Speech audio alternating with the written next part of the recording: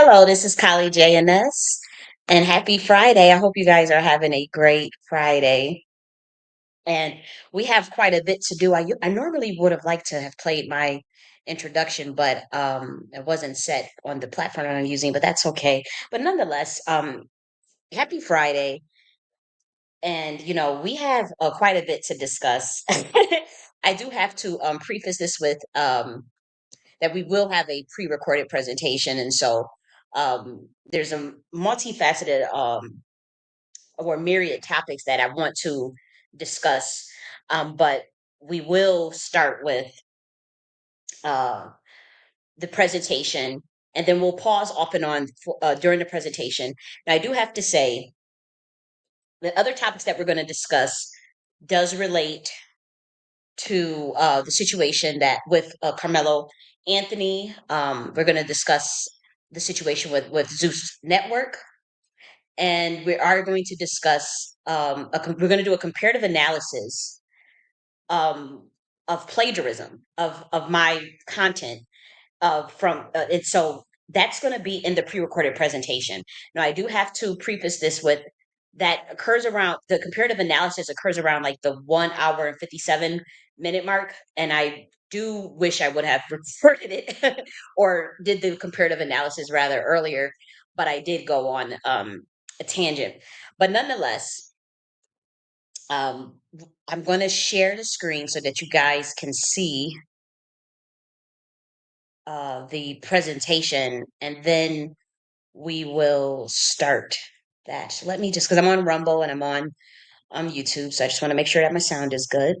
But nonetheless, I do hope you guys had a great weekend, that productive, happy and successful and loved and whatnot. So I do want to send some positive energy, because I do have to say this video is going to be pretty heavy, uh based on even the title, because again we have to do when we're talking about like plagiarism and theft of content, at this point it has to be like more empirical in terms of live. It has to be for one live, and you have to show like line by line as far as doing that comparative analysis. And so unfortunately, since I've come onto the scene with my body of work as an author of 20 books, I have two books that are already finished, and um so it's 22 books total, but two of the books are just going through like proof editing.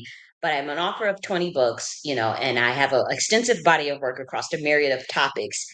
And, I'm not, in a network, so to speak. So what that means is that me being a free agent out here producing independently and not having the backing of, say, the machine, what's happening is that my work is being plagiarized, and people um, that I've had fallen out with or didn't even have a fallen out with, but I suspect to be COINTELPRO, because the nature of my work is built around um, areas that are heavily monitored, such as like say the political space. So that could be my time as an activist, my work that is more so in the field of academia, the work that's also involved in my esoteric studies, and just the nature of what I'm doing and building. Unfortunately, it's led to what we call monitoring spirits. It's led to COINTELPRO. It's led to discrediting campaigns, smear campaigns, and copycats. To be quite frank. And so let me just share my screen on Rumble so that you guys can see what I'm seeing. Just 1 second, guys. Media. Which one do I share? Okay, this one is what I share. Okay, so let me get rid of this on Rumble. And so, just make sure.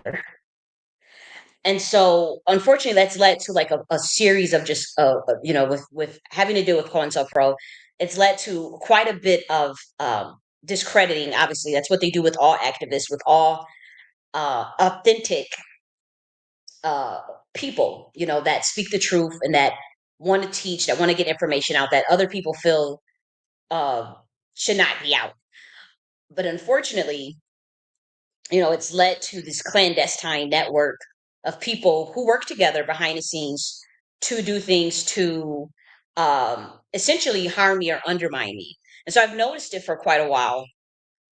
And I've done as much documentation as I could possibly do, but I have to say, when it comes to Tariq Nasheed, I have failed in doing a proper comparative analysis in real time of my claim of this person plagiarizing my work. I merely just would show, screenshots of similar titles with dates and timestamps, but I didn't go through like a line by line comparative or use a plagiarism checker in terms of comparing content. And so I didn't do that either. And so now my approach, because it happened as recent as like, I want to say 3 weeks ago. And so, it's like, okay, so it's been going on since 2022. So I have a record trail, a document, a paper trail of this happening since 2022. But, I thought that that would be enough to get it to stop, like me publishing, publicly, like, okay, I'm aware that you're doing this and just calling it out. Um, but I feel like it's like, okay, so it's happened as recent as 3 weeks ago, and so now it's like more so to do a line by line comparison. Let's get this stuff started, documented, and let's develop like a stronger method of proof, because what's going to eventually have to take place is I'm a military scientist, so I can come up with methods that remove plausible deniability, which is two of my methods were the triangulation discernment method and reversion intelligence analysis method. But I'm going to create another method that can pretty much create like at least 3 points of contact when we talk about like covert harassment and cyber harassment. And I'm gonna find a way, like I'm gonna like it's gonna be like legal to find a way to connect that. And it is going to be on the spot military science that's just created on the spot, but using the law. And like, because like, this has happened for 3 years now, and it's creepy and it's weird, and it's done where like people obviously will just gaslight you and say, okay, even in the face of like screenshots with similar titles days apart, like we're talking about 1 to 2 days apart. It's not like the example I'm going to show you today that happened 3 weeks ago was literally, I did my video, and then 2 days later content from my video was being used, and so it's not like, you know uh something that's like, oh, it's a month ago, or that was a year ago, oh, that was 3 years ago. It's like literally 2 days later. And so to me, that makes me obviously extremely uncomfortable. It makes me, it's just weird, it's just creepy. So I think the best course of action is to kind of, start to concretize or develop a method that, for one, proves on a more empirical basis, because obviously the plausible deniability thing that they had was thrown out the window as far as this COINTELPRO group that has been trying to undermine me. And then also finding out, like, it's not like, see, and another thing is my issue is, I'm 33 years old, and I don't have a lot of life experiences with this type of stuff. I know I'm a hothead. I know I have a lot of fire. I know I come out on the scene reckless. And so when you're dealing with someone that's in their 60s, that's been in the Hollywood machine for 25 years, has been a part of the machine for decades, and a part of a secret society and a part of government, they have advantages that I just simply don't have in terms of clandestine networks that can do things behind the scenes to make, one's life difficult, or a person that they want to, set back difficult. And that's the difference in terms of like, I'll just go public with it. I'll just publicly state, okay, this is what's happening. I'll publicly document it. But then the other person, what Tariq and she is able to do is just move really, clandestine behind the scenes and set, things up behind the scenes that are not so empirical. um and so I've had to develop those methods to prove, okay, this is something a little deeper. But nonetheless, I do acknowledge that, my approach makes me come off like, okay, you just go public with it. I just say, okay, this is the issue that I have. Here is the evidence. This is, and then the other side can just paint, well, hey, well, that's just paranoia. Oh, hey, that's just coincidence. But then it's like, so the method, and I'm stating the method because, it's just more of a warning. Like, I'm stating the method as a warning. Like, um, it's like, well, if you have the public data, and then the data that proves more of the covert elements of undermining, and you can combine that, then you lose even more plausible deniability. Like, you lose, like, I don't understand what the end game is at this point, with this with this tit for tat, because I personally, if you say, well, what's the productive value of what you're doing, Jenny? Like, what is the productive value of you constantly talking about this at least once every 5 months? Since 2022, since this situation had happened. Well, the productive value, I would say, is that, obviously there's a paper trail, but my ultimate goal would be to just simply move on and to just do my thing. I've made it very clear that, if you have 1 to 2 or 3 degree separations from anybody that I suspect to be COINTELPRO, or people that I suspect to be in a honeypot or a psyop, then I personally just can't, deal with it. I'm building the Nakti order. I'm building Nakti University. I'm in a PhD program. I just want to move on with my life. I want to run for president. I just want to move on, and just do my thing.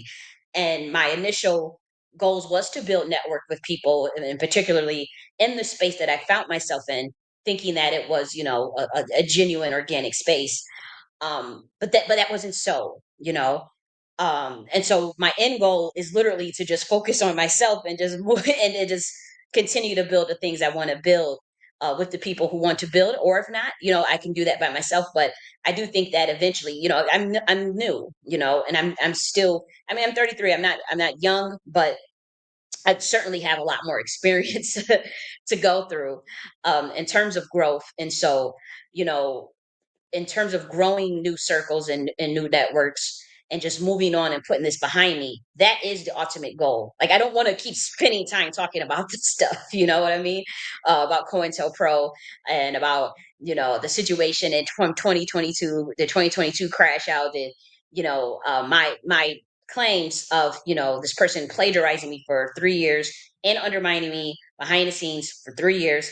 COINTELPRO trying to shut me down, because obviously anyone can look at my body of work and see, okay, that person will be a major threat. And so there is a network that has done quite horrific things behind the scenes and publicly, to undermine me, and they all coming from the camp of where, of the reparation space, but also those surrounding Tariq Nasheed.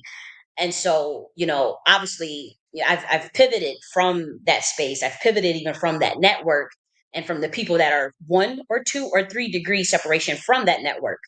And that was from obviously my own safety, my own mental health, my own work ethic, and for my own, for myself.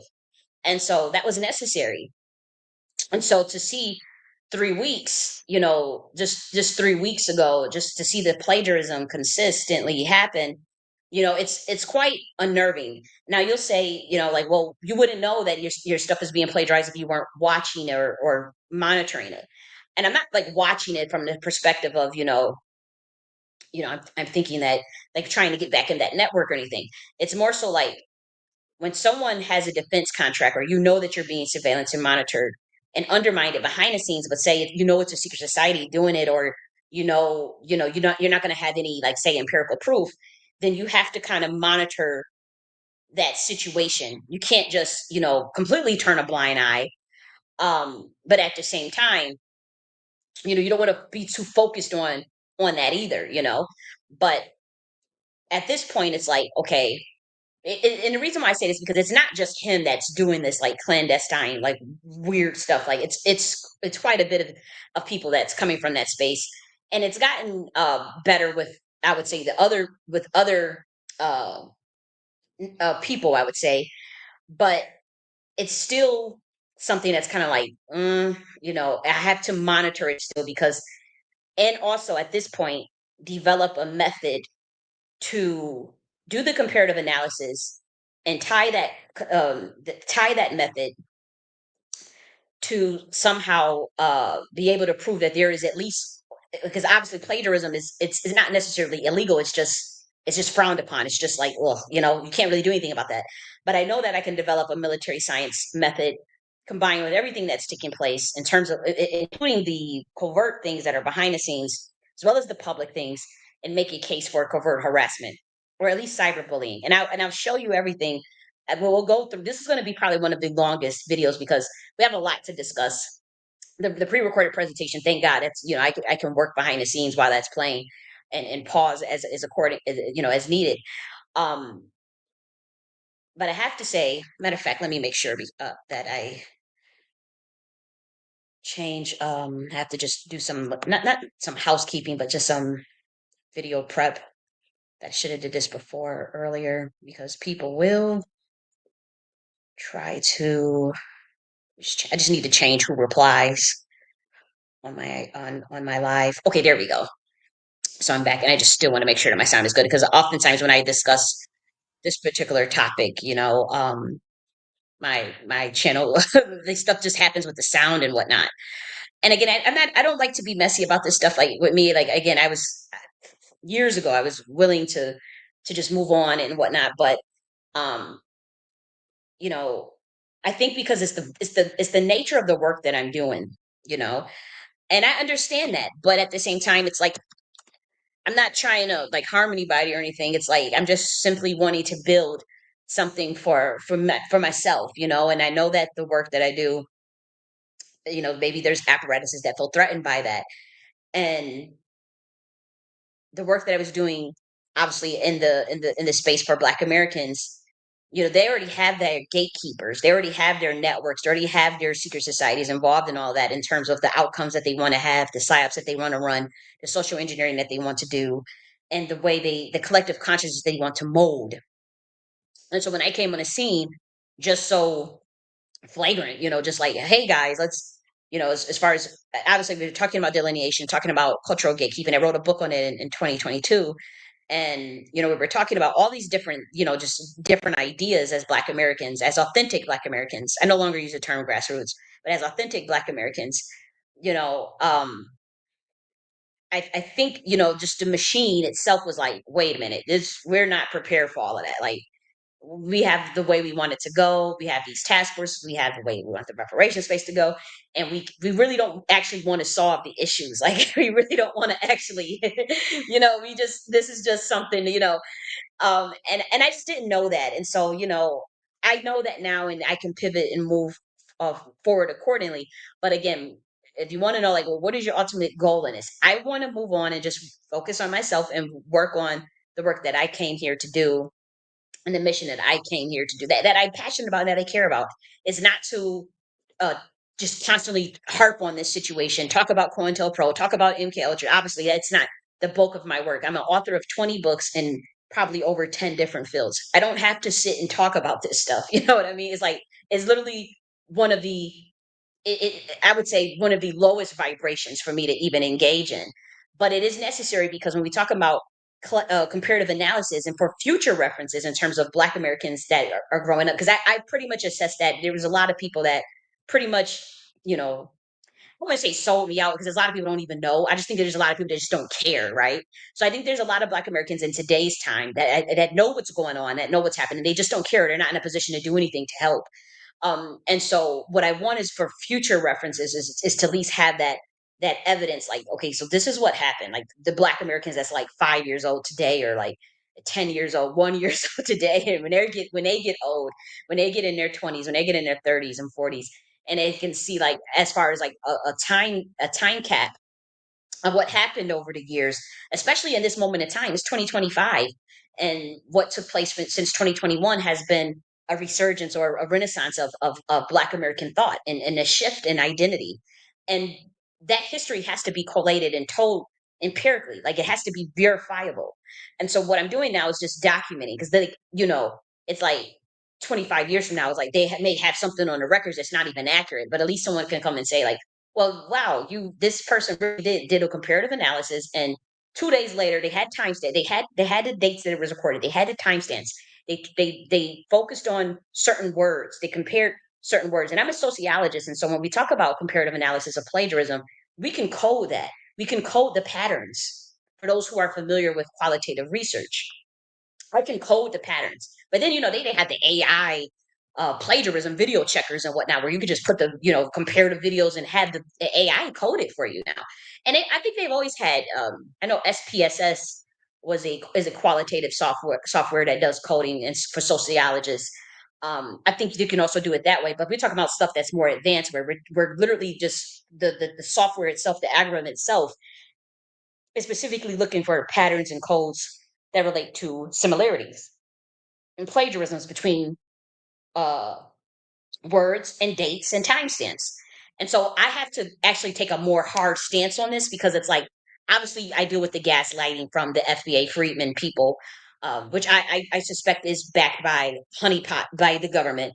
Um, that I have to deal with them just saying, "Oh, that's crazy. Oh, that's not true." I have to deal with that, and it's like even in the face of black and white, even but the reversion intelligence analysis, could be more developed into terms of the specificity of the words itself, the codes itself, the patterns itself.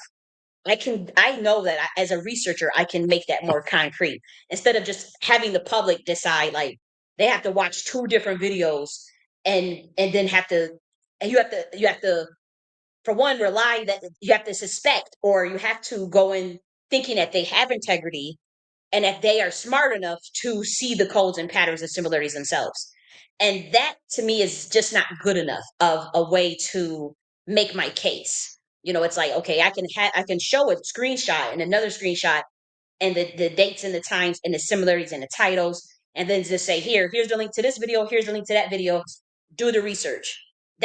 And that's what that was my approach as far as building up that case.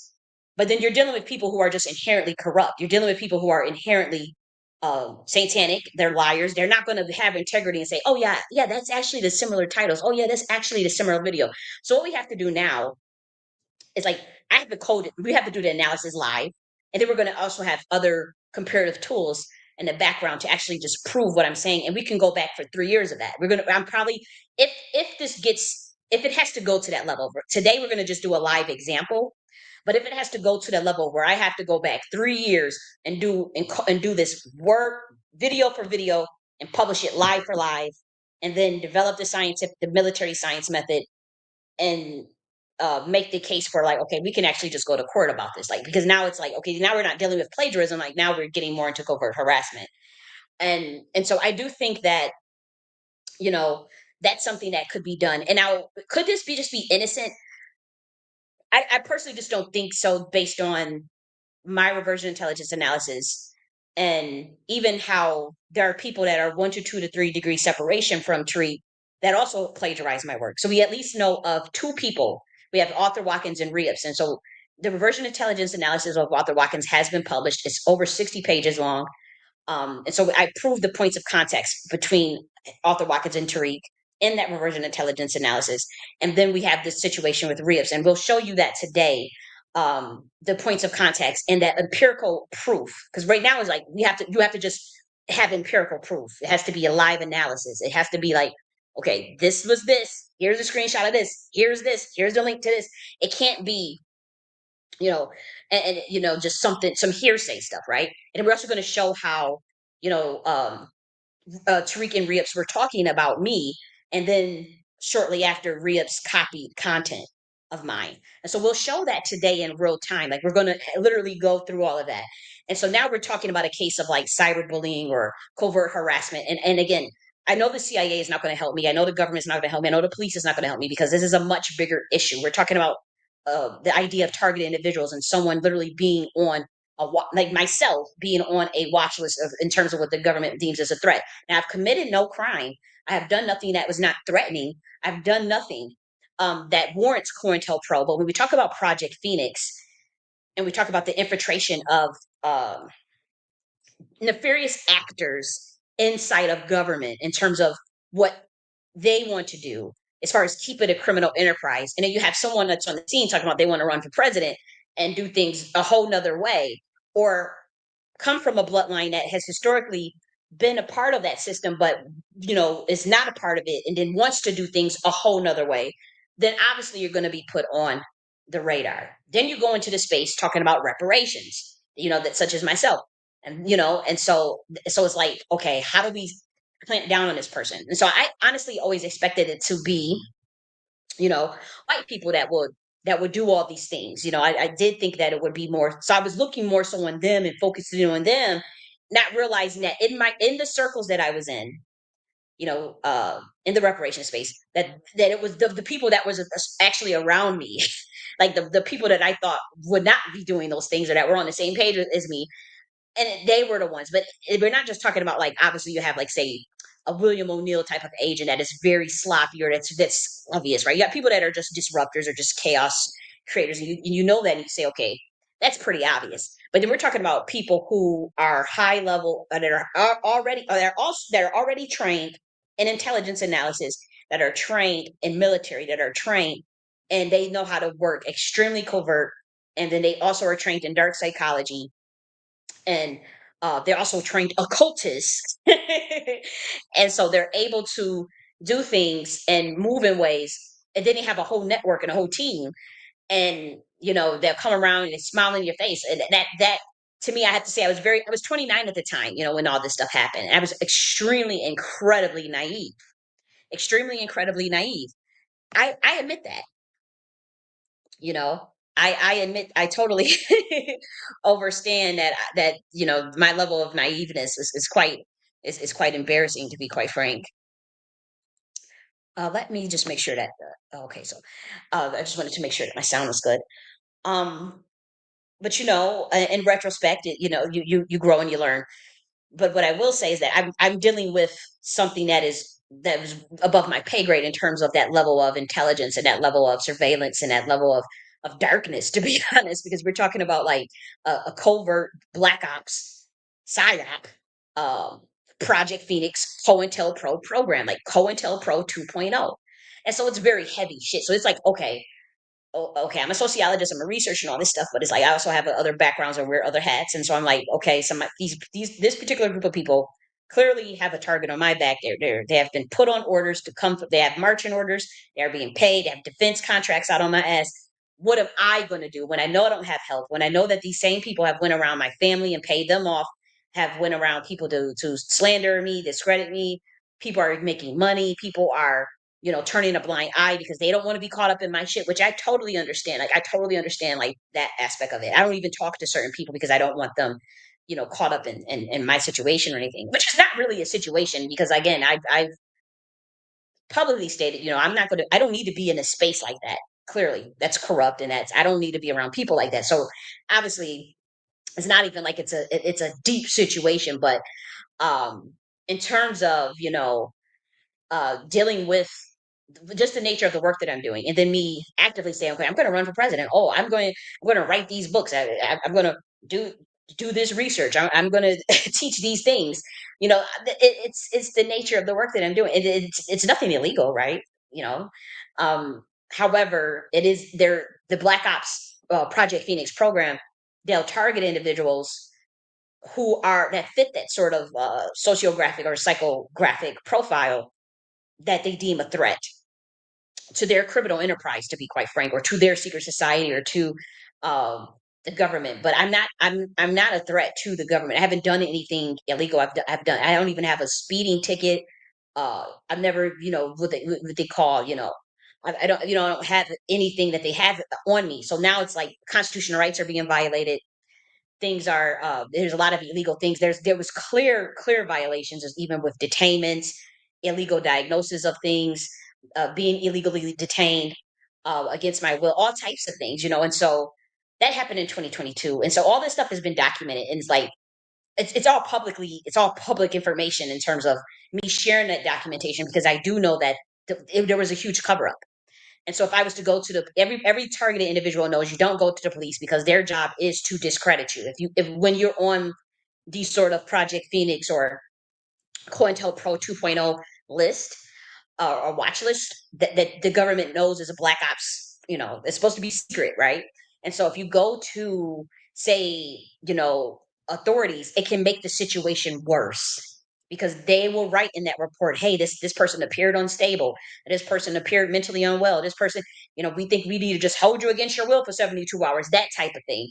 And so it's not smart to necessarily, you know, go to authorities, or you. So my personal tactic, whether you think it's smart or dumb, that's your business, was to just put everything out publicly for all time's sake.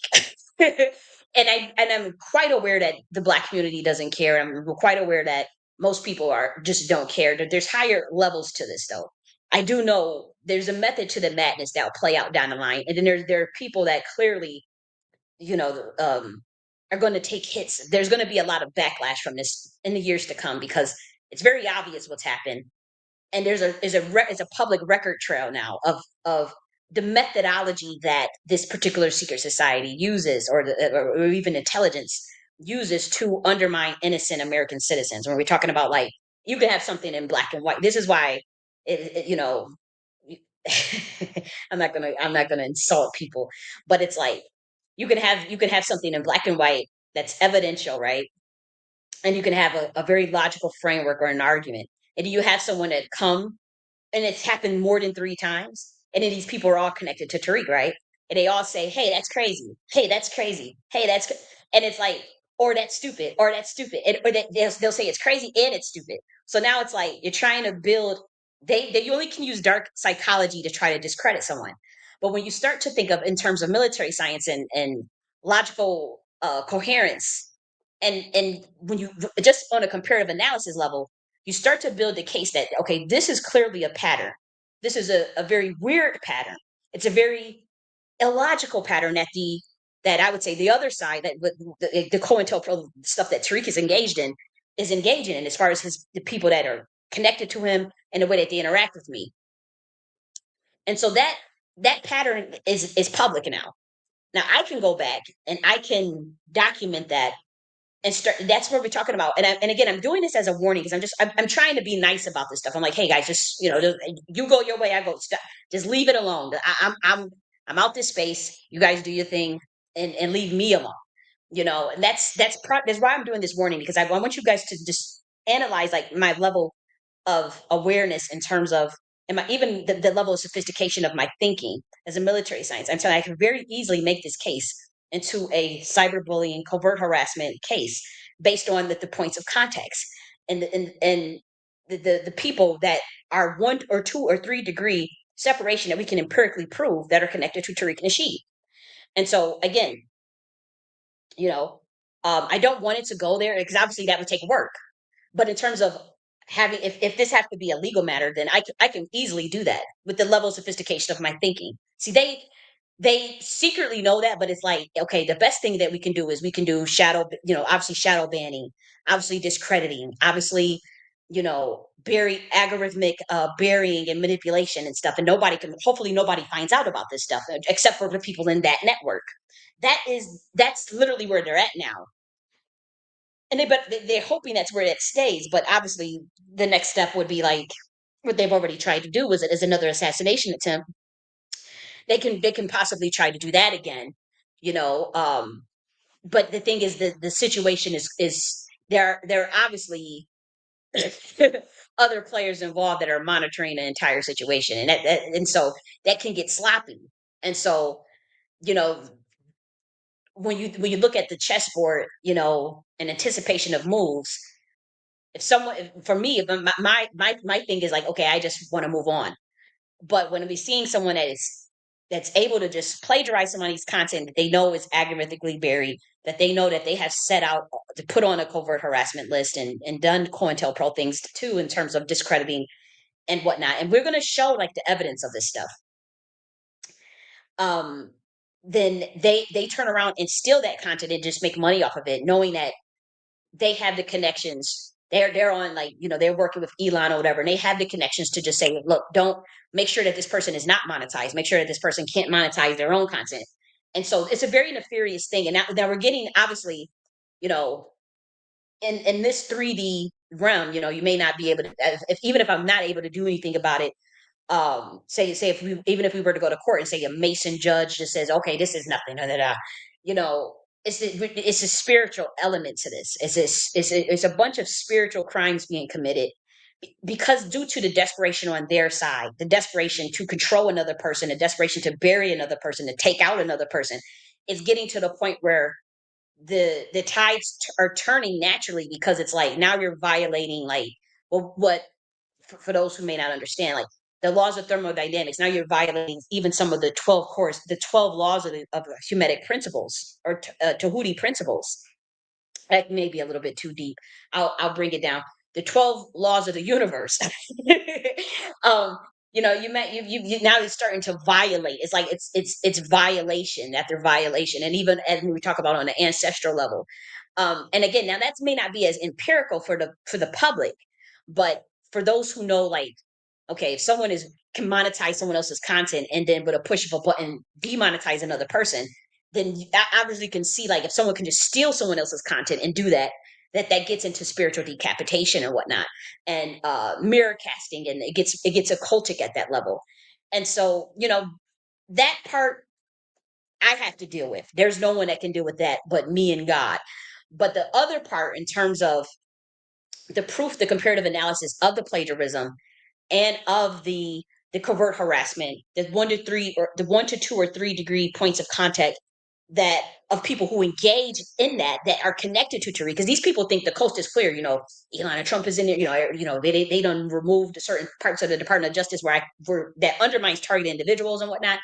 And so it's like, okay, the coast is clear. We can just go in and start stealing this stuff, start plagiarizing all this stuff. And it's like, no, I'm a military scientist. I will develop clear, concrete methods, and we will go to court about this. And it will be a file. It will be public, and this shit, this can get real. It can get real. Like, um, but we'll see. I'm not going to go any further on that tangent because I do want to play the presentation, because it is a present. There is a presentation. And after that, I do want to talk a little bit about situation with Carmelo. That's also in the presentation. A situation with Carmelo Anthony, and we're gonna talk about that aspect. Because I want the public to know more of the underpinnings around that situation, on the esoteric elements of that situation, and even the factors and the players that are involved in the situation with Carmelo Anthony. We'll talk about that, and then we will talk about the Tariq's ties to No Jumper, and the 3 points of context between Nipsey Hussle, Big U, and Adam 2020 and Adam 2022. I think is it Adam 22 or Adam 2022? I'm not sure, but at this the guy Adam or whatever. We'll talk about that. We'll bring in so we'll do a comparative analysis around that, because that whole situation is weird as well. And then we will discuss Zeus Network, and that's going to be more of an esoteric deep dive on that Zeus Network situation. I think that was all. Oh, and it's a lot that we're going to cover. It's a lot. I'm not even going to hold you. I'm not even going to hold you. It is a lot, because there are some other things that I want to talk about as far as our Freaky Friday music party. Oh, this is another thing I want to say. Um, I did do the underground live earlier today. And so let me just, because that's important, let me just go here. I did do the underground live, and we covered, let me just pull that up so you can see what I'm talking about. Oh, okay. No, I need to go to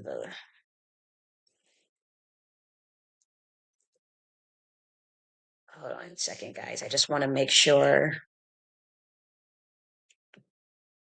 that we can get to, that I can show you what section we were on for the Nakti Underground Soul Train. I wanted to call it the Nakti Underground Railroad, but I don't like the word railroad. And I'm like, oh, that's some real Negro stuff. But I was like, you know what? I think I want to call it the Nakti Underground Soul Train. So we'll go here. Let me share this. And I also want to share on here too. Just give me a moment to get that shared correctly. Let's see. Which one of courses? Okay, right here. I just want to show you which section that we're on here, because I did record it earlier, and it was live. It was live. Get that sound off. Okay, so we did do lecture 4, and that can be found at the right here, Governance and Civic Affairs Department, and we covered political leadership strategy today, and so that video is now up for replay. And so we're halfway done. This is 1, 2, 3, 4. We have 3 more done. We have 3 more to go, and I do want to add a lecture there based on what we talked about today. But it's pretty cool stuff that we discussed. A political leadership strategy. So if you guys want Um, for those who may not know, like what was this series about? Is a part of the Governance and Civic Affairs Department at Nakti University, and pretty much what we was discussing is like how to do power and organization in terms of building a third party or third political party, or revamping one of the major two parties, be it the Democrats or even a bigger third party such as Libertarian Party or the Green Party. And so we discussed um, various strategies on what that looks like in terms of what does it mean to build a party for the people by the people, but how to restructure uh, a party based on like what should be centered and addressing American population as a whole. What specific coalitions and initiatives need to be built? And even policies, like it's very specific strategies, very specific policies. How do you target segment specific populations? Whether that be all say all American women or Black Americans or Latinos, whatever it is. Um, and then we discussed the political strategy of having a clear agenda, structuring the organization. What was the other one that we talked about today? The political roadmap. And so next week we're actually going to create that political roadmap with specific examples, and then we talk about how do you build political leverage through metaphors that the public can understand. But then we're going to also, it's not going to just be metaphoric, but that political leverage is the strategy is embedded in the metaphor. It's just made to where the American public can understand it.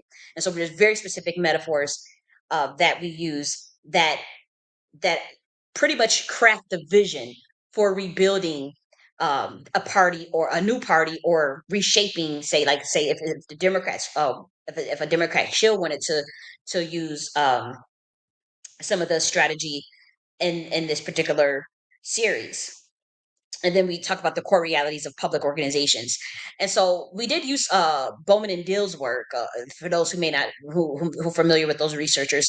I did credit them. I didn't just take and just copy or paste or anything. Like I just, it was merely like they were merely a source.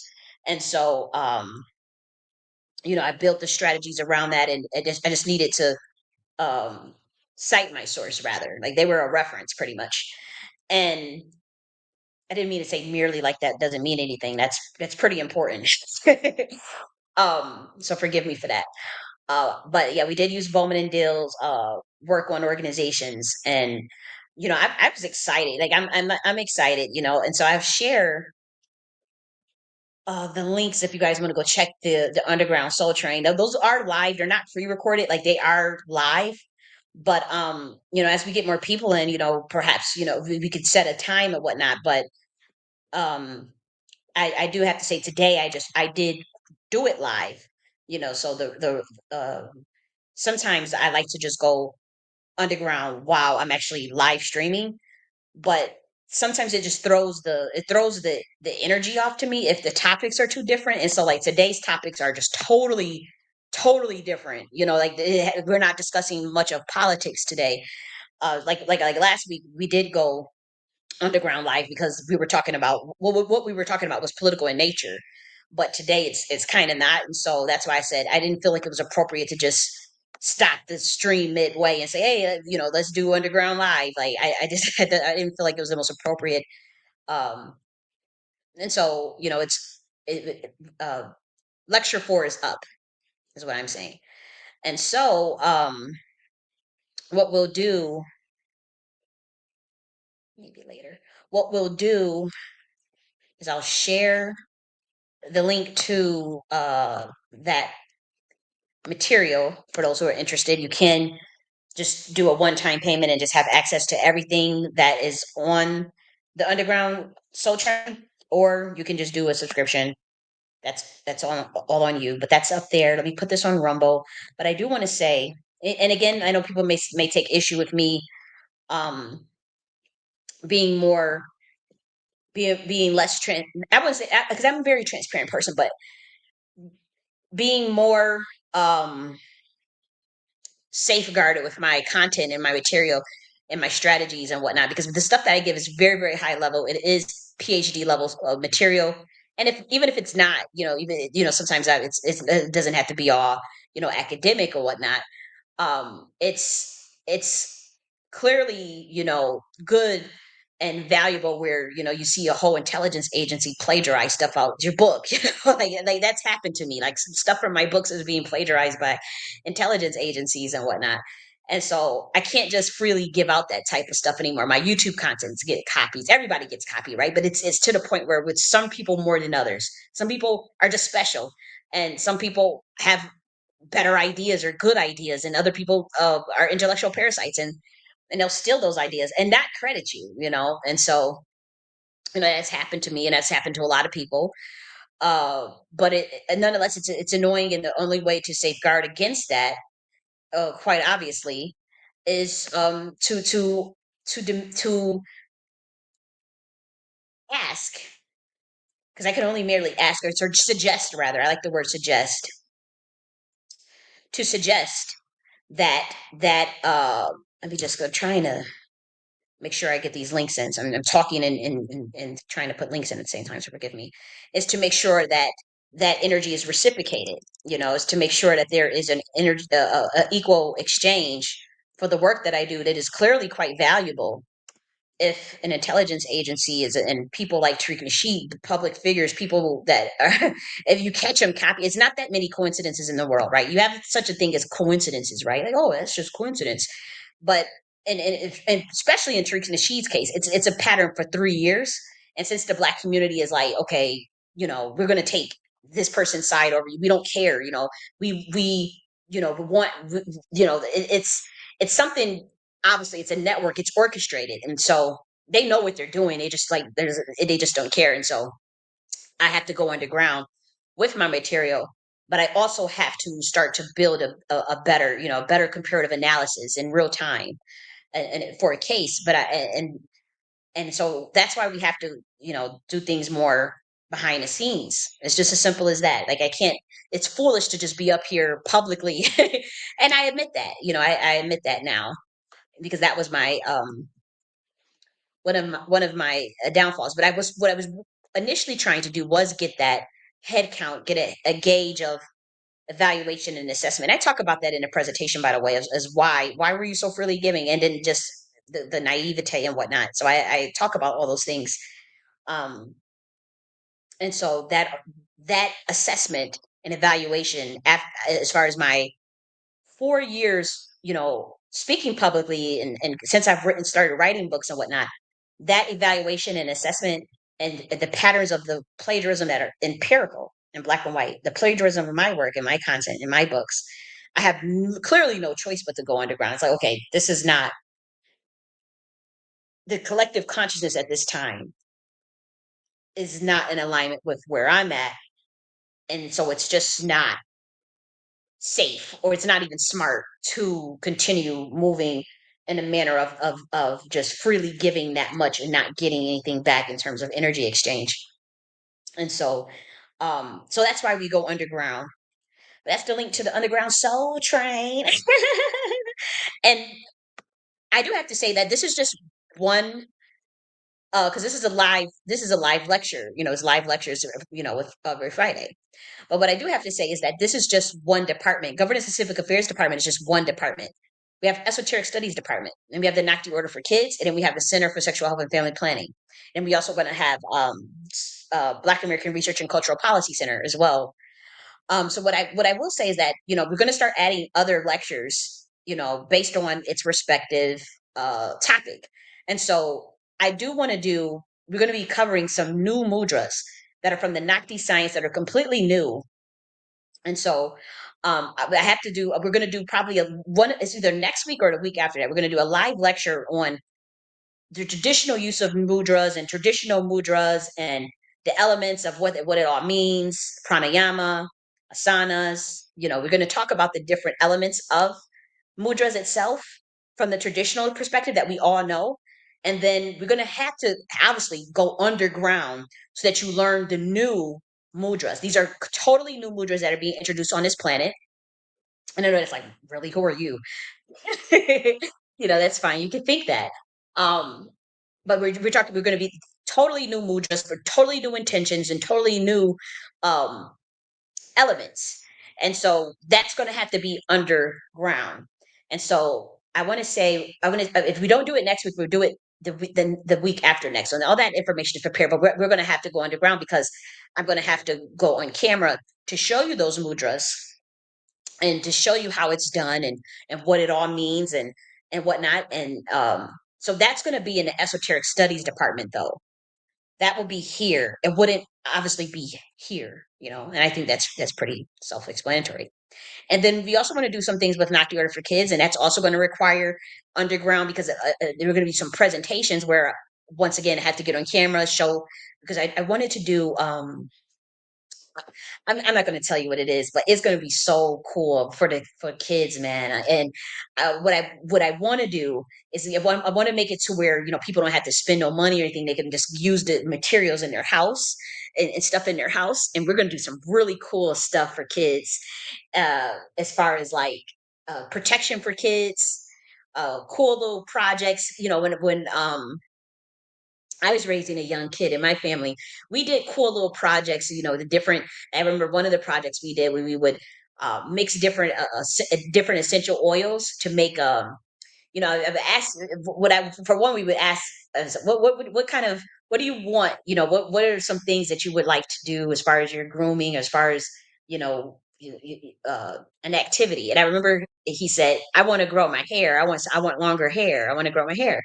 And so I said, "Okay, well, let's do a project. We made a natural hair oil, organic hair oil, and we used the different essential oils and herbs and stuff to make that. I remember we used hibiscus, we had cedar wood. I mean, like fresh organic hibiscus, cedar wood, peppermint, things that stimulate cayenne pepper, things that stimulate that hair growth.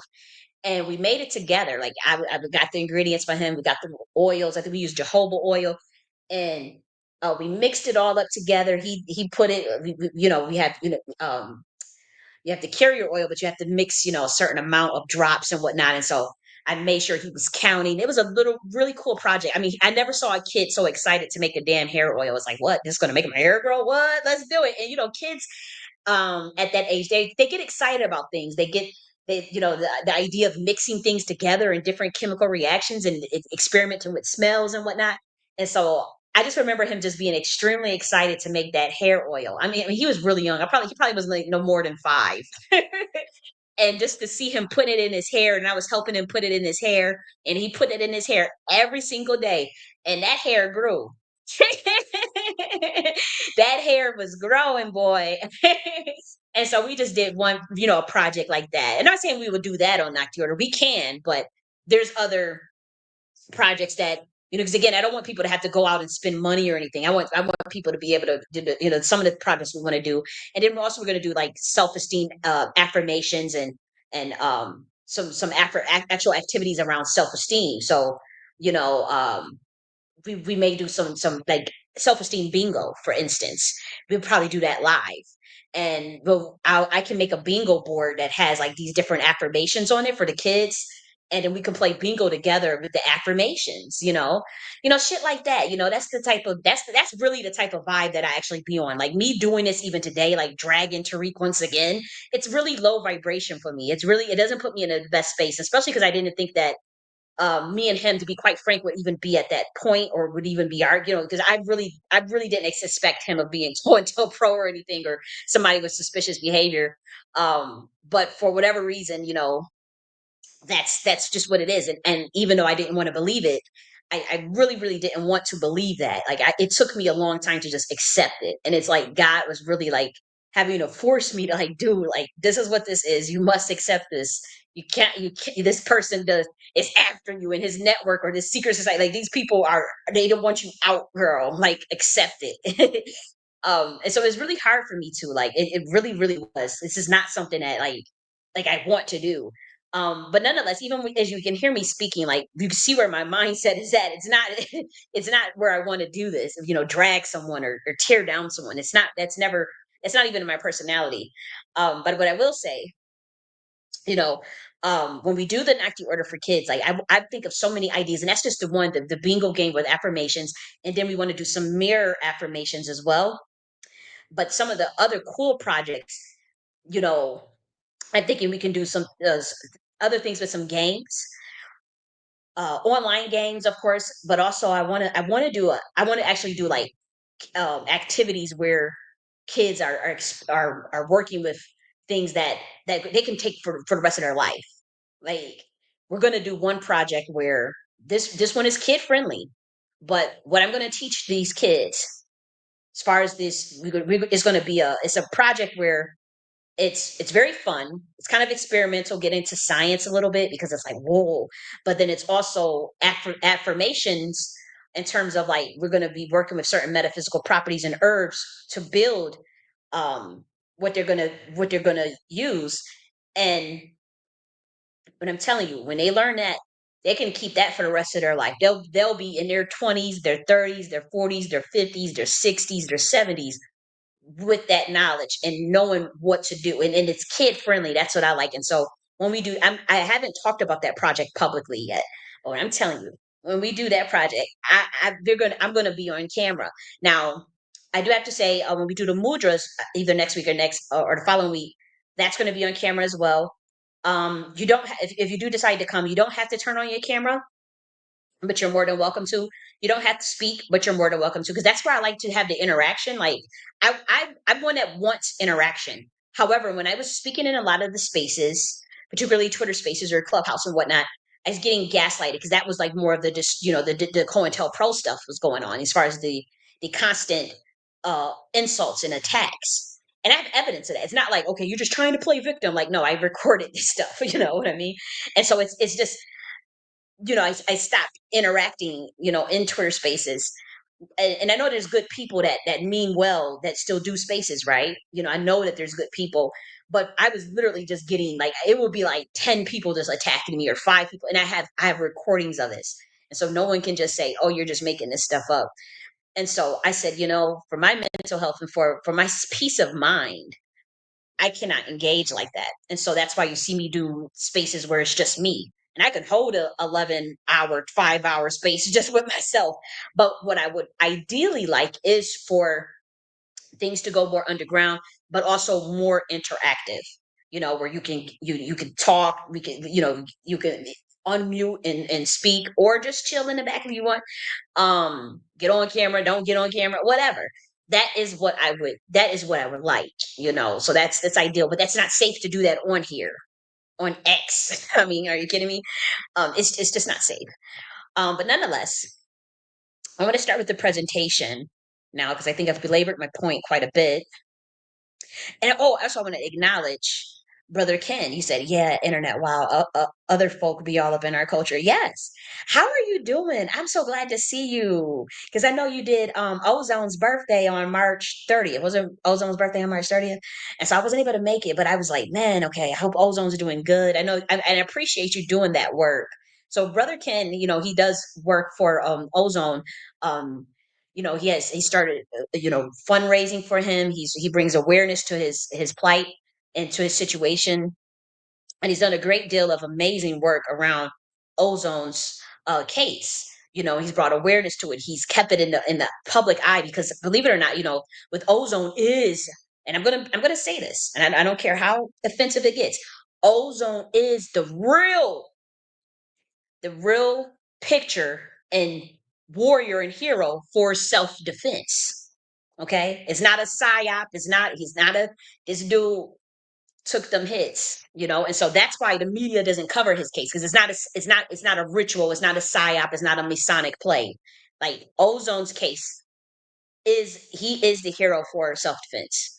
And for sticking up for oneself in rights, legal rights, and feeling scared, feeling like he had no choice but to defend himself based on the situation that he found himself in. And so, you know, um, I've donated to Ozone's campaign. I don't have, I'm not Mr. Mrs. Big Bucks or anything. I don't have tons of money, but when I can, I have donated to Ozone's situation for his. I think it was a legal fund or fundraising. I'm not sure, but I think it was for legal. Um, but nonetheless, you know, I appreciate Brother Ken for doing that work for another black man, because that's important, sticking together, and looking out for one another in a way that's organic and authentic. And those situations never make it mainstream. And that's how you can tell the authenticity in it. and that it's not just a ritual, it's not just a psyop, it's not just a social engineering plot for another person or another reason. You know, it's the organic raw stuff that counts. That's where the real energy is at. And that's where, to be honest, will be ideal for people to pay attention to, because that's where you can learn. That's where you, like, I've learned from Ozone in his situation, um and so, like I said, I thank Brother Ken for that, and I appreciate him for sticking around, because I know I'm controversial, and I know I'm a lot. And so I appreciate you for just jumping, coming through today. And peace and blessings to you as well. And so let's start this presentation. It's a lot. And like I said, this is not even the mode that I prefer to be in. But nonetheless, we find ourselves, me dragging Tariq Nasheed, y'all sacred cow. Oh, he about to get dragged. Let's do this show, this presentation. Sometimes you have to laugh to keep from crying. You have to laugh to keep from crying. Oh, before we do that, I want to show you guys just an update on Nakti order, because this is major. I do have to say I'm still working on this, and we're coming underway.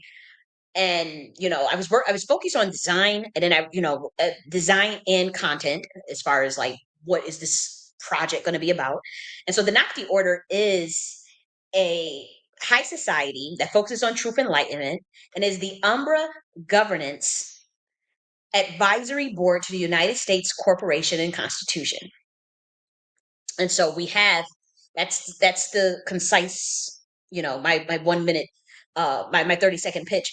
But we have these appendages of the Nakti order, and that obviously aligns with our values and missions, which is Nakti University, the Nakti Church of the Higher Self, the Nakti Esoteric Studies Department, the Center for Sexual Health and Family Planning, Think Tank, the Nakti Think Tank, the GIA Military Science Department, the Nakti Political Party, and the Black American Research and Cultural and Policy Center, and then a Nakti Community Center. So when you say, well, what does Nakti mean? It simply means power, right? Nakti means power. And so this is the new design, a newer design of, you know, um, the website. As you can see, it's coming along, and we have a lot to I have some really cool ideas with this too, in terms of mergers and acquisitions, even with our current government. Um, and so you'll see that in the upcoming um weeks. I'm a pretty bold bitch, and so, like, I go there with you. And so, as you can see, join our mission for universal truth and enlightenment. It says speak your truth. And so, we're still working on, the design elements. I'm pretty much sold on. But now it's like, now we have to just get to content, and now we have to just get to, like, finishing out the website, because it's a lot. And again, this is not even like 5% done. You know what I mean? It's not fully done, but we're making some headway. And it makes me excited. And that's why he says under construction, because this wasn't supposed to be promoted. But once again, Tariq Nasheed worked clandestine with other people that I know, have it out for me, to build to plagiarize my work from the enterprise architecture guide to rebuilding Black America. And they funneled the blueprint, and just put Freeman Nation on it, and then just, like, okay, they just rolled out this person named Arthur Watkins, who took the oath, and who's backed by the government. And pretty much they want to pretty much mimic what I'm doing here with the Nakti order. And so the enterprise architecture, that book, that 131-page book, that was called Guide to Rebuilding Black America, it is the Nakti order, but it's for a national level.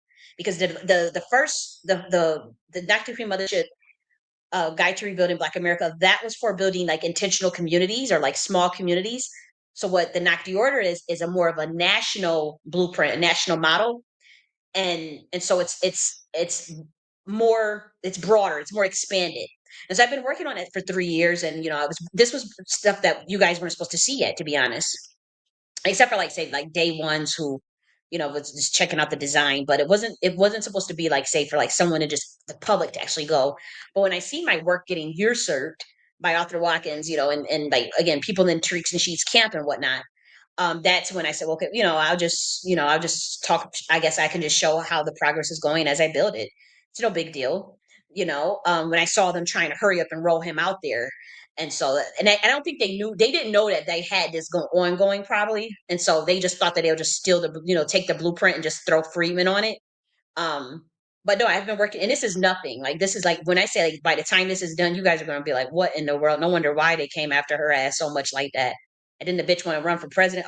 Hey, no wonder why they came. Once you, especially this economy part, because like when I say we about to have our own new economy, and when I say like I know this, and I'm talking to the CIA right now, you're gonna be like, damn, we actually got to copy that whole blueprint for economy that she came up with, because y'all think y'all understand crypto, like y'all think y'all got that, y'all don't understand how to really build that out, your infrastructure, even though the government's trying to get into crypto. And see, they could have worked with me, but they didn't want to.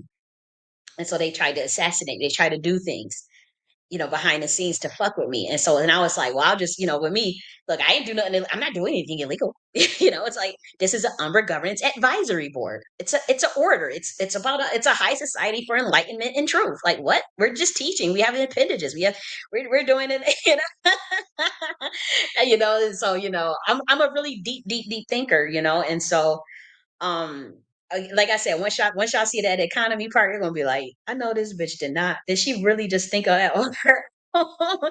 Because you guys still don't know a case value. Let me talk about how to create that value in the case study. I'm not being arrogant. I'm not even talking to the public right now. I'm literally talking to like the overlords.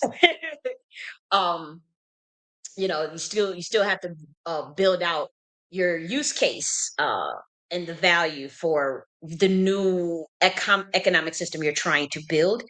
And I'm not going to just give that out freely. I'm going to create it, and it's going to be publicly documented. It's going to be public, and then you guys are not going to have any choice but to copy that. You like, I know our government. You think the FBI copied stuff from the enterprise architecture? Like they're literally going to be like, whoa. And people, it's like now at this point, it's like you guys try to lock me out so bad. I just have no choice. It is what it is. But that's the progress for that so far. And yeah, this is our Umbra Governance Advisory Board. Yeah. So let's and again, I wanted to, when I was obviously in a reparation space, I wanted, this for Black Americans, but you have to have product market fit and supply and demand, and if I was being literally abused, so I'm like, you know what, this is if the product market fit is not there, then you just have to move on, right? Sadly and unfortunately, but the circling back around, I know how this is going to end. It's going to be it's not going to be embarrassing for me. It's going to be embarrassing for them. It's like, why did y'all try to kill that girl? Like, why did you go after, like, yeah, that was so stupid. Why did you align with the dying system? Why did you sell that person out? Why did you align with a dying system? Um, and align with people that historically just don't even fuck with you. And then we're not talking about white people. We're talking about like people that clearly have a history of just not fucking with you. Like white people that don't fuck with you. It's not just the idea of white people itself, because not all white people are racist. But it's like, man, once this stuff play out, it's gonna it's gonna be quite interesting, I'll have to say the least. And we're gonna talk about the idea in the presentation. We're gonna talk about the idea of like burning bridges and whatnot, and who's at fault and who's to blame and whatnot. Because it's not even about the blame game or who's at fault, but we want to definitely talk about the idea of the bridge burning. Because I know that I pick up codes, from these masons and whatnot, and I know how they, I know how to decipher code. And so in the presentation, you're gonna hear me talk extensively about like the the idea of who burnt what bridge, and was there even a bridge to burn, right? The concept of was there even a bridge to burn? What was the intentionality towards me, even since working with people? And then like once again we talk about that energetic transaction where you clearly see, okay, this person did this action on this date at this time, and the people around them that was smiling in their face did nothing for that person. And I can prove that empirically with the people that I have called out, even since 2022, you know. And so it's quite sad, but that evidence, we're gonna again, we got this gonna be a long one. You might want to get you a spliff, or you get a little, I don't drink no more. I'm 2 years sober, but you get your drink, get your food, get your popcorn, get your because it's about to get juicy. I ain't even gonna hold you. The snack. Kick your feet up or whatever you're doing if you're driving. Um and I'm gonna get to sharing this presentation. Let me make sure I'm good on Rumble because they usually cut me off on Rumble. Okay, let's see. Is it good on here? Okay, so I'm going to play it right now. It's been an hour. I know I know I'm long with it. Okay, let's see.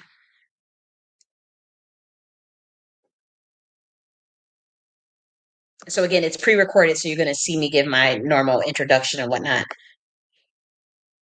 Hello, this is colleague J.N.S with Nakti University. And we have a presentation that I want to do in terms of getting some thoughts off of my mind and expressing myself. This is going to be a very cathartic release, I do have to say. It's a part of my healing process. And also documenting and collating um, a situation that is, that I'm healing from, but also a situation that, to be honest, I want to shed a little more light on it. It's something I've been talking about for a while to no avail in terms of you know, um,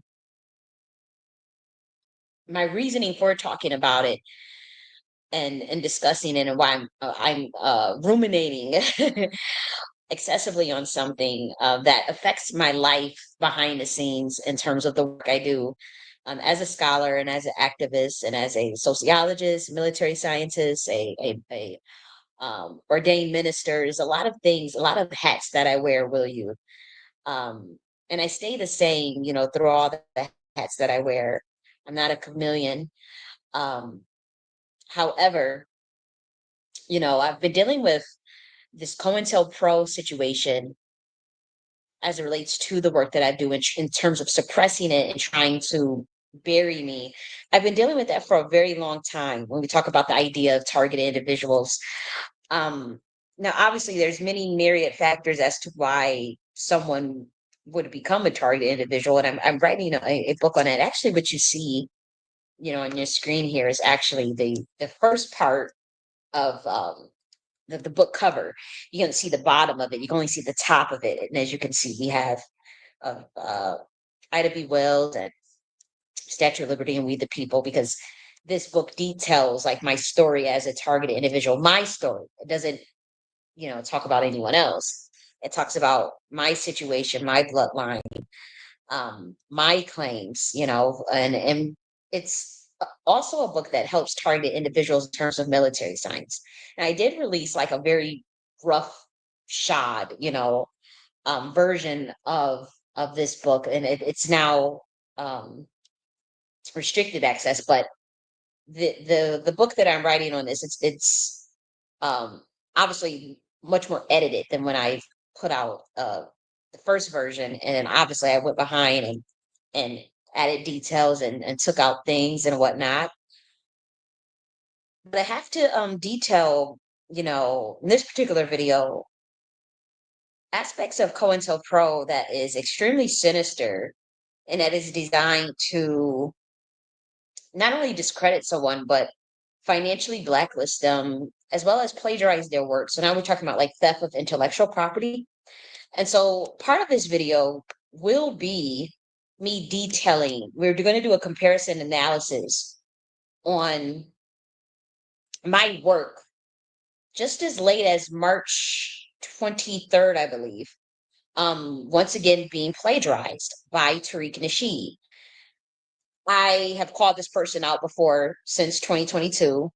There is a reversion intelligence analysis documenting um, how covert harassment works in COINTELPRO in terms of sifting through plausible deniability, which is his weapon. And so a part of COINTELPRO is to always maintain this clandestine uh, invisibility in terms of, especially the way it converges with the secret society and intelligence agencies, what happens is like when you become a target individual, or if you are a victim of COINTELPRO, which is usually activists, scholars, really intelligent people, people who are a threat to the system, people who are whistleblowers. It could be a bloodline thing. It's many factors, but one of the weapons of intelligence and secret societies is this term called plausible deniability. It is their weapon, and that weapon pretty much is like, well, if you were to speak out or if you were to try to call it out, you don't have the adequate proof. Like you don't have the adequate concrete evidence to determine that there's actually something going wrong with you. And so at that point, what they do is just as far as discrediting is just say, see, you're crazy. See, you're not really stable because you're talking about something you really don't have proof about. What can we do? And so that's one of the tactics of the CIA and the Masons. And that has happened to me for 3 years straight.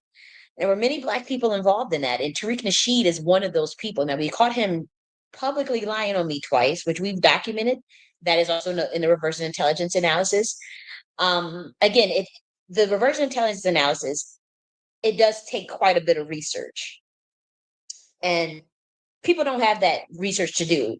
Now, the reason why I had to do my own analysis and document everything on my own is because obviously the system's involved in it, and you go to that system and they're the ones going to cover for Tariq Nasheed because it's like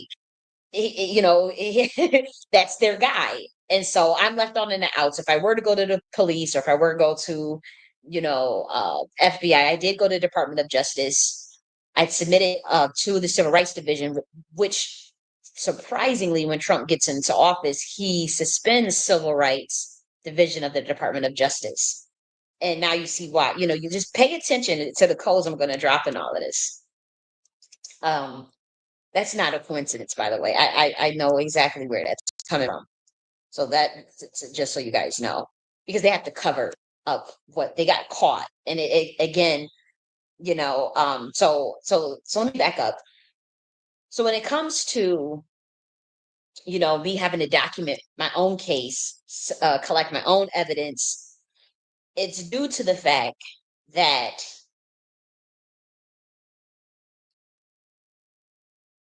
and this is very emotional for me, so please forgive me, is that there is no outside external help. If I can go to the Department of Justice and submit a case and submit those same files and nothing happens, or you go to the police, nothing happens. When I was detained in 2022, I did tell them. Obviously, they just, um, I did say there was a cover up and I was being set up and all that, and nobody paid attention to it. They were actively still trying to cover it up, and even diagnosing me without evaluation, literally without an evaluation. Dr. Mehdi at Summit Ridge. And so obviously it's been a very traumatic, painful experience because I've been doing this work for quite a long time, since I was 19, as far as being in like the quote unquote empowerment space for Black Americans. And that led me down the path of the conscious community. A family member had gave me, a DVD. And that's how, the Hidden Colors DVD. And that's how I found out about conscious community and all that stuff. And so there you go. I was 19 though. And so, obviously like I bought into the whole thing, like this whole thing of everything that they teach in the conscious community, anything that even with the white supremacy and every the stuff that Tariq was talking about, and to see, obviously I'm 33 years old now. At 2022, I saw something that just was not right, and also the effects of, the elements and the subliminal elements and that the CIA uses and that honeypots use to entrap and or to penetrate via subliminal programming, be it radionics, psychotronics, repetition, certain, I noticed certain things as it relates to that, but that's not really, the more sinister part of it, to be honest.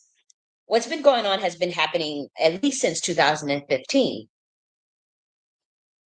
And I'm never going to change my story because I know what I saw so vividly. And I know the machinations of the fallout behind having to do my own discovery in terms of my claims, that I totally believe that Tariq Nasheed is tied in with intelligence, possibly CIA or FBI. If not on a high level, he may just be an informant at the low level. Um, but I do think that also there he has ties and contracts, with the entertainment industry, which we know that that's something anybody can Google and research themselves. That also makes me think, when we talk about the stuff that I see spiritually, I do highly suspect that Tariq Nasheed is also in a secret society. And I also highly suspect that when we talk about like taking the oath and um, you know, being not owning your own voice and being under the control of maybe even another factor, whether that be handlers or whether that be, again, some maybe CIA. I'm not sure how this all works because I don't know this man. I'm not trying to purport that. But when it comes with my situation, again, I have documented this situation for over 3 years now. I've never changed my story. I do believe that the FBA stuff is a cult. I think that I think it is a honeypot for reparationists and real revolutionaries and real activists and scholars. I do think that. I think that the fallout what of of that has yet to be seen. I do think that there's going to be more that comes out of that, a situation that is even probably way more egregious than my situation. I think there will be more victims that speak out in terms of like how cults work, how subliminal programming works, how radionics work, how psychotronics work, how people that use masonry on their audience and masonry on their following. And Tariq Nasheed is one of those people. He already talks about the root work, so it's not far fetched, but he is using esoteric sciences, well, rather not even esoteric sciences. He's using dark occult sciences. Let's be real, the dark arts and occult sciences on his audience. And he's not the only one to do it. And I think that's why people really don't care when I speak out about these things, because it's like, okay, we all do that. Those that's in that little camp or whatever, or a part of that order, whatever, you know. Um, but I have to say, like, I want to document an incident of Tariq Nasheed caught plagiarizing me again. Now we're going to go like we're going to do a comparative analysis. We're going to study the timestamp. We're going to study the timestamp, the date, and then we're going to, for my video, the exact words, the context, the topic, and then we're going to do a comparative analysis with the timestamp, context, words of Tariq Nasheed, and then you guys be the judge. Now this has been happening since 2022. I never did like a comparative analysis because, to be honest, I just didn't have the time, but I noticed it for a while. I just would document stuff and be like, okay, well, who, if the intelligence agency or someone who has integrity, would go through it themselves, they could see the comparisons. But I never sat and just said, okay, let's go line by line. Let's document this incident. We'll play his incident. We'll document this. We'll play.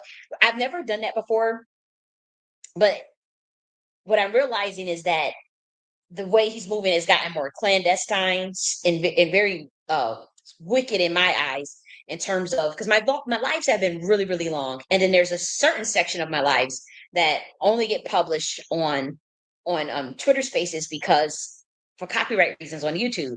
And so what I'm noticing is that my lives are being systematically buried in the algorithm on X. None of my stuff is monetized. But what Tariq Nasheed does is now what he's doing, instead of just copying whole titles and copying, as he was copying the whole titles and then like multiple parts of the content of my videos, that's documented. And we may one day have to literally go through line through one of these one day. I just don't have the time. Maybe if I because I am strongly considering taking it to court for covert harassment. I'm just building up a case because I'm trying to see where he's going with this.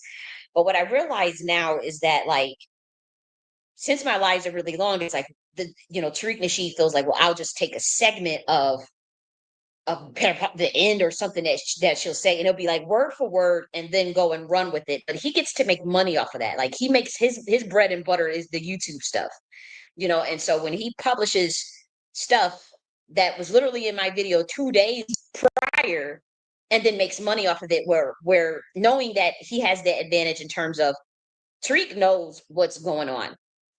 I don't care how dumb he plays and all this stuff. Oh, I don't know her. Oh, that's fine. I don't even care that someone is denying knowing me, because we have the evidence that states otherwise.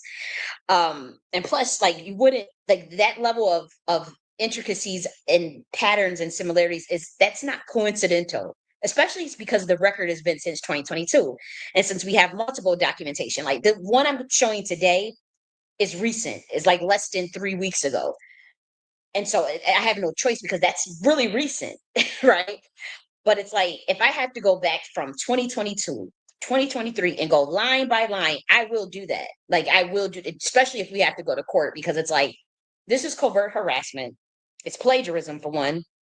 And then I also have other, as far as the reversion intelligence document, and even the points of contact, the 2 to 3 points of contact triangulation discernment method, in terms of people from the FBA camp also harassing, it diminishes the plausible deniability to an extent where it could tantamount to at least cyberbullying, cyber stalking, covert harassment, and it's enough of that. And it's so obvious in terms of what happened.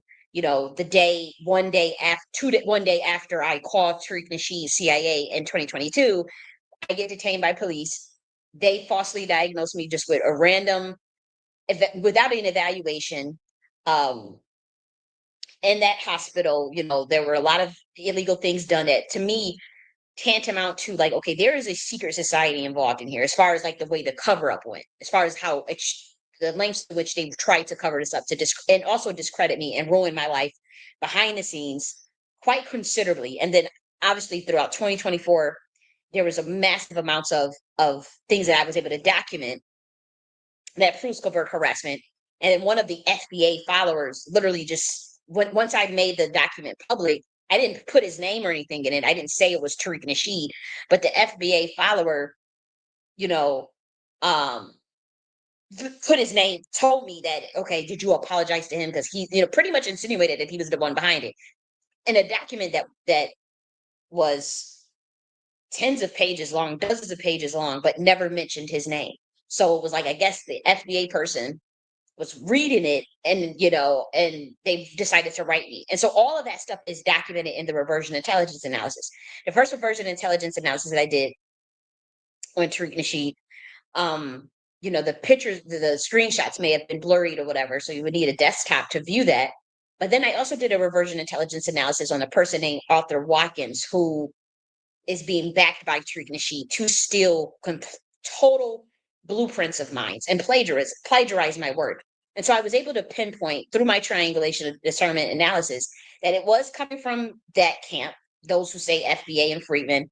And then there were other people that has ties to Tariq that were backing author. And these are all people that had tried to, behind the scenes, undermine me. And so I put two and two together. I'm like, okay, Arthur Watkins is being backed by Tariq. So I did a reversion intelligence analysis on Arthur Watkins as well. And so they're all connected. And so when we talk about like plagiarism and covert harassment and organized mobbing and stalking and all that, like, I'm willing to go to court with this shit, like, at this point, because it's actually it's making me really uncomfortable. Because here's the thing. I feel no incentive to build or create for a community that thinks it's okay to plagiarize other people's work and then try to bury someone while capitalizing off of their work.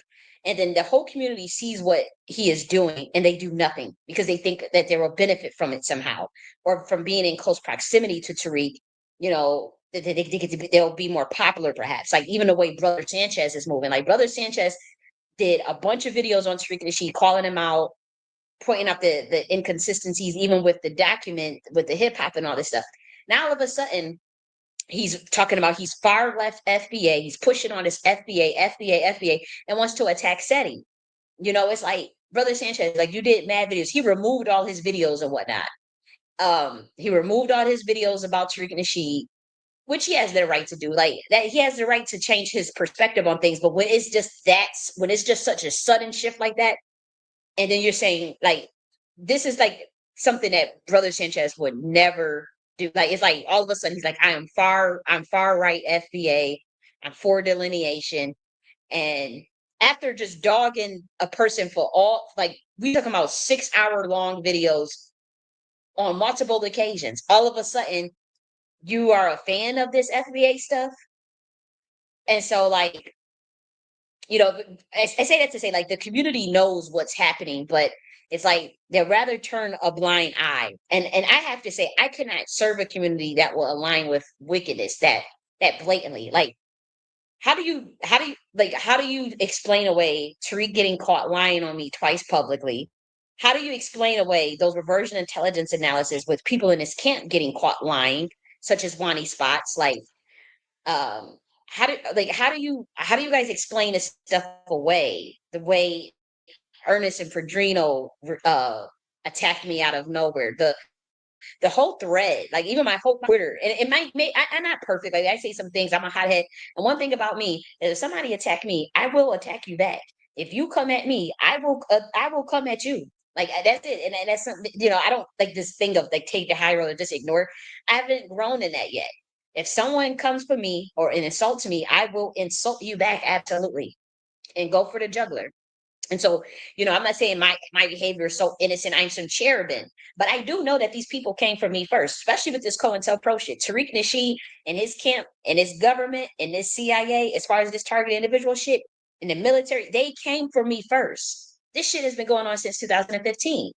Coincidentally, it started when I asked for mentorship, not only from Tariq, but people in the Black conscious community. And I'll tell you how it went. I in 2015 I started a company called Organic Commonwealth, and it was a wholesale membership club for organic and natural foods and products.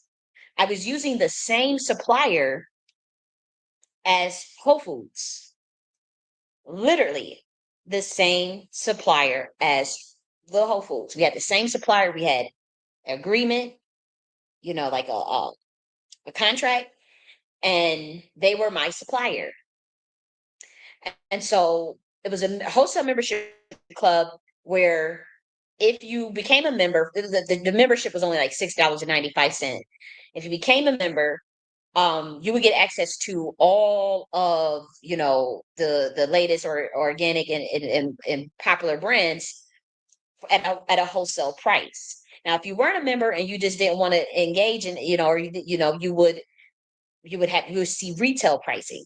And since you have the MRSP pricing, the retail suggested pricing, if it falls under the wholesale price or below the retail suggested, you have to hide it from the public. And so I actually worked with the developer and paid them to pretty much like go behind the scenes and code out like how once they become a member, what would they see once they purchase the membership? They log in, it automatically updates. Boom, they see wholesale pricing. So I'll give you an example. Like Dr. Bronner's at this time, this is 2015, you mind you, inflation. So in 2015, they say, for example, like a 32-ounce Dr. Bronner's soap or whatever. I think at that time, the 32-ounce might have been going for like $14 or $15, right?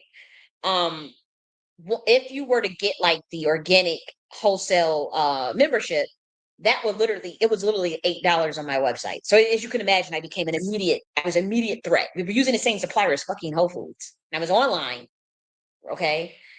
And my mind works very differently in terms of like at that time there was no that I had to go and have a developer code that for me. And he thought it was really fascinating. He actually included like, okay, this elements of different pricing and wholesale membership is a part of his app. He was a developer. So he's like, oh, shoot, I can offer this and part of, for not just for you, but for other people.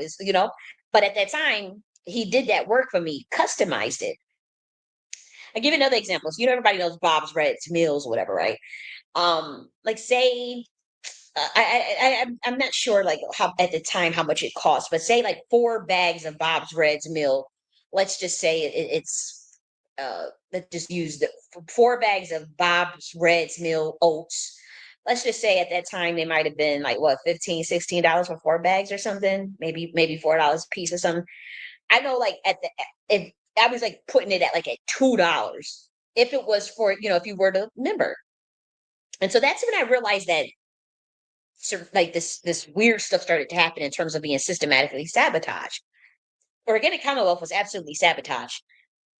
Now, here's the kicker: I went to Black people who I thought were pro-Black in that conscious community, and I had the emails to prove this. Like this is why when you may even like hear me cry throughout this, because like when I say like I went to these people thinking like I thought I was doing the right thing. I was young. 2015 is 10 fucking years ago. I was 23 years old. And I sent that email, and I said, look, we could do this. Look at the, organic. Come, I sent business plan with. I didn't think I had a cash flow statement or anything, but I did have a trajectory. But I sent a business plan, and I was letting people know, like, this is something that I would like to work on in the community. Um, and I wasn't necessarily making it like so pro Black or anything. It was just more so like that was at the time. Uh, the silos in which I found myself in, And so I did email Tariq and Nasheed about 10 years ago in 2015. And this is documented. It's not like I can just make this up. Like it's documented. He wasn't the only person though. It was other Black people in it, women and men, Black women and Black men about, organic commonwealth, but also like mentorship and wanting help. But I also, that business, it was 100% owned by me. I had no backing. I funded it myself and whatnot at 23 years old. But that's when I realized, like, okay, they zeroed in on me somehow. But I didn't know who. I just thought it was the government. I didn't think that it was like the conscious community, CIA backed conscious community or Tariq Nasheed, But I totally noticed like that that they had stopped my payment gateway for Organic Commonwealth. My supplier would purposely mess up a bunch of orders. Like none of the orders would come out right. So it was obviously costing me money to try to fix the orders. Like say if someone ordered, say, let's just say, I'm trying to think of like some natural, because I know I had a lot of, I mean, it was the same supplier as Whole Foods. So anything you could find in Whole Foods, you could find on Organic Commonwealth. But say it was Avalon. I think Avalon is yeah. Say it was Avalon. Somebody ordered Avalon. They would just send them a random hair dye or something. So it happened on multiple occasions, and I realized like, okay, that's kind of systematic. Then obviously being algorithmically buried in terms of like even with my advertising, they wouldn't do that. I would like Google wouldn't do the advertising for me. They suspended my payment gateway. And I just noticed shit. Now, mind you, I'm thinking like, okay, what is this? What did I doing wrong, or whatever? And so I it kind of discouraged me, but I remember being like this bright-eyed, doughy-eyed, bushy-tailed, like about organic commonwealth and being very passionate about setting up this food chain, this food apparatus that would offer healthy and alternative, not just food, but products as well at a wholesale price for just $6.95. And we talking about like I think it wasn't even a month. It wasn't like $6.95. What was it? $6.95. It might have been $6.95 a month. Only because like again, that just one product you would save. Like, say if you bought Dr. Bronner's or some stuff. Oh, I've made sure like within 1 to 2 products on that store, that membership will be paid. Mind you, there are people that would spend $70, $50. Oh, they would get that membership would be paid off. That would be they would save way more than just that $6.95. And I had did that math. Um, I used aftership. I was using all these different at that time. Zendesk was new. Zendesk caught me personally at that time. Zendesk was new. And so I went to Tariq with that idea. It was already up and running and whatnot. I just went to him for help and mentorship. Never got it, obviously. But I'm just saying, like, when we talk about like me, reaching out for two people to build things, And all I got in return was like surveillance and them setting me up for the kill, like pretty much going after me. And I just didn't know it. Like it took so long because I knew that okay, I was probably doing surveillance or whatever, but I did think it was governmental. Like I was expecting like some white guys, that monitoring, watching a remote viewing, not remote viewing, what's it called, a screen watching my computer or something. You know, I figured I was being surveillance. I just didn't know who was around it. I didn't know about like targeted individual program, COINTEL. I knew about COINTELPRO, but I didn't know about like the machinations of psychological warfare and no touch psych torture, no touch kill. I didn't know anything about all those things. And so um when things started like getting really weird in 2015, like as far as like, and that wasn't the only business that I started. Like I started a lot of businesses. I even started a dating site for Black women.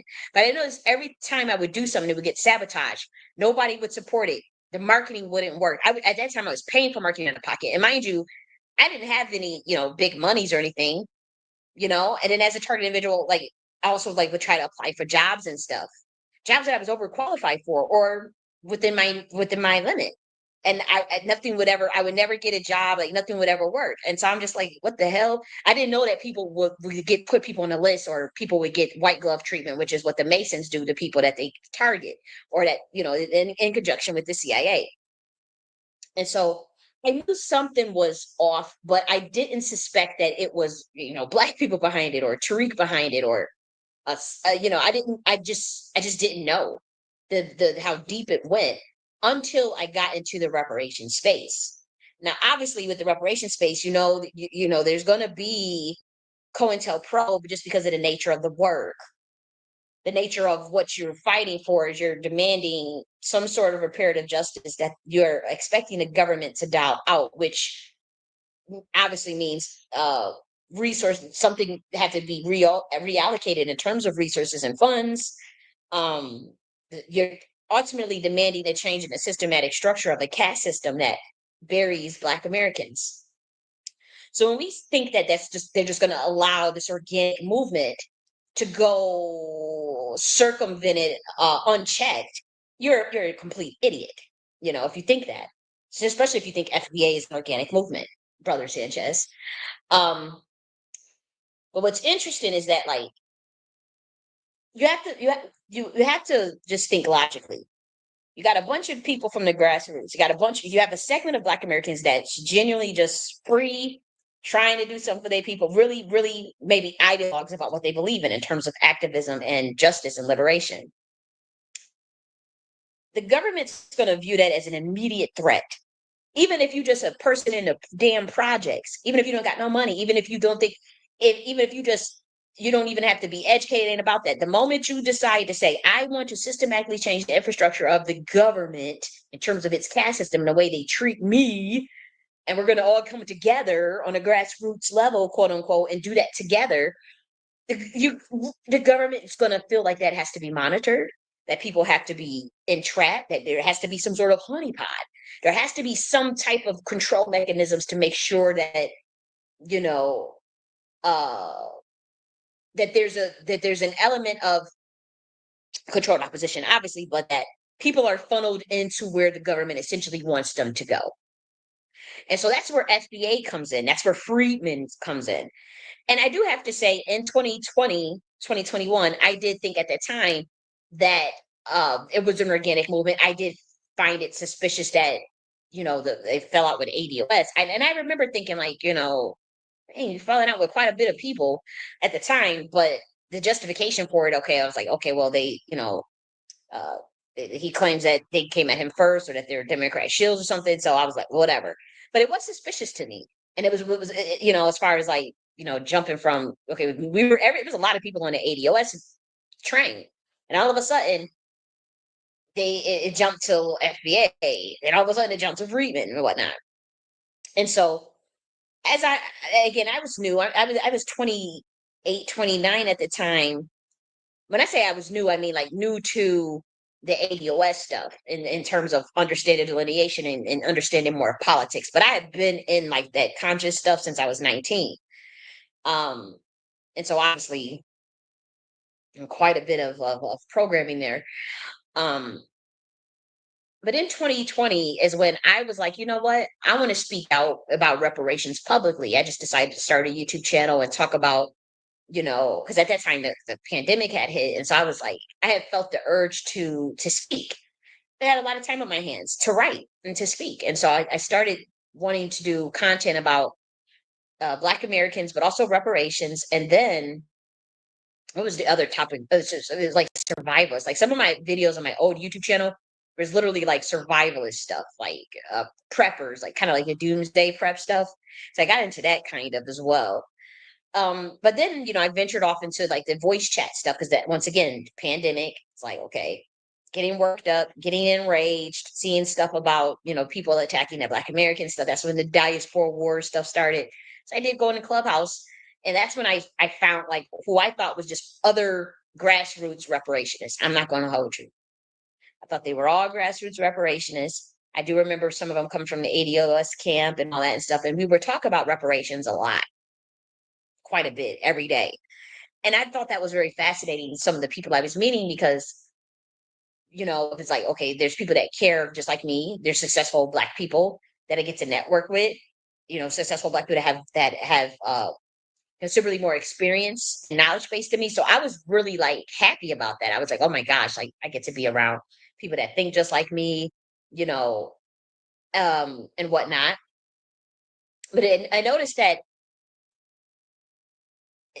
the people that were around me that started to come around me as far as like inboxing me, putting me in back channels, what they call them back channels. Like these are like these like groups, like Telegram groups and Instagram back channels. And I remember like that happening a lot, not with my permission. I didn't ask to be put in back channels. I didn't ask for people to try to give me their number and phone number to text me. But I noticed like people came around me and was giving me their numbers to call and all that stuff. And at that time, I honestly was just so happy to find friends. I'm not even going to hold you. I'm a very introverted person. I've been in spaces where, I was at Columbia University at that time, and I was coming from Georgia State University, and I hadn't found like people that were like concerned with empowerment as it related to my particular lineage.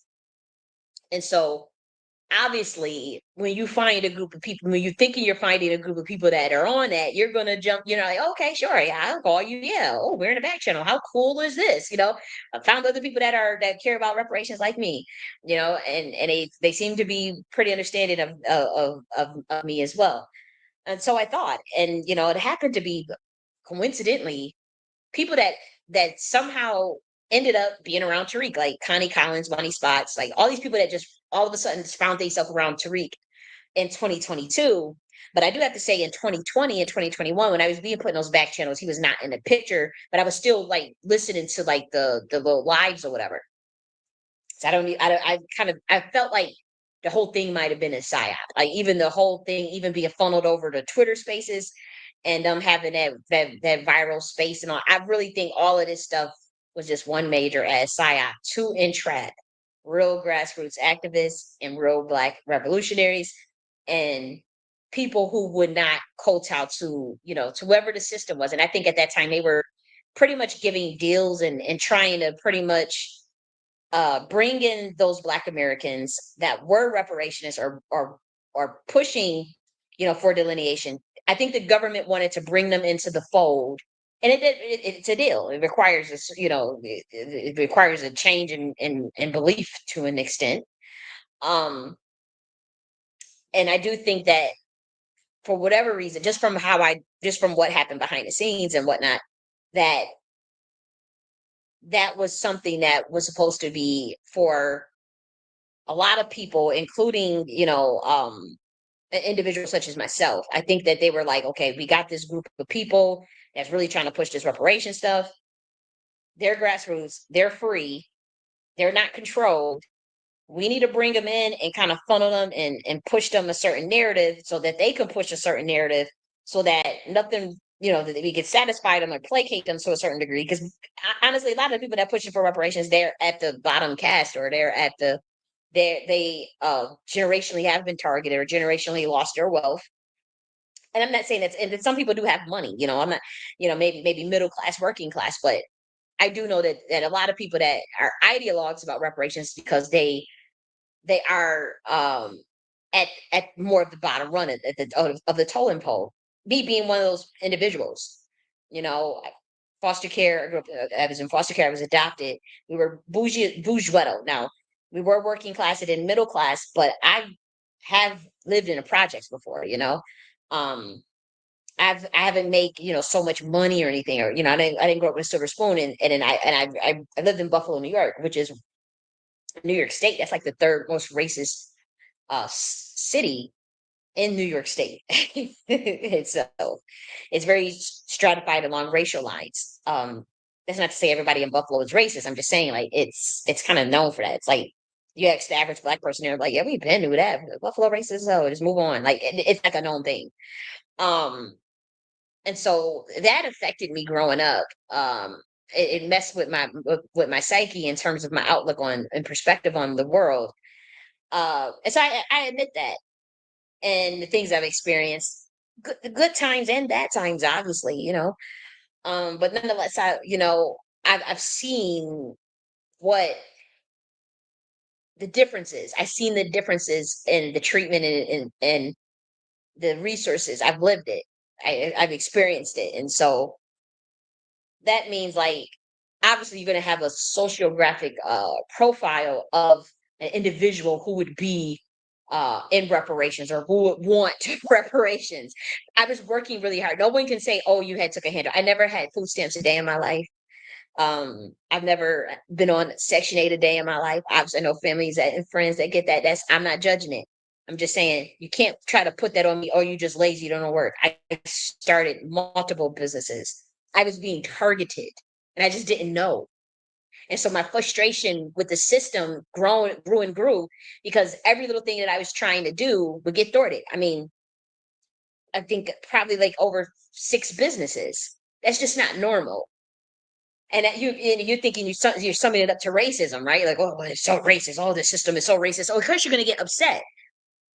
But do you see other black people that do fine with their businesses? That make money. And so you don't understand what's quite going on as far as the intricacies in terms of like psyops and who gets targeted, who's in the club, who's not, who's a Mason, who's not, who gets protected by the system, who doesn't. Like that shit is real. And so it's not just solely a racism thing. Obviously racism exists, but what we're talking about hidden hands and people at play that can pick and choose who wins and lose and pick and choose who's get targeted, white and black. And so everything is systematic in that sense. But what I was shocked and what I come to the conclusion is that being funneled into the reparation space, and not even say funneled, like I went into the reparation space thinking there were elements of organic movement. Obviously, you're going to have agents, in any movement, in any organization, right? So you have to do the best you can. But we're talking about like psyop operations in terms of honeypots. That's a whole nother ballpark because a psyop honeypot, which fun to entrap or to discredit it or to enact no touch like warfare COINTELPRO on revolutionaries and activists, and it's set and designed solely for that purpose through intricate machinations you know um of how it plays out as far as who reaches out to you, who comes around you. Like these people came around me, like Don and Connie and all these people came around me. I wasn't checking for them. I didn't know who they were. I was put in back channels with these people without my permission. Just random people just put, oh, I'm in a back channel. Okay, hey, how you guys doing? Like what's going on? You guys are reparation. It's cool. Like I thought that shit was organic as fuck. you know, um, but I'm again now that I'm older and now that I've experienced what the fuck I've experienced in terms of this COINTELPRO shit, you would never be able to convince me otherwise. Never. You wouldn't be able to pay me $1 million to get me to say that FBA stuff is not a CIA honeypot. You couldn't pay me $1 billion to say it's not. I know for a fact. Again, as me, I'm very analytical, and so, but I'm also, and especially in the past, I've also been very, very gullible. So I'm analytical about certain things, but more trusting and gullible when it comes to certain things, especially when it relates to like Black people and Black Americans, and someone telling me something, taking them at face value, seeing something and just believing it at face value. Um, I have to say, like, that is the complexity of myself to be like, okay, in one sense, you are highly, highly intelligent and analytical, but when it came to the pro Black stuff, I didn't use that same analysis of my own people because I didn't think I had to. I'm like, I didn't go putting that same analysis skills on, say, a Tariq Nasheed in 2021 or 2020 or anything, or even ever since I was 19, because he was not, I didn't think that I had to do that. And it's like that with, it wasn't just him, it was like that with pretty much any Black person that was coming forth saying they about Black empowerment. That gullibleness. That's why I wrote all these people years ago thinking, hey, I would like mentorship. I like to help. How can I be of service? Women and men. I have business, how about, you know, and I didn't understand, like, everybody just ignored me, everybody. And I'm like, that's just not normal. And then I kept going down and, we talking about the idea of destiny swiping and people trying to tap, it gets deep. It gets deep. But I didn't use that same analytical lens in terms of like studying something and watching, looking for any sort of inconsistency, illogical idiosyncrasy, deception. I didn't put that on. I didn't come to the space to do that to Black people, right? To Black Americans, right? And so I didn't. I just I didn't catch a lot of things early on that I would catch, to be honest. I would catch it now. But back then on Clubhouse and in 2021 and shit, no. I was happy to find Black Americans talking about reparations. I was happy to find what I really thought was organic. Black people that was looking to help other Black people and to look out for one another. That's really truly what I thought.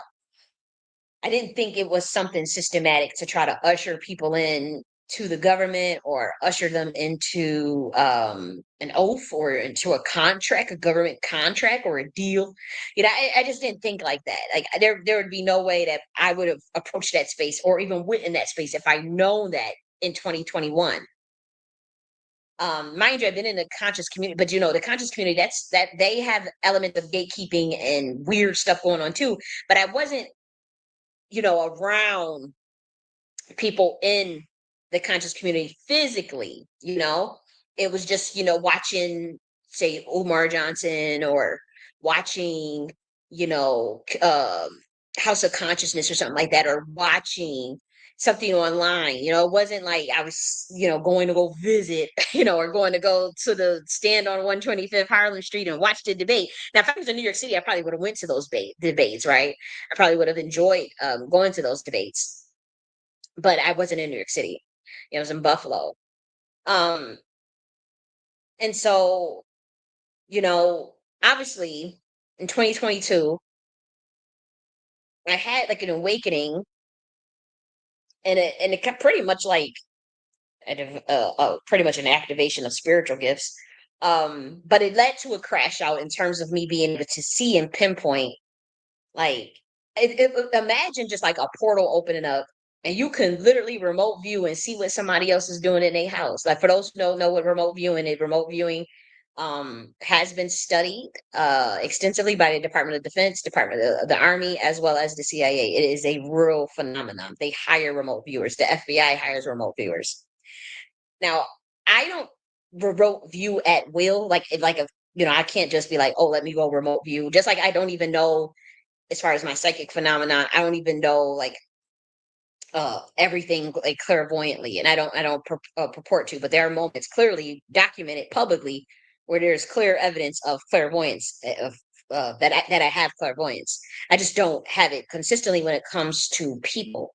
It's easier for events for some reason, like global events and stuff like that. That's much easier for me than a person. But I can read on other people, some just more than others, some just better than others, and sometimes I'm not able to see something, and that's okay. I think that's just, I don't know what that's about. I just think it's okay though.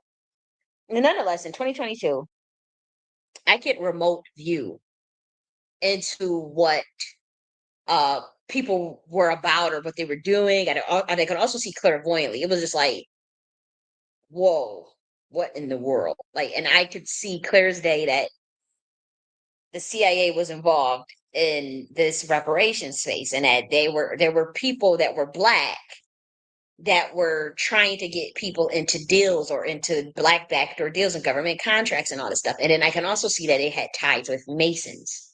So this is just stuff that I just knew psychically. I'm like, okay, what the hell did the Masons have to do with this? What the CIA? What is it?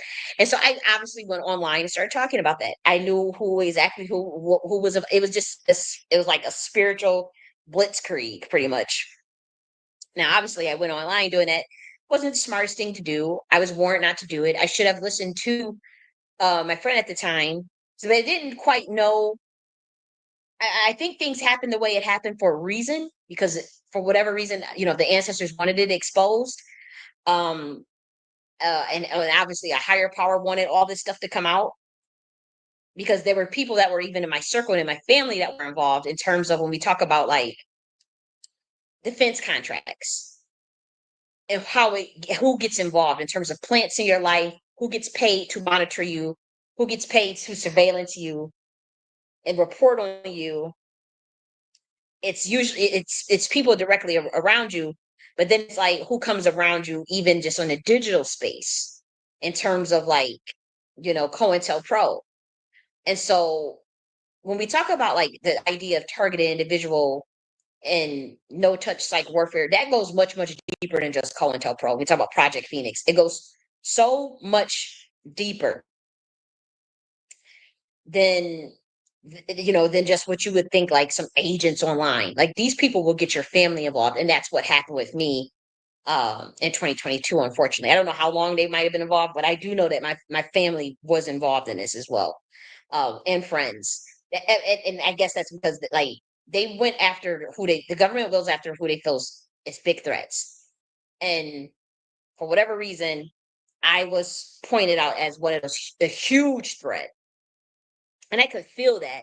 But once again, I didn't think that it was like, you know, um, black people reporting on me, or or trying to sell me out, or trying to get me into a defense contract, trying to get me involved in their little stuff, or to take the oath. Like I didn't think it was that. And again, I think from perspective is everything. I think maybe from their lens, they probably thought they were helping me or looking out, or for whatever reason, by bringing me in the fold. But from my perspective, and from me and my dimensionality, that wouldn't be something I would do organically. Like I wouldn't join a secret society. Like I wouldn't join it. I wouldn't take an oath.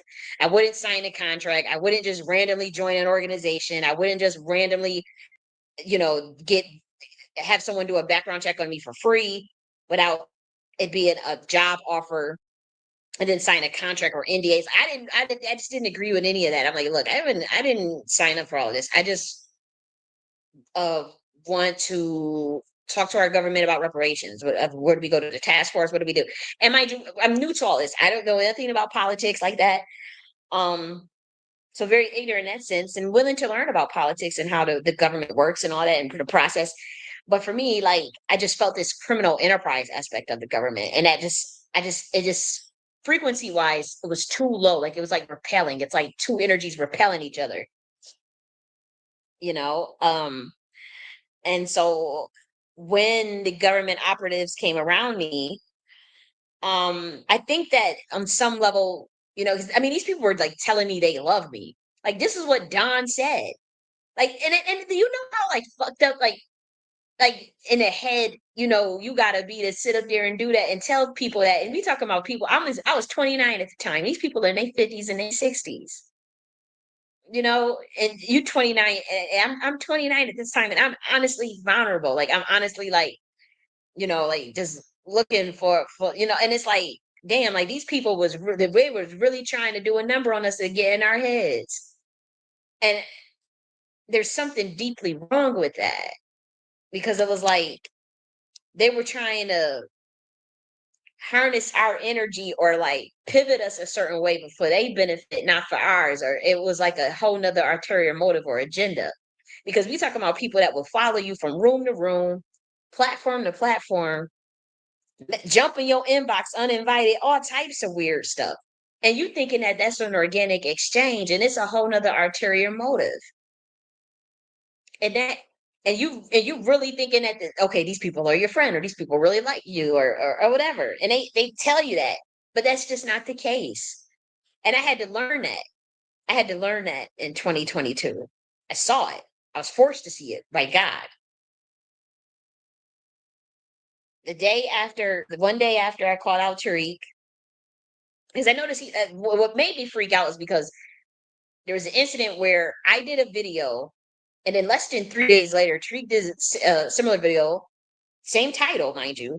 It was similar talking points. The talking points was the two similar, but then he mentions like very specific things that kind of put me on alert, like the name of my father, the state that I was in, New York, in reference a private conversation that I had with someone.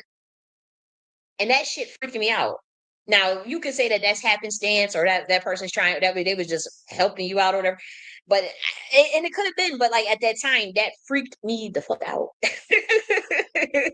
So I'm thinking like, okay, is this some CIA shit? Oh, this dude the Fed, so And so I've seen how he was moving and stuff, and then I seen how everybody was moving. But then again, that spiritual blitzkrieg, it let me know. I'm like, oh, now this is a psyop. This is a honeypot. So obviously I said that. But one day after I said that, online, going through uh with its quantum entanglement, but it clearly looks like a crash out, which I understand. I own that. And I do have to say the stuff that like the government has in terms of their DEWs and their sonar wave beams and all that stuff ain't no joke. When they as far as like when they ramp it up on you, excuse me, like they can make you lose it temporarily. And you got to fight that. You could do it the frequency. It is low grade frequency technology that they use in terms of their 5G networks. They're different types of frequency waves. It's very low grade to me. But at that time, my vibration was already really low. And so I couldn't fight that off. I couldn't fight that level of attack that I went through in 2022 as it relates to DEWs, but also just the spiritual attacks, because they came for my ass. The Masons, they'll get at your ass when you come at, me talking about the Masons and all that. It was like, I have never experienced that level of spiritual, and to know that that's exactly what it was, that it was a spiritual attack. Like that was my first time dealing with that. I think I've always had dealt with it, but like that was like where it was like, oh, I just know I'm going out. I just know I'm gonna die. I get it. Like when you just because all spiritual attacks they deal with the mind. Then first you have to deal with the mind. And I'll give you a code. They tell you, you know. Actually, I'll save that for later. We'll talk about that later. But you deal with the mind, and that level of spiritual attack was something I had never dealt with in my entire life. It freaked me out to no end. But nonetheless, I was detained on a 1014 the next day, and for 2 weeks, I'm going to say that I was held against my will when I didn't need to be honest. And they were going to let me go the same day that they detained me, but I wouldn't sign something, and so they kept me. I wouldn't sign a document that they asked me to sign 3 times, and so they kept me. And then illegally, they just diagnosed me with anything. They didn't even give me a proper evaluation, and so huge cover up. That's just pay attention to that, because all that is online now. Like even I had deleted the recording. I thought I had deleted the recording, but it was of the original Twitter Spaces, but it had access to it. And so then I said, well, let me just reshare it. And then I noticed that they won't share the link anymore. So I had to convert the original Twitter Space from 2022 to MP3 audio and convert it and have it that way, because it's like I guess they're trying to go back and cover. There's a huge cover up of what happened, because I mean it's obvious that their play got exposed in terms of. I mean, again, you wouldn't be able to pay me $1 billion to say that FBA is not a CIA honeypot. It absolutely is something that is government controlled and operated. And Tariq Nasheed, I believe, is an agent. I believe has is someone that is owned by another force in terms of having his own handlers, um, or they have something over his head. It could be he's an informant or he's a CIA agent himself. I'm not sure like how high up he is in that in the intelligence. You know, 'cause sometimes you have a low level informant like William O'Neill, right? And then you have sometimes you have something, you know, you literally have people that have access to classified information, black people. And so I don't know where he falls on the line of that. Um, but I strongly, strongly believe that with every fiber of my being, that that man is an agent who took out a defense contract to come after me. The way they went after me, like nobody in the reparation space went through that. I mean, there are people that go through, you know, smear campaigns, right? Oh, they get called dumb, they get lies and rumors spread on them. But like the shit that happened with me that is documented in terms of behind the scenes things, the blacklisting, social blacklisting, financial blacklisting, purposeful isolation, paying family members off to sell you out, paying family members to report on you, um, uh, paying people that I've come in contact with to, you know, to go against me. I mean, the level that they went through was extreme. Then when they tried to like mess with, you know, banks and all this stuff, and it was a lot. I don't think he was just the only person. I don't think he just pushed a button and said, you know, this is it. I think obviously think there's a network behind it. I do think it was a secret society in conjunction with the government. I do think that they really thought that I would be dead um by now. And so I don't think they ever banked on any of this stuff coming out. And I do know their play was to just say, "Oh, let's just say she's crazy." But then it's like I am abnormally intelligent, not when it comes to certain things. Now, obviously, I have a gullibility and I don't know everything.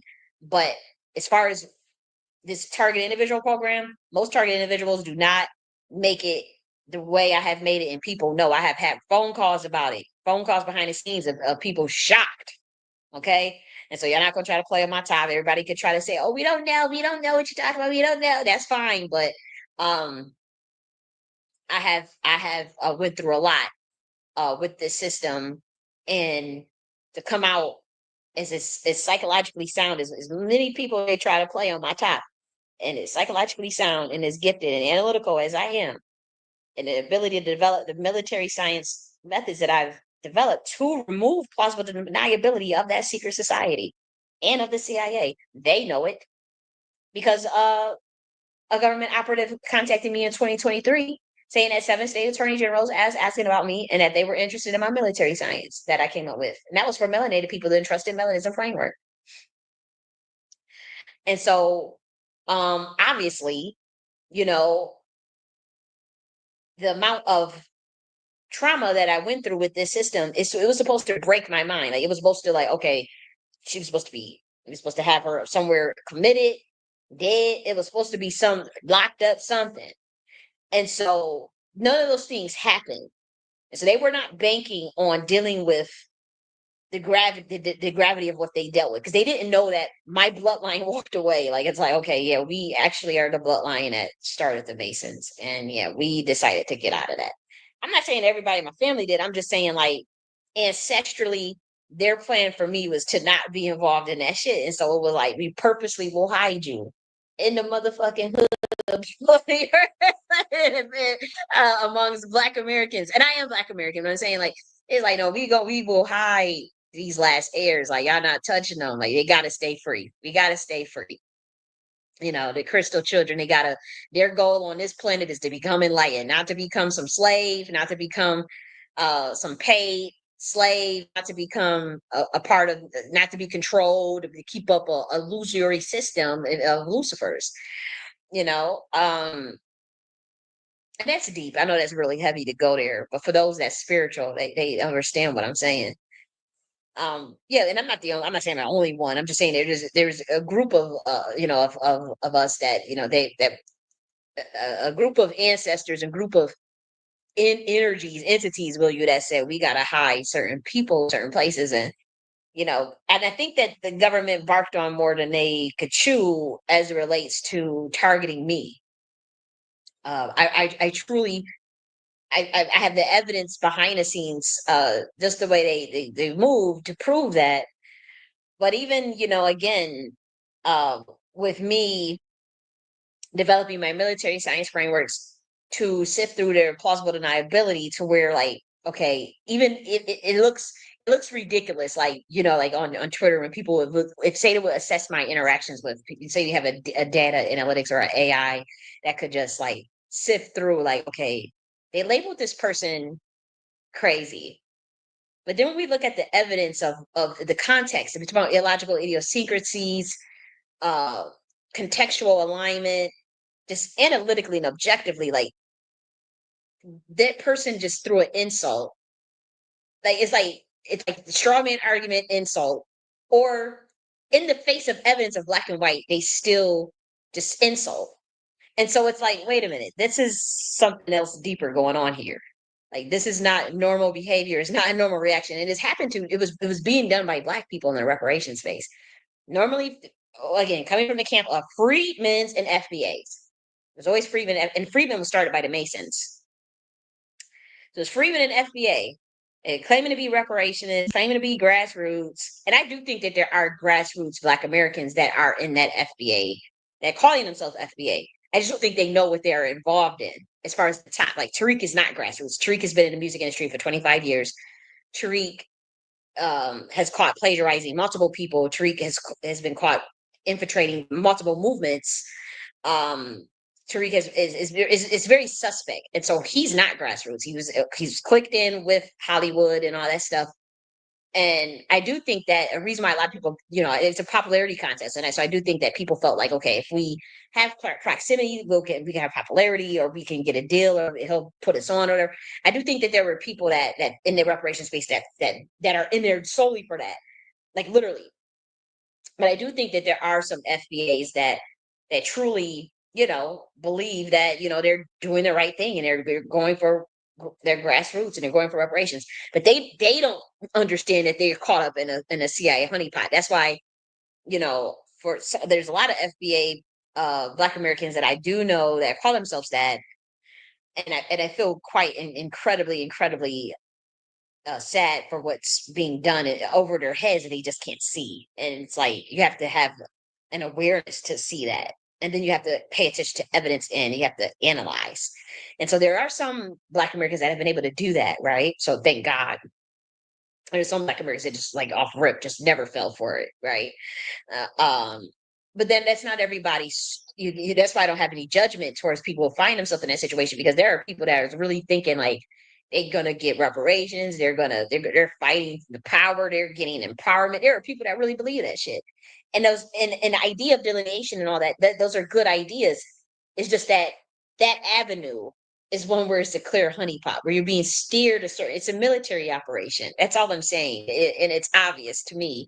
And again, just what I dealt with behind the scenes, and how, even from what I see with Tariq, and then the people around Tariq, and then how they move to try to cover it up, and they move to cover up what he did and what they were doing, and just completely label me crazy, but then try to steal my work and plagiarize my work after realizing, I just think, like, that's when it hit me, like, oh, this shit is deep. Is deep. And then how they worked so over time to blacklist, or to make sure that, um that I'm not in that, that no, nothing that I say sees the light of day. But they still whole parts of my framework. They plagiarize my work. I've caught Tariq Nasheed stealing content. And again, like, we're going to go through that line by line today. If we're just going to do one video that happened like 3 weeks ago, we're going to just do comparison from content of 3 weeks ago. But if I have to go back all the way to 2022, from when I started doing my YouTube shit, I will do that. I will make the time, especially if we have to go to court for this. I'm telling you, like, we will go from, here's the date, here's the time, here's the words, here's the contextual analysis. We will put that shit in a plagiarizing video plagiarism checker. I'm serious. We will do that. We will go, and it will all be publicly documented, and then I will take that bitch to court for covert harassment, because it's been going on for like a long time. And then I'm saying stuff to the community. I'm telling the community, and their whole thing was like, okay, bury everything that she's doing, and nobody, like, everybody's just play dumb. And the fallout from this has yet to be seen because it's spiritual and it's horrific what's happening, not just to me but to other people, you know. But I do have to say, like,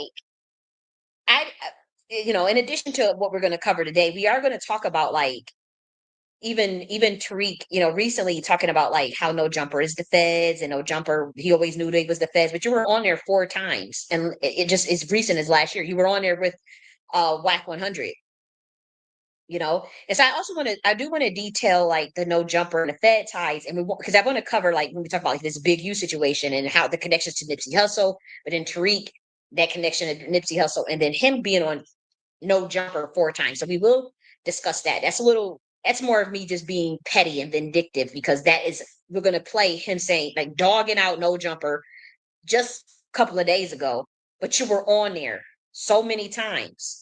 Now you calling No Jumper the feds. I'll bring to you, pretty much we're going to do a reverse intelligence analysis that prove that those actions are extremely contradictory, illogical, and something is not right. And so after I show you the evidence of us doing a comparative analysis of Tariq plagiarizing my content, and again, this will be compound with, like, if we have to go to court, we would show those reversion intelligence analysis, both of them, but also, like, I will personally go through comparative analysis, and then so if he tries to remove the videos, they're already downloaded, because that's another thing he'll try to do, is try, oh, let me remove this stuff so that nobody can see what what we're doing, or what I'm doing, or what, or this won't never see the light of day. That he won't be able to do that. I mean, obviously, you probably just, like, I really do think that their plan is just to literally off me, like, just to keep this from coming for raps. And he better hope that them Khazars, that he's signed to, that he's owned by, them Jews that he's owned by, they better hope they better hope that they cover for his ass. Because if he get if they can get through it, and they can take me out, oh, you better believe that one is generational for you. I'm speaking in code. You will never see, you will never be able to live the end of it. You will never, Tariq Nasheed, I'm telling you now, you will never, when I say, oh, you think you think you got your ass smacked up from even going there. And yeah, you everybody they look back at whatever people say, okay, you did this, I'm gonna get your ass back and be vindictive, whatever. But I'm letting you know, like, I really think that I think that Tariq is so desperate to keep cover, and to keep cover of what he's engaged in and what he does and what's coming out. Like, as far as, like, the fact that all of my claims, and all of that documented evidence, and all of the, like, that stuff, that even the behind the scenes stuff, and then a random FBA person just throwing his name out there saying that he's the one behind it, and the Black community all covering this shit up. I do think that he will try to orchestrate a play to just get me out the paint. I do think that, um if even if he was able to do that, I'm telling you, the blowback, it's not just going to be the blowback on him, it's going to be on the entire community, just so y'all know. But I would stop at nothing on that other side. I mean, it will be a war of the likes you have never seen, because I have no choice but to assume that he was behind it. I would have no choice but to assume that he was behind it, and I will go to war with him.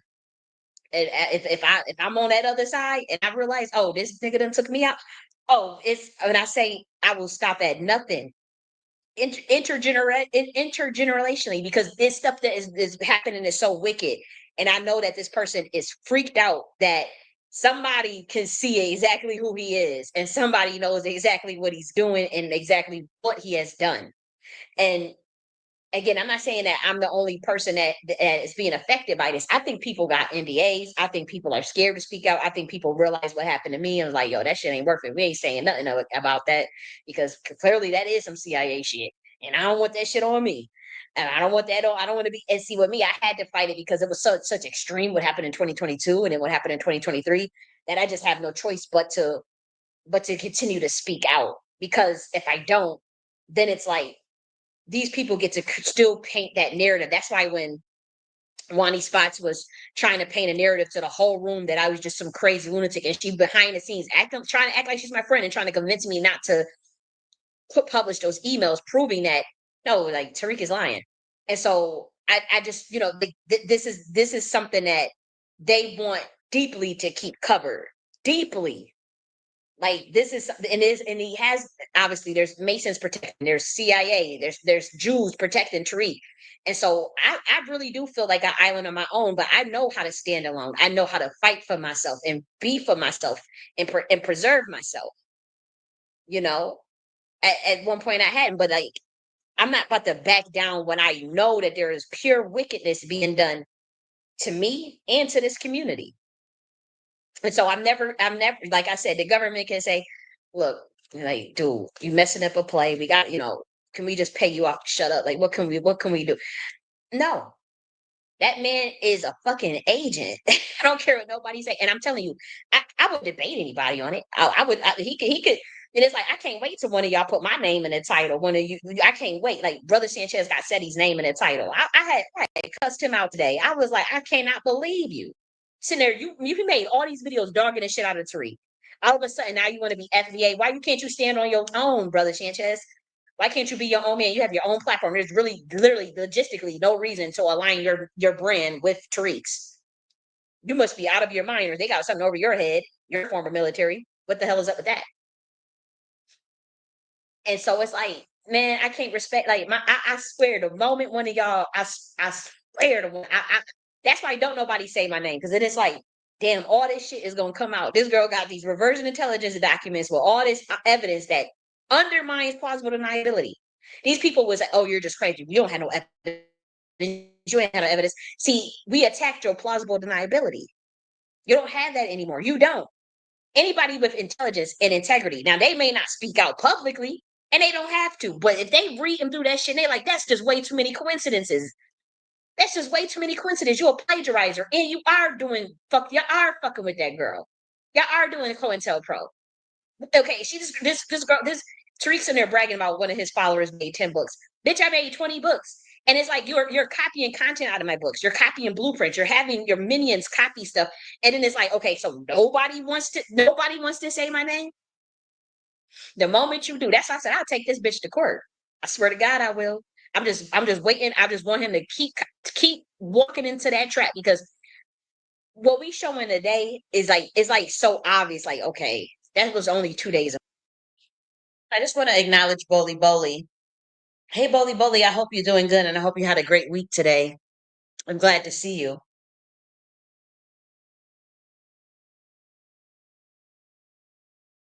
Her, like she said, she did her video on March 21st, and then 2 days later, you took a whole snippet of everything that girl was talking about, even from the words that I was saying. And then, now you want to make content off of some, and you make money off of that because you're a part of your dual boy, you're a part of their system. I'm not. And so he gets to make money off of shit that I'm saying, work that I'm doing, books that I've written. And I think it's wicked. And so I'm not going to just allow it because I know what's happening and the black community is covering it up. And so I feel like I have to fight for myself, even if I'm standing alone, even if it's just me. Now I don't want to have this be my life work. I hate that I'm even tied to Tariq in this sense because it's like, what the fuck? Like everybody knows my body is working and the things that it's so vast. I've written 22 books, 20 books are published in a span of 5 years on various topics from esoteric sciences, military, sociology, spirituality, philosophy, history, culture. Like I know the level of brilliance that I have. I don't brag about it. I don't think I'm better than anybody because of it. But I also know like I value my integrity. I value having character too. I have to work on things. Like I said, if someone insult me, I will insult you back. If you do something janky, I will call your ass out. Like I don't play. You call me, I'm not taking no high road. If you cuss at me, I will cuss you back.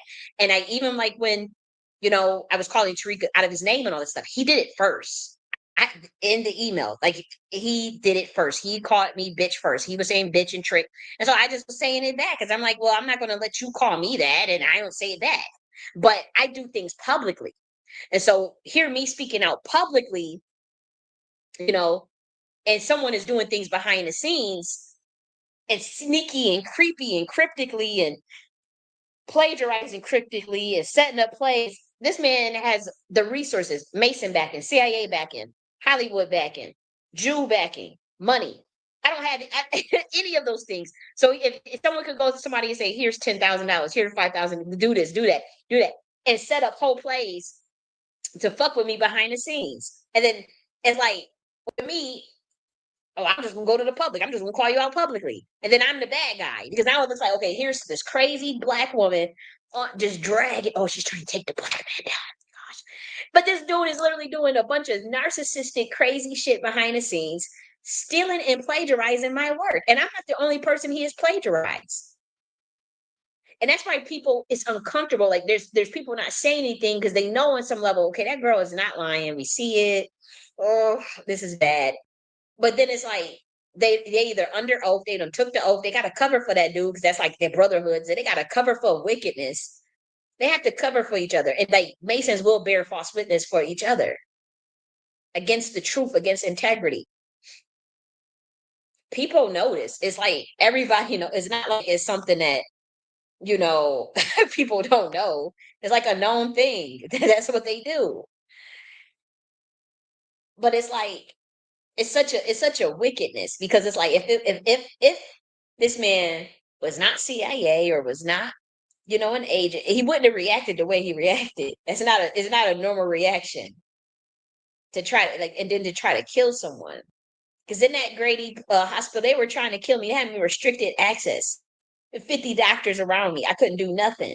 I remember them sticking me with shots and sticking me with stuff. I didn't know what it was. I didn't consent to it. I remember when the ambulance, they stuck me with. They immediately ran up to me and stuck me with some type of shot. And at that time, I ain't gonna hold you. Like I was just like so broken. Like I didn't even feel like fighting back, saying, "Don't stick me with that." Oh, you better not put that on me. I don't know. I remember feeling so disoriented and out of it. I just didn't even care. Like I remember that. I remember when I got into that ambulance, some white guy came with something in this and stuck it in me, a shot. And they were just doing weird little stuff at hospitals. Or like when I got into the hospital, it was restricted access area. It was like 50 doctors clapping when I got there. And then they were just all surrounding me and like the scan machine or whatever, like the radiation machine. And I didn't even have proper protective gear. So the radiation machine was designed, I guess, like because it was like they left me in there for an abnormally long time. That machine where the radiations go into the brain.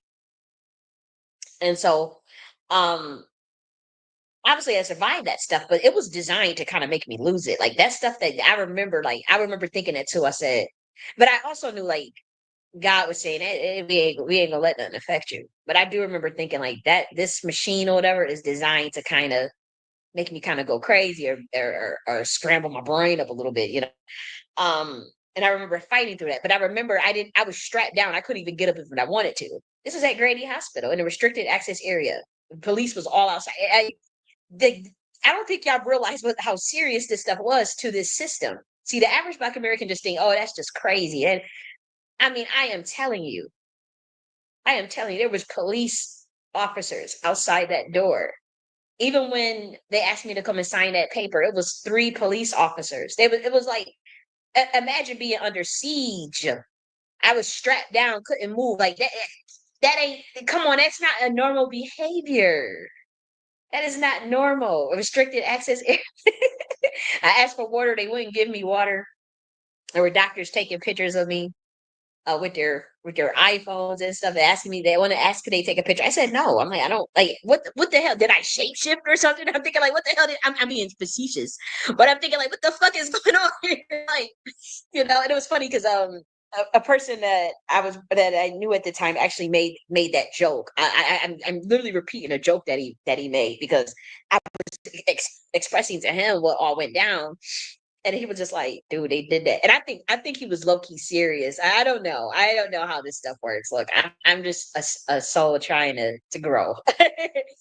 But he was like, dude, they didn't want nobody to see your ass shapeshifting. That's why they had you in that restricted access area. That's why he was taking pictures. And we both laughed about it, and I just thought he was crazy. I just was like, okay, that ain't whatever. But I say that joke now because I was looking, I'm just thinking back on it. I'm like, dude, they was really like, it was really weird. I just know that that's just not a normal reaction. Like that's like somebody that's like you literally see someone as a target, like a threat. Like to have that many doctors and that many police, like that was weird going upstairs, and it was like one, two, three police. And I mean that could be normal, but because even if that is the protocol, it's the protocol for people who break their programming. It's the protocol for people who wake up, apparently. I'm not saying that I'm the only person that's ever happened to, right? But what I'm saying is like if that could be the protocol if someone realizes that the system is ran by, oh my gosh, like this is some Mason shit. Like what the fuck? And somebody's able to pinpoint like how I was able to pinpoint and just I was able to remote view. Like imagine like I could remote view and what came like it was like a portal had opened up in 2022 and I could see everything that Tariq and Nasheed was doing, everything that all the people in the reparations space was doing. I could see it. And there was stuff that I didn't even say out loud, stuff that I knew that even that I know today. Like I know even more than what I've ever expressed. But it was just like, even, because obviously I can still see things, but it's not smart to say, to speak out. Because I don't know how far these people will go. Like, I'm telling you, they will, they waiting to get through to be able to clap my ass. Um, and so I had to, I'm a lot more, I have a lot more wisdom now. But at that time, I have to say it was like panicking. I was just like, I had to get this out because it was like, oh gosh, I could see this and I felt compelled. I could even, it was weird. But nonetheless, I have to document, you know, that incident even that's up to 3 weeks ago. And you guys would probably say, well, you wouldn't know what he was saying if you didn't watch it. You didn't know. It's not like I'm watching it like, okay, this is good content because obviously I've outgrown the content. I've moved on in that sense. But if you know that someone has a defense contract on you and that they actively work behind the scenes to blacklist you, actively work behind the scenes to plagiarize your work or such, do little weird stuff, I have no choice because again, it's not like the community is going to step in or check in. Like even if somebody says, this leave that girl alone and just well, if you're trying to copy her stuff, whatever, go find someone else to copy her. Go just how about you find your own identity? Like if the community did that, if somebody's like, look, just even if whatever, like just whatever she's talking about. If you are doing something, please just stop. No one's done that. It's been 3 years. In fact, they actually bring it up, like Black people. They bring up what happened in 2022 anytime they know they can't, beat me intellectually or spiritually. That's the first thing that if they get into a disagreement with me or just to try to bring me down the peg, that's the first thing they bring up. Oh, that's why that's why you said about MK Ultra and Tariq. That's why you said, okay, this shit that's not even going to age well. And then you're telling me, okay, you must be a part of that program because the COINTELPRO Project Phoenix program that Tud Gunderson talked about, it was the chief of the FBI who admitted that this program exists as far as gang stalking and community policing, illegal community policing of innocent citizens via watch lists and via the Department of Homeland Security, fusion centers, and Citizens Corps. Um, and they all made their way in the digital space. And so anytime I realize like, okay, people when they do the crazy thing, I'm like, okay, you one of them people. You're part of a secret society or you part of a order or you took the oath or you a COINTELPRO nigga. As soon as I see that, it gives me okay, this is a COINTELPRO. That's why I just stopped speaking in Twitter spaces altogether. You please do not send me no spaces. I'm not speaking in it. Don't ask me to host something. No, that space is totally infiltrated. It's toxic. It's corrupt. I deploy real grassroots, but please don't even use the term grassroots. That's CIA shit. Authentic Black Americans, if you could find another avenue, up and coming social media app, or, there's something going on, hopefully there's another alternative. Like I said, Blue Sky, you need to work on it. That could be something, as far as like limit the censorship, friendly, Black American friendly voice chats, you got to add more to it. Broadcasting, live broadcasting, voice chats, and whatnot. Better marketing. Maybe you get some Black Americans over there, but I like that X stuff. But this because it's the same people that migrated from Clubhouse over there, and I'm telling you that shit it's a psyop. It's not organic. even none of that stuff. Like even the people that were even just they love to say that they from Twitter, they got there to Twitter first. There's a lot of them that's involved in that shit too. I'm telling you, like once you start seeing like people just make up stuff on you, do smear campaigns and all this shit, and try to discredit you. Like with me, they went hard. They went hard in the paint because I was enemy number one, public enemy number one. Um, and again, it's like this stuff went behind the scenes with my life. Like, okay, you just leave the app and it'd be over. Like with me, that wasn't the case.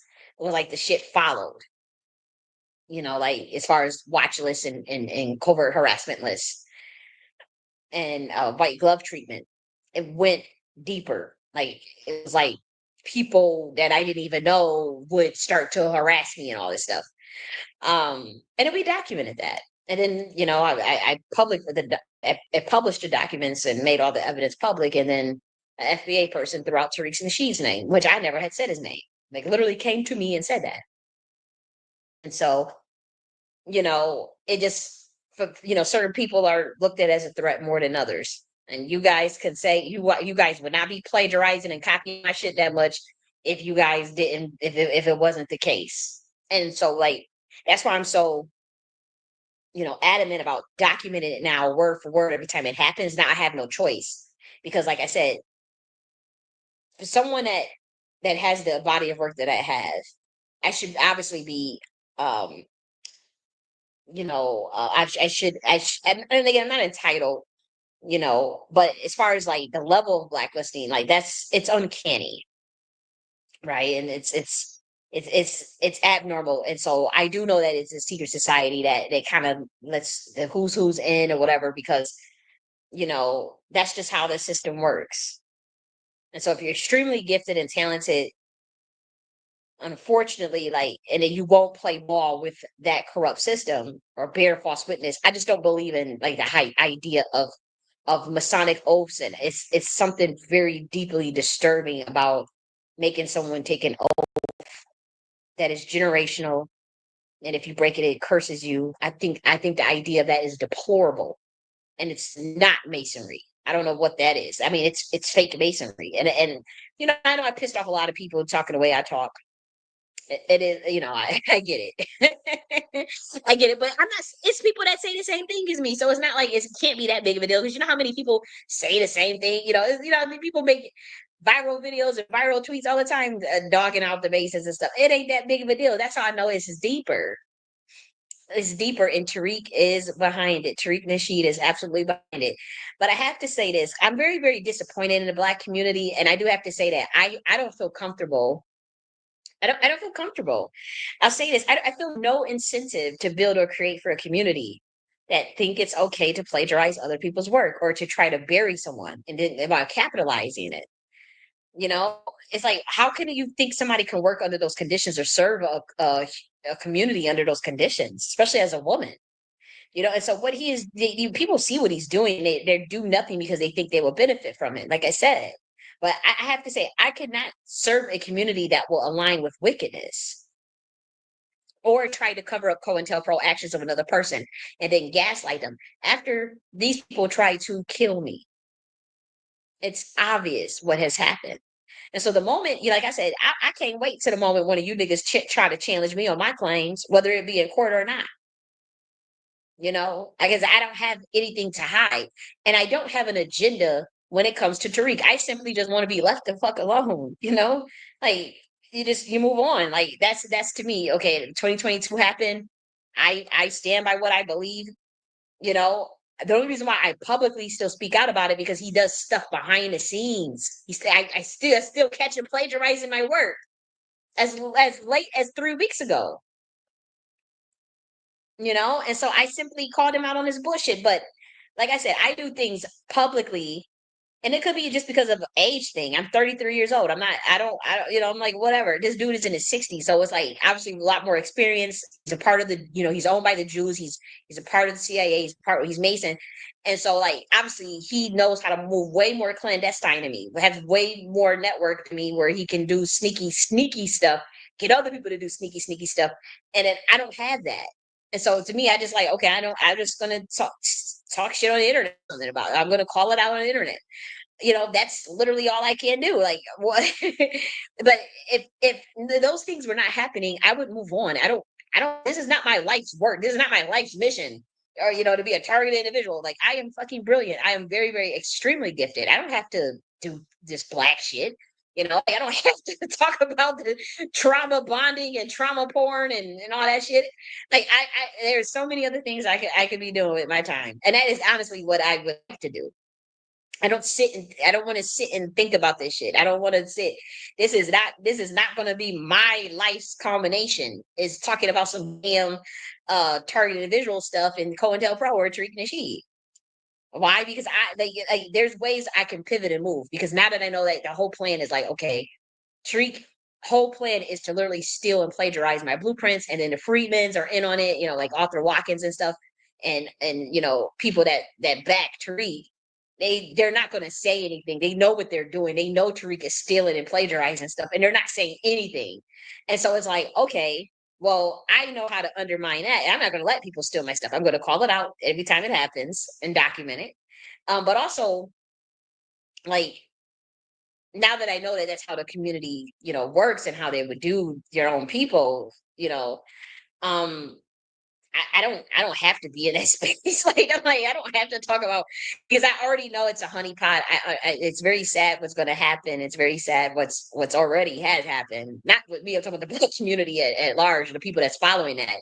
And so, I know that he can't do anything with the blueprints because there are intricate details. There's logistics. There's certain things that's in there that requires a certain skill set and project management that I purposely left out. I nobody in their right mind is going to put every little thing in a book or every little thing on the internet, And I know people thought that I was doing that because I was gullible, whatever. But I promise you, I wasn't. It was very more. It was very high level overview, and it was done to get a gauge on, you know, done to get a head count, but also assessment and analysis, assessment of the collective consciousness of where Black Americans are at, evaluation period, and then head count.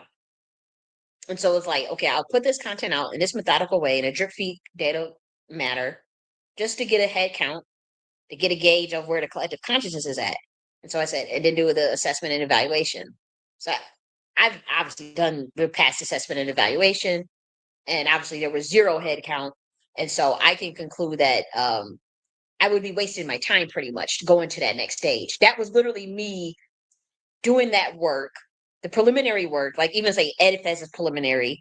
The enterprise architecture is not so preliminary, but there's still a whole, like, the vision of that was not just put in that damn book. You got the overview of, okay, here's the high level key points that we need to focus on. This is the basis of the blueprint. When it comes to like actually like, okay, boots on the ground, let's actually get this done. That's a whole nother ballpark of skill set and project management and delegation that has to happen in a way that, I mean, that's like high level. That's like where you really get down to the work. And I needed to do that assessment and evaluation first in headcount to assess whether or not it was worth it or that could be done. Now, other people they can claim they can go and do that, but I do know that when it comes to vision and intricacies and how stuff is supposed to look, that stuff is in my mind. That stuff is inside of my soul. It's my work. So it's not like someone can, like how Arthur Watkins just took the enterprise architecture guide for rebuilding Black America, just slapped Free Nation on it. I know for a fact this person is totally out of their mind. They have no idea what to do with that stuff. They don't know where to go. And I know I can tell just from the way he started it, just from the way how I'm not giving nobody no game no more. But I'm like, Lord have mercy. But I said, okay, we have zero head count because the community decided to sell me out. The community decided to do a defense contract. The community decided to try to steal my and plagiarize my work, take credit for it, and move off into the sunset. Even with AFES and the Dow, people wanted to start Nakti University, not Nakti University. People wanted to start university and copy my tweets and copy everything I was doing. All this stuff is documented. And I said, you know what? Okay, it's not worth it. It's not worth it. We're not ready to go to the next stage. Okay, you guys, because I already know that it's scattered and it's all over the place, and so I'm just like, okay, good luck with Trump and Elon. I have to move on because the community, I feel sold out. I feel devalued. Um, I mean, a person with 20 books and people in that reparation space, such as Tariq Nasheed and his following, are literally copying stuff out of that book.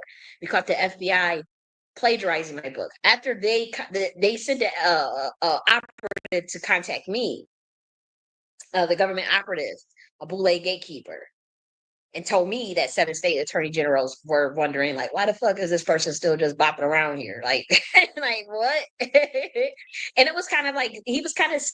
I heard the fear in his voice, like, "Girl, what the hell is you up? Like, do you not realize what kind of world we live in? Like, what are you doing?" But he did kind of mention, like, they only care about profit. They don't care about none of the that you talk about, as far as like, this governance society that is based on fairness and based on wholeness and based on you know good governance. Like, that's not what they care about. I was shamed for wanting good governance. I was shamed for wanting um utopia. Like, obviously there's no such thing as a utopia, right? Because there's always elements of um irrational complexities within even systems, you know. But you deal with those in agile ways. I'm not even going to give out anything. Um, but I was able to assess and we're like, okay, this community is clearly out to lunch. Like, I don't. It like I have cried the the amount of tears that I have done.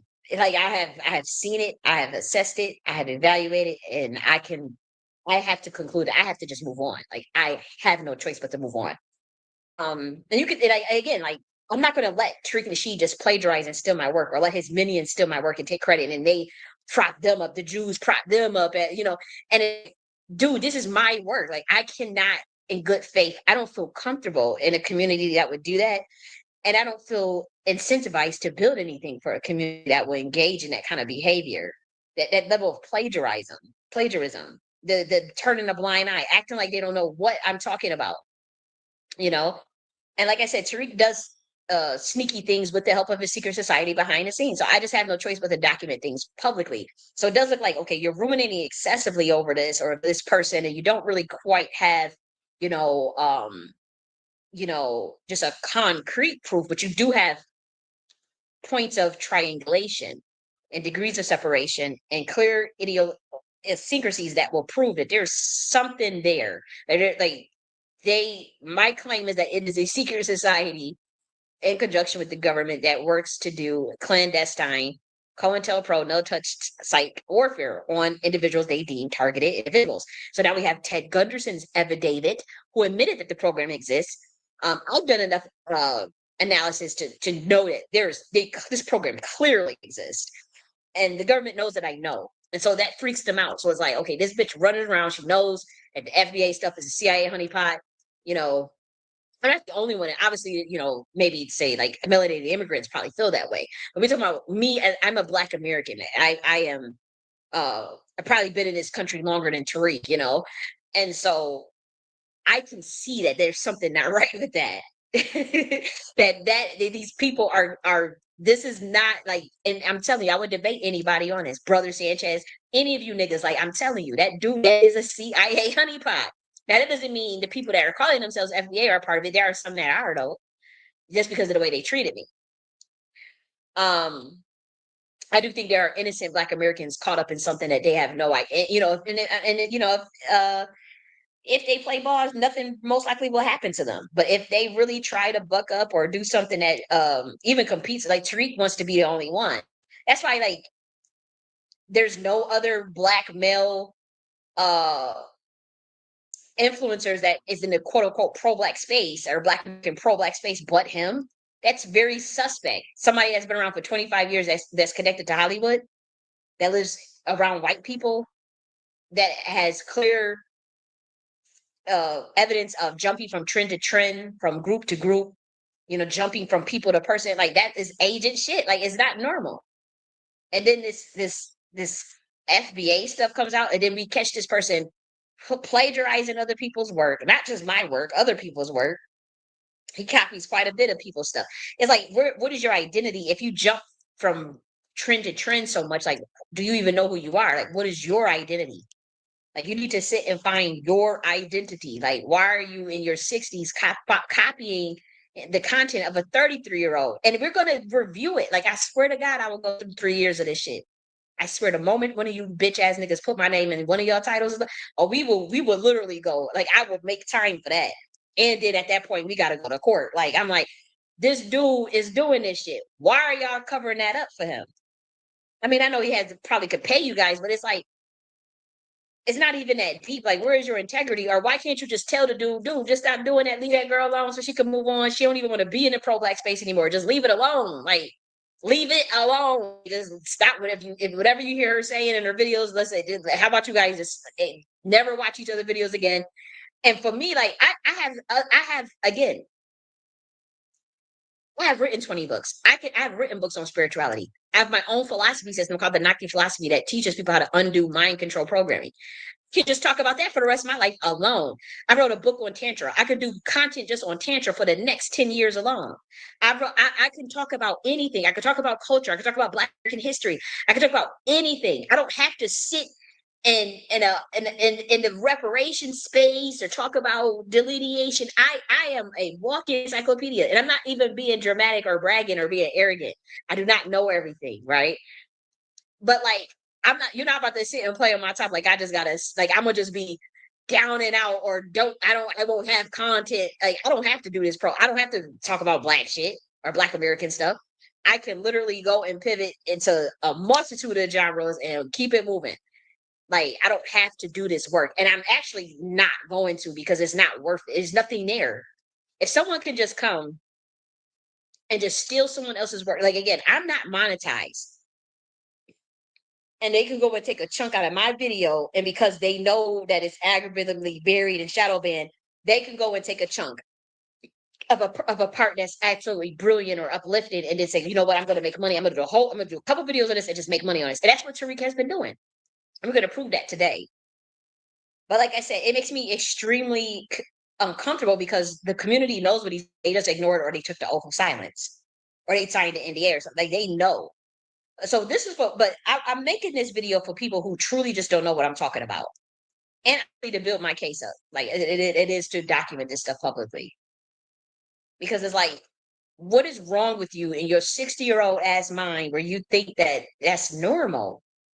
Like, I just don't understand it. It makes me uncomfortable because, like, with me, I would never. With me, I can officially tell you, like, it makes me extremely uncomfortable. It makes me extremely uncomfortable to be in a space where I know someone is like plagiarizing or trying to usurp my identity and essence. Identity and essence is important to me, so I just feel no choice but to just move out of this space, like, move out of, like, doing that work. Like, whatever you guys have, I know you can't do anything with it because you don't know the intricate details. You don't know the final goal of what it was. You don't know, like, someone's trying to literally usurp someone else's prophecy and right in front of you guys, and like leading you literally off a cliff. And it's like, for some reason, my mind can intricately see that, the steps, the machinations of how military warfare plays out, and how stuff is not logically adding up. But the people on the ground really think they're doing the right thing. And it's just like, I can't work under them type of conditions. And I can't serve a community that would do something like that, that will allow that. And so there's too much copying and plagiarism. So what incentive is there to continue if another person can just copy it and try to make money of it? And just because they are CIA and Mason and protected by the Jews, then I'm on the outs because I don't have that. So there is no incentive to continue with teaching on any of those things, like I'm a delineation pioneer. Um, I wrote the book on cultural gatekeeping in 2022, all types of stuff. A book on genealogy, all types of stuff. But other people saw that and was like, we don't want you benefiting from that. Like, Tariq is not responsible for any of my talent, any of my gifts, and nothing. I don't know if you guys think that or something, or if he's telling people that, but that man has, and you could tell because, like, if that's the case, he wouldn't be stealing my content 2 days later after I make a video or something. And it's happened on multiple occasions. He's not the brain behind me. I don't know if he is telling you motherfuckers that. When I was mentioning MK Ultra, I was referring to radionic cyclotronics. That is pretty much over the airway subliminal programming, and messaging as it relates to the FBA and the fight, the infighting, make it the distraction of moving from community building to all of a sudden all this damn distraction. I'm not letting Tariq Nasheed just copy my blueprints. I'm not going to continue to churn out work for the Black community, and then I'm buried. The community will not support me, will not, and turn a blind eye and sold me out, and then just gives, and then Tariq just goes and take it and try to act like, okay, I'm the brain behind it, I'm the mind behind it. And so no, we got to document this shit publicly now. I will go to war with that nigga. I'm telling you, I'm not playing with y'all. Like, I, for one, I can officially tell you that I will not, do not, I don't want to be a part of that, because I already know it's a walking train wreck. I could see it.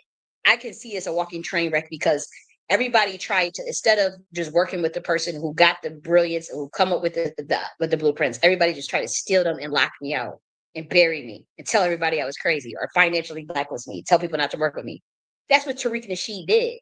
And I just find that so wicked. See, people like Brother Sanchez, y'all ain't gonna tell me that y'all don't know what he did. Like, this is ridiculous.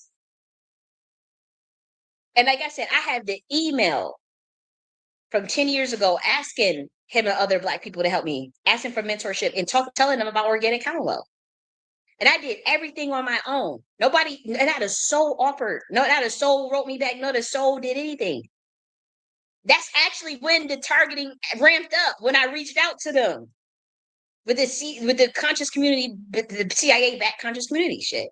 So I did everything on my own.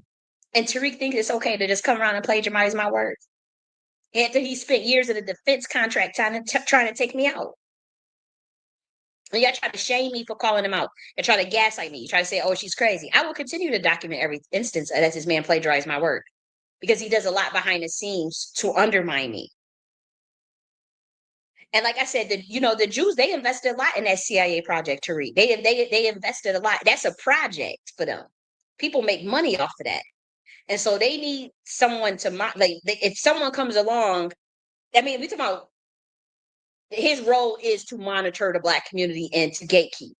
And so if someone comes along, and they're not fitting that script, or they're not able to be controlled and monitored or programmed, then they see that as a huge threat. He is owned. He's not a free soul. And I'm not even being mean. It's like, y'all not gonna say shit to him about none of the shit he did. Y'all say anything? Like, that dude called me a bitch first and all this stuff. Even if you felt somebody was just out to lunch or off they rocket, that's not a way you would. That's not a normal response. You just be like, look, I don't know you. I don't know what you're talking about. Yeah. All the best. Keep it moving. And block and move on. But no, it was like, you bitch, you trick, you this. That's not a normal reaction. Like, how can y'all look at that stuff and not see that? It's like, it didn't catch the person lying publicly twice. Twice. It's not about trying to get someone, oh, you got to say you know her. Or she's trying to say, it's like, no, you know me. Oh, you know, that's not the point, bitch. The point is, like, this dude is doing wicked shit behind the scenes.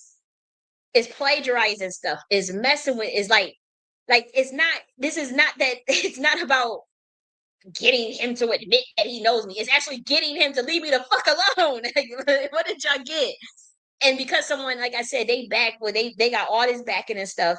They got a whole network of Black people that will try to tear, like, and it's like, it's wickedness. I can't believe y'all think y'all about to get somewhere with that shit. And let me tell you this: if someone gets caught copying someone multiple times, but they refuse to credit them, and they go behind the scenes to blacklist them, and then they start a smear campaign against them, and then they get caught copying them, what is that? What is that, Black community? Like, what is that called when someone does that? And then you have the evidence of that, and you're still gonna play dumb? That means you in on it. If someone get caught copying someone, they refuse to credit them. They go behind the scenes to blacklist them. They start a smear campaign against them. What is that called?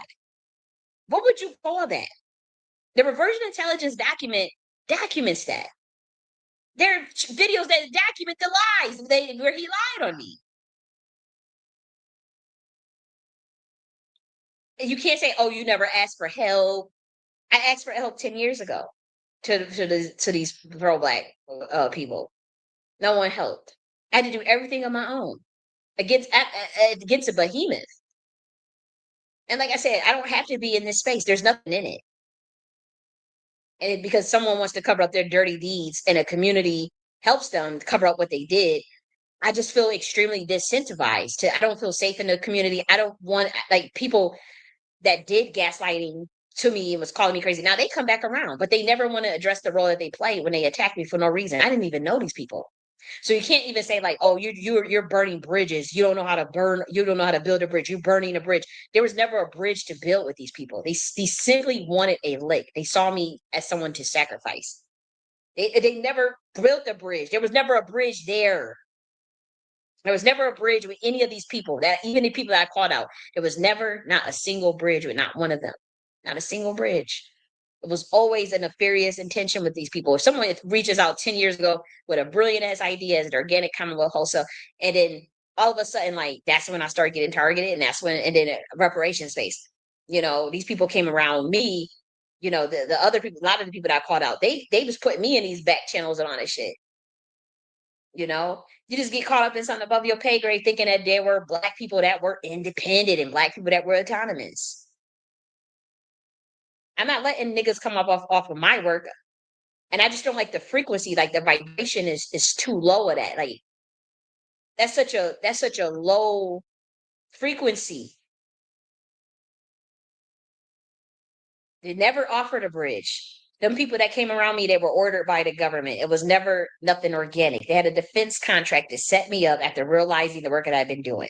And also for those that are spiritual, I am a free soul. There was never any bridge. All of these people, they showed their true colors. They never supported me. They systematically went out there to bury me long before I even went in the reparation space.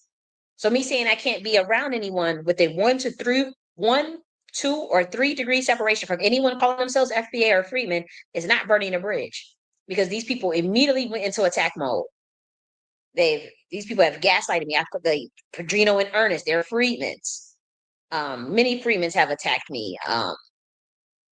Even you talking about, even if you were to like assess the space, assess the recordings, assess the interactions, it's illogical. It's like somebody talking about something and someone just come out of nowhere and just be like, "Hey, you said Tariq was MKUltra." I'm like, "What the fuck?" Like, dude, we're talking about like the 14th Amendment. Like we're talking about like real nigga shit, and you are just bringing up something. You can't hold a conversation with me. You like, why would I want to be around a community that do some shit like that? And FBAs and all this stuff. Like, I can't be around somebody that's a 1 to 3 degree separation from that. It's not burning the bridge. You got the bridge was never there. It is dangerous for my life. It is dangerous for the work I do. I'm not going to stop building, right? But imaginations and how that looks is going to be very much, way more covert. There will not be anything, like the enterprise architecture ever being published again, or anything of those natures, that nature. There's ways to do things without. Again, I know that it takes like the vision that I had have in my head in terms of building out that stuff, in terms of delegating and what it looks like. That no one can just go and take a blueprint and just read a book and just say, "I'm going to plagiarize that work." Now, it was for Black Americans at large, right? But Tariq Nasheed, these people tried to kill me. Like these people, like I'm not allowing a person that wicked that will go behind the scenes, go systematically. These people have this person has access to the feds. Like y'all not about to play on my top. I've been around for a long fucking time. This stuff has been for 3 years now. And I'm not about to let these people, these people wanted something for nothing.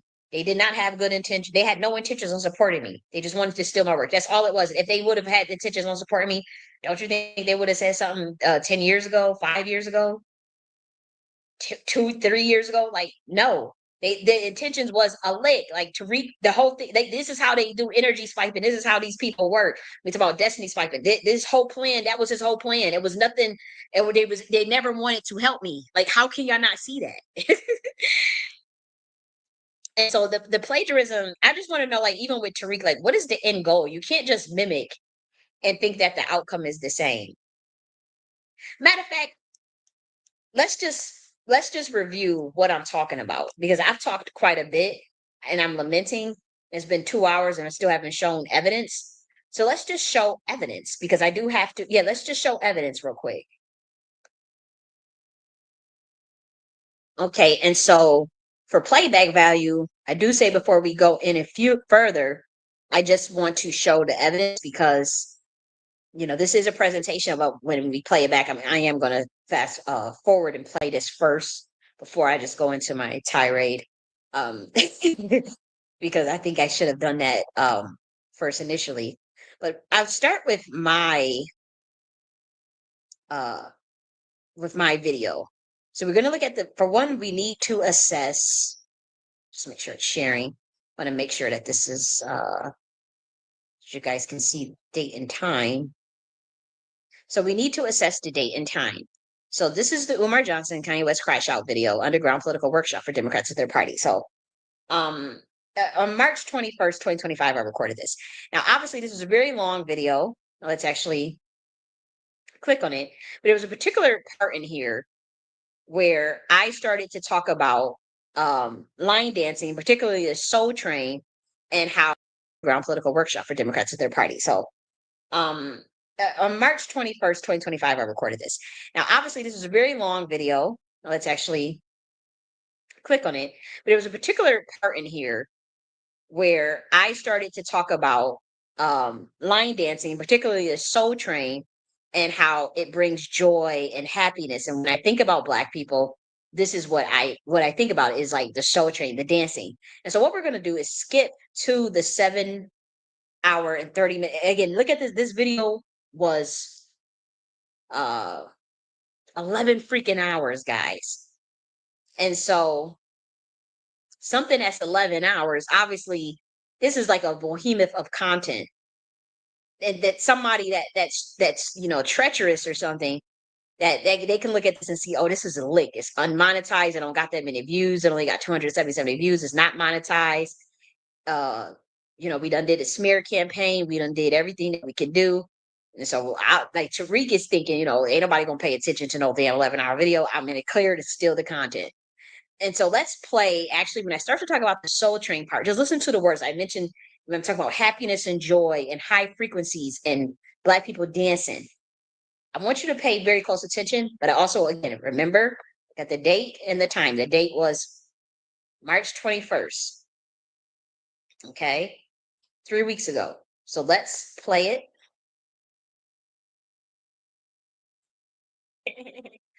As that is my song. I'm telling you. You know what else I also wanted to show y'all? Because okay, so remember this Soul Train. We were looking at Soul Train with Roy Ayers a couple weeks ago. But so obviously Soul Train is line dancing. But listen to the specific words that I say about happiness and joy and Black people and the frequency of this. I mean, we'll just play it. I really admire this particular dancer in the front when he kicking that leg. And you know what I instantly feel is that I microanalyze things. I don't know why I do that. I've always been that way. But what I felt from his spirit, it was just a raw dance move. When he's dancing with his leg up.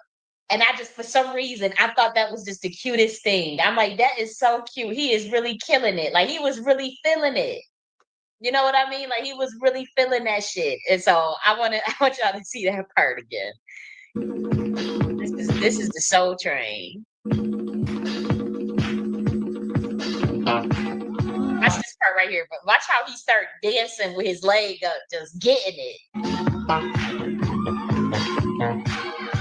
He was killing it.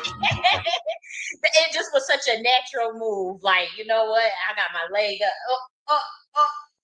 I'm like, I gotta try that shit because he was getting it, boy. And that's what I loved about Soul Train, because in Soul Train, it's you see smiling faces, joy, dancing, expression of the soul, good dancing. So you hear me say smiling faces, joy, expression of soul. And I'm gonna go into like the happiness. Just pay attention to the key words that I'm saying though. As it relates to line dancing. And because we gotta do a comparative analysis. The time. And it's like they have a documentary on Freak League, they have a documentary on gangster rap, they have a documentary on NWA, but they don't have no documentary on Soul Train. And I think is a reason behind that, because Soul Train was high frequency. Like Soul Train was like, okay, here are these dancers. I'm pretty sure there was stuff going on behind the scenes, whatever. But like what the public saw on Soul Train was like like happiness. Like, look how these people are dancing. Like, they saw happiness. They saw motherfuckers getting a groove on, shaking that ass, shaking them legs, them arms, and I think that's motherfucking dope. Look at that. When he kicked that leg up, he was getting it. Like, look at the look on his face. He was killing it.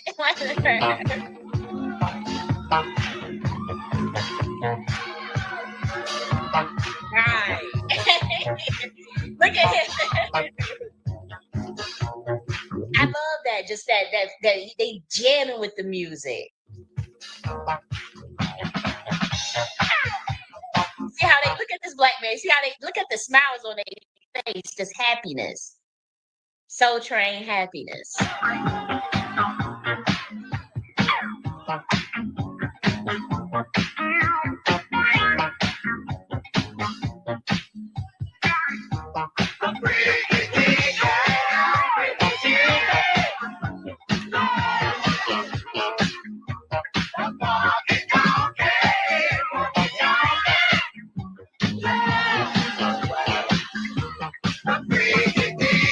I like this one. I like where the female's energy is coming through.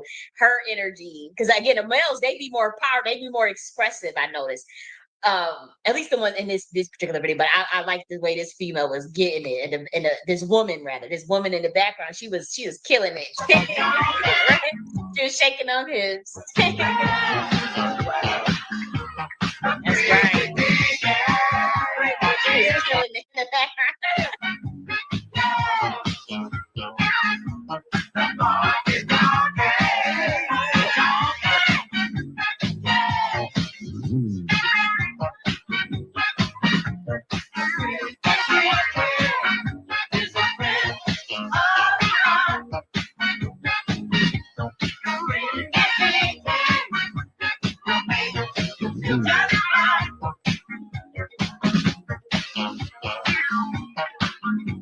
Limberness, or like a more, it's kind of a mix with ballet and hip hop, it's like that because this was a different era, so it's like you can see the changes in like the way people dance, but this one it's like a limberness, it's like an agile, like kind of like a cat, the way they're all kind of moving. So I guess that was the style back then in terms of choreography.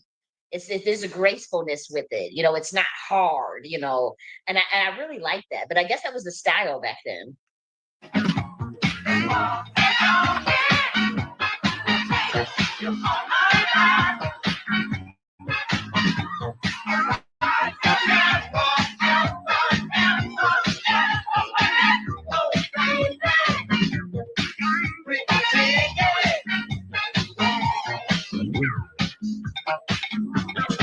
About we got to bring that type of stuff back. Joy, motherfuckers out there dancing their heart out, smiling. That's what we need. That's what I like to see black folk doing. That's what I think of black folk. This is what I be thinking of, the Soul Train.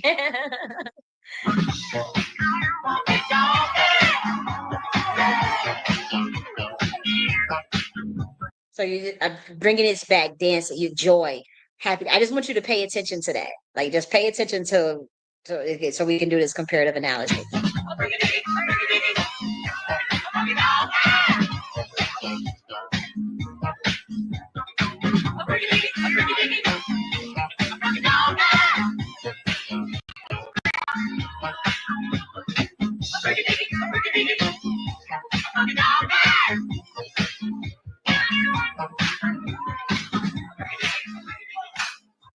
I gotta play that dude kicking that leg up again. I'm telling you, I love that.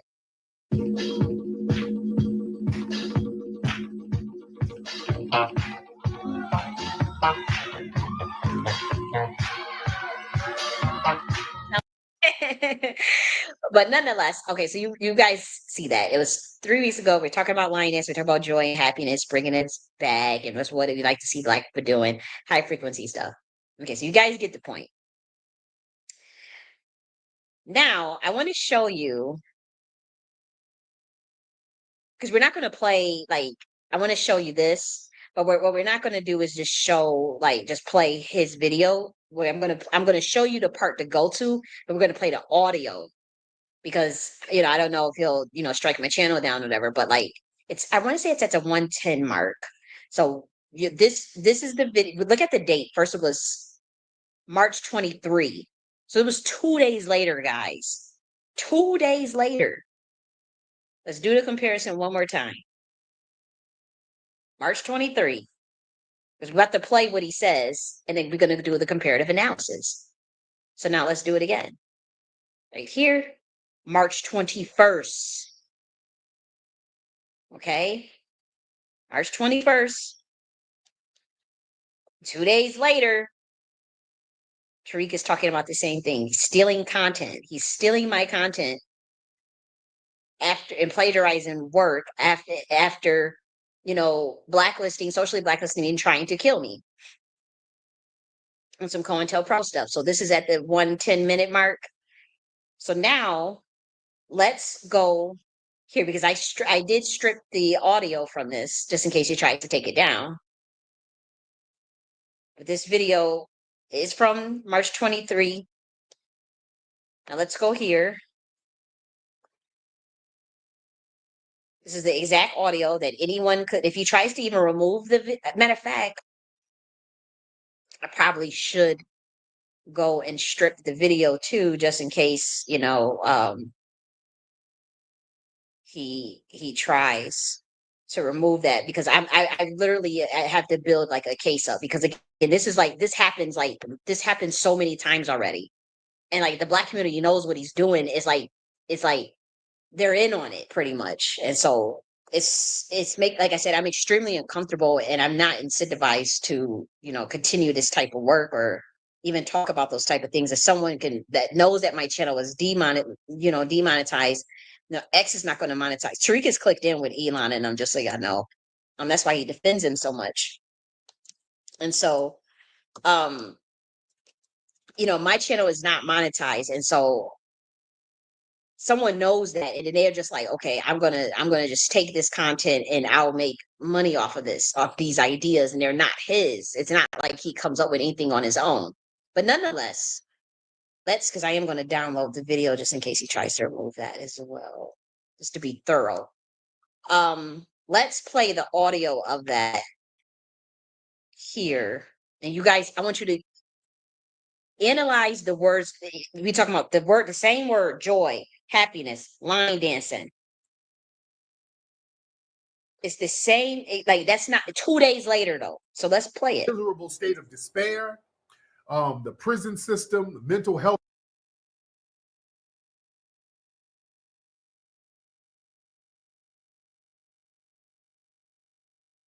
Hold on, because it's not playing. Hold on, guys, because this wasn't the part, it's around the 110-minute mark, give or take a couple of 30 seconds. Obviously, we unite, we organize, and then we build. You see, we start building.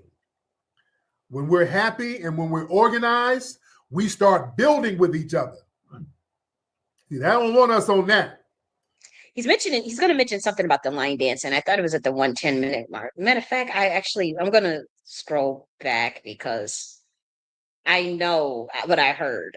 So let's just go back, because I know it's going to come up. Miserable state of despair, the prison system, the mental health institution, the pharmaceutical industry, poverty-based nonprofits, they all rely on Black suffering. You see? Joy, wellness, unity, that threatens all of those economies. You understand? So we're messing with that money when we're happy and joyful, when we're dancing with each other. See, they really hate that. See, happy, joyful, dancing with each other. And so it's like that. What is the chances of someone talking about line dance? He's mentioning line dancing 2 days after I talk about Soul Train and joy and happiness, and this is what we need to be bringing back, and this is what we need to do. And then 2 days later, it's the same discussion. And then he did a whole video on it. I'm going to show you the other video where it's like, it's creepy because, like I said, it's not an organic idea that will pop in Tariq's head. And I love when we're out here dancing with each other. We're out here at the clubs, at bars, line dancing. I love that. So Soul Train is line dancing, if you guys didn't know. Like I mean, this is his first time ever talking about that. Love it. We're supposed to be on that. When we go out, everybody's on the same page. I love that. Yeah, because Black unity, that's a threat to white supremacy. So when Black people, when we're collectively happy, we unite, we organize, and then we build. You see, we start building. When we're happy and when we're organized, we start building with each other. See, they don't want us on that.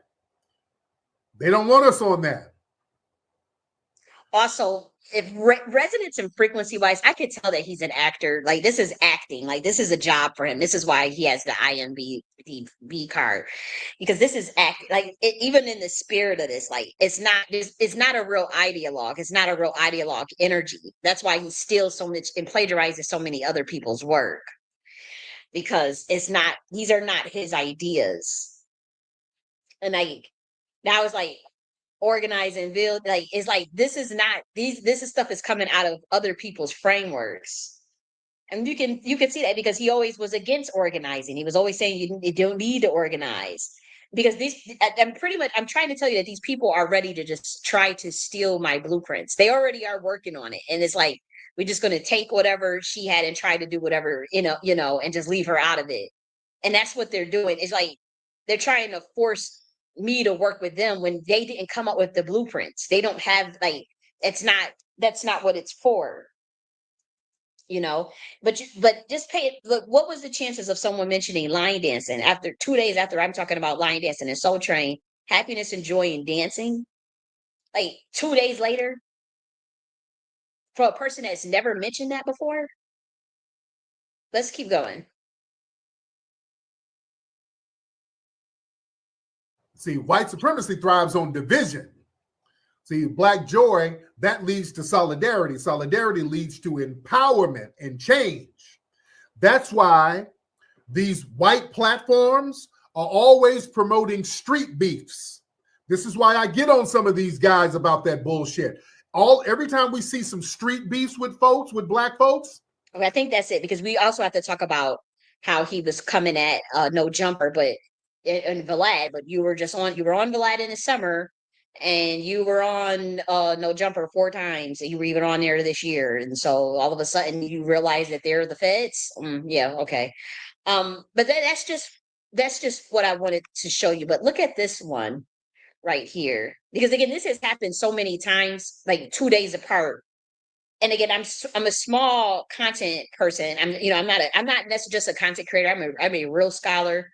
Like people steal my stuff all the time. Like I've written 22 books. Like I am the brains behind a lot of stuff behind the scenes. And I'll show you this right here. This was published 6 days ago, April 3rd, 2025. What is the spiritual significance of the FBA line dancing trend? This FBA stuff, it just kills me. I'm like, I cannot believe people just are saying this term. It's so obvious. It's a CIA honeypot. Actually, I have to go and like change some of the language on my document, because at that time I did in 2022, 2021, and 2020, I didn't see anything wrong with the term. But obviously, as things progress and you learn, I do see a considerable, I do take a considerable issue, and I'll debate anybody on that. Uh, but here's the thing. What is the spiritual significance of line? And so in this video, that's when he's talking about, the different line dancing. But this person was never talking about that before I started. Mitch, I showed you the clip of the Soul Train. I mentioned joy, happiness, high frequency. This is what we need to be doing. All of a sudden he does it, but he adds in other stuff. I'm not saying it's like verbatim, just sitting there copying, but that is not a coincidence. It's less than 2 days later, guys. It's less than 2 days later in this video. And then as he's saying these things, like, you can't tell that that's acting. Like, it's not real ideologue. Like, it's not his ideas. It's like you could even feel like here's what I think they do, because even though he's looking at the screen, you kind of tell he's reading something. I would not be surprised. Like, I really think that people take other people's YouTube videos and hook them up to like these AI noise that can kind of scrape the content of your video, and you can give the prompt to a certain advanced AIs, and you can tell them, hey, write a script for me that is based on this content, this person's content, this YouTube video. Pick out things that's from it and write a script about it, and then tie in something. And I really think that Tariq is one of the people that do that to people, because he uses a lot of AI, and I could tell just from the way, like, look, this looks like someone's reading from a script. It's not natural. It's like it's something on the screen that you can't see that they're reading for. If you study it enough, like there's, and so it doesn't. It's not his words. And I mean, what is the chances that 2 days later now he's talking about dancing and talking about the same exact thing, line dancing with? He didn't mention Soul Train, but it was the words joy, happiness. This is what we need to be doing. Really? And I'm telling you, it's stuff that is way worse than this. Where, like, this is honestly, like, this is just the most recent one. If I had to go back from 2022, if I had to go back from 2023 and 2024, the pattern would then would really diminish plausible deniability. Like, and that's probably what I have to go and do now, and document all of that, because if I go line by line and be like, okay, what are the chances that within 2 days later, 1 day later, that's not normal? And the Black community knows that this is what he is doing. They want to be like, okay, let's move out and give him all the credit for her work, and we'll allow him to plagiarize it and try to make it seem like he came up with all these things. But I'm telling you, it's like, it's such a cursed energy behind it. It's such a fucked up energy, because it's like messing with an entity that's not going to allow it, for one. But then it's like, why would you want to start off building something off of the backs of someone else's pain and work, and not give them, not and lock them out and try to discredit them and call them crazy and try to kill them? Like, that's like, how like America's eminent demise, or eminent judgment, it's like, how you start something is how it ends. How you start something is how it ends. America was built off the backs of exploitation, slavery. You see how the Roman Empire fell. You see how the Greek Empire fell. America's demise would be similar. But for Black Americans to think like they're going to sit up there and build their empire off of the work of a Black woman that's 33 years old, that's never gotten any credit for anything, that has been targeted and blacklisted and fucked with by this government, for y'all to think that you could just allow some dingy ass Black man that's a former pimp to just go and say, okay, let's go, you go plagiarize her stuff and we're going to prop this up like you came up with it, and just lock me out, and you guys don't know a clue of what that stuff is in that blueprint. You wouldn't know. It was not, it was, to me, that was very, it was like, it took nothing to come up with that. A lot of this stuff was written in a month and stuff. And so obviously the stuff, that the intricate details, the logistics, the formulations, the machinations, the project management, the real nitty gritty, you guys haven't a clue of how to set that up. And I don't have a head count. So obviously I couldn't, I was looking to set it up, but then after assessment and evaluation and realizing that the plan was, Tariq was going around telling everybody, you could not work with this person. Obviously the Jews were too, like, you cannot work with this person, but you must blacklist this person, because that way it undermines what they're trying to do. And then we're going to let Tariq go and Freedman's go and steal the blueprints, and then let them just do it. It's very watered down, and it's still government owned. It's not going to get anywhere, because the thing is, the government is still backing it. And so anytime you try to get bad, or you try to think you're going to do something, that without them, or the moment you get, just you think you get too big for your britches, they can just push that button. They could just push, because these people are backed by the government. It's not an autonomous situation. It's not an autonomous organization. It's not, free of your own personal agency. It will still be them in the mix. And what I'm saying is, like, what is the end goal? You can't just mimic and think the outcome is going to be the same. There are micro details that are missing, that obviously no one would put in the book. It's trying to get the head count. Like I said, that COINTELPRO plan of Tariq was to discredit and plagiarize me with the help of obviously his organizations and the systems that he belongs to, and then hope that no one finds out and then take credit for it. He takes credit for other people's work all the time. This is the reason why people won't speak out, is because they do the same thing to other people. That's why people know what he's doing and not saying anything. Is like, okay, they do the same thing. But how is what you're doing not narcissistic? And what is the end goal? Like, people will study what happened for future references, like people down the line, people in history. And people secretly know what you're engaging in now. They just took the O for it and in the same predicament. So they just cover for you. I left out those details and those intricacies on purpose, just in case someone tried to plagiarize my blueprints, especially knowing that what happened in 2022 was like, especially being detained like that, that was definitely trying to kill my ass. I remember putting me in my machine and leaving me there in the hospital. And Tariq wants to be the one to usher in, like he knows stuff about certain bloodlines in America that he doesn't want the rest of the people to know, obviously. And so it's like, well, shit, I have to take that for myself.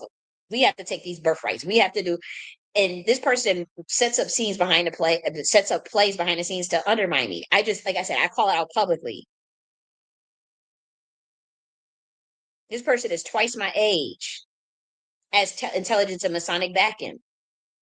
I don't have to be forced to be FBA and work with these people. I know for a fact that's a honeypot.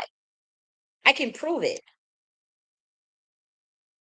It's too many blatant illogical idiosyncrasies. It just doesn't make sense. Either that or the person is just really dumb. And Tariq is not that. And Tariq is not dumb. He's going behind the scenes, stealing other people's stuff. And I'll say this: the energy under which you're trying to build Tariq by stealing and burying from a black woman while financially blacklisting them and actually setting up a play to try to kill him. You're trying to cover it all up. That is one which it's inherently evil. It's backwards. So just like how America will fall because it was built on slave labor and stealing and theft, is the same way what Tariq is attempting to do will end. It's off the back of other people's work. It's off the back of stealing, off a line, trying to take from other people. And your entire crew do it. And the Freemans, it's like it's cursed stuff. It's never going to go anywhere. And I'm not just stupid enough to detail processes or strategies of the blueprints. It was just, like I said, high level overview of things to be done. Put it out publicly, assess where the collective consciousness is at, then get a number count, then get to the building stage. But since the community clearly took a bag to sell me out, and people like Tariq took out defense contracts. They aligned with the government against me. And this is why it's like, okay, we in the clear, we could just steal this stuff. That's why last when you left university, these people think that, okay, nobody looking, we could just steal this stuff because the government's gonna back us. We can do this. And it's like how you start something is how it ends. This community will not be able to build no empire off of the back of a black woman's work that y'all have tried to kill and lock out. You would never be able to do anything with it. Like, and that's such a fucked up energy to even go off of. Like the energy in it, it actually it almost makes me throw up just thinking about it, because it's like, even if say Tariq or whoever the CIA, they successfully get me out the paint. What makes you think that like that person is not on the other side just warring? Their ancestors is not warring against a wicked individual and system like that. People who cover for what Tariq is doing, like Wani Spots and all this stuff. Like, did y'all see that picture of Wani Spots?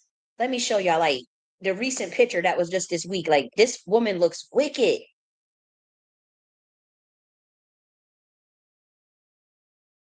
I also want to say, let me make sure.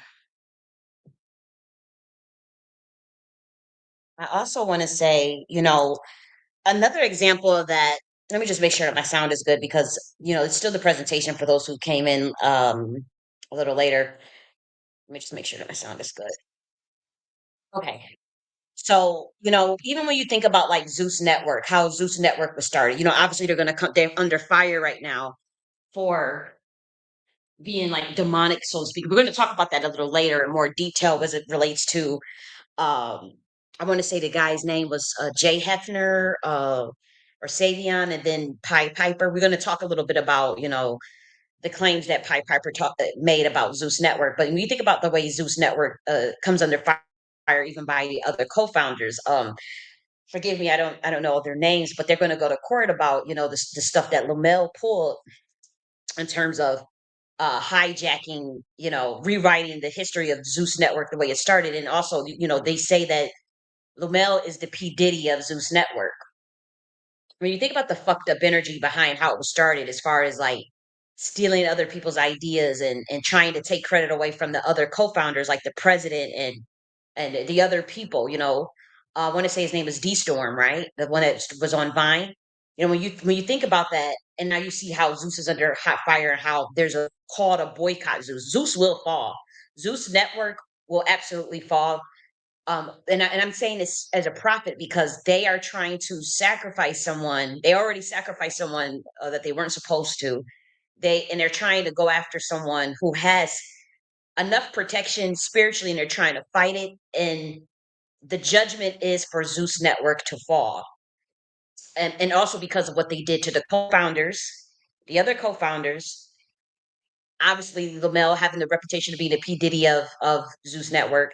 It is a front for human trafficking. I will be honest, I've always known that, even though I watched Jocelyn's Cabaret, and I do hope that her show is still successful and maybe can go back on Viacom or even a bigger network. I do wish her success.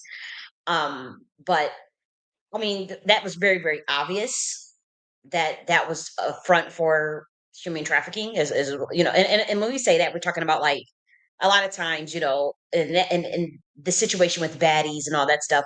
Some of those people knew what they were getting into. Some of those people did not.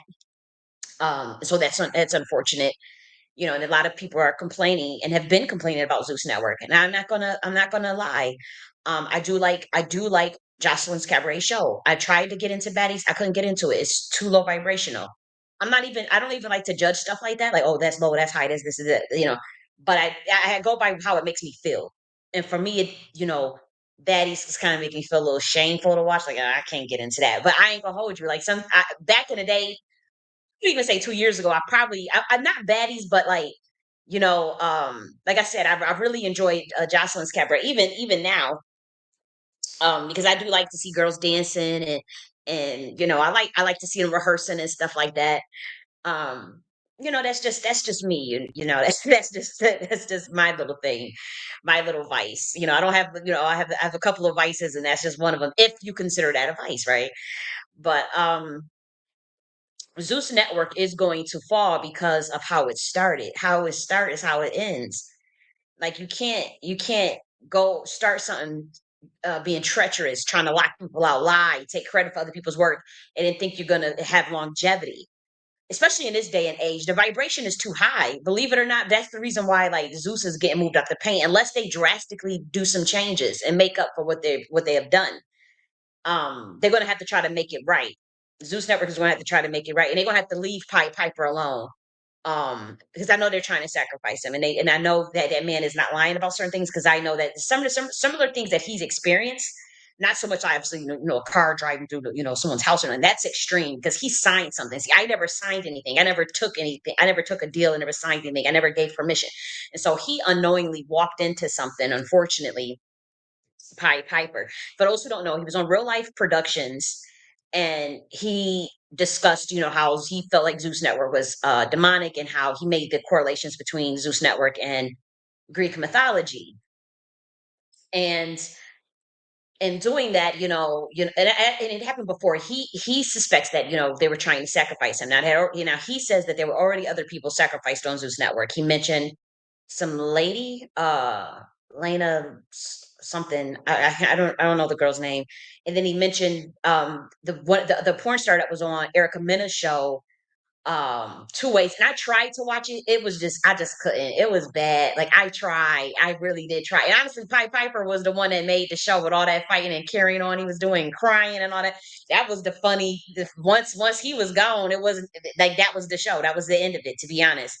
And I think that they took that, they knew that, and he was saying that they tried to kidnap him to keep him on the show, because honestly, he was the show. Honestly, once he left, I was like, I damn sure can't get into this. It was trash. I just couldn't get into it. That moment of the dating show, that kind of moments has passed, unless it's like Real Chance to Love.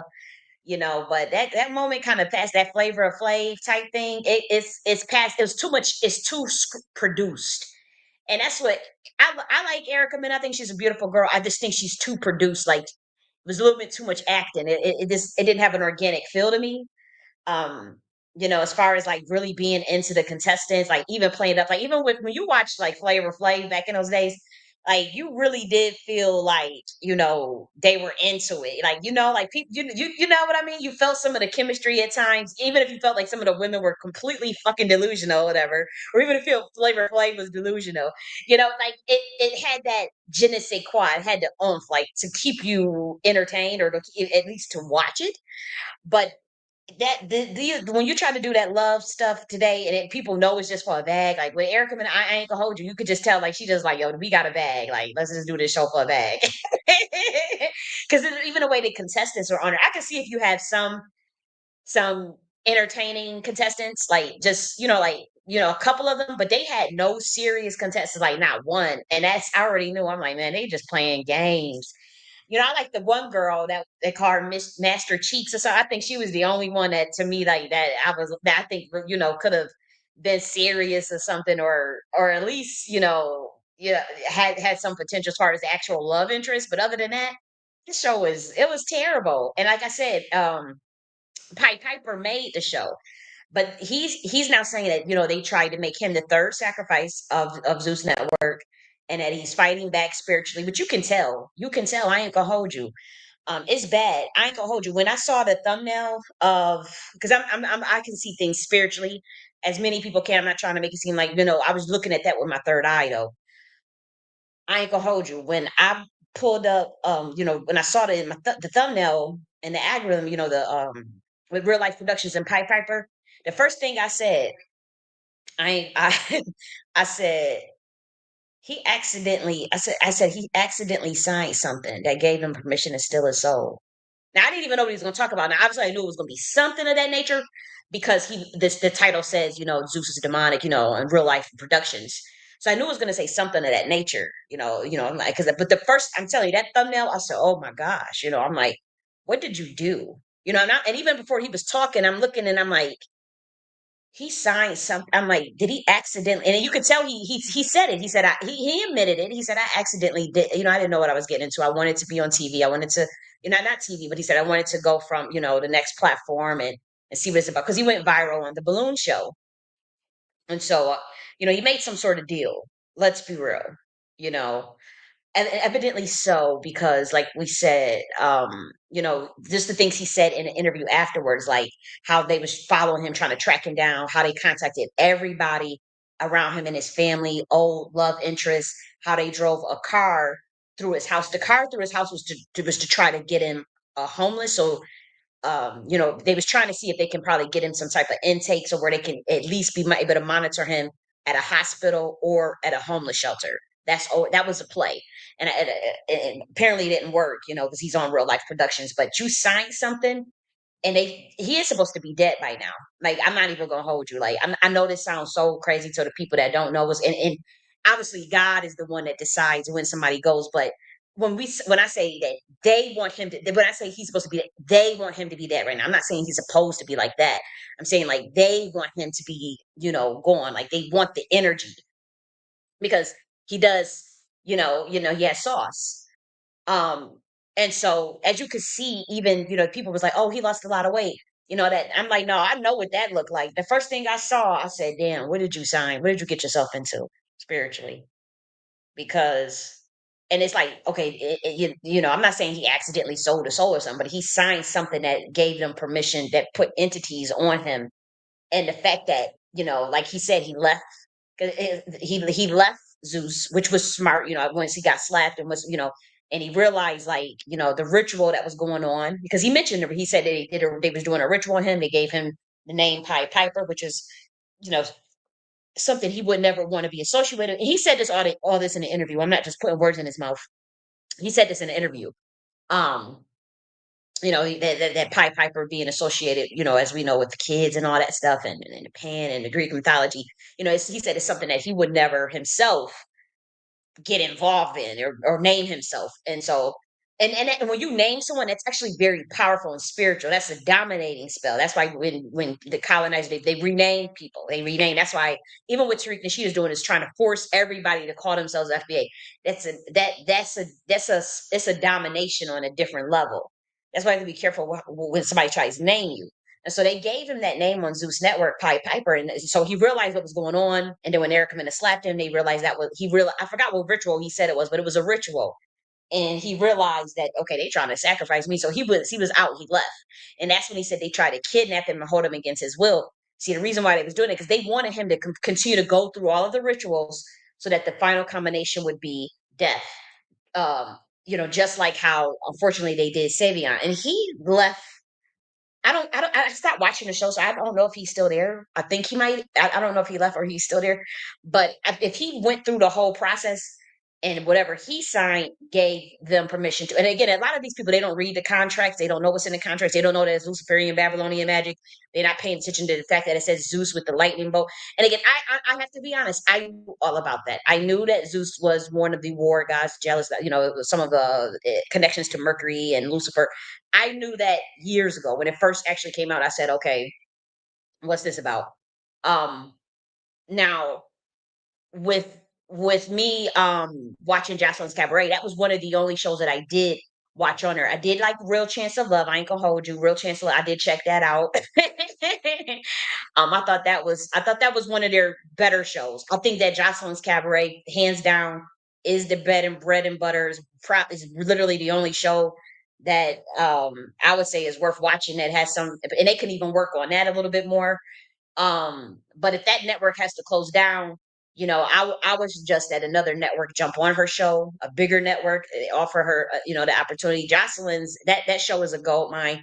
Sans the, I think she just got to work on how and she's been getting better. How she talks to women, but she's been getting better because I don't, I know people, they rely on Zeus Network for their bread and butter, and there's probably even some good people caught up in the situation as far as how the network is being ran because there's people coming forward with horrific stories. The women are coming forward saying they was forced to sleep with security, they was forced to sleep with people, they was trapped. Men are even coming forward saying they was trafficked in Africa to Nigeria. It's like they had to sleep with a bunch of men in Nigeria.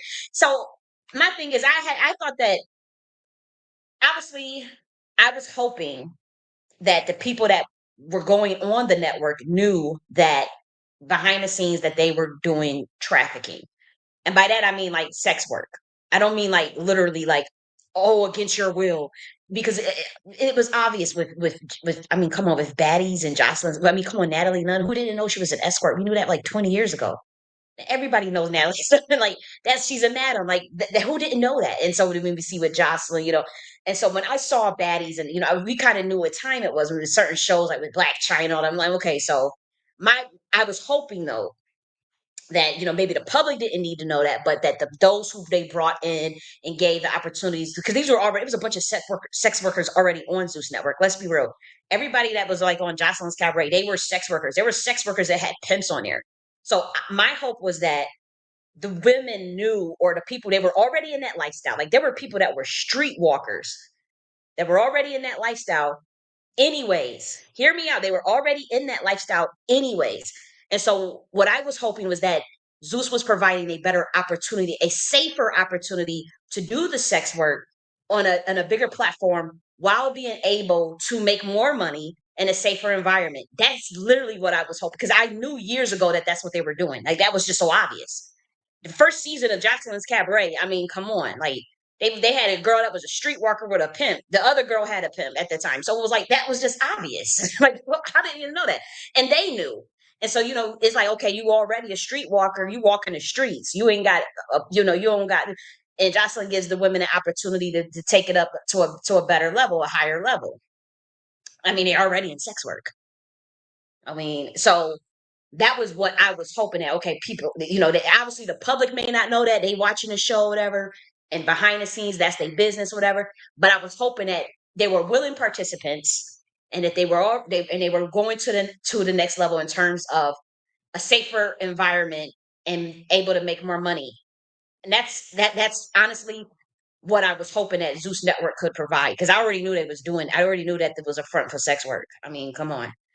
Um, and and so when these ladies were coming forth to complain, and even men coming, because men, there was a lot of men that were sex workers, with bad boys and all that. They had a show called Bad Boys. It was, come on, it was obvious. They start coming forward saying that no, like, they forced me to do this. I was sexually assaulted. This happened to me. This, da, da, da. And that was like heartbreaking, because I'm like, damn, like, you knew them people were vulnerable. You knew them people were already in a messed up situation.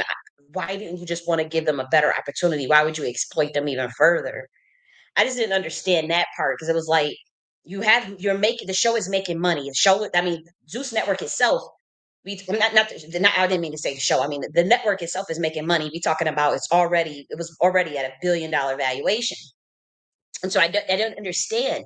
I just didn't understand that, why would people who are already sex workers, why are they coming forth saying like, dude, this network exploited the hell out of me. They forced me to sleep with so and so and so and so. Like, it didn't have to be that. Like, that's just stupid. And they say Lumel is the P. Diddy of the Zeus Network. And so, I'm just like, and then you want to cut out the founders and act like you were just the sauce behind it. And I kind of knew he was. You could tell like he was a lame in high school. He was a lame that just didn't have that. When you see Big Storm give his testimony, I don't know. I can't help but believe it. It's like, I believe him. You know. And I know that that's how people do. They try to cut other people out and try to take credit for everything. And I'm like, that stuff, how you start is how you finish. And when you try to clamor on and scavenge on other people's energy and scavenge and steal from other people and try to take credit for what other people are doing, it ultimately culminates in exposure, or it ultimately culminates in a downfall. And that's what you see Zeus Network happening with that's what you see what's happening with Zeus Network. A whole empire that they've built now is in jeopardy because of someone's greed and jealousy, and to be honest, lack of integrity, and lack of character. Like, a whole network is at jeopardy because you just couldn't do the right thing the first time. And I want to say this: in order for the right things to happen, you must do the right thing. In order for the right things to happen, you must do the right thing. That goes for me, and that goes for anybody. And so when someone is getting so panicky to try to, get people out the paint, like what they're doing at Zeus Network, I already know that network is on its last. Like, for one, it's too low vibrational in today's time. We're in an age of information, and the age of Aquarius, and we're in a year of 9 for one. And so the vibration is too high, and so people are awakening. There are people that watch Zeus Networks when it first came out. You know what I mean? And they just now saying, you know what, I can't do it no more. I can't watch baddies no more. I can't watch what else they got, what other shows they got on there? Bad Boys no more. I can't watch that stuff no more. It's people that are saying that now, you know? People like we grew up watching, we were the Bad Girls Club generation. I'm 33 years old. Everybody know we grew up watching Bad Girls Club and Real World, and we grew up seeing all that damn fighting and stuff. And so we're a little more mature now. We can handle it a little here and there, but Zeus Network take it to levels where it's uncomfortable. And the reason, what, I had always liked the raw and unfiltered element of Zeus Network as far as it being unedited. And I remember I told a best friend that, I'm like, I said, that's their value proposition. I said, as fucked up as people may think it is, as far that's their competitive advantage in terms of like raw, unfiltered, unedited fights. People got pissed when Viacom started editing their fights on basketball wives and on VH1. I'm telling you, I was pissed we couldn't see them fight. Remember, we wanted to see the fight between Bambi and Jackie. No, not Bambi and Jackie. It was Jackie and Brooke or something like that from Basketball Wives. We never got to see that fight. When I say people was livid, like, because they started censoring everything, and that's what Zeus felt. Zeus knew that. Once Viacom and MTV started to censor everything, Zeus capitalized on that energy. Like, you know what? People want to actually see the fights. And it was true. I ain't gonna hold you. There's a segment of society, white and black, it don't matter what, that like to see a brawl. That like to see a brawl. You can judge it. You can say, "Oh, that's low vibration. That's that." Don't nobody give a fuck. But then you talk about, and there are people that like to see two motherfuckers duke it out. You get your you put your dukes up. You put your dukes up. Give them 30 seconds. Give them a minute. Beat that ass. Boom. Boom. And people don't know what that energy is like, or what that, as far as like people who, maybe you feel like, oh, that's hood people shit, or that's ghetto, whatever. There's white people that, I mean, that watch that be on Zeus Network too. So and I forgot what was the one girl's name. That white girl, she used to beat some ass on there. She used to get her ass whooped too. But it was a couple of, put your dukes up. You put your dukes up. And so, however you feel about it, fine, you can judge it. But there's a segment of American population or global population that like to see a brawl, and so Zeus knew that and was like, okay, we're not going to edit it. We're not, because people was right in VH1 like, why are y'all like censoring everything? And so I think that what, and I remember some years ago, I said that's a pretty decent value proposition. I said if they take it too far, they're going to go left. If they let things go way out of hand, it can get really, really ugly with that network. But I remember thinking, I'm like, you know what? People are gonna watch that shit by the millions. And they were. I mean, the Zeus Network had $1 billion valuation, probably over $1 billion valuation. And so people are watching it clearly. Would you got a $5.99 a month? People were paying for that. People were paying for $5.99 a month to watch motherfuckers brawl, shake that ass, have fun, dance, drink, whatever. Come on, it is what it is. Um, and so, as far as with me, with Jocelyn's Cabaret, I honestly like to see the girls dancing. And another thing that I liked about Zeus Network, and I don't watch Zeus Network anymore, and I am going to boycott Zeus Network. So this is not me trying to advertise them. I am a part of I will boycott based on me knowing spiritually what they're doing now. They don't went and left something that could have been okay. You want to fulfill a segment of population as far as raw and unfiltered content and all that, and brawl, fine. But now y'all don't took this shit too far. Y'all don't went left with it spiritually. Y'all fucking with spirits now. And now your shit's about to be fucked up. Now it's done. Is you going? They trying to sacrifice people that didn't even know what was getting into. You're tricking people. You're forcing people to sleep with people. Nah, that when you start doing stuff like that, then you trying to steal and plagiarize and take credit, like Lumel is doing from D Storm. Like, and then now they got to go to court. No, you don't do no shit like that. You don't do no wicked ass shit like that. But another thing that I did like about Zeus Network was the fact that, when it comes to Jocelyn's Cabaret, they would show some ass, and I'm not trying to advocate for debauchery or heathenism, but what I'm saying is like there's a segment of that like when you watch VH Viacom or something, they always are showing, obviously that stuff gets blurred, the privacies get blurred, things get blurred, but you know, on Jocelyn's Cabaret, they wouldn't blur nothing. Like nothing would get blurred. I mean, you might as well. And I think the elements of combining such the actual show itself with such an unfiltered element, for some reason, for the context of Jocelyn's show, that works. The context of, obviously these are strippers, they're doing the cabaret, they're learning choreography, they're dancing, they're women that they do challenges and competitions. They fight sometimes, they cry sometimes. They're on there trying to, make money. And then you see, they have a pool party. You see, the girls want to skinny dip and all that stuff. Um, I think again, for the context of Jocelyn shows, that works. That absolutely works. I mean, these are a bunch of strippers. So what do you expect? And so, I thought that was fascinating, just from like, with me, I'm thinking of like, okay, competitive advantage and value proposition in terms of business. Like, I'm like, they got something here with this show, at least with Jocelyn's show. Like, again, with baddies on it, they took that shit too far. They, even Natalie Nunn could have did something better with baddies, I do have to say. And I don't think it was necessarily her. I'm like, whoever was script writing it or whoever was behind it. But But with Jocelyn, I thought that was a good fit as far as the way they were structuring that. So, but to find out, the stuff that's happening. See, with Erica Minishow, that's two people that's one person that died, and then now you have Pied Piper talking about they're trying to sacrifice him and that he's getting gang stalked. Pied Piper was, he's talking about he's getting gang stalked, and there's a bunch of people following him everywhere, watching him. I already know he has a bunch of monitoring spirits. They realize because again, if someone's trying to take you out and it doesn't work, that's the next. They put you in that program.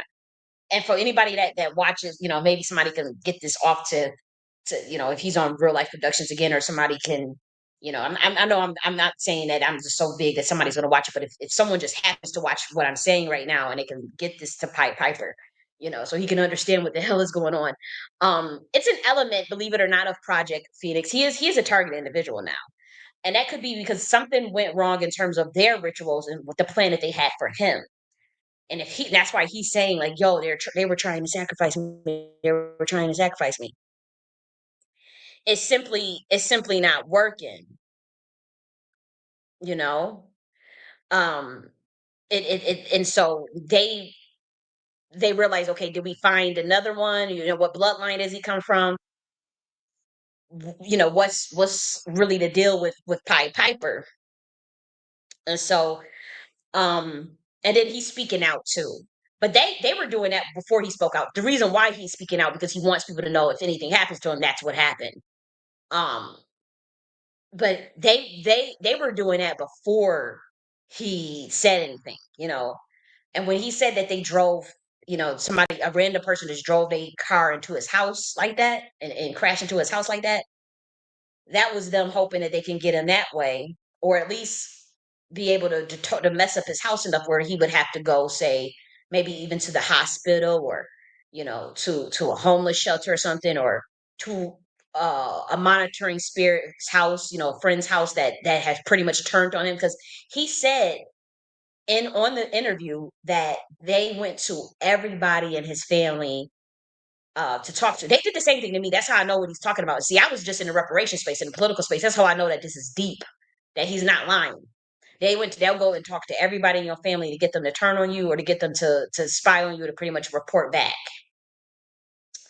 And so he's in a messed up situation. And my thing is that my advice to him, because I see he's losing weight and he looks sunken in, and I know it's the entity on that contract.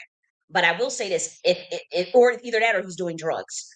Um, Hope he's not doing drugs, because that's going to take that is going to facilitate the spiritual attack. That's going to pretty much allow them to for whatever was on that contract, as far as the entities on that contract, that's going to allow them to take him out even further.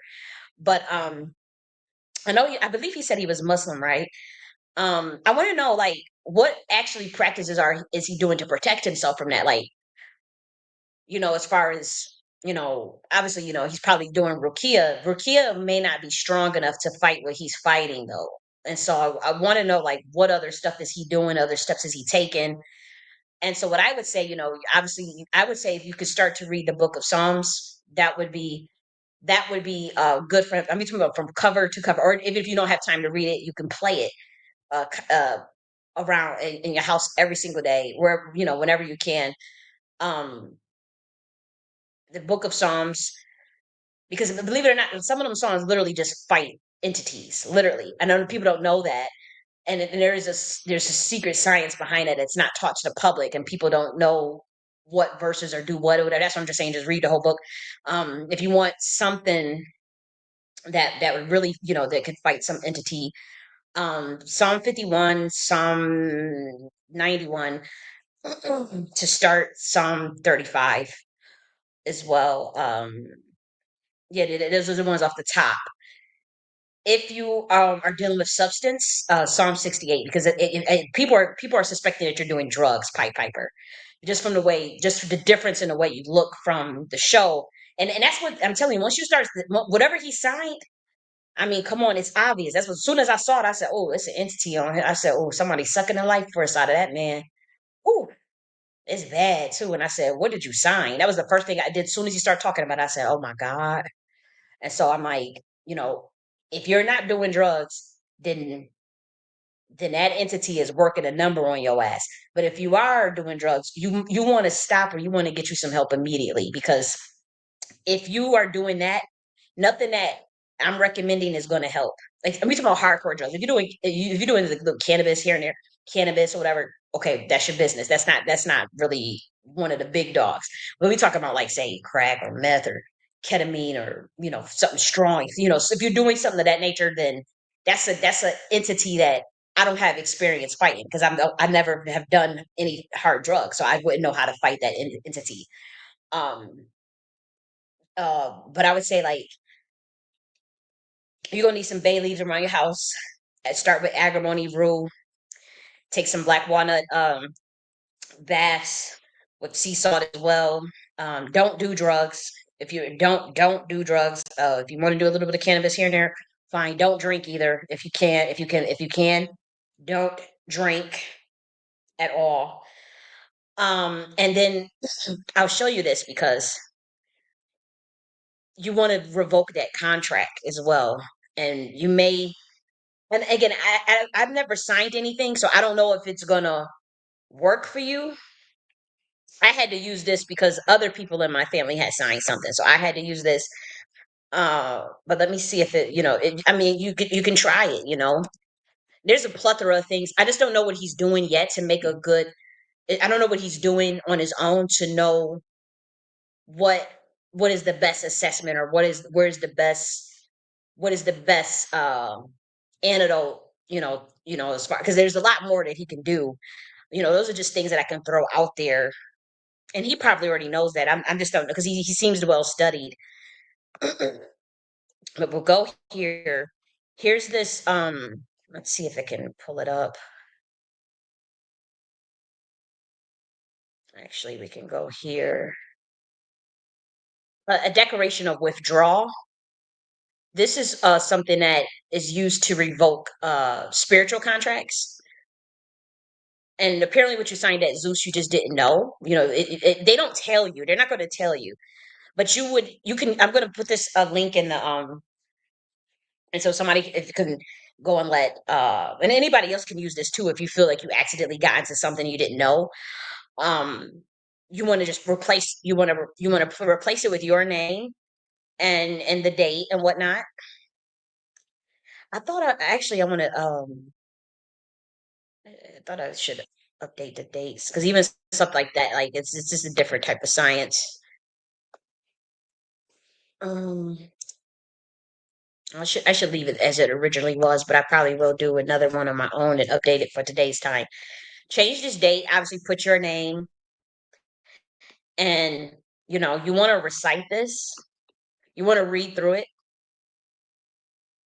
and you just want to, pretty much, you're null and voiding whatever you might have got into, or even your bloodline. Because sometimes you may not, maybe your bloodline try to sell your birthright, or sell you out, or something. Mhm. And so what we'll do here is I'll put that in the chat there for you guys, because that man is dealing with, that's some heavy ass shit to deal with. That's some heavy stuff. And then, honestly, like, apparently whatever they were trying to do is not working. Then they realize, like, so that right now they want to put the fear. And another thing is, just don't not have any fear. Don't have zero fear in your heart, which you already seem to have a lot of heart anyways, but just have no fear. Don't drink. Don't do drugs at all if you can. And if you're already doing something, if you have a little cannabis here and there, that's okay. Um, you know, keep your vibration as high as possible, but also, agrimony. You want to have to get deep, because Zeus was built. Like, he's already talking about it, and they don't like people to talk about that stuff. And then you also see the connections once again with P Diddy and Zeus Network. It's with the Bad Boys show. It's still that same. He's definitely dealing with a demonic force. and other people are protected from that. Like, to be honest, Jocelyn is protected from that stuff. Even no matter what kind of, like, they might be doing a whole bunch of crazy ass shit on that show, right? But certain people I could tell would like, even when Tony Tokyo was on there, I'm like, okay, she'll be protected from that. And it got worse. The energy got worse. Like, I couldn't even watch Erica Mena's show because I'm like, I felt the darkness in it. I said, this is different than just usual. It took a turn for the worse. Zeus Network, and so, I am boycotting it. I won't be watching it anymore. Um, you know, that's just me because I can't. I see the darkness. I feel the darkness around it now. Like, it might have always been that way, but it done took. They are getting called out for sacrificing people. Like, we multiple people are people are coming forward talking about shit. Like, it's doing too much. They getting desperate because, again, the vibration is really high at this time, and so, this beast is not going to go out without a fight. It's going to try to take as many souls down with him. And so, you want to be careful what you sign and always get in what you get into, and damn, with Piper situation, apparently you one of the ones that can't be killed. I mean, they can't be touched as far as the cloaking on you, but you're gonna have to step it up, and you really gonna have to, when I say step it up, you mean step it up spiritually. And you're gonna have to really choose a side, and, apparently you don't want to be a part of that, especially why you left. And then they want you in their system. They want you to. They want you. They want that. They want your soul. I don't know what else to tell you. Like, and you signed something that gave them permission to do something because they sucking the life force out of you. I could see it. I'm like, damn. But also, like I said, don't be stressed out. Don't have fear, and get into, your beliefs as far as, your Muslim beliefs. If you do Rukia, it should work. It should be strong enough, but it may not be. And so you're gonna have to have a whole implementation plan, as far as protecting where you live, the insides and the outsides, as well as yourself. You know, and I do wish him the best. And so I did. You try to avoid that contract, and then recall your energy back. Call your energy back to you as well. And like I said, I can't say that it works because you actually did sign, and he did admit to signing something. He said he admitted to signing something on Zeus Network, and it's something in there. It's some type of clause in there that you didn't read, or that you skipped over, or didn't truly understand the real depth of what it means. It's something that you signed, and that's why they going at you real hard, like driving a car into your house and following you around. I mean, they never did nothing. They were trying to do stuff like that with me, but I never signed anything with them people. They'll still harass you. They'll still make you a target individual. They don't care about that. It's just more so like, it makes it easier for them to get through your protection and to take your energy once you sign, whether you were aware of what you were signing or not. Um, I honestly think that he said it was an accident, and he said he didn't quite understand. But I do think on some level he did know, because he knows way too much. That's why he just went on Real Life Production and was like, yo, they trying to That's why he said Zeus Network trying to sacrifice me. And that's why I had came out, even with the reparation space, they do that same stuff in the reparation space. That's why I was just like shocked. I'm like, when the specific things he said was happening to him, I'm like, okay, that's the same stuff that was happening to me. So I'm like, damn, like, this is really a whole nother ballpark. Like, this is like, it's not, it's industry from industry. It's not just, a Hollywood thing or something that you think is really low vibrational, like Zeus Network. What I have been saying, listen to what Real Life Production, in Piper, and what I have been saying since 2022 as it relates to that reparation space. Very similar things, or the Target Individual Program and Project Phoenix and gang stalking, all that stuff. And listen to what that man says in that interview, because he got a bigger platform than me. That's mighty coincidental, because we don't know each other from a can of paint. But those similarities of stuff that I have been saying since 2022, and now, good God, both connected, like, with somehow P Diddy in the mix somewhere, or there's some sort of uh Just pay attention. Just pay attention, and you'll start to see things. We have Zeus Network, and we know what Zeus is named after Lucifer, but then you have Tariq Nasheed all up in the mix of the reparation space, and his name translates to Lucifer Morningstar. And Zeus is a play on Lucifer, but it's a different octave of Lucifer. Pay attention. And then listen to Pied Piper's testimony on real life productions. And then for those who've been following some of the things that I have been saying since 2022, you'll start to see you're gonna start to see how spiritual this stuff is. Then there was a girl on Zeus Network crying, saying she's like, I don't care how crazy people think I am. This is spiritual warfare. I'm fighting spiritual warfare. She was on Zeus Network. She was crying, screaming profusely. Yeah, I think this shit is a game. And these people will set up whole psyops, set up whole honeypots to target and get who they want.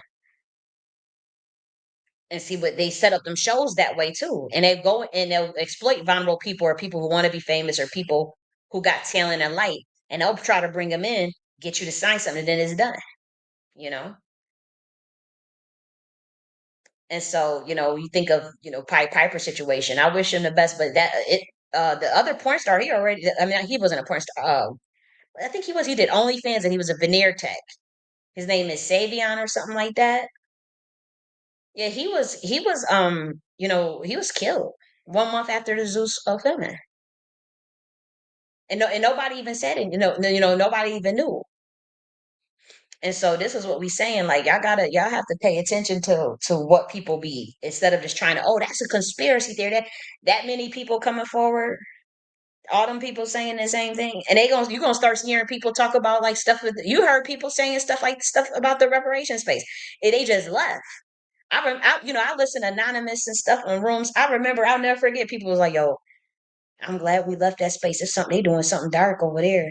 I think so and so under." They weren't talking about me, but they was talking about some of the black men over there that still stayed over there. And I'll never forget. It was like, "Yo, that dude must be under MK Ultra. That dude must be under them people under MK Ultra. Oh, they doing something weird over there. Oh, they doing like you can. I'm telling you, I've listened in anonymous Twitter spaces, and I've heard Black Americans who have since left the reparation space, or they were talking about the oath for the freedmen and all this stuff, and infiltration of the oath and all this stuff. I heard, I be listening. I'm like, see, people know, they just don't. I don't think they crashed out as hard as me. As far as I'm like, I'm because my thing is, I dealt with so much behind the scenes, so that's why I just didn't give a fuck. I'm like, look, I might as well, because I'll be fighting on that other side. Oh, I'll split this damn planet in half. And man, it'll be no more. Man, y'all think the Hollywood got exposed and all this shit now. Oh man, oh man. I'm telling you, man, you wouldn't have no idea. I would go black on their ass. See, I'm a primordial. I'm not a dark worker or a light worker. None of that. It's just like, I believe in justice. And I'm like, you're not going to infringe on my rights and my freedom. Like, I'm a free soul. Like, if I said I don't play that shit, I don't play that shit. But so, you know, you know, I don't want to be around if I ain't coming around you. What the fuck is, you know what I mean? Like, so I will fight. I ain't laying down because I know I ain't taking no pen and sign something that said, here's my, yeah, I agree. I know I don't agree. I know I did not consent, and I know I did not comply. And I know I said null and void of any contract. I don't care if it was a generation before me that did it or not. I don't owe the system nothing. Y'all better go somewhere else with that satanic ass shit. I will fight you, even out to the death, even on the other side. I will fight. And God would have to drag me. And we were talking about that a couple of days ago. God was like, dude, when you get on the other side, you know how much you ain't going to be thinking about this crazy ass planet. But I'm like, and God, and it was funny because it was like, I had to drag you kicking and screaming. That's honestly kind of like me and God's relationship is like, I'm always going to do my own thing. I'm going to do my way. And it's like, I always got to get dragged kicking and screaming to do things of my higher self. But I'm like, man, if I was on the other side, it was like, you would really. I'm like, I would have to get my lick back. I would be before you know how they always show like the movie of the of going up, whatever. I swear, I would get my lick back. Like, boom, boom, boom, man, this shit would be fucked up before I go and cross over. And I'll tell God. told God to her face. I said, I'm letting you know that's what I'm gonna do. It ain't like it's not like telling you like. So you better handle it before I do, because I have the clearance and I have the power to do that, and I'm way more powerful on the other side than. That's why they don't. That's why they scared to kind of make a move because it's like, yo, like this. You make that move, it's a war. You think y'all have war time now? You think that little shit in Gaza and all that stuff? They live fighting that war over there and all that ain't. We talking about war, like it. Whew, good God, and that's how you have to when you know that they after you as far as a target individual and chosen ones and all that. That's how you have to walk in authority and God consciousness. And you have to walk in authority. You better be ready to bring that pain to that ass. You better be ready to go black on that ass for anybody that's coming to attack the light, to attack the light and war with them angels. See, by Piper, you got Archangel Michael and all that on your side. You better get Archangel Michael. And I know, like, you know, people, my thing is, I don't take light to attacks. I'm not one to just attack people randomly, right? Or attack the innocent, take a ransom against the innocent. I really do not believe in taking a ransom against the innocent, harming innocent people. I really just do not believe in that.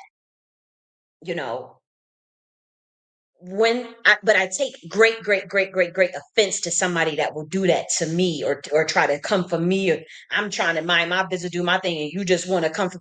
It's like to me, it's like, and I've been a target individual for so long, and it's been going on for years. You know, and the things that has been done, and you know, with this Black Ops, no touch kill, no touch psych word program that they have is Black Ops. Like to me, I won't have no mercy on a wicked like that. Like that to me, I don't have no mercy for a motherfucking wicked ass soul like that. I just do some shit like that. To me, it's like no, I have to get my lick back, and we would have to bring a literally a overlay, a dimension, a war dimension on this planet because that's just pure wickedness. Like even what's happening to me now, like even with the situation with Tariq and everybody in the reparation space and how they have reacted, like that the blowback from that has yet to be felt. Even the United States government, the blowback they experiencing some of the blowback now from what they pulled with trying to lie and cover up my birthright and cover up what is really supposed to be taking place, even under their Masonic laws and their Masonic credit system and shadow government. Like even they experiencing blowback from. They ain't gonna tell the public that you can see the way this shit is being. I already told y'all what the fuck was gonna happen. It's about to go to get even more real. Like, and I'm being light. Like it's like we being, you know, it's light work. It's like trying to give people the opportunity to make things right and whatnot. But people still like that. They have an obsession with stealing other people's energy markers and light and absorption. So even if you think you gonna just I'll just let them make it right, they don't think like that.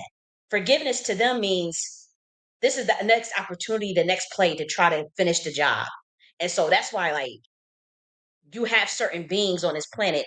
That's why you have like say Black Adam types beings, primordial beings, and warring angels. Like you can't have like this type of fuzzy light shit anymore because that type of energy, especially with me, like me being Jenny, gullible as fuck, like I believe anything, someone, like especially when it came to the black shit, it was black people behind doing all of this, and that's why it's like the war, like even the stuff what Tariq is doing is like I don't know if that spiritual blowback is like why do you that's not even worth it because it's like the person knows too much. It's like okay, I know you're trying to do this. I know this is A, B, and C. I know that this is a group of people that's all involved in it. We have the list. We have the names.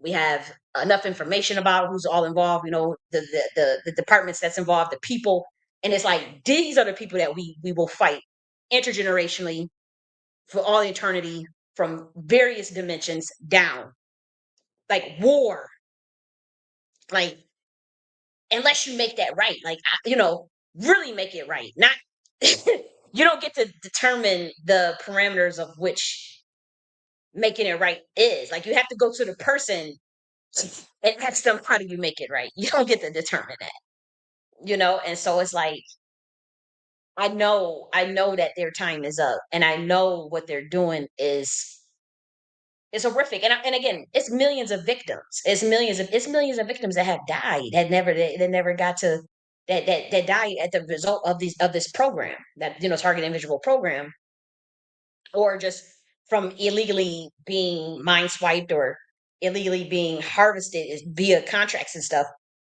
that all of this is a combination, like that this moment in time in terms of justice and the fall of the empires and systems, the fall of the system. And that's what you see. That nobody want to be the one to tell y'all that shit. I tell you, oh, it's done. Time's up. It's like, and you can see the machinations of that. And see, they got to keep that illusion. You get that illusion power, then that's you give that illusion power. I'm not giving that illusion power. I'm not. I'm not giving the illusion that yeah, the system must fall, and it already has in many ways, in many dimensions, in many levels. It has. It's just time space continuum catching up. But for Pied Piper, if you are genuine and you're not just clout chasing, which I really don't think that, just from the way like, but I'm telling you, you got to deal with that entity that's on that you're gonna have to fight. You're gonna have to, yeah, and you know, and by that, that's just spiritual practices and get up there. You're gonna have to really make a choice about what you want to do because you already signed something. So you really gonna have to, you know, you're gonna have to really, you know what you got to do. You know what you got to do, and just play that Rukia and all that stuff. But it's bad on him. That's why he coming out because like damn, they really wanted it because he didn't even really get anything out of it. That's why he's speaking out because it's like he signed something and he didn't even really, it's like, they ready to take him out and he ain't even get a good year or two. And see, that's why he's speaking out. Because a lot of people get sacrificed in that industry. And there's people that don't sign anything and don't do anything. They had nothing to do with that, but then they still would try to make you a sacrifice just from being around the wrong people at the wrong time, or because even a parent could make a deal on you. A parent could sell you out or something. So you have to be careful. Like even with my situation, I've never signed or agreed to be harvested on or have my energy I've never. That's how I know I will war against these people. I know, and they not in the right. It's not like I couldn't believe last one. Yes, was like, oh, my ancestors will go after it. Like, dude, you got caught. Like, dude, like that's in black and white. What the fuck are you talking about? You're not in the right. You're not in the right. Like, you attack someone publicly 3 times wouldn't and pretty much try to distort a narrative and create a narrative which was based on a lie, and then when I debunk it in black and white, you try to make it seem like you're a victim. Like, what the fuck are y'all got caught? Like, it's not like y'all are justified. You wouldn't react the way you reacted. You wouldn't be trying to cover up. You wouldn't be trying to lie and stuff. You wouldn't get caught like that if y'all were really justified in what y'all are doing. So that's how I know um that you have to fight. You have to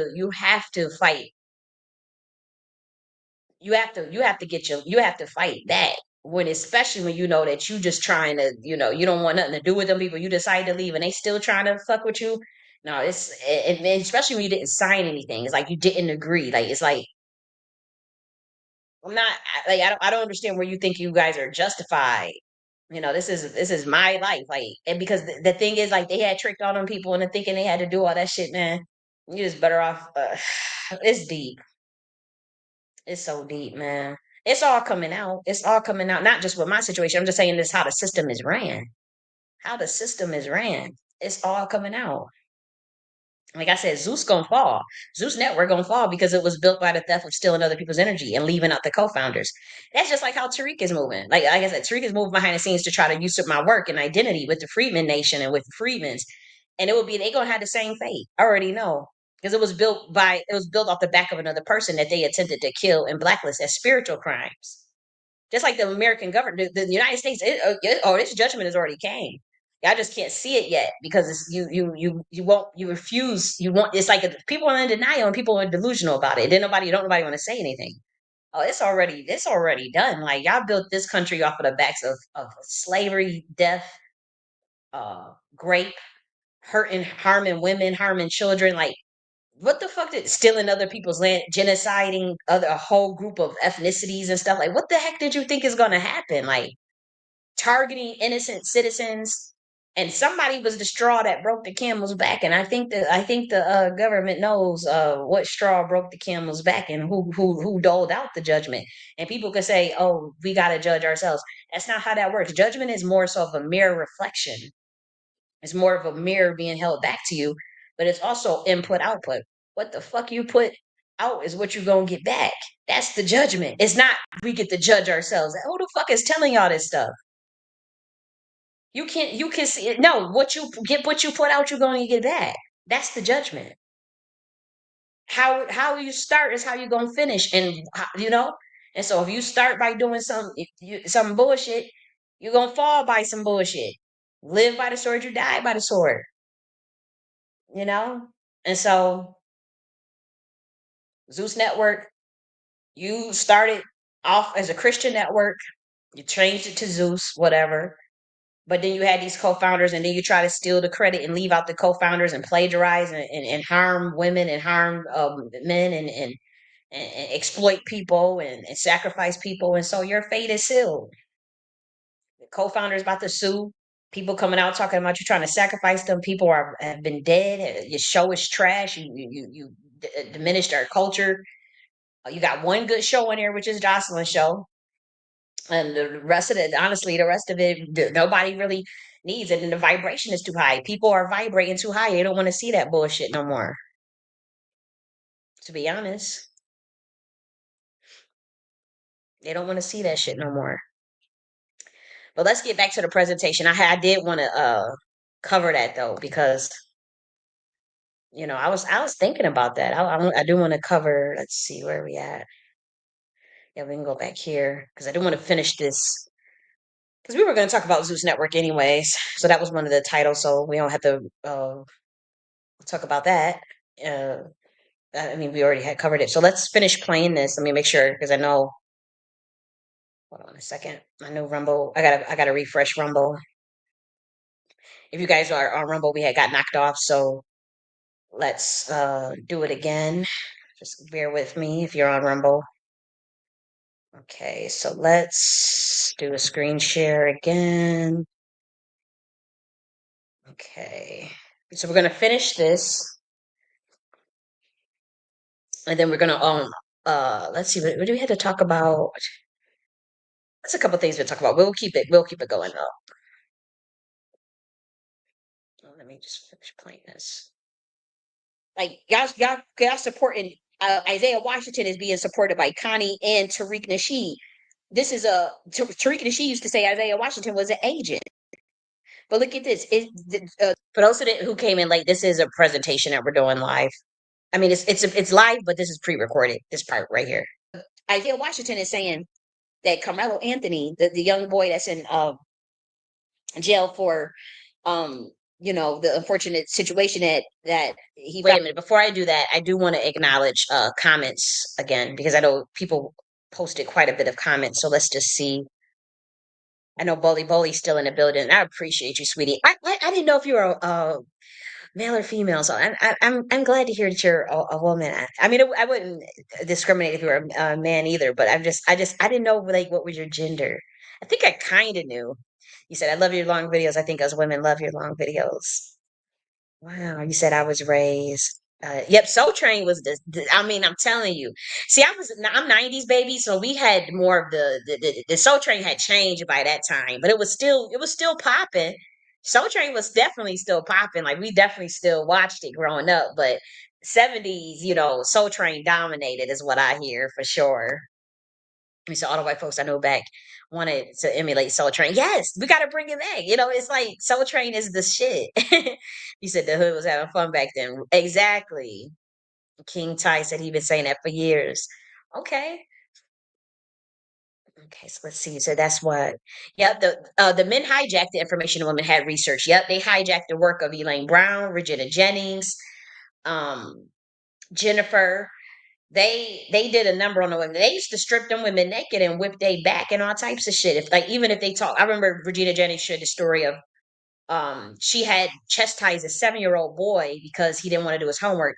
And they was like, oh, you can't talk to a boy like that because you're a woman. And um they had stripped her shirt off and whipped her with like a whip, like a whip, like a slave master. They did this to a black woman, black men.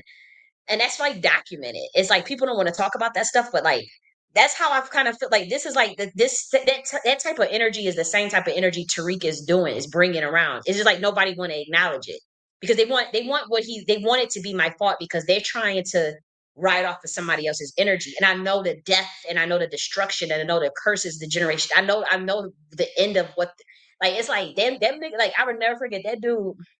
I'm not gonna say his name, but he said, "Y'all niggas in trouble," because he know, and I could tell. I'm like, that dude is very spiritual. Now he's started to start. He decided to start pushing the, he's still pushing that FBA stuff. But I heard him say, he said, "Man, we in trouble." Because he know, like it's like, and then he was speaking, he saying certain things in codes, and this is kind of a public figure, so that's why I don't want to put him out there.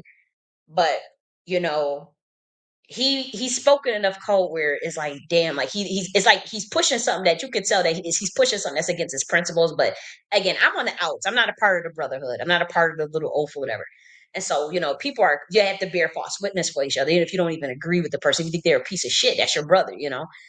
And so that's what they got. That's the way they got to move. And you could tell, like, it's something that you could just tell they feel extremely uncomfortable with what's happening. But it is what it is. But they don't want to believe, you know, they just think, okay, it's some black girl in the hood, some overweight black girl in the hood.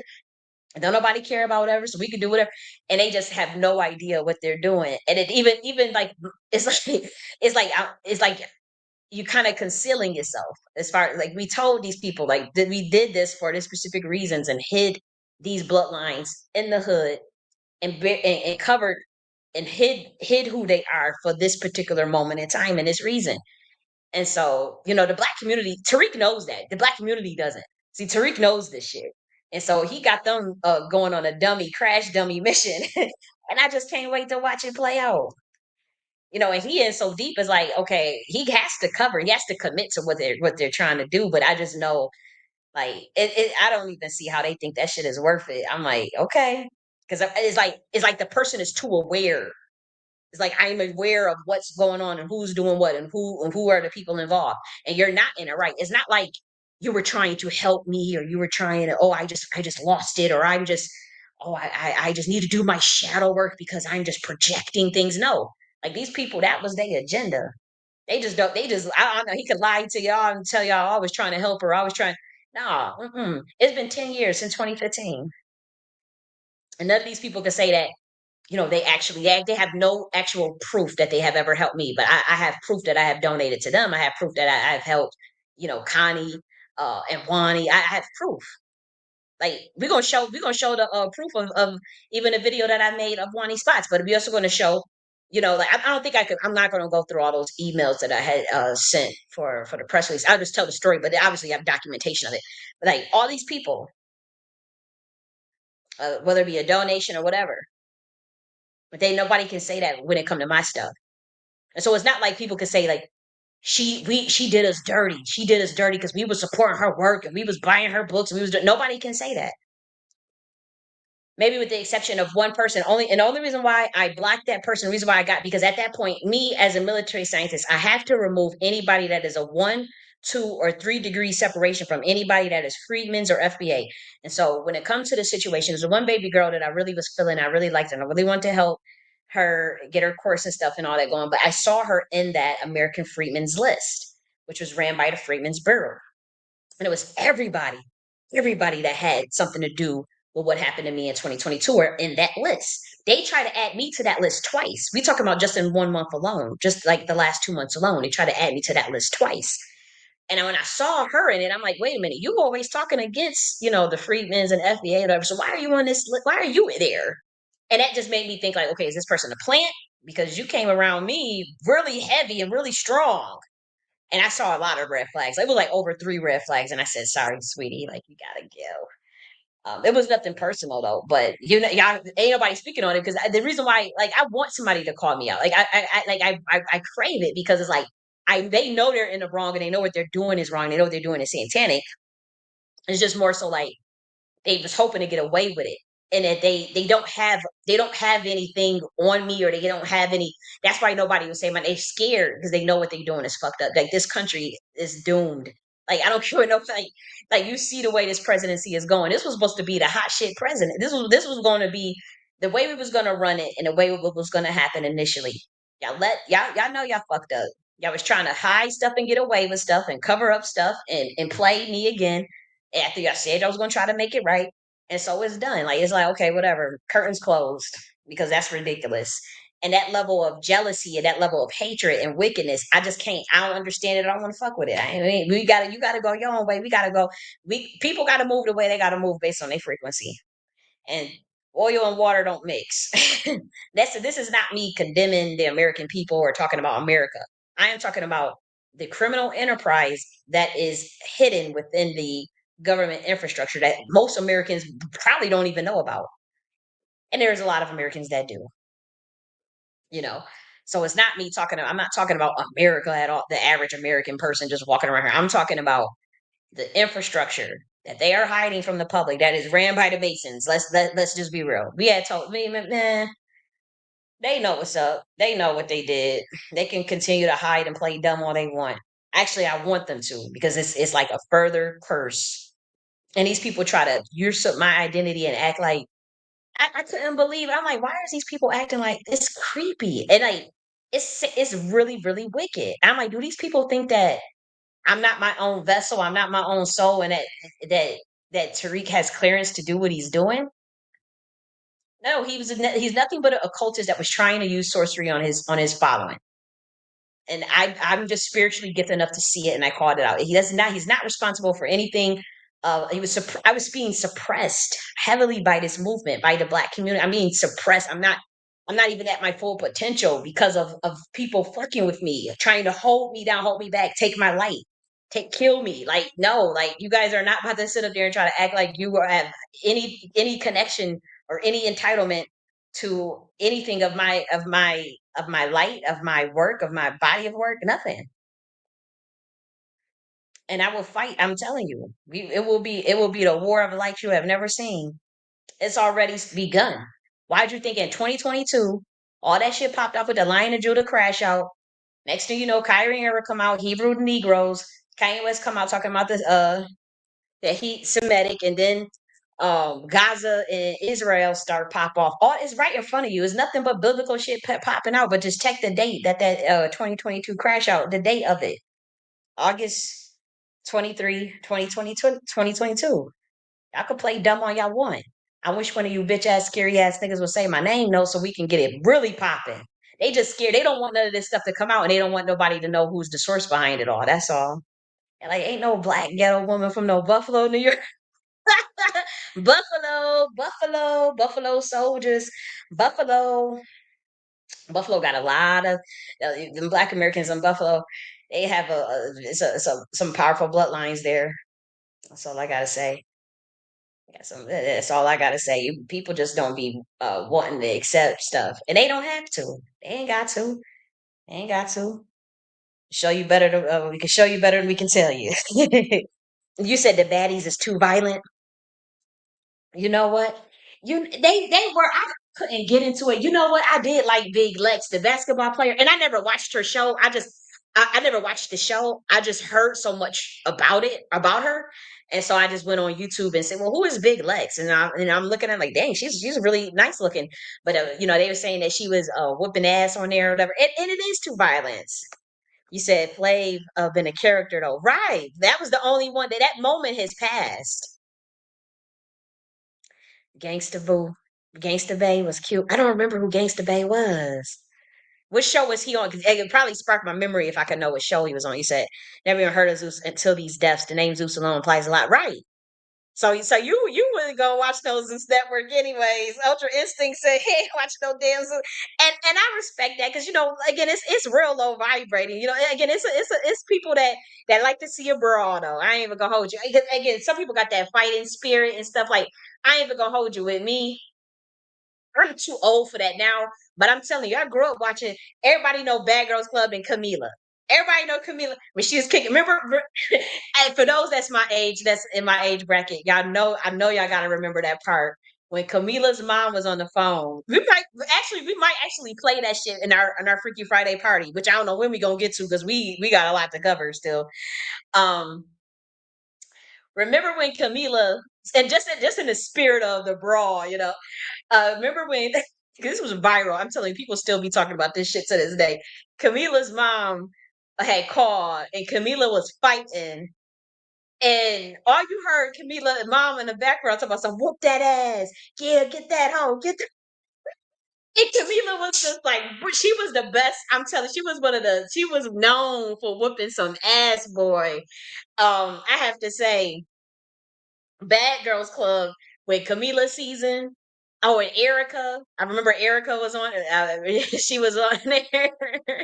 But as far as like, I'm telling you, we grew up watching that stuff, and so people could judge us or whatever. But like I said, I'm a little too old for that now. I'm 33, but I have to say, I would have to say just as recent as when I was 31 years old. I ain't even gonna hold you. You just as recent when I was 31 years old. I still like to see a brawl.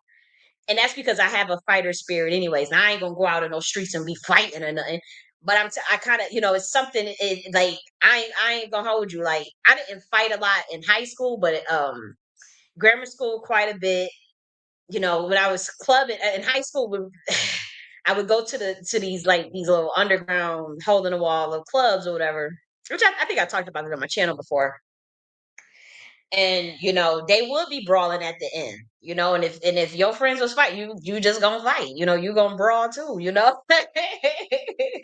but I'm older now, I am mature, I don't believe you have to use violence, I don't believe people should fight, you should use your words, people should keep their hands to themselves. But if some motherfucker hit you, oh, and you ain't do nothing, and somebody hit you, you hit that. You defend yourself. You beat ass. That I believe in that. That's why, and that's just.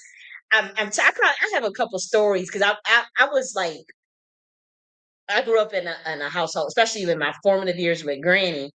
I remember I had we used to call her Little Rhonda. She stayed with us for a little bit. She was the one, that taught me, like, you gotta fight, and you can't be soft out here, like, you gotta know. And we was to be punch. She was showing me how to punch the pillows and stuff, like touch. Cause I mean, I've seen her. I mean, everybody know, like in my family, like in my adopted family, like everybody know back in the day when we were younger, when little Rhonda was young, I've seen her cold stone knock a nigga out. Cold stone. This was like, and like she would overcompensate because she was light skinned. So I like people would be, everybody know. I mean, we see she'll crack your motherfucking jaw. She's all mature now, I'm sure, and past all of that. But I'm saying, like, yeah, I remember growing up, we stayed here in Little Rhonda.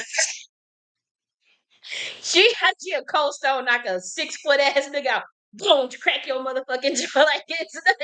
And I would never forget, being young, it was kind of like, you're a girl, you gotta know how to use, you gotta know how to defend yourself. So I remember, I'll never forget, she was showing me how to punch the pillows, how to kick, how to punch them pillows, how to put people in headlocks, how to how to put people to sleep, all types of stuff.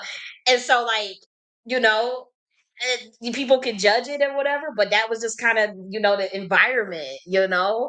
I had a friend that knew martial arts, trained martial artists that would fight a lot too and whoop some ass. And I remember going to some of the martial arts sessions with her, not many, but quite a bit. And she was the one, she knew how to break a nose, she knew how to crack someone's kneecaps and all this stuff. And I've seen her, I've seen her crack a person's ribs. I've seen it. Like, so it's like I would have her teach me that stuff too. Like, because her mom was paying for her lessons to have that martial arts. And so, like, when I would be able to go sometimes with her, but then it would also be like, yo, show me some of them moves, show me them moves. And she would teach me them, she would teach me. Now, her only thing is she would black out. See, in martial arts, you still got to have a lot of awareness. And so if she got into a fight with somebody and she would black out, she would almost be done killed somebody, because she would be using these moves on people and beat them, damn near snap they damn neck, and not realizing, like, oh my gosh, like, you cannot use them type of moves on people. But yeah, I'm glad I was never on none of them shows, nothing like that. But if I was, I would have been like a Camila. I ain't even gonna hold you. I would have been like a Camila from Beggars. That would have, man. I would probably have to be removed because of, just I'd be done broke somebody's jaw by accident or something. I'd be done kick somebody in the damn head. Be like, "Oh." You gotta go. You done went too far on the damn. And I'm just so glad I never went that on them type of shows. And I'm not judging anybody that goes on them type of shows. I'm just saying, like, I'm glad that phase is kind of dying out as far as you know people not wanting to see that. Like people are they don't want to see the bras anymore. They it's too much of it. If you have a nice plot and a nice scenery and a little bit of drama here and there, people can dig it. But when you start, everything is fight, fight, fight. That shit is that's now you getting demonic because it ain't that much reason in the world to have that much violence. It ain't that much reason in the world to be having that much violence on some damn show with people you barely know. So it doesn't even match the context. Don't nobody fight that much naturally in their real life. So that they kind of went left with that. Zeus went wrong with that, if you ask me. Putting all that shit on there. You said same name Kels had. Wow, I remember that greasy lip. You said you that rocking with that greasy lip goo. Yep. You said some people have fetishes for watching women fight. It's a fetish. I just thought it was just more of an energy thing. I guess people would get off on that. Like with me, I don't think I ever got off on it. Like I don't think it's a fetish for me. I just think like I used to watch boxing. I'll tell you this. I used to watch a lot of boxing. Mainly Floyd Mayweather. I watched every single last fight that Floyd Mayweather ever had, even his high school fights, because you could find it on YouTube. So I have literally watched because when I was an undergrad, I had dealt with depression a lot, and so like certain things would just help me. I remember vividly watching every single last fight Floyd Mayweather ever had because it was interesting to me, and with him being undisputed, so I was just like, you know what, wow, like studying his moves because he's more of a defensive fighter. So I remember you obviously the fight with Oscar De La Hoya and all that. Those were some of the memorable ones, but pretty much all of them. Pretty much, I'm telling you. Now I can't sit here and remember off that, but I did like boxing. I also like Deontay Wilder. I remember watching some of his stuff with Deontay Wilder. Um, I remember what was the dude Bronner about billions? I remember they was trying to big him up to be like the next Floyd. Remember Floyd Mayweather's father said, "We been knew that motherfucker wasn't no damn Floyd. We been knew he wasn't the next Floyd because he had lost that fight." And that did a number on him. But I also could immediately tell what was it? What was the dude's name? Bronner. I know they was calling him about billions and he was calling they were calling him about billions. It was something. Was it Adam Browner? What was the dude's name? They was bigging him up, and I was checking his stuff out. And then he had lost against it wasn't Manny Pacquiao. It was the dude from Argentina, the fighter from Argentina, lost that fight. And he kind of blew that record. But he wasn't as disciplined as Floyd. As much as people like to talk shit about Floyd Mayweather, whatever you want to say, the dude is disciplined when it comes to that craft of boxing. And I immediately knew that about Billions, Bronner, that he didn't have that in him. And that's why Floyd Mayweather's father said that about him, which I didn't think he should have said that out loud, but he didn't have that same, he didn't have that. He just didn't have that. That was obvious. That was very, very obvious. Only because like I've seen him just wanting to be all in the industry, then wanting to rap, and then wanting to be around, them rappers and all that. I'm like, oh God, like, you know, um, Floyd was a different character in that regard in terms of discipline around that craft and preparing for the fight, and because I mean, come on, like they used to have like on Showtime, they used to have the pre-show and the pre. I watched all that. And they has to have like kind of like I think that was brilliant marketing too for the build up of the fight. I admired the way they had handled like the moments up into the fight. I watched all that. I'm telling you, because I'm telling you, I like to see somebody get down in that ring. I used to watch Mike Tyson's fights and stuff. It's something in my personality. Like I'm already kind of I have a brawler. You already know I'm a hothead. I'm literally like even with my words, I'll fight with my words. I'll fight with my mind, but you can feel like even like with me that's something that just is about a warrior spirit. That's somebody that is a warrior. Like I naturally I'm a warrior.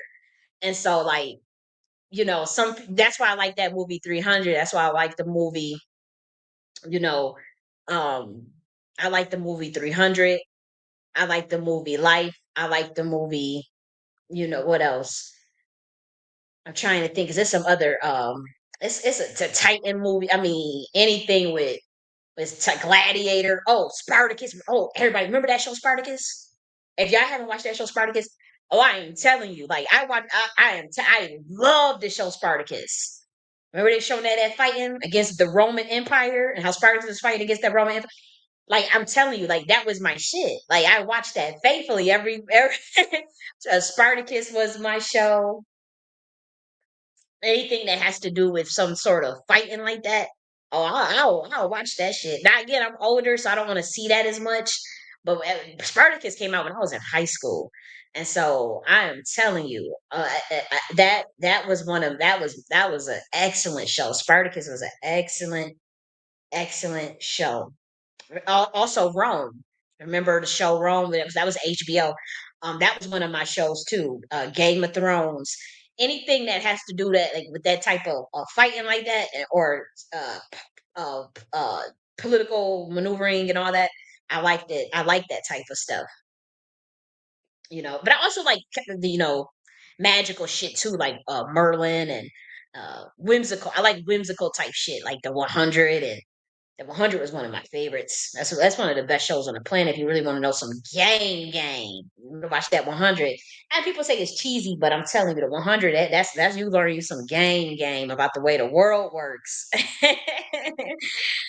Okay, so now we definitely want to go back because I mean we have so much other material to cover. So damn, yeah, this is gonna be a long one, guys. Okay, let's continue. Found himself in terms of having to defend himself. Isaiah Washington calls for he called for the death penalty of him. It's right in front of your screen. It says, let me make sure that it says, if the death penalty is still in Texas, Carmelo Anthony qualifies. This is what Isaiah Washington just put up on August 3rd, 2025. This is these people with the Freedmans and brother with FBAs and Trump and all that. These is how these people think.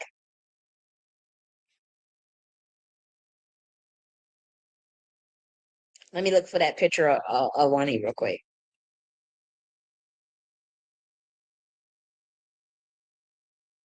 This right here. Like, how can you not see the wickedness in that? Because this lady betrayed me and came for me off of to lie and cover for Tariq because she wanted me to not put up that, that to prove that Tariq was lying. Because they wanted to, like, she was going around behind the scenes telling people that I was mentally ill and crazy. This wicked lady right here, who I thought was a friend, not a friend, but just somebody that was cool. I made a whole video for her just so y'all could see, that I'm not, because I had made the video private. I just want to show y'all this is the type of person I am. Just like how I sent 140 emails for Connie Collins for free to boost up her protests. And I have proof of that too. Actually published that publicly. I sent 140 emails. Now with Wani, I made a video. I think I was the only Black person in the Black community to make a video about Wani Spots and her achievements. I'll show you it right here. This video is old too, by the way. And the first thing she could do, because I want y'all niggas are not about to play on my top. We about to expose this wickedness. This is pure wickedness that these people are engaging in. So I'm about to show you right here. I made this video for Wani Spots. I'm about to show y'all. But just assess the energy of this person's face. And energy, the eyes. All this hatred that she spews. Wani didn't look like that. I'm about to show you how Wani used to look. Look at this. I made a video. I think I'm the only Black American. Look at this, 2 years ago. Look at this. October 29th, 2022, guys. Look at this. History series. Wani Spots, the first Black woman to travel every country in the world. What friend, like, I really thought these people was my friend, just so y'all know. And we have proof of Wani on a public video lying on me. going around telling people. It's documented. It's not like somebody can say, oh, she didn't do that. It's publicly documented on my channel and forever. And forever. Because even if they say, oh, let's just delete her channel, no, them videos is backed up. Those ones. Now look at this.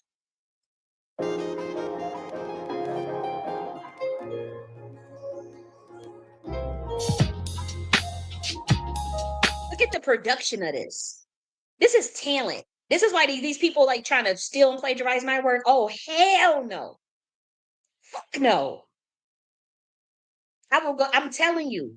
Look, this is how these people did me. Look how one of these spots did me.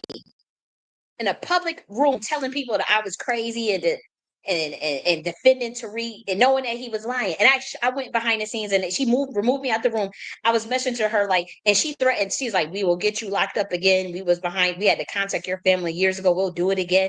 It's all documented. That was the first thing she could do because I wouldn't cover for Tariq. When these people have done nothing, all their whole plan was just to steal my work and kill me. Look at this. That's how she used to look. That's how Wani Spots used to look. That's how she used to look. Do you see because of the wickedness that she's engaged in? That's how she used to look.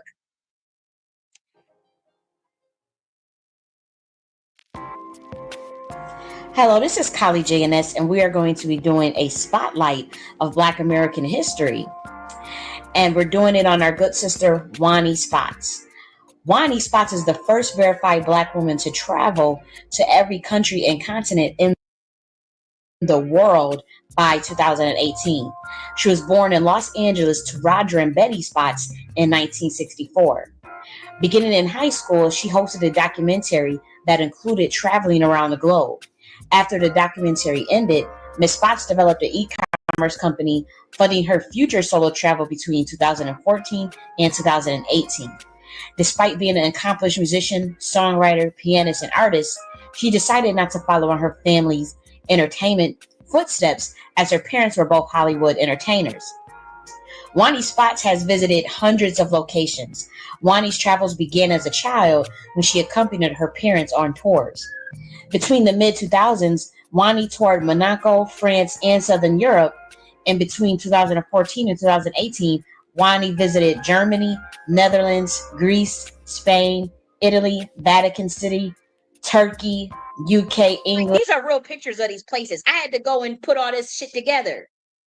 It's private now because obviously, she betrayed me, but like this shit is right in front of you. I've never betrayed these people first. These people also came around me. I didn't know who Wani Spots was. I was in a fucking back channel with her ass. Somebody put me in a back channel with her. Dude. Scotland, Wales, Ireland, Iceland, Switzerland, Canada, Belize, Mexico, Ecuador, Peru, Bolivia, Chile, Samoa, Australia, India, Cambodia, Morocco, Jordan, Egypt, Tanzania, China, Mongolia, and more. It took her nearly 40 years and 33 countries later, she was able to finally complete her list of 195 countries visited, as well as 22 territories. In her book titled Letters from Everywhere, I'm promoting her book. Like, this is the type of bitch I am. Like, y'all not about to sit like, damn, like you really said. I spent 4 hours sending 100. Connie Collins asked me to send 20 emails, press releases to people for her, and she asked me to do it for free. She ain't say, "Oh, can you do it for free?" She just was like, "I need help. I need help." And I said, "You know what? I'll do it." She asked for 20 emails. I sent 130 some emails. I was busy. She said, "All I need is like 2 hours. Can you just do 2?" And I spent and it wasn't because like, oh, you're gonna pay me back or you're gonna give me something. I really just thought these people was my friend. I thought these people was good people. I was also, once again, I didn't go around these. I wasn't like, okay, I'm not, how people are doing that now because they see like, okay, is that the Black Illuminati? Let's just go around them. These motherfuckers came around me. I was in back channels with these people. that I was put in them. And I actually was like, why do I keep getting put in back channels with y'all? And then I was told, oh, it's because they think you're cool. And I just was like, to me in my mind, I'm like, yo, that's some Asian shit. Like I remember bringing that up to people. Like, who could just put somebody in a big channel with someone?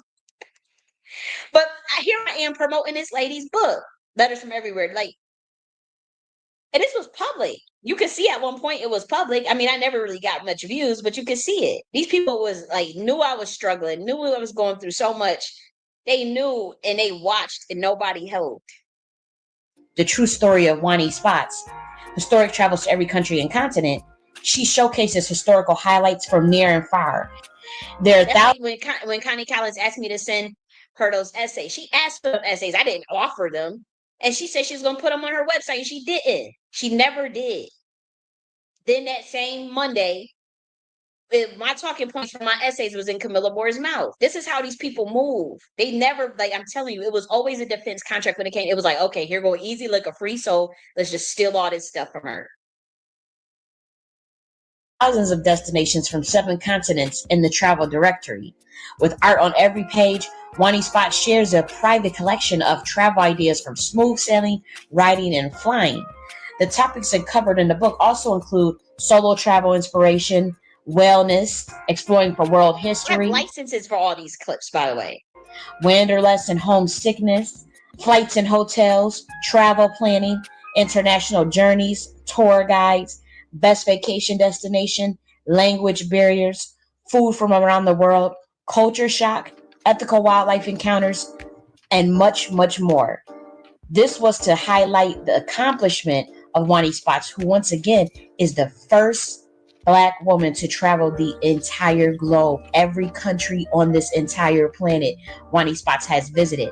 That is something that we should be commending because travel is very important to the Black American. It is very important to our history. So we must acknowledge one of our own achieving such a great feat. So thank you, Wani Spots, and may your journeys continue.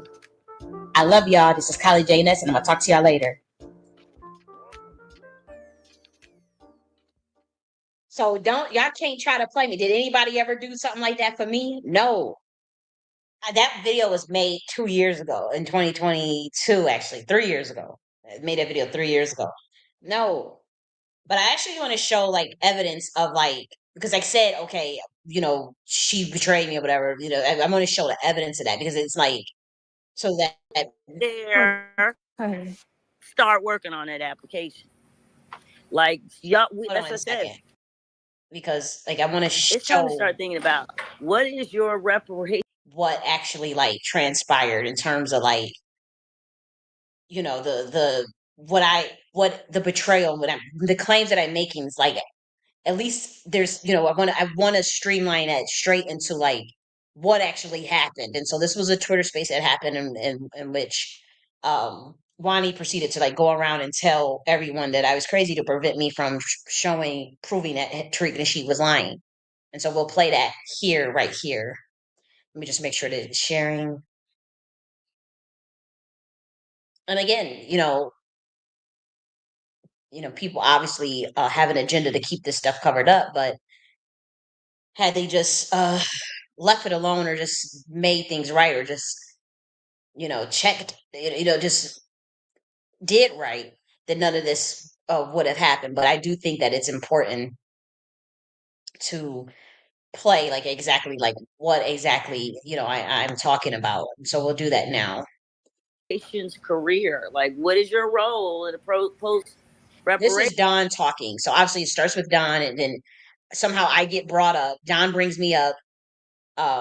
And then you'll see that exchange and then how Wani gets in it, and then you also see Tariq and whatnot. So come into the room. So they'll just play. They try to they try to remove this space as well so that the evidence could be removed.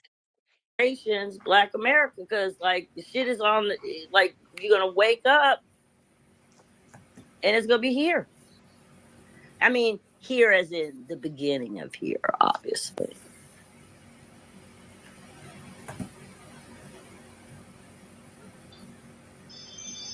Not to be. And Callie, I tried to order your Tut book off of Amazon. I don't know what happened. It literally confirmed it, and then it disappeared. Because speaking of Reparations America. I have right next to this several community centers. And the first thing out of their mouth is youth program. So obviously TUT, or at least the introduction, not actually teaching TUT, is something that, so Callie, get back. I know we had, but anyway, we good. Anyway, so contact me. I don't know why I wasn't able to order that book. But I did want to get your basic TUT book. Hey, Kelly. And this is when Denmark VC, I'm telling you, these people kind of always had like a jealous streak. Like Denmark used to kind of come for me too. I remember he came for me when we were first in that first back channel that Curtis put me in, and I didn't know what the hell was going on, about the Indian stuff. And then, you know, the whole thing is just fucking weird. Like I didn't ask for all of this. I just thought this was a simple. I thought this was, it is what it is. But just let's continue to see how it plays out.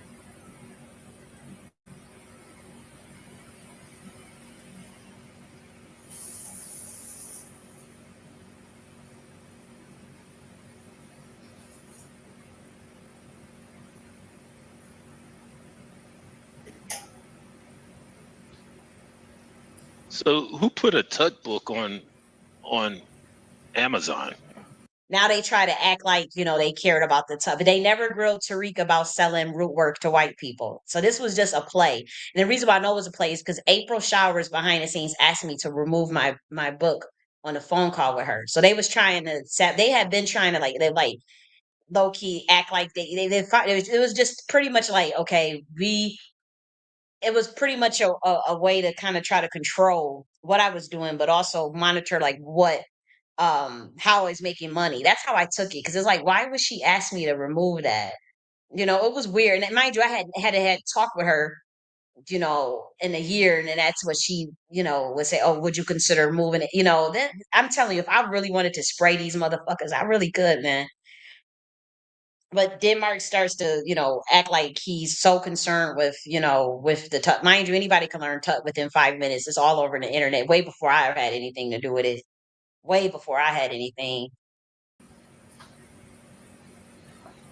Callie has some good books on there. I mean, who put the TUT book on Amazon? Okay, so we really about to go into what really popped off, how this is a covert psychological operation as a part of like a discrediting campaign, because this was to me, that's how I took this person in the world to create books on TUT for Black Americans. And so I want you guys to see how this all plays out. Okay. Because I don't know if this was a setup or what it was, but I drew a corollary between a statement that Tariq Nasheed made 2 weeks ago, and then Denmark.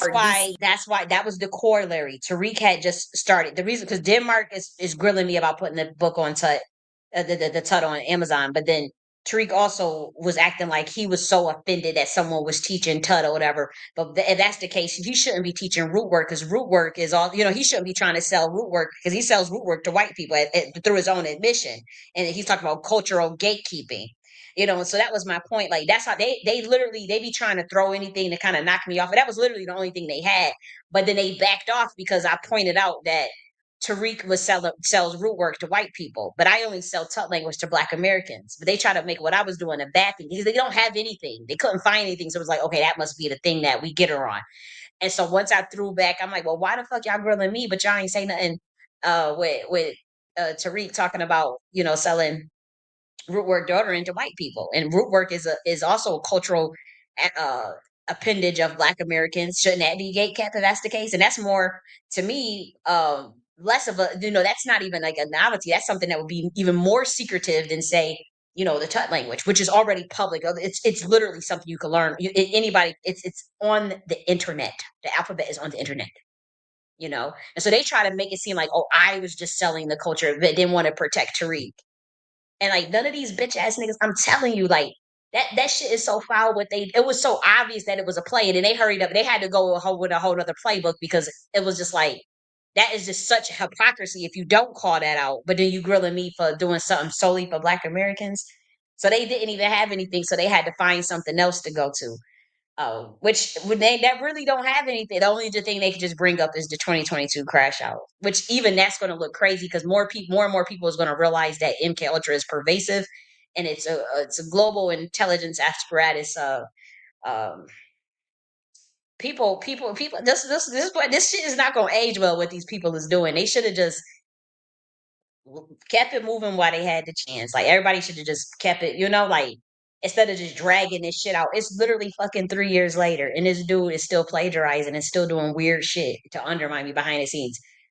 They should have just let that because everybody gonna know what they did, even if everybody is silent about it. Even as everybody is silent and everybody ignores what it's fine, but it's like everybody knows what's being done at the end of the day, and I know the blowback from it is just not done. And I know for the blowback, this is pretty much the straw that broke the camel's back. And I'm just letting you know, as far as they Black Ops program, the secret society bullshit, the wickedness that the black people are doing to one another, and then trying to act like they pro black and all this shit, how they burying their own community and all that. I'm telling you, it's done. I'm telling you, you're gonna see too. The plan. I had these books been on the books on Tut have been created 4 years ago. Denmark VC knew about that. Yeah, they are. That's another thing. They had all knew about the books. They are old. Like they all know about it. Like even Wani Spots, they know that these books have been on Amazon for fucking 4 years, and they're just now saying something 2 weeks after Tariq Nasheed posted a bullshit ass comment about what he felt we should be doing with Tut language. And so, with me being a military scientist, I can draw corollaries and understand what a triangulated, covert COINTELPRO attack looks like. And so I want to continue to play this. Obviously, they have plausible deniability. They'll say, no, that's not true. You just be paranoid. But you look at the evidence and then you see for yourself. Because this is why I'm going off on this nigga. And this is why we releasing the Kraken on this nigga. Callie, I think. Is someone talking other than you? Yes, Denmark. Hold on.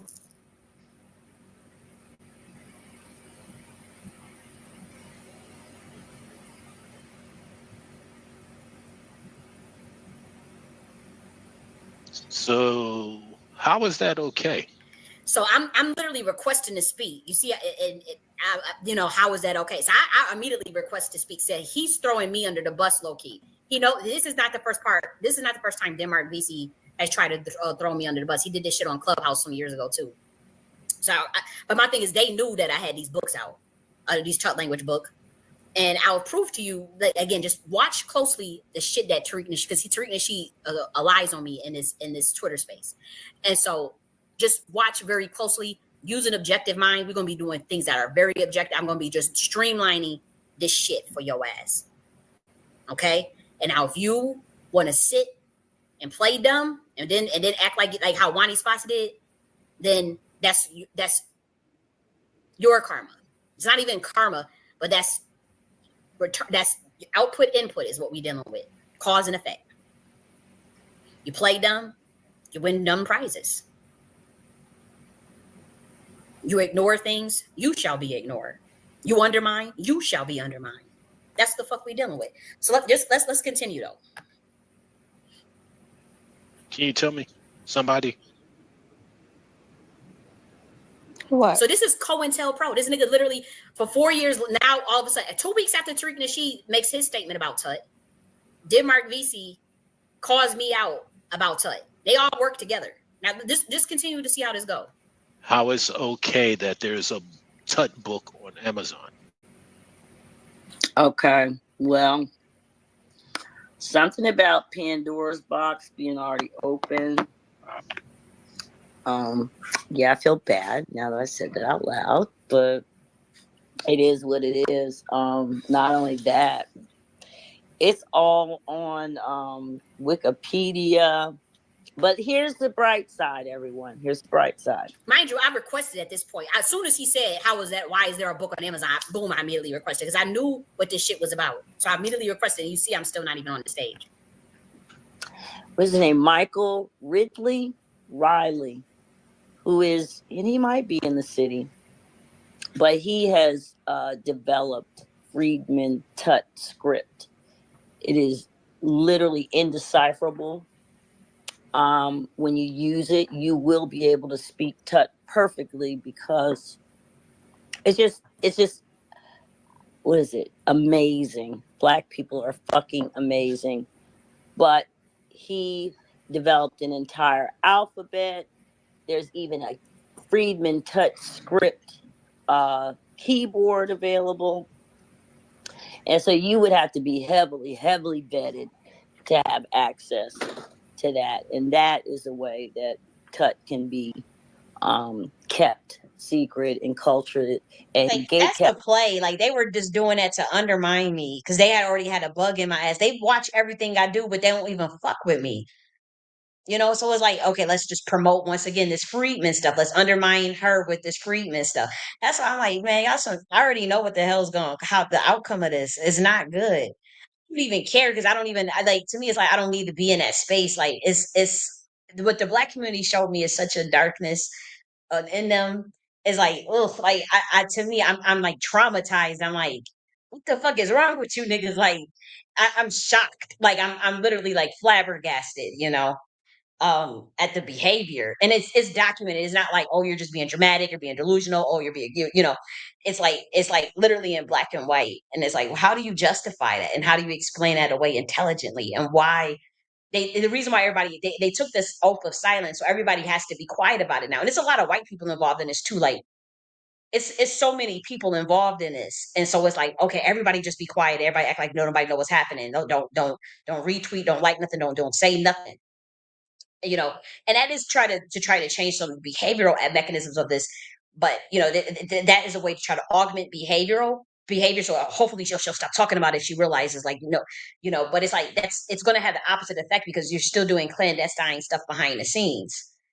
And so, no matter, it's not even for people for today. It's for, like, down the road. Like I said, the Black Americans that grow up, that's 5 years old. That when they're in their 20s and they're like, well, y'all really fucked us up behind the scenes. Y'all really messed us up in paperwork, or y'all really buried us 150 years back. Who was in charge of it? Who fought for us? Who tried to speak out? Who took, like, why didn't everybody say anything? Or there's records of what took place. Like, I'm seeing, like, 50 years ahead, 60 years ahead, 100 years ahead. These niggas is just wanting to cover up what they did now. So they moving so sloppy and so desperately because they got to go off of what is happening now. Whereas with me, it's like, I'm already done with, I'm already past all this shit. It's like, okay, 50 years from now, like, what are people gonna say when they look back in this moment in time, when they study history? You know, that's how they not even thinking. They so short sighted because they're panicked because their whole system is blown. My thing is, y'all fucking with me. It's not like you can say, "Oh, you infiltrated us. You came around us. They came around me." My books, I was already, Nakti University was already set up before I was on Clubhouse. Was already live before Clubhouse. My books was written. The Nakti philosophy was written before Clubhouse. Before these people came around me. I want to make that very clear. It was not the other way around. These people knew about me. I didn't even know who the fuck these people were. Yep. And let me tell you, And the thing is, it was multiple appendages. That's why everybody is uncomfortable, because even, like, they all in on Tariq's side. Even if they acting like they're against him, they're not. It's all a play. Even like people that like say, like, they act like they fell out with him or whatever. They all still were in on targeting me. So that's why it's just an uncomfortability, because they know that I know. So even though Tariq bears the brunt of it the most, like, he gets the most ass whooping of the most, everybody knows that I know who was all in it. And so it's an uncomfortability. It wasn't just Tariq. It wasn't just Freedman's and FBA either. And so I do know that, but I just know that they are the ones that, they the ones that keep it going. I it's blame fine. you, Dawn. This is your fault. No, can I explain? Because you're asking a question, and I'm the second person to create the book on Tut, so I don't mind explaining. But wait, let me finish with this. I just want to say that the young. They talking about some, I blame you, Dawn. Like you gave a fuck about gatekeeping something. If that was the case, he would have called out Tariq. These niggas is scared. I don't know if y'all done took the oath or y'all done signed some fucked up ass NDA or contract, because you niggas is mighty quiet. They have to be, but the evidence speaks for itself. They thought they had a lick, and I wouldn't. I'm not. I didn't sign anything with these people. I didn't agree to work with these people or anything. They just know they know what they see, and they know the defense contract that they under, and they know It's like the moment you touch it, I'm letting these motherfuckers know, because again, they mess them. They thinking they thought that they just, you know how they did Young Pharaoh. They had the defense contract on Young Pharaoh's ass, and they smacked him, spooled the fuck up. Stokely, what was Steve Coakley? Was his name? Is it Steve Coakley, right? You know, they do this systematically to people all the time, and it usually works. I would say about 99% of the time it works. 90, I would say not even 99, 98% of the time it works. They smack up target individuals like it's nothing. They be having them homeless out looking crazy. They got people out here they be having people down and bad. They have people get dead. Darren Seals, Nipsey Hussle, people get fucked up bad. You know, once they put you on that program, the Project Phoenix program. And with me, like I am relentlessly fighting back on all levels, on all dimensions. And they know that shit. And it's like, and my thing is, I'm never going to stop. So whatever, may the best man motherfucking win. If I go out, you better believe your whole planet split. I'm telling you, this shit is done. I swear. And generationally, I know who to go after for eternity because of the wickedness that these people engage in. These people are wicked. Y'all just can't see it with your third eye. And that's why all like the FBA minions, they try to attack me. They going around saying, "Oh, gee, they do smear campaigns too." And everybody know what's happening. It gets really uncomfortable because people know what's happening. They all covering for each other. Keep doing it.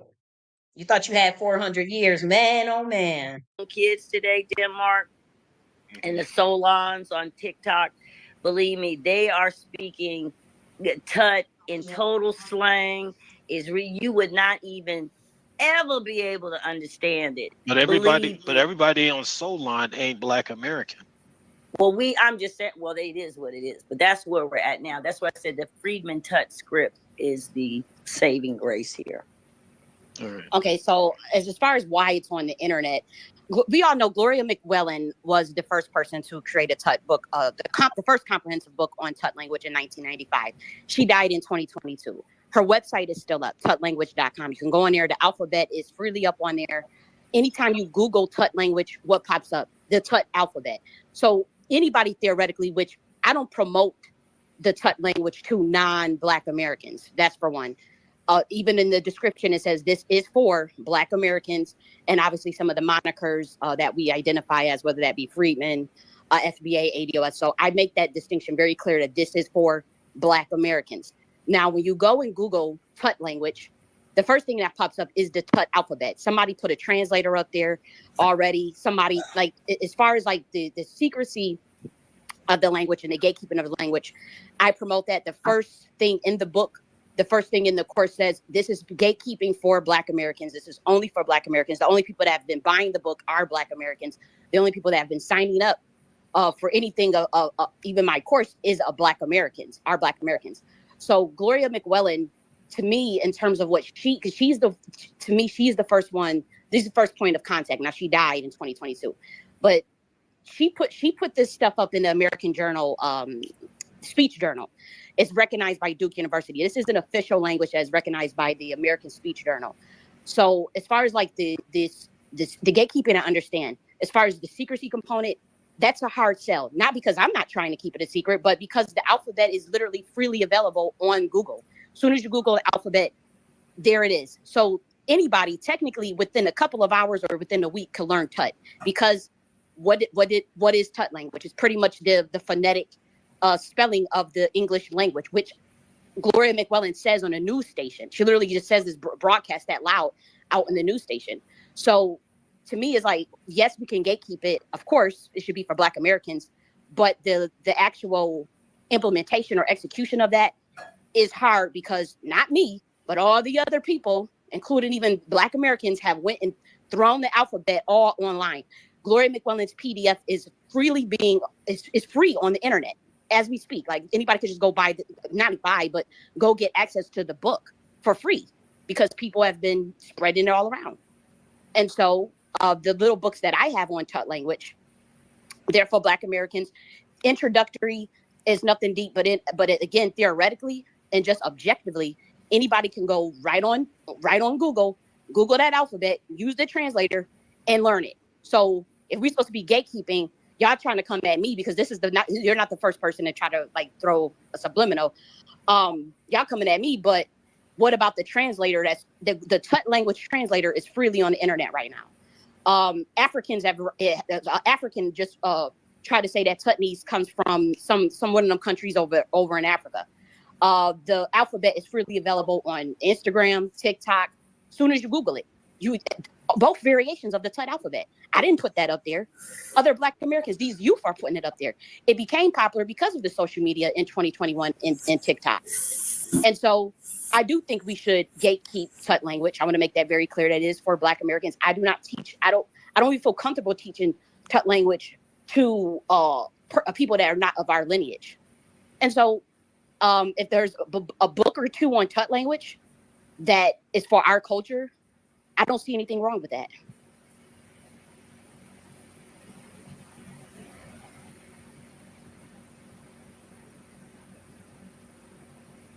First time I heard about it was some years ago with Dawn.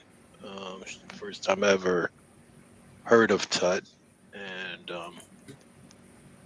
Exactly. So now y'all up in arms about a book on fucking Tut language. I'm about to get to how this relates to Tariq Nasheed though. We're just gonna keep going though, because again, I honestly don't know if this was pre-orchestrated or if it was happenstance, but you know how this shit works.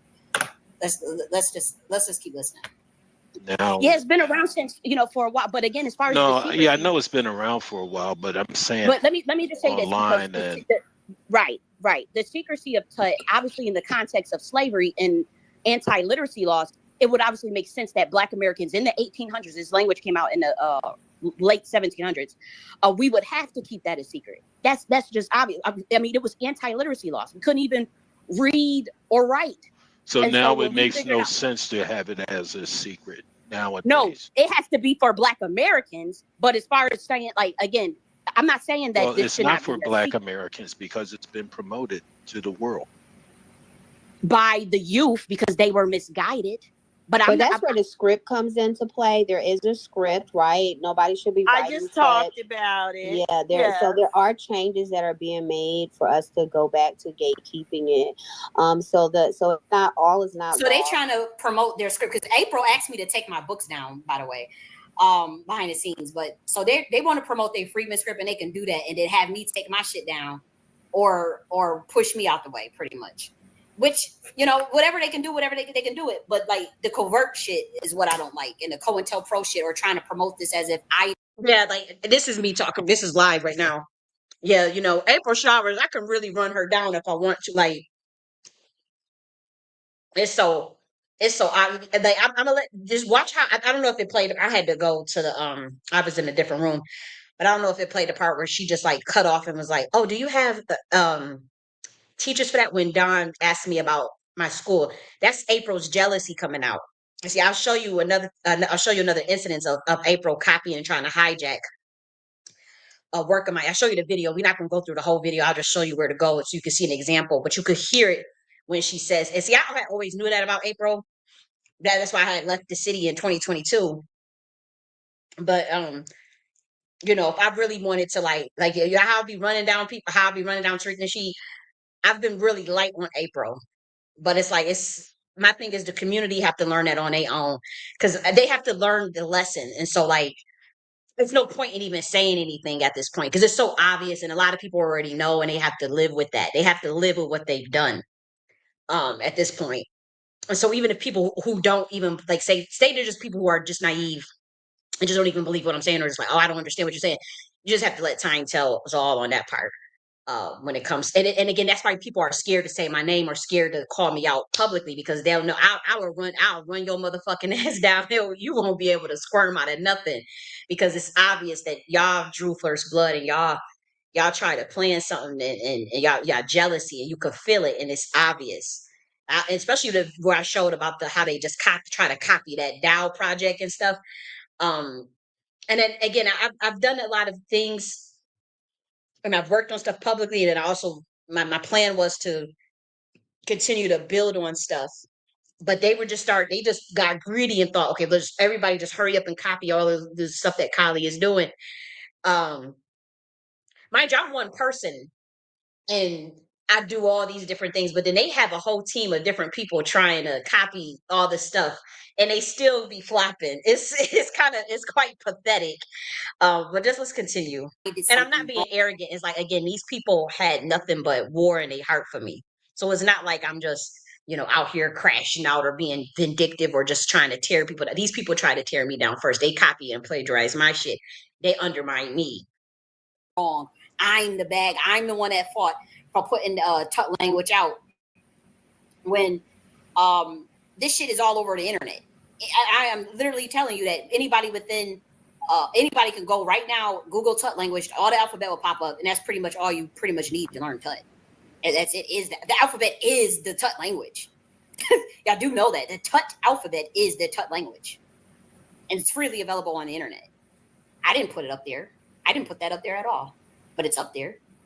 And so if y'all want to do a script and keep it secrecy and gatekeep and make some changes, that's on y'all. But why y'all coming at me with this shit? And why y'all doing covert shit like having Tariq make subliminal stupid ass statements 2 weeks ago, which I'm going to play that, and having y'all bring me up randomly in this room. I'm minding my business. I ain't speak to Dawn in like a fucking year. I have not talked to Dawn in almost a fucking year. Y'all do know that, right? So for her just bringing me up randomly and then Denmark, oh, why is that okay? That seemed like a play. Because the Tariq got in this room and they wanted to paint me as crazy on this stage. And so I don't take that fucking lightly.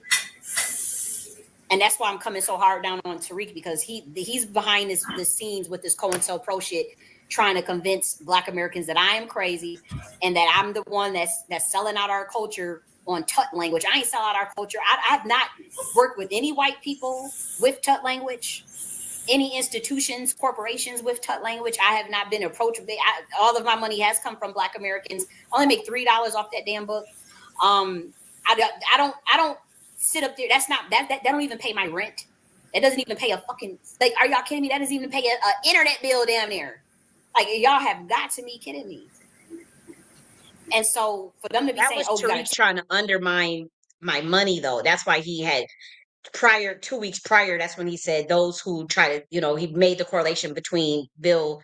What's the dude? Oh man, what was that dude? It was the karate. It's a martial artist that's really famous. Bruce Lee getting killed by his own community for teaching something secret. And then right after that, he mentions tut language. And I'm the second person in the world, only the first person in the world to have a course on tut, but the second person in the world to make a book on tut. Like, that was, and then after that, people from FBA came to my channel and started grilling me about it. So that was a play where he was trying to justify, like, if Kylie J.N.S ends up dead, see, she was teaching a tut language, but then I threw out, like, okay, well, Tariq Nasheed's talking about High John the Conqueror and the root work, and he sells that to Black people to white people and Black people, anybody on Amazon. That's not gatekeeping. And so root work and conjure, that's secretive. That's something that people don't just go and talk about and whatnot, especially because the High John the Conqueror root, it goes under the meridian points of the chakra system in the uterus. So he's literally he's selling out the culture, way more than what I'm doing with a book on tut that's only for Black Americans, that only Black Americans buy. And so once I had pointed that out, like, that play was done because they was ready to get me out the paint. Then that was the dog whistle, and that's all in this video. I don't know if we'll get to that part, but that was in this video too, where I played him saying that about the Bruce Lee comment and then the tut language stuff. And so that was them trying to say, like, see, Black people, you don't have to feel bad if we do this, but it's like the hypocrisy, because it's like, well, you sell a whole bunch of, you sell Ogun sprays, all it's like you put an IFA on a fucking spray. IFA is definitely a secretive science.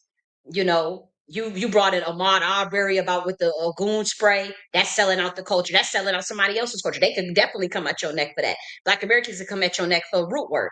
I'm just saying, I didn't do it. They did this shit to me first. So I just have to defend myself. So I just pointed it back out and threw the spiritual shit back on it. Because it's like, dude, like, what they doing is wrong. They just want money. These people is just like trying to get a lick from their little dumbass secret society where they got to deliver on a contract. Like, what can't y'all see about that? And my thing is, everybody has to be quiet. Everybody has to act like I don't know. They don't know what I'm talking about, but the evidence is there. It's just obvious. Like, what is wrong with you people? Like, it is what it is. Time tells all. can you take your books down? Or we got to use our free manuscript. Y'all do what the fuck y'all want to do. What they got to do with again, me? once you see it's FBA and Freedmen in this shit, that's what I'm saying. This is the government. What the fuck? That is not no natural movements. Mason started the Freedmen. And technically FBA. I mean, that is so I cannot believe anybody that how could you be so dumb to fall for that? Like but to try to set that up on some COINTELPRO shit to make it seem like, and I'm about to really dig into their asses about that. We about to go in. Cause y'all don't woke up. I mean, why y'all fucking with me? Y'all can't hold a candle to my intellect. Y'all can't hold a candle to me spiritually. But y'all want to sit up there and tell my community that I'm doing something wrong about not gatekeeping Tut language. I am gatekeeping Tut language. I make an introductory kids fucking book on Amazon, and y'all want to go up in arms about that? But y'all didn't come at them fucking Jews. Y'all don't ever talk about them white people that y'all know that black executives have sold out our music to. And right. Tariq It's like these niggas in their 60s and they ain't never say nothing about Lyer Cohen. Did Tariq ever mention? Nobody ever said nothing about none of these niggas that's claim to be so pro-black. We still work with. But matter of fact, let's get into that. Let's still hold off because I actually just want to play this so y'all can actually hear how this shit go. At all. There's many ways, and there's a lot of things that we're actually doing to separate. So I mean, it's just like AAVE. We know who is and who's not. And so yeah, so we have those. And this girl's a whole full-blown Haitian. Got a whole bunch of tweets talking about she's Haitian. She's people shouting her out because she's Haitian. And these were her tweets. Nobody in their right mind.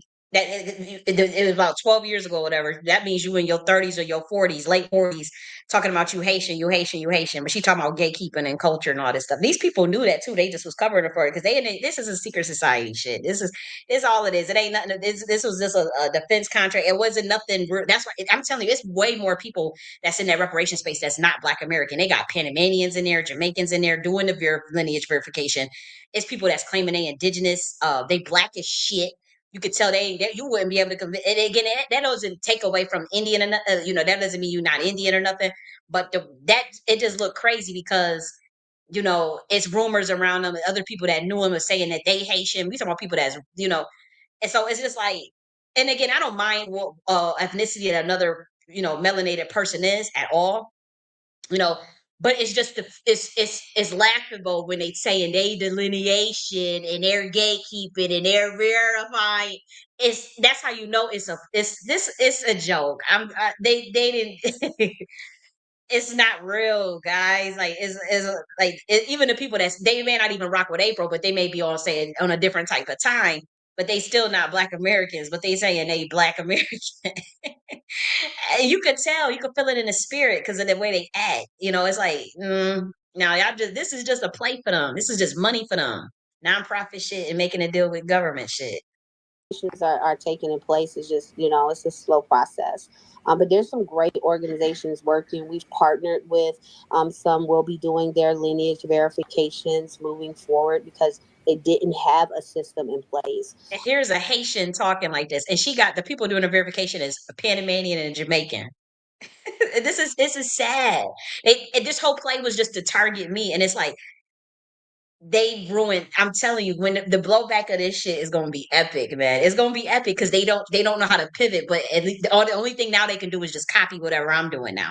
And now at this point where this has drawn to is just like let's just copy what J.N.S is doing, and now we have documented that. It's like it's documented. They don't even know where to move with this shit, and because it's like, but then it's like. Well, if you have to copy her, why are y'all trying to get us to follow you? What you copying her, but you want us to blacklist her? You want her out the paint. They took these people sold out the last minute. They think I don't know. They really think I don't know. I'm not talking about these people, but I'm talking about this shit is so much deeper. It's not even worth talking about because they think that I don't know. And it's just like, everybody do you do you. I do me. Shit.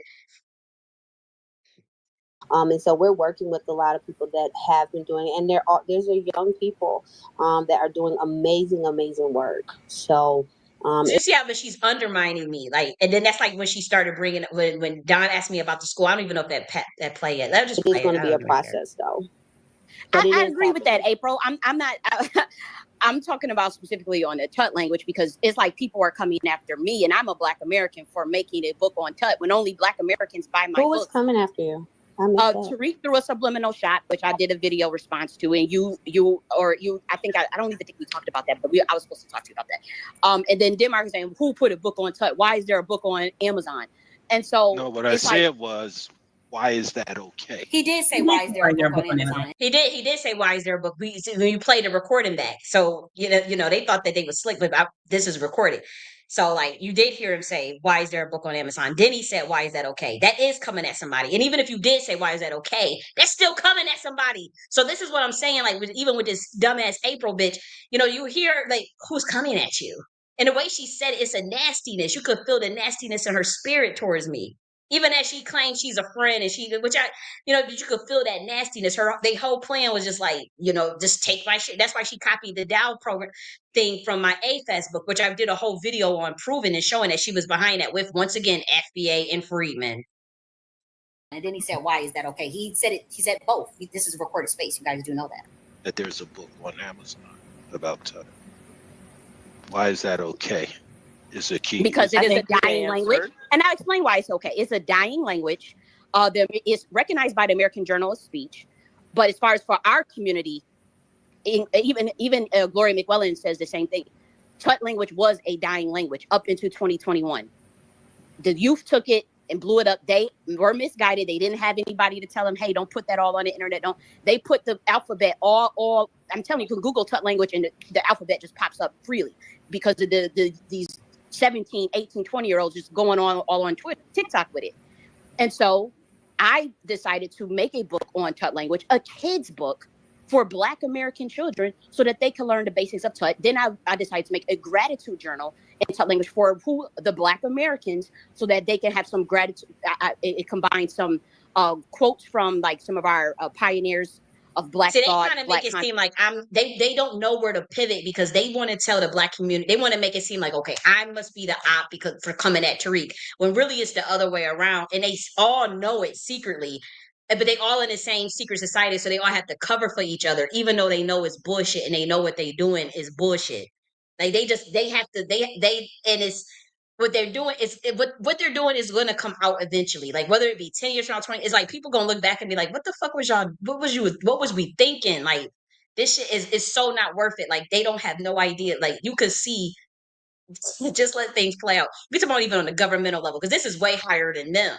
We already know the players that's higher than them that are involved in this, the white people that are involved that put these people out on a crash dummy mission. And we know even the people above them that put them above that we already know who's all behind this shit. So that's why I never like, these people are not even really the people that that I'm like going after. Like it's way higher people than this shit. It's people that's even higher than the Trump presidents. All of that, that's nothing compared to what this shit is really about. But they don't know how to move because it is like, this shit. Look, it's not even worth talking about. It's too above people's pay grade. Consciousness, obviously James Baldwin, Francis Cress Wellston, all these. It's a book for our culture. It's the collation of culture and the gatekeeping of culture. I mean, I don't see the big deal. Anyway, I want both of those because I'm trying to put in April. I need to connect through the city, obviously, because with Shiitake. But I did want to put together a youth, I guess I'm gonna call it just a Black American Heritage course, but just something like a Saturday class, something that could be used as a aftercare. I don't know how long it would be if it's ongoing. But do you have teachers for that? No. But you see how this uneducated idiot April says, do you have teachers for that? Now, everybody knows I have Nakti University. Don was talking to me about that, about the heritage course, whatever, because obviously, as much as people try to undermine me, they know as far as infrastructure processing, infrastructure of systems as it relates to technology. I have a master's degree in technology management. That's easy. What Don is even talking about, I could do that with my eyes closed. It's nothing. And so here's April, this uneducated idiot. It's almost, do you have teachers for that? Once again, to try to undermine, she thought she was going to be put on by these people. They never wanted none of these people. This is what people don't realize. Y'all just thought, if we get Kylie out the way, we can be the next one up. We can be the next one up. You don't need them to be the next one up. Just be the next one up, bitch. Like, that's the thing. You don't need any of these people to put you on. If you really got the talent, you really got the sauce, it will speak for itself. No matter how much now they gonna get mad, they gonna come at you because you're not signed to them, you're not controlled by them. So they gonna undermine your shit. Granted, but it's like it's this the energy like that. I'm telling you, that's all I've been dealing with in this space is like people competing with me, trying to compete. And it's really creepy because they don't have not even a 10th of the talent, but it was like you could feel it, you could see it even they if Don is saying it to me about a community center or something about the core stuff, which we had talked about core stuff before, is nothing. We haven't talked in a long time, and it is what it is. I'm done with it. But you just see how she immediately just cut her off to try to hurry up and get in the mix. And I've been dealing with that with all these people in these reparation space for years. That's all they, and every time. And I'm like, I didn't understand why they were so desperate to work with Don and to go chase Don's ass. Don's been chasing my ass. I didn't even like that's the thing. Like even when I saw like Sarah Judge is a racist begging Don to work with her, and Don's begging to work with me, and I'm like, you niggas are so fucking stupid. Like, and I'm not being arrogant. I am hurt, and there's a lot of frustration and pain. So I know that I'm rubbing people the wrong way, and people are gonna take issue with the way I'm reacting versus focus on what caused the reaction. People are gonna blame me for, and I know that I can get real nasty when I'm pissed and when I'm hurt and when if I want to come for you, I'll come for you. I understand that can rub people the wrong way and it can be offensive. But why is nobody like if somebody does a no touch? Because people are engaging in COINTELPRO, copying, plagiarism, all this stuff, trying to literally set up plays to get me out the paint, doing all types of shit behind the scenes, financial blacklisting, all types of shit. Why would you expect me? What do you expect me to do? What the do you expect me to say or do or react? You ask me. You answer that rather. Y'all just thought that y'all thought this shit was gonna be easy. No. That's what I was. Well, we have an educators committee. It's like it's 5. Yeah, she talking about the educate. Y'all ain't got shit over there. Let's do a comparison. Since y'all want to compete so bad, bitch, let's do a comparison. Like, of the educators that you claim. Haitian April. I swear I could run this motherfucker. I will do it at Virgin Intelligence Analysis on them goddamn tweets and her movement, her behaviors, her actions. Man, I'll light your motherfucking ass up. And I'm sick of these people because I'm telling you, I've been dealing with this for a long time. All this undermining, all this jealousy, and everybody knows about it. And they think it's funny, they think it's cool. And the thing is they bury in themselves. It's not like because I can go and pivot. I can just go. I mean, I could just work more. I only work 15 days out of the month. I can go and work more and just move on with my life. You know what I mean? But it's like, they don't understand what they have done to this community as a result of like they've done so. It's like by the time and look, this is why I'm doing the Birdman hand rub and laughing because it's like they doing so much to try to take me out, and for one they buried themselves in their own movements because people know what the hell's going on. It's uncomfortable. It's like, and it's such a fucked up energy to deal with because it's like, even if you do try to copy the person or plagiarize the person, it's like the person knows and it's like everybody else knows. And it's like, ugh, it's like, it's fucked. It's like the same thing that's happening with Zeus Network, that fucked up energy. You can feel it happening now. But then this shit is blowing back on the entire community, but then the entire country because I already know who put them on a fucking dummy mission. And I already talked about my birthrights, and we already got at Elon and Trump and all this stuff. It was like you could feel the blowback. The blowback is just like everywhere. The scrapno is everywhere because of people's, and it's not my fault. Get your people, like like check Tariq and just leave this shit alone. I don't want to be copied. I don't want to be plagiarized. I don't want to be bothered. I don't want to be in a fold. I don't want to be around that. I don't. Just keep it moving. I don't seek to be in competition with nobody. I don't think like that. My whole mind is, creativity, expression, innovation. So they looking at me as, okay, every little thing I'm doing, they trying to compete with. All the evidence is documented with all of these people. Instead of just, and then copying the person flopping instead of just working with the person, and they want to hold that person back so bad. Okay, yeah, you can hold me back or whatever. I'm just doing things from my heart space any fucking ways. I just do it for the sake of the creativity, the enjoyment, the building, the learning process, the journey. You know, whether people follow me or not, that was never the point. Female, a woman of my caliber don't think like that. It's cool if people fuck with me, you fuck with me. If you don't, okay, we got to split. Keep it moving. I'm not here to go, oh, I gotta recruit you. Here's this organization, sign this. I don't even think like that. You want to make some moves together, let's make some moves. Let's do fair business. Let's do ethical shit. Let's build a bond with one another. But these people never offered a bridge. It's not like, okay, you just burning the bridge. You're being mean. They never had nothing to build. They never wanted to do anything for me, with me, or that was good. They never had intentions on building with me. Even when I was in the city, it wasn't like, I ain't have no role or nothing, as talented, as gifted, it was just like, why would I be a member in the fucking city on Discord when I can build my own infrastructure on a private server that rivals fucking Discord? I've done it. I've built a dating website for Black women. I've built Nakti University, the Nakti Community Center, with my own forums and stuff. You want something really private. And I know how to get a private server if I don't want to use a CMS system, you fucking idiots.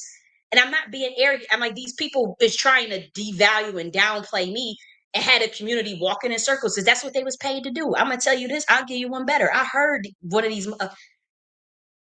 Y'all won't even believe me if I said that. It ain't even worth it. Now, if I told y'all what I heard one of these man, oh well, y'all in on it anyway. Y'all know that y'all already know y'all getting paid what to do. Sorry, Black community. They all in. It's all a play. I didn't know. They all in a play to sell people out for money, and I just didn't know that shit. So, but man, y'all wouldn't even believe that part anyway. So whatever. 5 of them, 2 teachers, one retired teacher, and 2 homeschool parents, and they're actually putting together night school and Saturday school. So I would like to something a little more. So yeah, here's the thing. You heard Dawn. She said, "I want something a little more," because she know what April is over there doing is grifting and it's not even so much grifting. It's a different type of harvesting that she's doing. But they know that them people over there is not building that type of infrastructure that I can build. And so Dawn, that's what I want something a little more. You're she said, "Put the rewind it."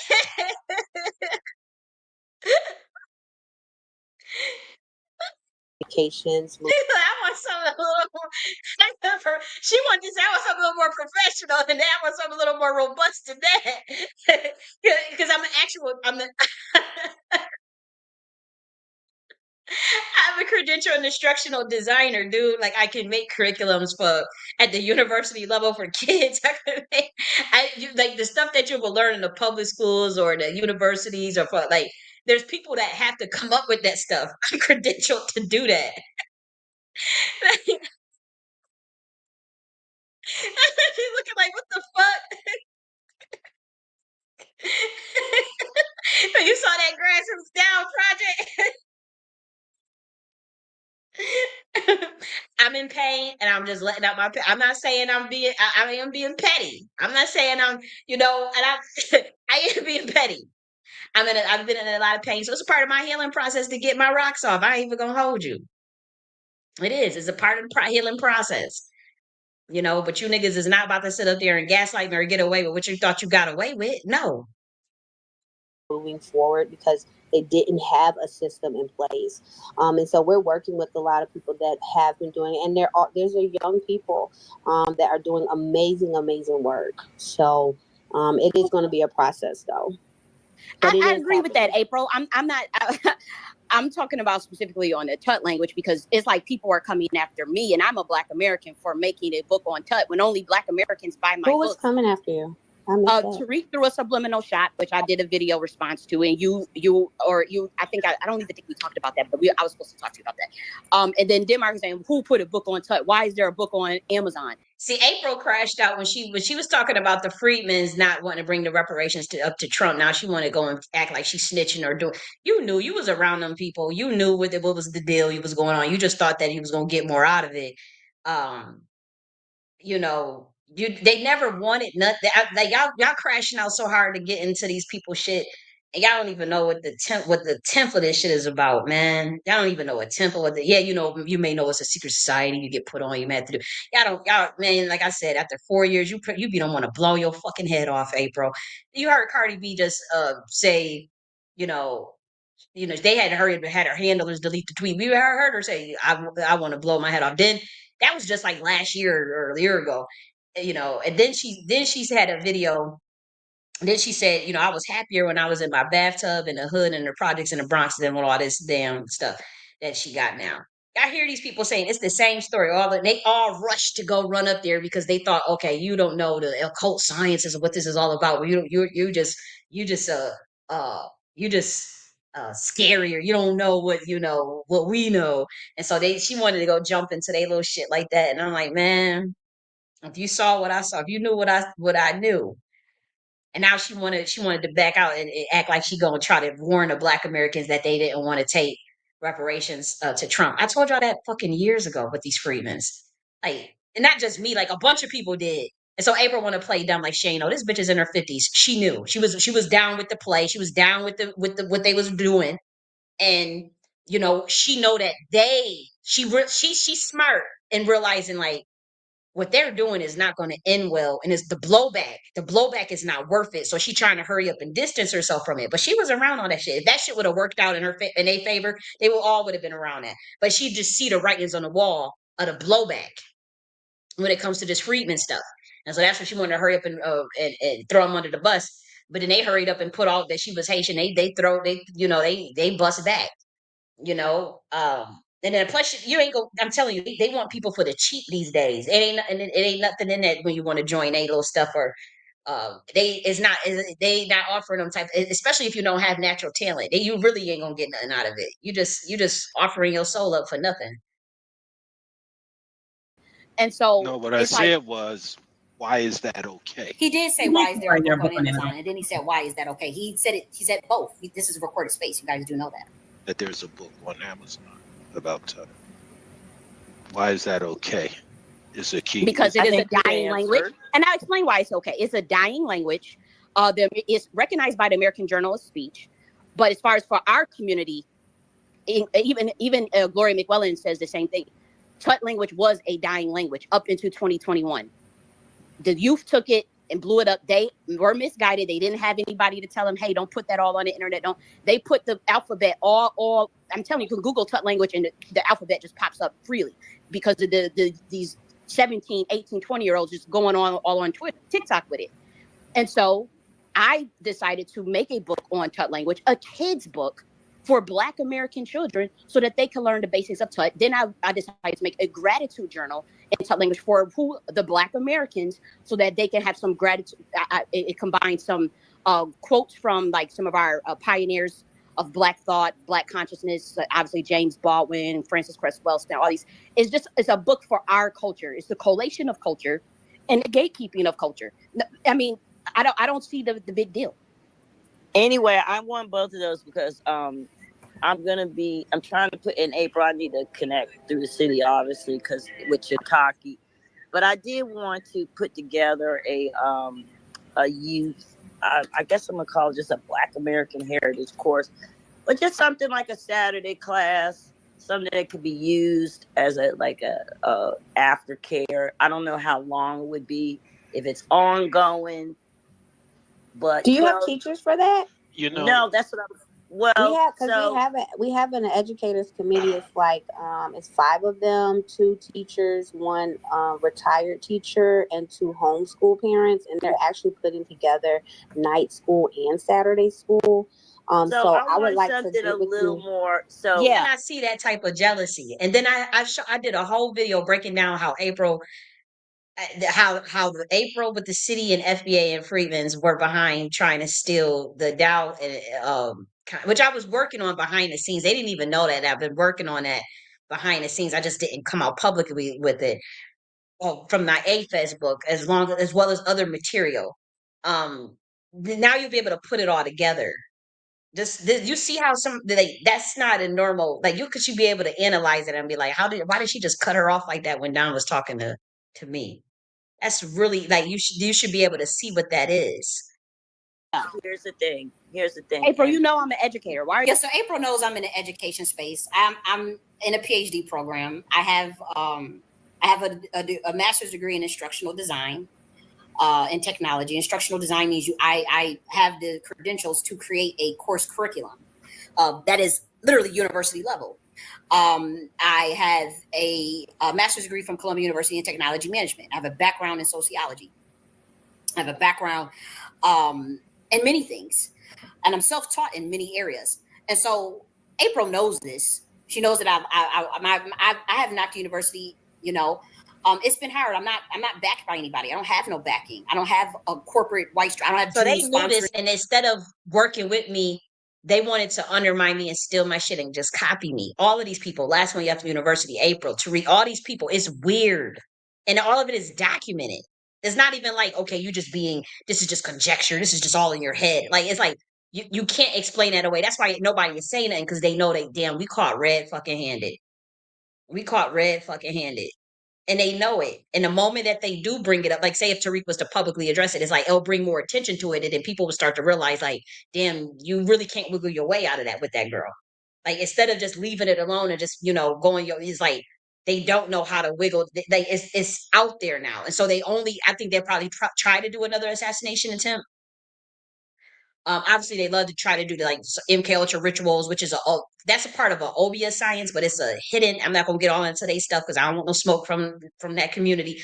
But there's elements of that is occultic in nature. There is some horrific death spell rituals that they use and all types of stuff. That it is what it is, but it's like they don't really whatever. I don't even know what the end goal is with this shit, because it's just so messy. It's all out there. The whole cover is blown. Everything's just out because they just couldn't stop fucking with me. For me, I have none of that shit. So like April is like literally undermining me, like, oh, we got educators, we got it, knowing that I'm an educator, because I guess she wants to be the person that brings that. She's not an educator. She's not an educator at all. But Dawn is literally sitting there talking to me, talking about this Black American.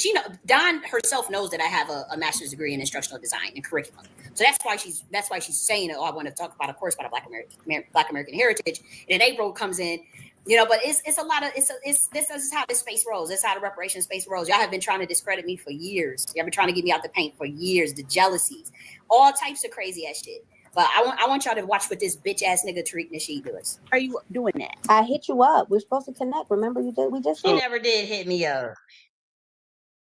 So here's my thing. Here's my thing, and this is just me, and I'm not coming at you. I more so hold Dawn responsible than you, because Dawn was the first one that started disseminating TUT on the internet. But here, it was the youth. Okay, maybe go talking about the old people. Go and Google TUT language right now. All right, but Callie, stop over 10 websites putting the alphabet out. Callie, please let me say what I got to say, and then you can say what you want to say. And this is how I'm looking at it, and yeah. Mind you, Denmark VC was the one that was that tried to tip me off and tell me that Satan needs a sacrifice when we were talking about like all these. This was years ago in 2021. We were talking about the back channels and because I was asking him like, well, why am I being put in these back channels, and who are these people? And that's when he made that statement, and at that time I didn't know what the hell he was talking about. So just so y'all know how deep this shit go. That's why, like, when I say, like, we ready to war, and just, like, I'm telling you, just pay attention to everything that's been happening since 2022, since the 2022 Lion and Judah crash out. Pay attention to everything that's been taking place in this country, with the exposures, with people's platforms, with people who've been brought down. Even pay attention to Tariq since 2022. Pay attention to even, like, anybody that's real close up and close with Tariq. Pay attention to what has been going on with Tariq since 2022. He just gotta commit to, but that he know that shit wasn't worth it. He know that at the end of the day, this shit was not worth it. Everybody, even my family member, I don't care how much people that was involved in that shit, and they know what y'all were involved in. Y'all know it was not worth it.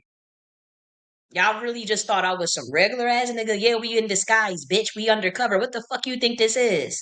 Y'all really just thought this some regular ass nigga. We just gonna go and do what we did, like how we did with Young Pharaoh. That nigga, scientist all the way or whatever. That's on him. Nah. We are primordials up in this bitch. I can't believe you bitch ass. Let me stop because I swear like I could just kick through a fucking wall right now. Let me just calm down and just play the fucking video.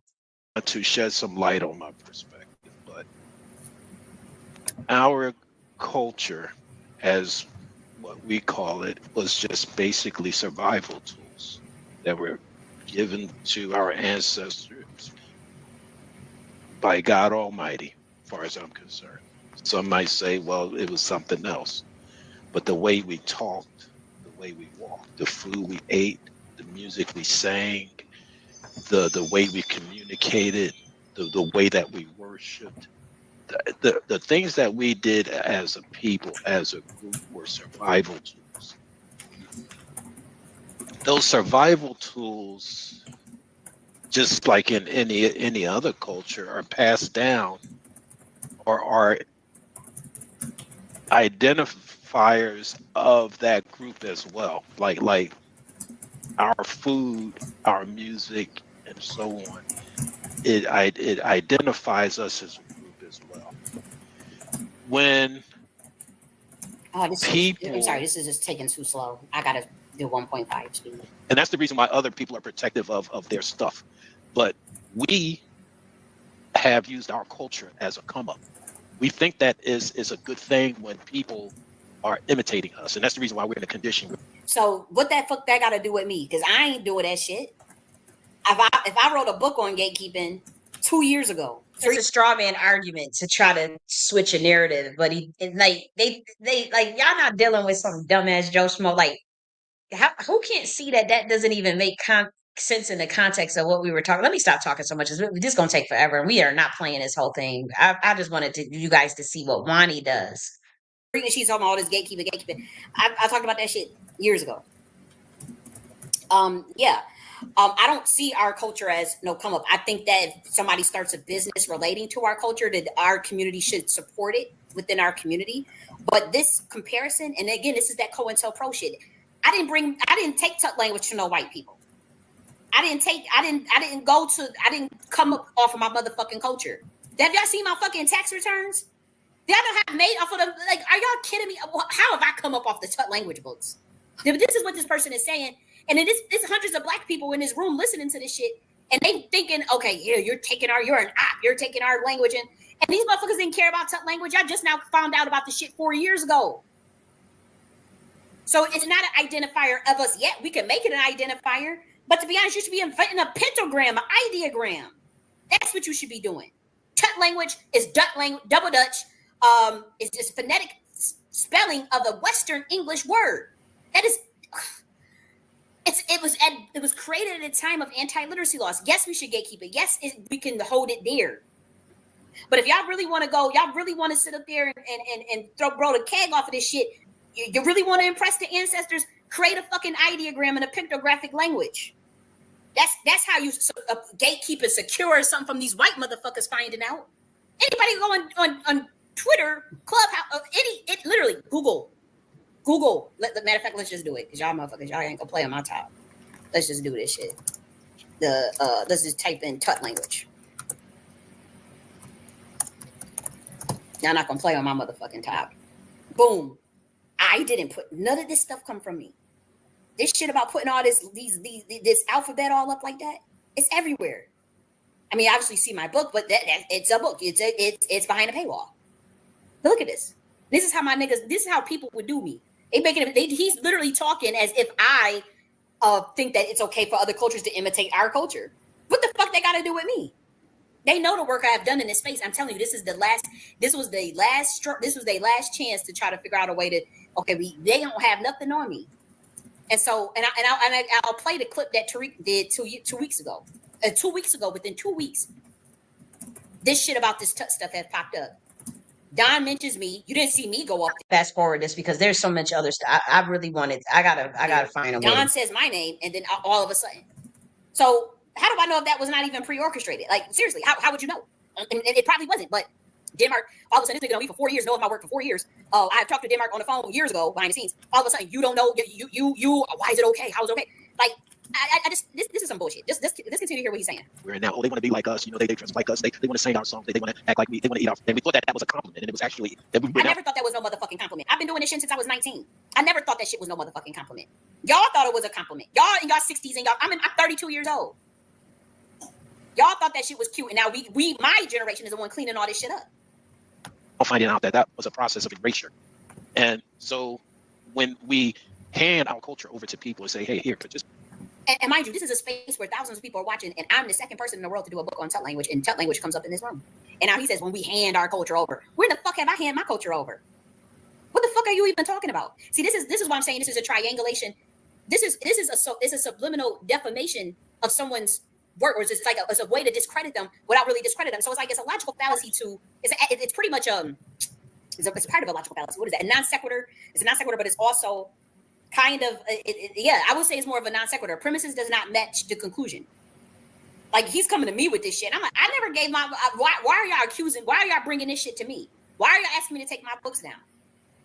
Why are y'all all of a sudden up in arms about this shit? Y'all niggas ain't say nothing. Y'all don't talk to y'all. Did y'all come at P. Diddy when he was working with Lair Cohen and them fucking white people and selling out did y'all go to any of them black executives? And y'all old as fuck. But y'all coming at a 32-year-old that's done nothing but done work in her community, live in my community, done work in my community. Everything I produced has been for my community. Those books have been for my community. You'll never see me take $1. Y'all motherfuckers is tied in with Liberation Ventures and MacArthur Foundations and all this stuff and Rockefeller and George Soros.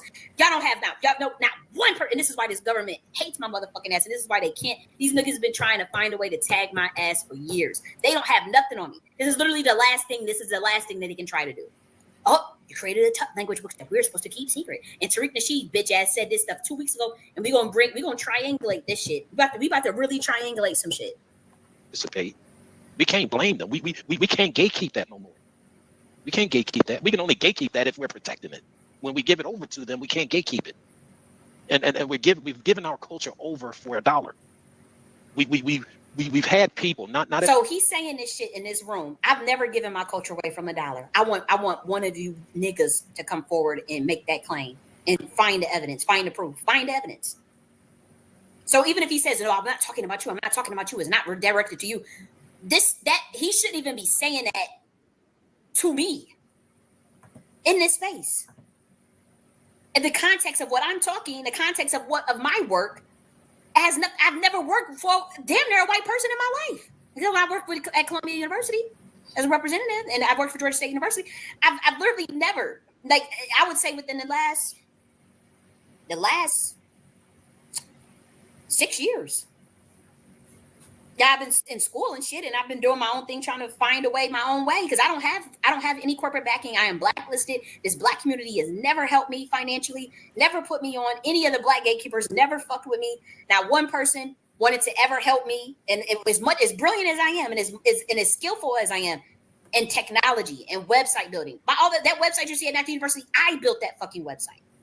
I built that website. All them books, the 20 books that I've written in a span of 4 years, I wrote those books. I own 100% of that publishing. I don't have any white corporate sponsors or no fucking Jews supporting me, none of that shit. But y'all bitch ass niggas gonna sit up there and come at me like that? As a group, but we've had individuals who say, okay, come on, white boy, it's perfectly okay for you to I ain't never say, no, come on, white boy. To me, like, you're gonna see the corollary of someone calling up a scholar, calling out a scholar, saying, why is that okay? Why is a Tut book on Amazon? You see the recording. I come and explain myself. Then he goes into a fucking tangent about some shit that don't even got nothing to do with me.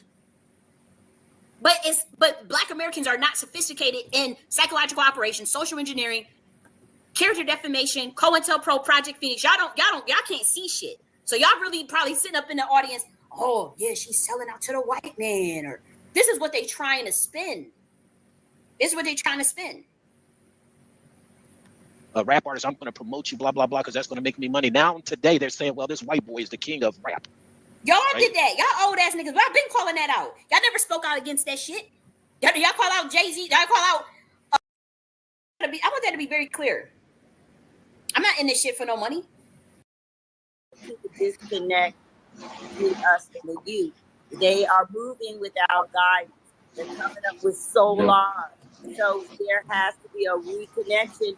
And what we're talking about, the work we have to do, is the youth. And these things that we're talking about right here are exactly the ways that we can access. And guess what? Our community centers, our churches are hungry for programs like this.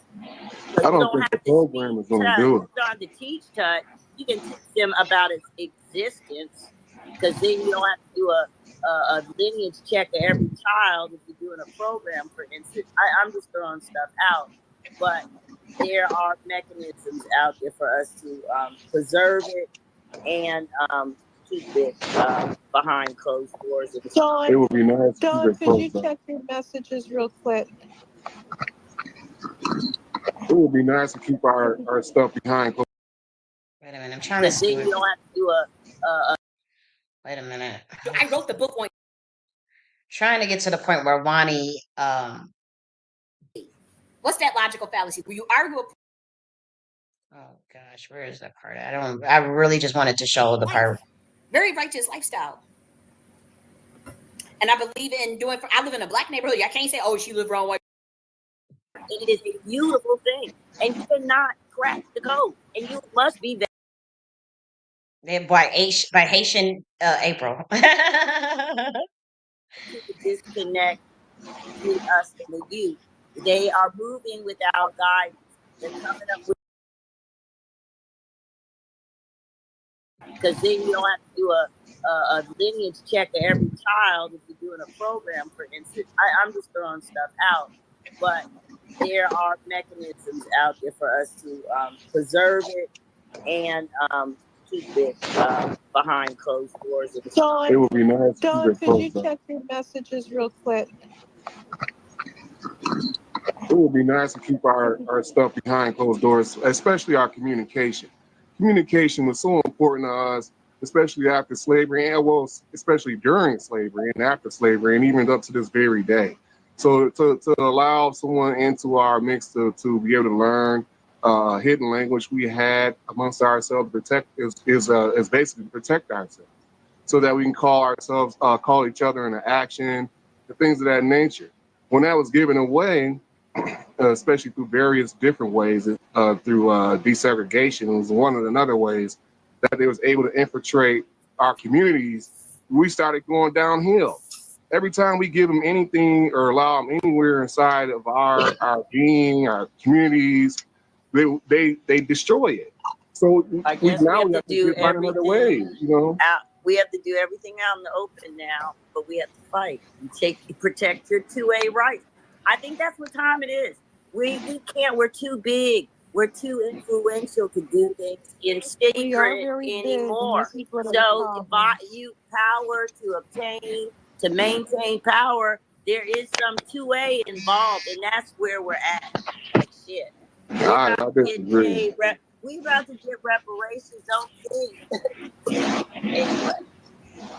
Yeah, I disagree, because to put everything out in the open allows. Nikki said when y'all bring her up, she can't hear. I'm sorry. Sorry to interrupt. Sorry. Is it? What's that? You can't hear me? I don't even box, because I sent you something regarding the ethnicity issues that were discussed a few minutes ago, and I don't see anyone trying to come up. I can see Callie's hand is up. Yeah, I don't see anyone trying to come up, and let me check over here. I don't see right now. I don't see.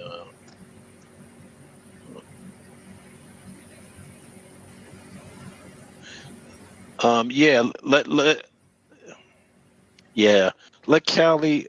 Okay, after Wake, let Callie go ahead. Wake was just speaking, but let Callie get in there. I know Callie's trying to get in there. Yeah, because she was trying to respond to. Oh yeah, she was. Yeah, go ahead. Yeah, Callie. she was. Go ahead. Yeah. So again, as far as Tut language being our identifier, I mean, we could do that now, but to act like it's historically something that's been an identifier for Black Americans, that's categorically false. I mean, we didn't even know, like, it was a dying language. Most Black Americans to this day don't even know about the Tut language. So dissemination amongst Black Americans of the Tut language is important to me. Again, I want to make that very clear. This is not something we're giving away to the world. And so I don't think it's a fair comparison between what happened with rap and with hip hop in our music compared to what we're doing with the dissemination of Tut language amongst our youth, amongst Black Americans, because even the Black Americans, Black American adults don't even know what this is about. And I also want to say, again, we're 30 years like, if we care so much about this, Gloria McWillan created this book on this in 1995. She went in the Bay Area. She went on a news station, literally gave out the crux of what it was about. She did state that it was for Black Americans. It wasn't like she was trying to broadcast it to the world. She made it very clear that she was only teaching this to Black Americans because it was a dying language, but she did want it recognized in American Journal of Speech. And so I do think there's like, we're not handing it over to the powers that be to having foreigners or anybody in our shit. I want to make that clear. And I also think like it's a bit of a fake outrage because again, Tariq, he just made a correlation between Bruce Lee getting killed by his own people. And then right after that statement said, we shouldn't be teaching Tut language. We shouldn't do that. We have to keep, and after inviting me to teach Tut language at his Dallas event. So I did feel like that was a subliminal dig for somebody to bring up Bruce Lee getting killed by his own people for teaching a secret and then saying, oh, Tut language, that's why we shouldn't teach Tut language after this nigga invited me to teach Tut language at the Dallas event less than 2 years later. Actually, not even a year later. So to me, that just happened, I want to say like 2 weeks ago. So let's show what he said, because this dude got up there and lied on me because he's a bitch. And so let's actually just play what he said. Literally, let's play what he said. This is what I want y'all to see that this is June 12th. That's 2 weeks ago, damn near. And I want y'all to hear what he says about this Tut language and why it's suspicious that Denmark VC starts questioning me about the Tut language. And then Tariq lies and said that his team never reached out to me to teach Tut language at the Dallas event. That's very important. I need y'all to pay attention to the next step of events that prove that this nigga is a fucking COINTELPRO agent. Let's just play this. I think it was at this. Let's just see. Teaching a form of martial arts that he wasn't. Okay, so look at this. So us speaking out against white supremacy, we're looked at as troublemakers. You understand? But we do have to hold on to a lot of our stuff. Look, other cultures don't play that game. When you're giving out some of their cultural secrets and some of the things that's supposed to be in their culture. See, that's why a lot of Asian... Tariq is selling root work with High John the Conqueror to white people. Like that's how he's doing. I want y'all to understand, for a minute, a lot of Asians didn't like Bruce Lee. Because they were just trying to convince Black Americans to turn on me. They don't have a real reason for what they're doing. This is just, they're working for the government to get me out of the paint. And so they're looking for any reason. Like they had to try to convince Black Americans, like, you're not supposed to like this person. See, we have this defense contract. But they don't, it's illogical. Because if that's the reason, then you're not supposed to be fucking with someone that's going to sell root word conjure, which is also a secretive in nature, to all on Amazon to white folks. So it's the same, like this was the play, but it failed. This was something Tariq came up with. Was teaching a form of martial arts that they said he wasn't really supposed to be teaching outsiders. You know what I'm saying? Okay, so y'all saw in that room what Denmark tried to make a correlation as if I was teaching outsiders when I'm not. But this watch now, Tariq is making a correlation that Bruce Lee got killed by his own people for teaching a secret to outsiders. Now watch this. A lot of them didn't like that. And some people, there have been rumors saying that might have been what contributed to his death. Those were rumors. Those have been rumors that's been around since the 70s. Some of you are older. Y'all heard those rumors that he was teaching a form of martial arts that he wasn't supposed to be teaching. You understand? They kind of had a bug in the ass about that. Now, don't teach people that. No. You don't do that. That's a kind of a sacred thing. You know? So us gatekeeping and holding certain things sacred, that actually puts more value on things. That's why I like our foundational Black American Tut language. Instinctively, we are gatekeeping that because you're not supposed to teach that to people. And most of us don't. A lot of folks don't know it, but those of us who do know the language, like I can read Tut fluently. I can read that shit. I see that was designed to undermine even the statements. Like you gotta be a fucking idiot to not see what that's about. And this dude is selling root work, and y'all don't see like it's just frustrating because the Black community knows. And my thing is, I would rather y'all just say, "Look, we took the bag to sell you out.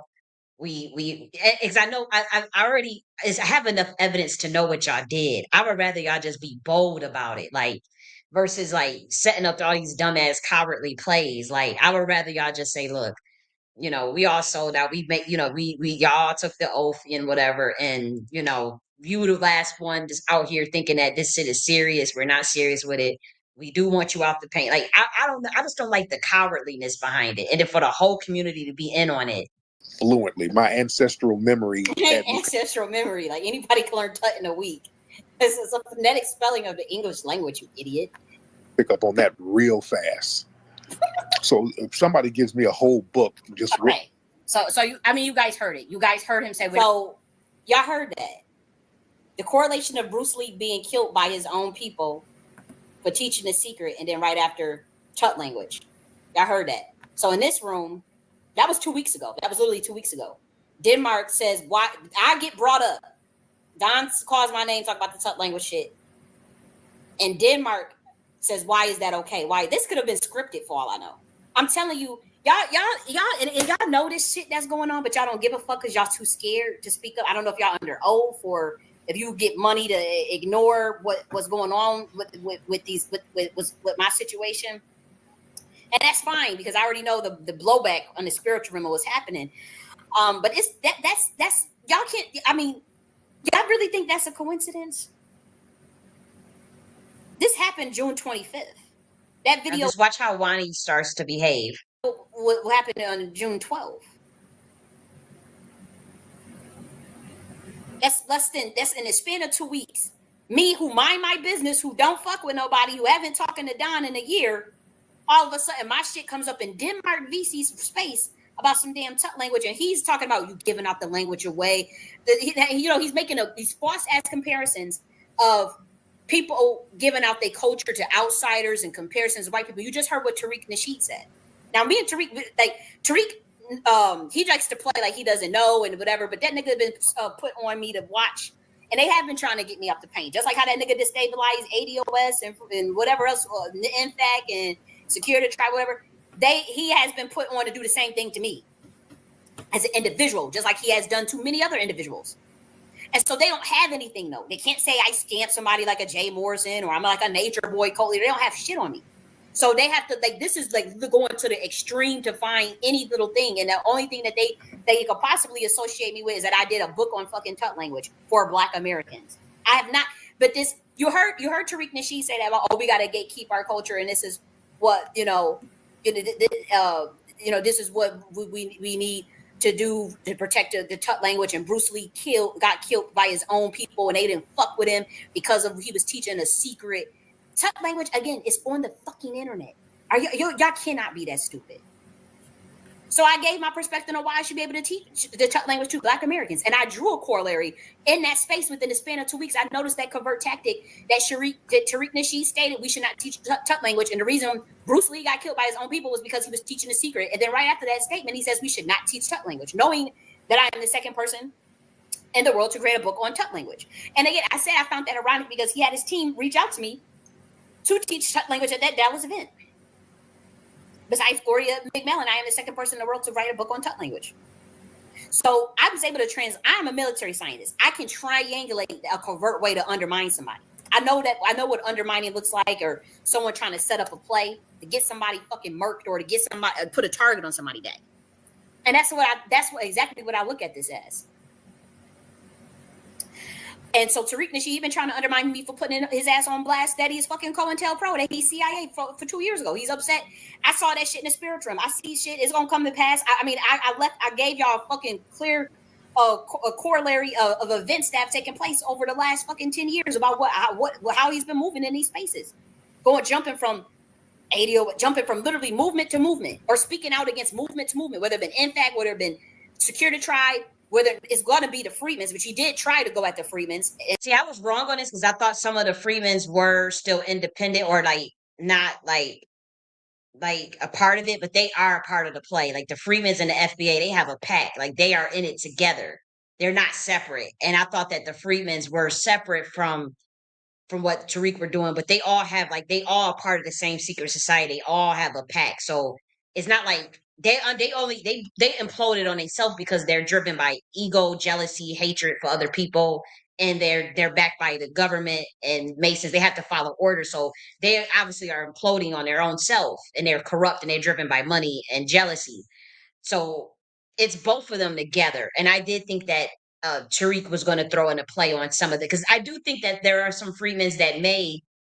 Now I don't think that, but I think at that time I thought that there were some Freedmen's that were like innocent in terms of not being associated with how it was started, or just really just wanting to just be a part of something that just like how there's there's FBA that just are just going in it just for the lineage aspect of it and not really realizing that they all a part of that shit. Like it's all the same thing. It's just it was nothing but a defense contract pretty much on certain Black Americans in that space. That's all it was.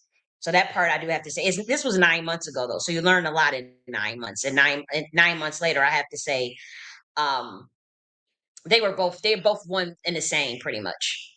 The government shit. And he's died down. He doubled that down because he's fucking with power that is above his pay grade a little bit. So he's still trying to figure out a way to dismantle that Freedman shit, but he will if y'all don't pay attention. He's not gonna dismantle it because they have a pact, a oath together. They are part of it. It's a part. They have it's still CIA ties behind it and Mason ties behind it. So they're not gonna. That part I'm wrong on. It's not. He's not going to dismantle. I think initially he was going to, but they just decided to work together. They decided to work together. Play that I'm about to give y'all, his next strategy that I'm about to give y'all. Y'all gonna be stupid, thirsty, clout chasing motherfuckers and align with that nigga. Y'all gonna get everything y'all motherfucking deserve. And they are. It's the whole thing is imploding. The whole thing. They did decide to go and just align with that instead of just do their own thing, and it's all ended up in a mess. And they have to resort to really desperate tactics to try to keep their play going. Because we do still got to talk about the Karmelo Anthony thing and the no jumper stuff, which is in the other presentation, but I didn't mean to spend too much time on this. I just wanted to show the part, the part where Wani betrays and switches up on me. So I did put him on blast 2 years ago. So he been looking for a way to try, which way can we get her? Which way can we do it? So I mentioned this in Denmark space. And then so the Tariq shows up and then they immediately remove me out the room. And then Tariq lies and said that his team never reached out to me and that he never heard of me. And then proceeds to run a COINTELPRO Project Phoenix program, social engineering tactic to state that I am crazy just making it up. Mind you, I'm not in a room. So I'm not able to show that I have the evidence, but I'm about to show y'all the motherfucking evidence in this video. And it's right available publicly. Let's continue. Then right after that day that he did that broadcast, people came over to my channel saying, why aren't you gatekeeping this? I am gatekeeping it. And I showed the evidence of that in that video. This video right here, if you guys want to say like, oh, your colleague's just making this up. In this video right here, are we not supposed to be teaching chat language? I show how he did his video in a 14-hour span. And then that same day, people did come over to my Tut language video saying, why aren't you gatekeeping this? So this nigga is trying to run a play. He's sloppy though. He's not as smart as me. And so I caught it. Especially with this Denmark VC shit and the shit that Wani pulled behind the scenes. Yeah, this was done on purpose. This was done for the Black American community. So oh, she's trying to sell. I ain't trying to sell out our motherfucking. I'll make a dime with these white people. They don't fuck with me. White people don't fuck with me. I don't go looking for them. There have been times where it's been years before. I remember when that pandemic shit popped off. I mean, it had been years since I had physically saw a white person. Literally. Like years. I had to talk to him on the phone or talking to him, at school, some shit like that. But I'm talking right now, like I'm not upset. I'm not a person that like has issues with any group of people. It's just that my frame of reference or where my comfort zone, at least what it was to be around Black Americans, like as far as energetic wise, and then like just how I grew up in my neighborhood and the neighborhoods I prefer to live in. Like that's just what it's always been. It's been Black Americans. And so when that is true, like when I was in Ellenwood, I mean, that's nothing but a black area. Like it's like 80%, 70% black. So it was like a long time before I saw like physically, because that area is, I mean, 80% black. I mean, come on. And so that's my frame of reference, because that's the environment that I grew up in. Physically see them, it had been like 2 fucking years when that pandemic shit popped up and everything went online. I live in I always lived in a black American neighborhood. I've always spoke out about anything that was affecting us. Always offer anytime I offer my services, they have blocked me out because they don't want a radical nigga like me in these spaces that actually are really strategic, that actually think that's dead ass serious. So y'all know that in reparation space they have been blocking me out, Naheem or whatever. These motherfuckers, this is what they do.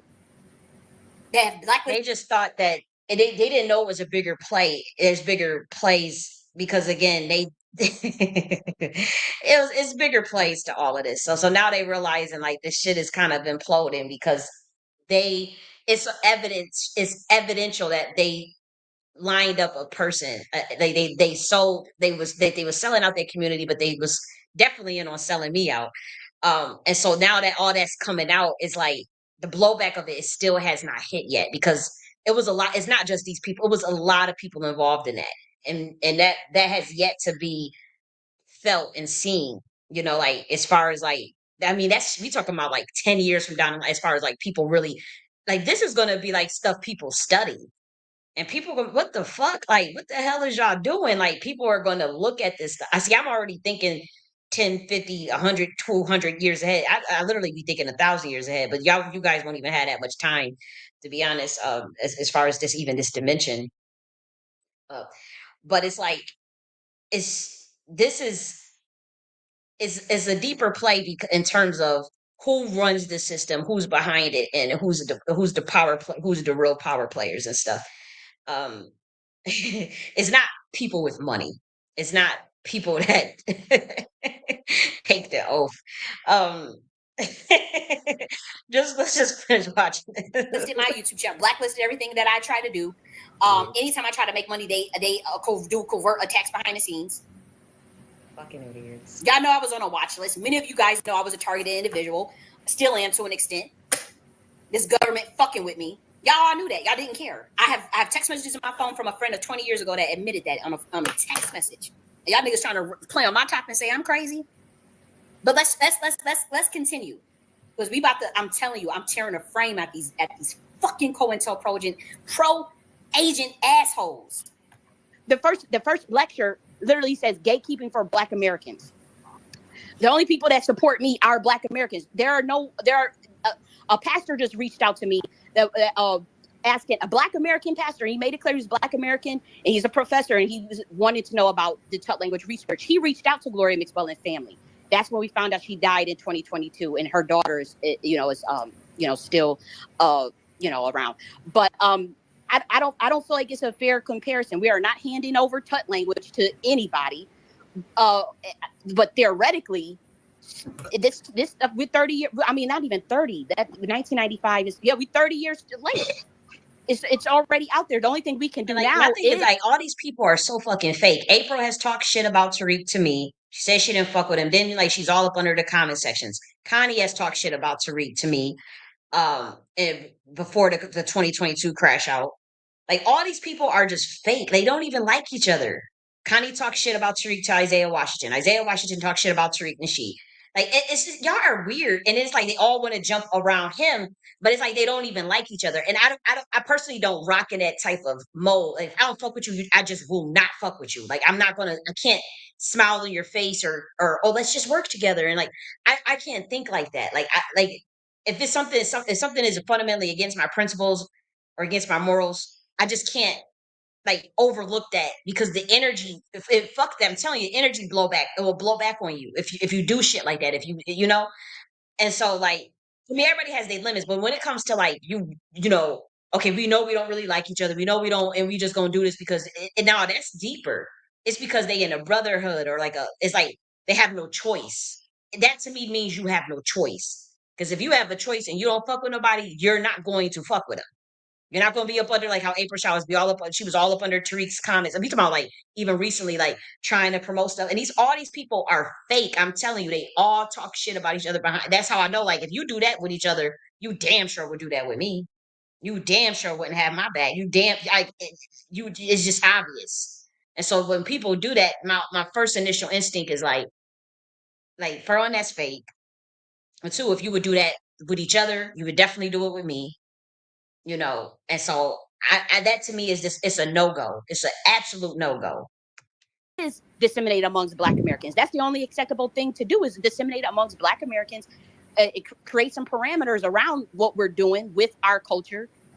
And we don't think it's cute to just say, have others participate in our shit. That's what got us facing ethnocide now. I don't think it's cute. I mean, I know that there are people that look for validation from other people. But no, I don't think Black Americans should be looking for any type of validation from no motherfucking group in this world for anything that we have done. And so, yes, we are in a stage of protecting ourselves from ethnocide. We are in a stage of protecting and gatekeeping. Mind you, a lot of the stuff that people are saying in this regard, a lot of this stuff came.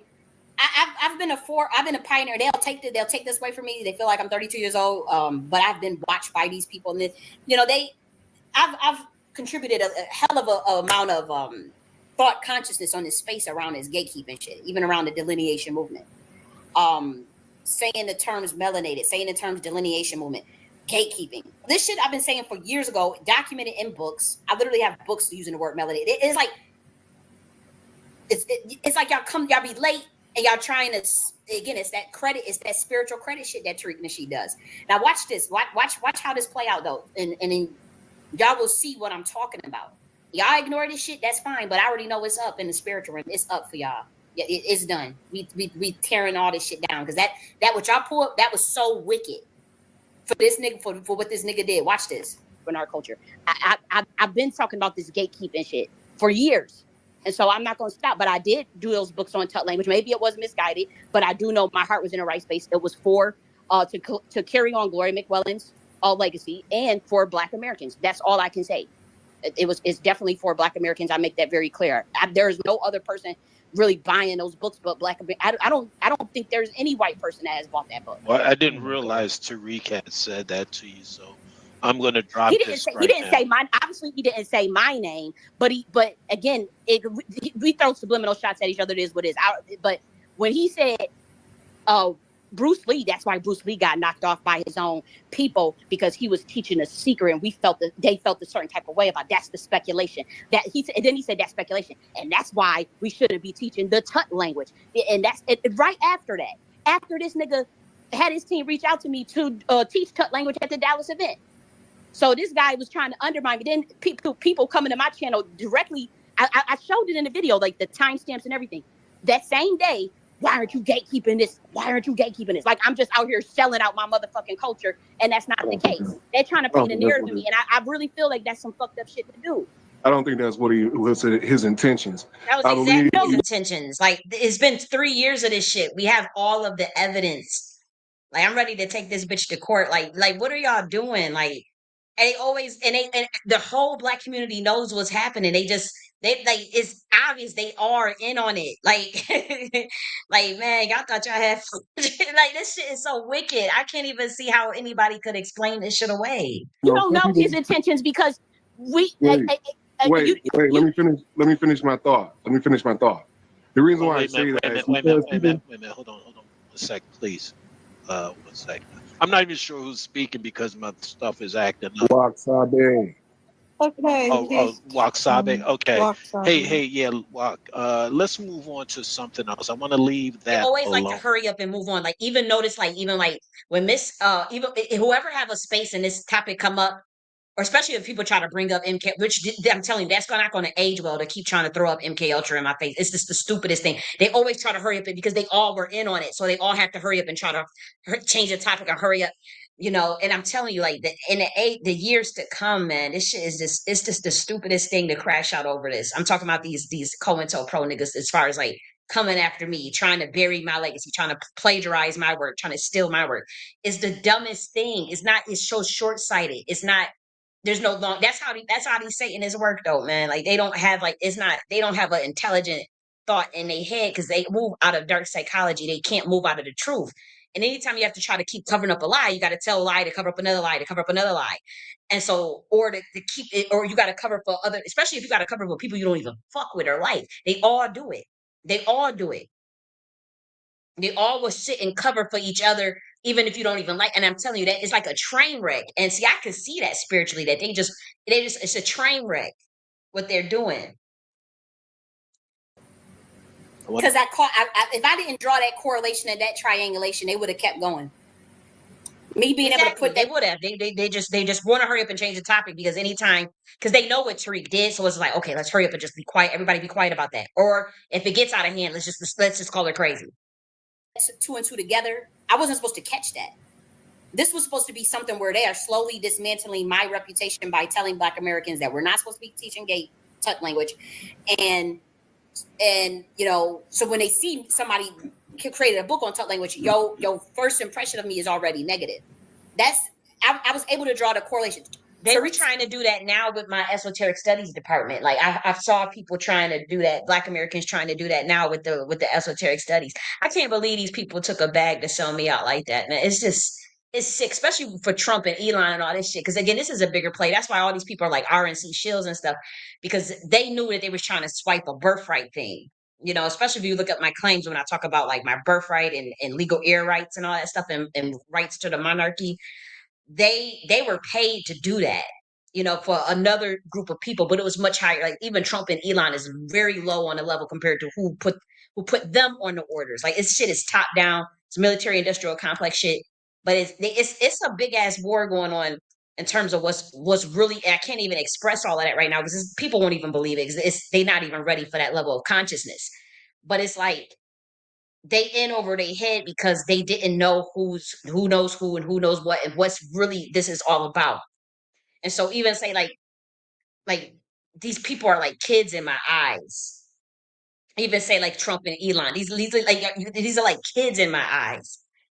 And see, like you've just now finding out when I say that eventually you'll really see what I understand what I mean by that is if people who really like, especially for those like 10, 20 years from now, who really study this whole thing in my claims and even as unorthodox or as crazy quote unquote as it sounds, it's like eventually this will all make sense and they'll be like, damn, like what the fuck, like it this is people trying to keep control keep it's so deep it's not even worth even talking about. I think people who are smart enough to put it all together, there's people that are they're smarter than me, are very spiritually gifted as well, or even more spiritually gifted, and they just know instantly what the hell this is about and what's going on and what I'm talking about, and they already know. So, hopefully, I do know that one day what I'm saying will make sense, and I do pray that there are people, there are people that are talking about this stuff more. So thank God. But then when it comes to the Black community, they're behind. I noticed that there's other groups of people just blowing the keg on MK Ultra and all these things and the Masons and all that stuff. But in our community, because our community is the target, and so they don't want the consciousness. They don't want us to be aware of, to awaken to that level of consciousness. They need to that is they're going to slam down hard on Black Americans. It's going to be the hardest slam, and they will offer any amount of money for other Black people, that Black Americans, to sell out. They will offer any little thing for them to get to cover this up. Like at this point, like that's how they feel. It's a war to them. This is a war to these people, and most Black they figured out a way, like how can we get them to give up their own empire, to give up actually really truly looking for autonomy, and to just come up under the fold of our system, a dying system, a system. And they were effectively able to do that, unfortunately through COINTELPRO and through people who can walk the walk and talk the talk, and it is what it is. I mean, long as I'm free, I tried my best, I did my part, and so maintaining that freedom and my awareness was most important to me. As much as I wanted to help other people, it's like you can't help nobody if you can't help yourself. You got to make sure you're good, and so that there's a lot of learning lessons in all of this for myself. I do have to say, and I do know my heart was in the right space. So I go to sleep at night not feeling not an ounce of guilt. I know I cuss like a sailor and be going off and whatnot. But you have to realize these people came after me first. It was not the other way around. Did that in his space. Denmark called me. You know, this was y'all niggas don't be knowing how this shit works, man. It's kind of like a smear campaign, but it's subliminal. Where okay, I'm the second person in the world to do a book on Tut language, and then y'all talking about we see what Bruce Lee got killed, and then this shit right here with making this correlation. We gave our culture away and all this stuff. This is a couple thousand people is already watching this, and so if somebody does come, and I'm not well known or anything, but if somebody does come upon my shit and they say, "Oh, you did a book on Tut language," oh, see, she's teaching our secret. Oh shit, she's the op. But Tariq Nasheed is the fucking op. Now watch how this nigga lie though, because he says that he never invited me. His team never reached out to me to do that Tut language Dallas event. Watch this part. Wait. Yeah, no, bro. But you know, she feeling some kind of way. Is that what I'm saying is trying to say that he made a mistake without saying it in so many words. All right, okay. There's always a dumbass bitch ass nigga always defending that nigga. Y'all some gay ass niggas, man. All right, you got in what you wanted to say, but I do. Look at your screen. My screen is acting up. You're not. Game to this dude or what? But he did this shit out. And they left out the room. No, I just sent it to you. Okay, so now Tariq is on the stage. They immediately remove me out the room. And then they just go in with oh, she's crazy shit. Mind you, I just showed you what Tariq Nasheed said, and we all just watched what played out in this room. But watch this nigga lie. Watch this nigga get caught in a lie. And ask yourself, well, why is he lying about that? Why did you lie about that? Like when I show the evidence. Late, we already did review the part of 3 weeks ago of Tariq plagiarizing my work as recent as 3 weeks ago on March 21st, 2025. And then 2 days later, he did a video of plagiarizing content. And so if you guys are just now coming in, that has already been covered. As far as the evidence of that, we already did that comparative analysis of that. So you would have to rewind in order to see that. Right now, we're just showing how the case study with Wani Spots in particular, but we already did the comparative analysis of the plagiarism that took place 3 weeks ago. That's very recent. And so that's the context of this video. After I show the evidence that proves that Tariq Nasheed lies on me, ask yourself, why would he lie on that? What does he have to hide? Why is he, and I'm going to show you this dude is actively copying my content. So he's copying my talking points and stuff, and literally a day or 2 apart, or 3 apart, but it's saying he never knew of me, and that he never invited me to, had his team reach, because this is very important that you guys hear this. He never had his team reach out to do the Dallas event. Watch this. Yeah. No, I'm saying, did you send it to somebody else earlier and they left out? If you sent it to them and they left out, then they still got it. It ain't gonna work. I don't know. You know, space is weird like that. It's all good, bro. Hey, Tariq. How y'all doing, guys? Sorry, the stage is in an uproar. Yeah, that somebody told me that Cali. Where's that Cali lady? Where's that lying ass Cali lady? I don't know. Okay. They have removed me out the room this time. Even if you may see they moved me to the audience, but then literally you're probably going to see me disappear, because it did say, you know, when on Twitter Spaces, when you're removed out of the room, it says you have been removed from the space. You guys know it says that, and it did say that. Yeah, this woman's up here lying her ass off. Y'all, it's a lot of weirdos who pop in this space, man. We're going to show the proof that I did not lie. We're going to show the proof of the team actually reaching out. So in this video, actually, he can't fuck with me on any level. And this nigga is copying my content. I'm the weirdo, but this bitch ass nigga is literally, I'm going to show y'all. He just copied my content. He's been doing it since 2022. And he's copied my content as recent as 3 weeks ago. And we proved that earlier in this video. This bitch ass nigga is copying my content. And this woman sits here emailing me talking about I'm sending subliminals at her. Crazy as cat shit. I don't know this woman from a can of damn paint. Anybody throwing those subliminals, and people have these whole conversations within their minds that don't exist. I don't know this woman from a can of paint. He's fucking lying. We're about to prove that. So let's be very clear about that. All these subliminals and we're going back and forth. We ain't going back and forth. I don't know this woman. So let's just be very clear about that. Because people get in these spaces and just say any damn thing. And that's the problem. People just be on here babbling and saying weird ass stuff. Callie, whoever you are, you're giving the thumbs down. I didn't have no team reach out to you. Nobody's throwing subliminals. I don't know you. Don't care to know you. So that's what it is.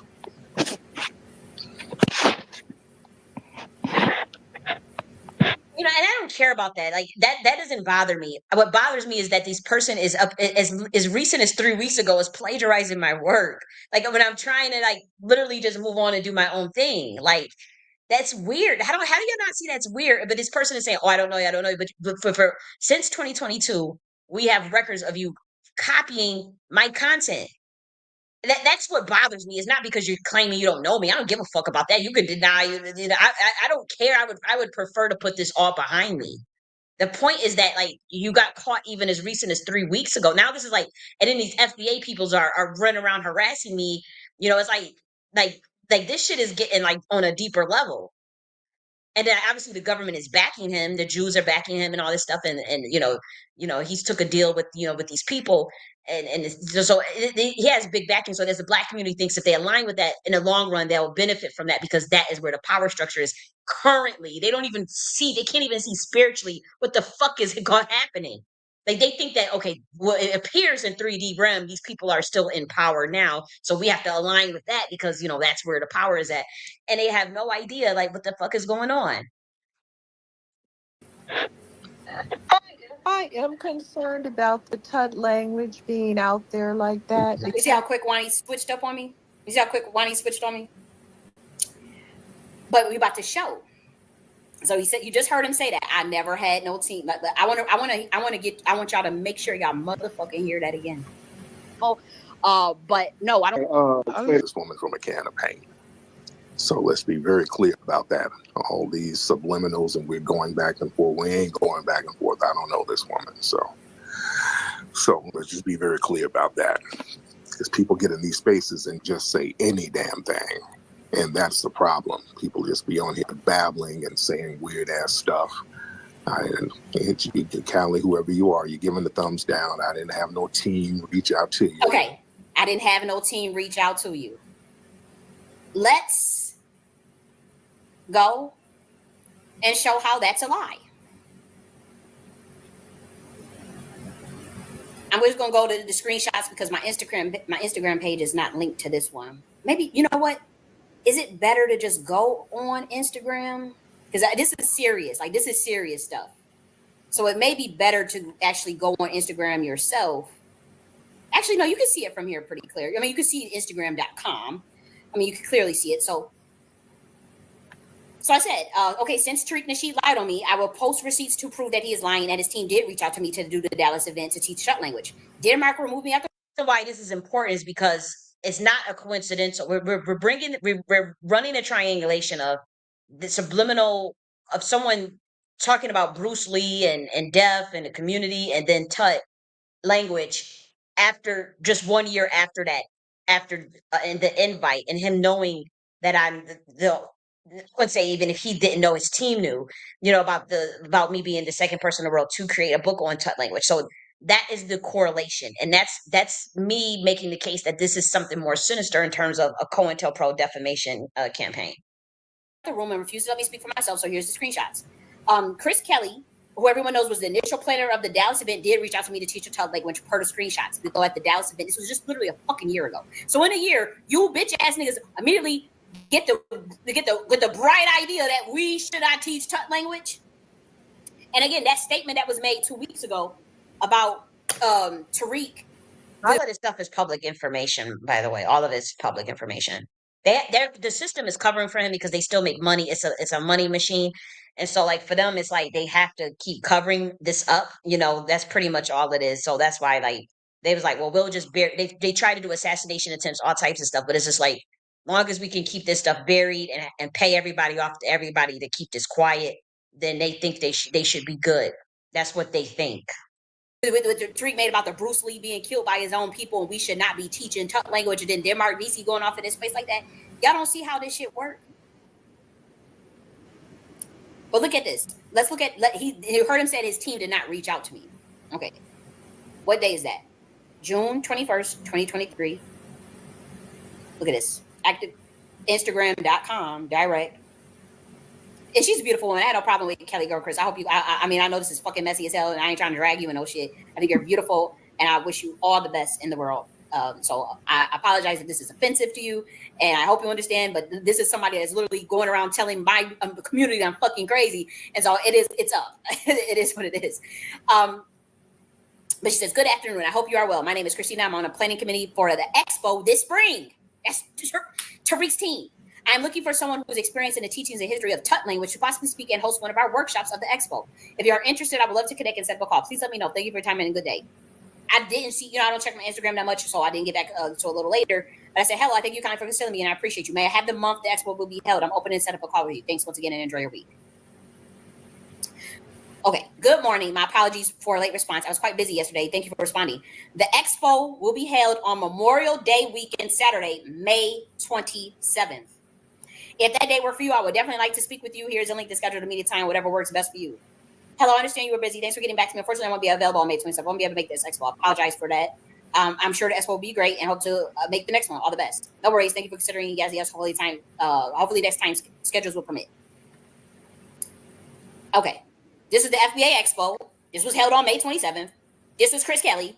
This is Chris Kelly on Tariq Nasheed's page, what's going on in Mexico, promoting the fucking expo. Now, I know they pulled out the event. 9 people pulled out this Dallas event. They realized Tariq Nasheed is a sherm-ass nigga, so they started pulling out. But, yeah, this bitch-ass nigga just got up there and lied. I want y'all to play it. I want to play this motherfucking lie again. Because Wani, I had messaged her. I said, you remove me out the room. So, and she said, I said, I'm going to post these screenshots because this nigga is lying on me. She says, stop, don't post it. She literally is trying to convince me not to post this stuff while they run a campaign telling motherfuckers that I'm crazy. And I'm just making this up. This is literally after, mind you, this was in the 23rd and shit. This is after I had told Tariq Nasheed that I know you motherfucking CIA. This is literally after that. This is literally after that. And that's why he says, I don't want to get to know, I don't want nothing to do with it. Because he's pissed off. Because people know behind the scenes what this is really about. There are people that are elders that know what the fuck is going on. Make no mistake about it. There are people that are elders that know. They under oath. They trying to protect this Masonic ass nigga. It is what it is. That's their brother. They gonna roll with them over. I'm not initiated in nothing. So they gotta protect this nigga knowing that he's a sherm ass bitch ass nigga. And that I'm the real deal, and that this nigga is a fucking agent. They have to protect this nigga. Knowing that he's corrupt. And so that's why a lot of people are pulling away from Tariq. But let's hear that motherfucking lie again. Y'all niggas ain't gonna play on my motherfucking top. And then Wani, she tries to get me to hurry up and not post this. She says, stop, don't post nothing. Don't post nothing. And I said, why the fuck would I let this bitch ass nigga lie on me when I have the proof? And then I show the proof. She says that's not proof in the emails, and then threatens to call my family, who my family has sold me out. My family it was in on like getting me locked up. They want to take my intellectual property. They want to. I'm letting it know publicly know now. Because Tariq Nasheed also, when I had told him to stop throwing them subliminal messages, he kept bringing up my family too. We gotta talk. We're gonna reach out to your family. We're gonna call your family. We're gonna call your family. What the fuck are y'all calling my family for? About proof that Wani. I literally showed the proof. That this dude did reach out about the ex. That had his team. It's not him, but this is his team on a committee. So what the fuck? And then she says, no, that's not proof. That's some wicked ass shit. And I got the text, I got the inbox messages to prove it. Then Wani blocks me. She says, please stop talking about this. I'm gonna reach out to your family. And then she started bringing up when I had called the CIA 2 years ago. She brings up the screenshot. This is what you said about Tariq. We're gonna call your family. Bitch, what the fuck? What do that got to do with anything? What do they got to do with the fact that this nigga sat on a stage and fucking lied on me? You that fucking corrupt. You don't have that. You don't have no integrity. What kind of woman are you? And they say and threaten to call my family because they know my family would Britney Spears me pretty much. My family will Wendy Williams me and Britney Spears me, and I'm letting them know publicly. I don't fuck with them people. I don't know. I legally, shit. I was adopted. My adopted mom died. You look at my birth certificate. Legally, I can actually literally by law say I don't know those people. I can literally legally say that. I do know that. I was adopted. My adopted mom died. Yes, I know my biological parents, but yes, they was on some sherm shit, on some they was trying to do some sherm shit, trying to sacrifice me, doing some crazy ass shit, and I caught it. These people, and this shit is much deeper. These people behind the scenes know what happened to me. Why the fuck are y'all bringing up my family? Tariq Nasheed brings up my family in the email. Oh, we gonna get your family. You need medication. You're crazy. And then Wani says it, but I'm literally showing the proof.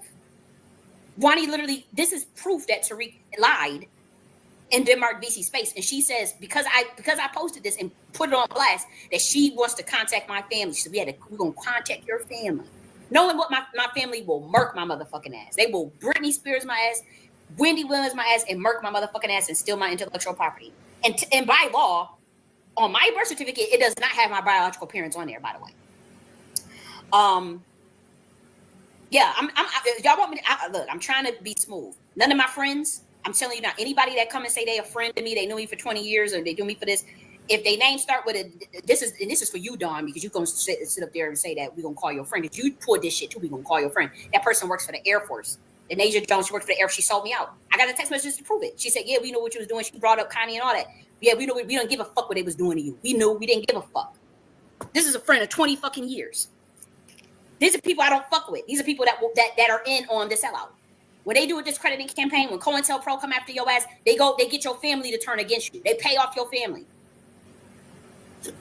When this government come after your ass, they pay off your motherfucking family. All of my family have sold me out. So when Wani keep literally in a random ass message of me showing this proof, saying, look, they y'all remove me out the room.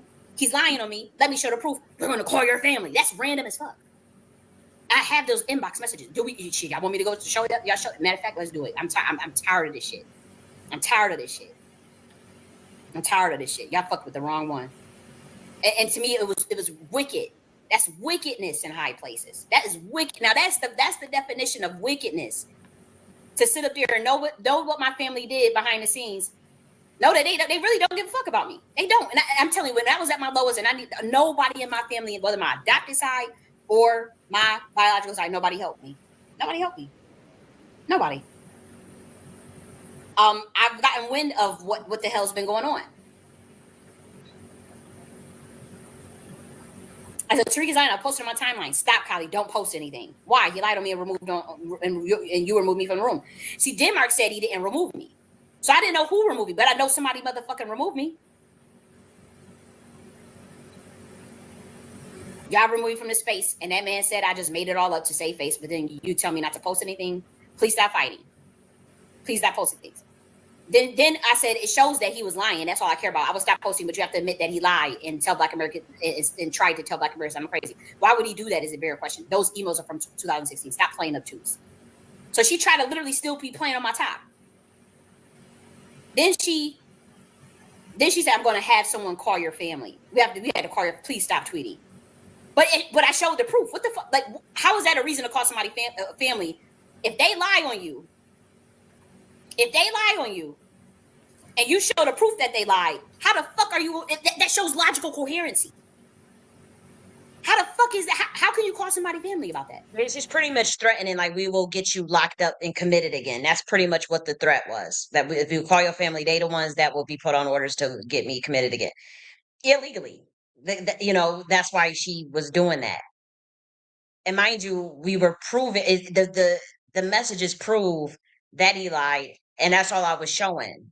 And that's not a reason to call someone's fucking family. That's just not. Just logically, that's not a reason to call someone's family. It's just someone showing an email that a person lied on them. When really y'all just took it too far. Y'all should have just y'all took, that's y'all fault. Y'all took that shit too far.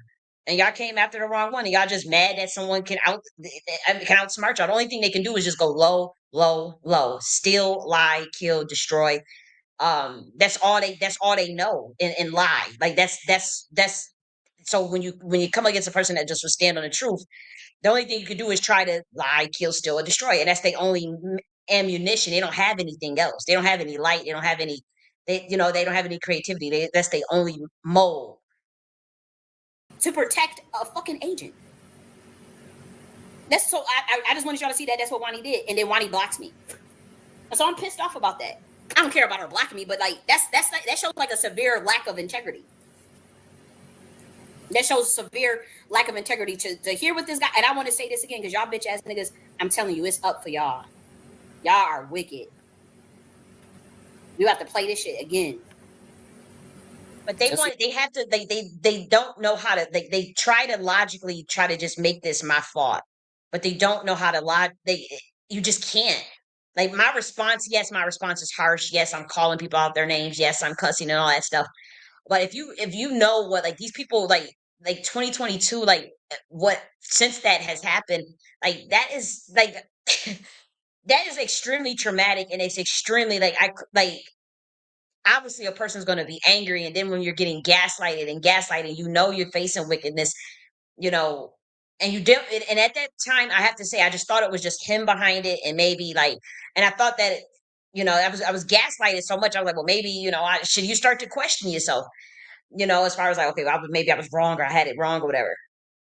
But but the scope of how much people are involved in that did not hit me until 2024, 2025, especially like when I was getting into arguments with when people were just randomly attacking me, that's when it hit me like, okay, this shit is pervasive. Like, this is the whole space. That's why I had to remove anybody that's a 1, 2, or 3 degree separation from anybody that's FBA or anybody that's Freeman. I had to do that. People could go on the sunset with that shit. I already know where it's going. I already know where it's at. I already know who's behind it, who's backs it. So I don't care who supports it. The point is not to try to get people to not support it. I don't care what people do. It's just that you can't be around me with it, and I don't want to be around it. And it's sad, the outcome of what's going to happen. But like, I just have to worry about, what I'm doing. That's the point. But I'm not going to also allow these people now just want to plagiarize my work, because they have to mirror what I do. They have to find a way to water down what I'm doing and to distract, or to make sure that, Black Americans like, okay, well, make sure you follow this, don't follow that, make sure. So now it's like, okay, that's why we're calling out for those who come in late. We show, like, even just as recent as 3 weeks ago, Tariq is still plagiarizing my work. That is the only reason why we're doing this video. It's like, it was just recent as 3 weeks ago.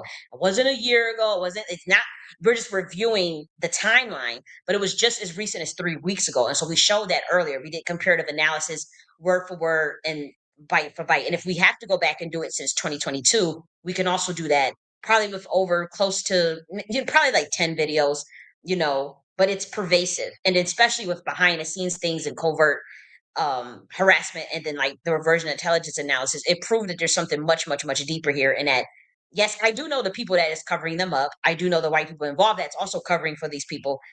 And so that's why going after them wouldn't even really be my goal, because I know it's much higher than that. I know who sent them on the mission. And I'm dealing more so with that. That's why you see such a mess, even, with the presidency and the government, because like that's I can't, these are like small fries compared to like who sent them on the mission. Now with Tariq, it still bothers me though. So like, obviously I'll call it out and we're going to document it, but this is a much bigger issue, because the people that's really pulling the strings, I don't have proof of none of that. So I only have to deal with that. I can only deal with that spiritually. I can only deal with that interdimensionally. I can't, because there's really no, I mean, these people are, you think like Tariq is a cold warlock. No, the people that he's owned by, the motherfuckers that I have to fight and deal with. And there's people that's even higher than that. So, I know the Black community is like, okay, yeah, we gotta, we think we have a lick, we go align with the system, a dying system, that's on them. But it's like, it is what it is. But the thing is, me knowing how it's all playing out, the implosion and the outcome, obviously, like anybody that has a modicum of intelligence, or at least can understand military science, they can know where this is going. And I do know that the plan is just, okay, hurry up, I think the final plan is, let's kill her and just steal the work and steal the blueprints. I do think that is one of the plans. And so that is something that, I'm just making sure it doesn't happen. And then I'm making sure, even if the work is stolen, that even if regardless of what happens to me, like, we're making sure that no one, like this shit is going to be bottlenecked, regardless of who's collateral damage in it, because people had a chance to make it right. People had a chance to kind of just resolve it, or hey, let's not let this get this big out of hand. And so now everything has to get bottlenecked. because of people's jealousy and stupidity. It's as simple as that. So y'all can hear it. Less than 2 years later, as gay church, he Americans, but yeah, this is after that debacle about me calling out Tariq Nasheed as CIA in 2022 and in July. And the reason why I did this is because I knew that I was like, if I can get a response, then we can also build up a bigger case. I knew that I had nobody that was going to help me. And I already knew that the community had sold me out and that nobody was going to speak up. And so I had to think militaristically and methodically on how to build up a case to get more evidence. 2023. This is November 6, 2020. Because I knew that I knew 100% that he was involved in what happened to me in 2022. As far as being committed, obviously the occult rituals that were taken, and like obviously you can't prove, you have no evidence to prove occult rituals, right? Or you have no evidence. So I had to move very differently. Like I'm like, okay, how can we get this done? Like how can, and there was nothing there. I had to find a way, because I already knew nobody was going to help me. November comes after July, idiots. Tariq responded. It says Nakti by Kali J.N.S. Like this, it's all the best Kali J.N.S. And so this was a recommendation for, and I did start to feel fearful. And I had gotten threatened. I had threatened by family members and all this shit. And so it did make me shut up and back down. It did. It freaked me out. It put fear in me.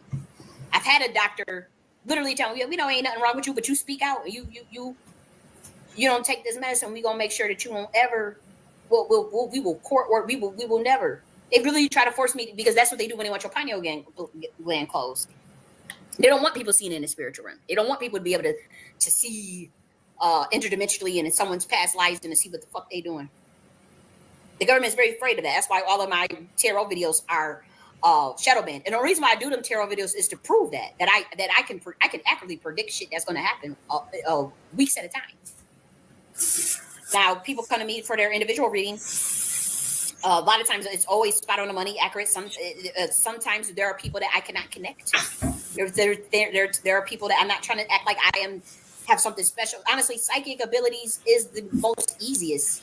It's the most easiest gift to get, to be honest. You get your damn. It's also a hit or miss too. Like it's not something that like someone could know with 100%. It's a probability distribution science. So it's a continuum of predictability based on the data, the information, and analytics that you have at the time, and as well as the assessment.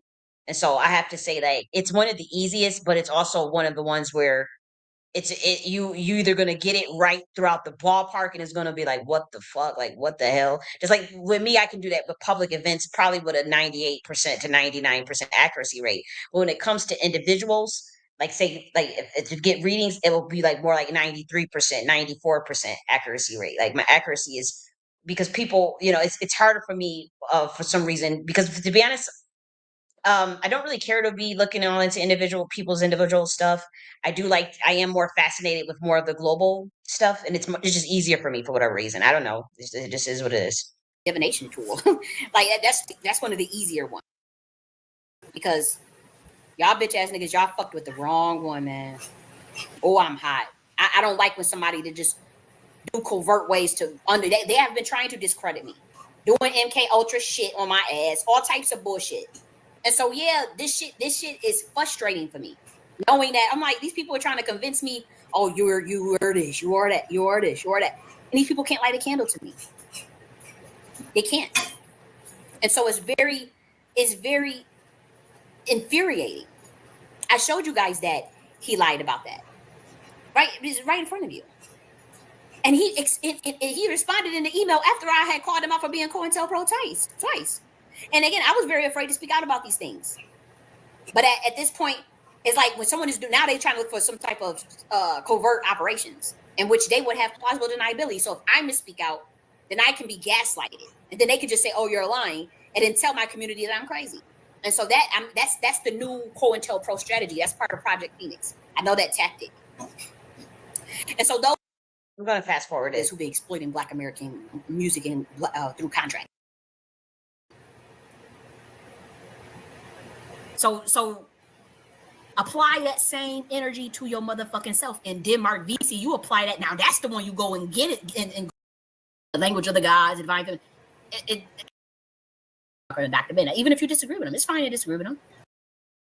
Proceeded to lie and discredit me, like the coward that he is. I wanted to play the part where Wani was going behind the scenes telling people that I was mentally ill and all this stuff. I was trying to. And I also want to say this: the frame twat y'all asses, and act like I can't see it like Wani's spots did. You know what? I think I should be able to see it. So this is more so the comparative analysis that I was expecting people to just be honest and have integrity to do on their own.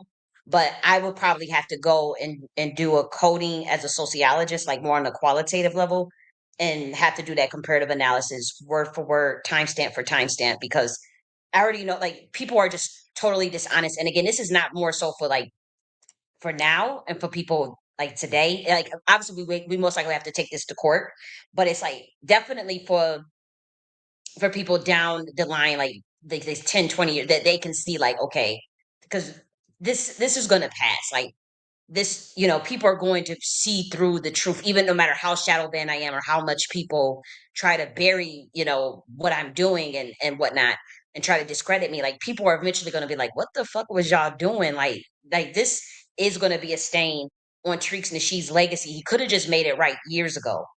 In 20, like honestly, it would have just been better to just low key, honestly, just come clean and just make it right years ago. All of them, not just Tariq, the government, all of like they just took this shit too far, and it's like this collateral shit. You could you could feel it from the top down.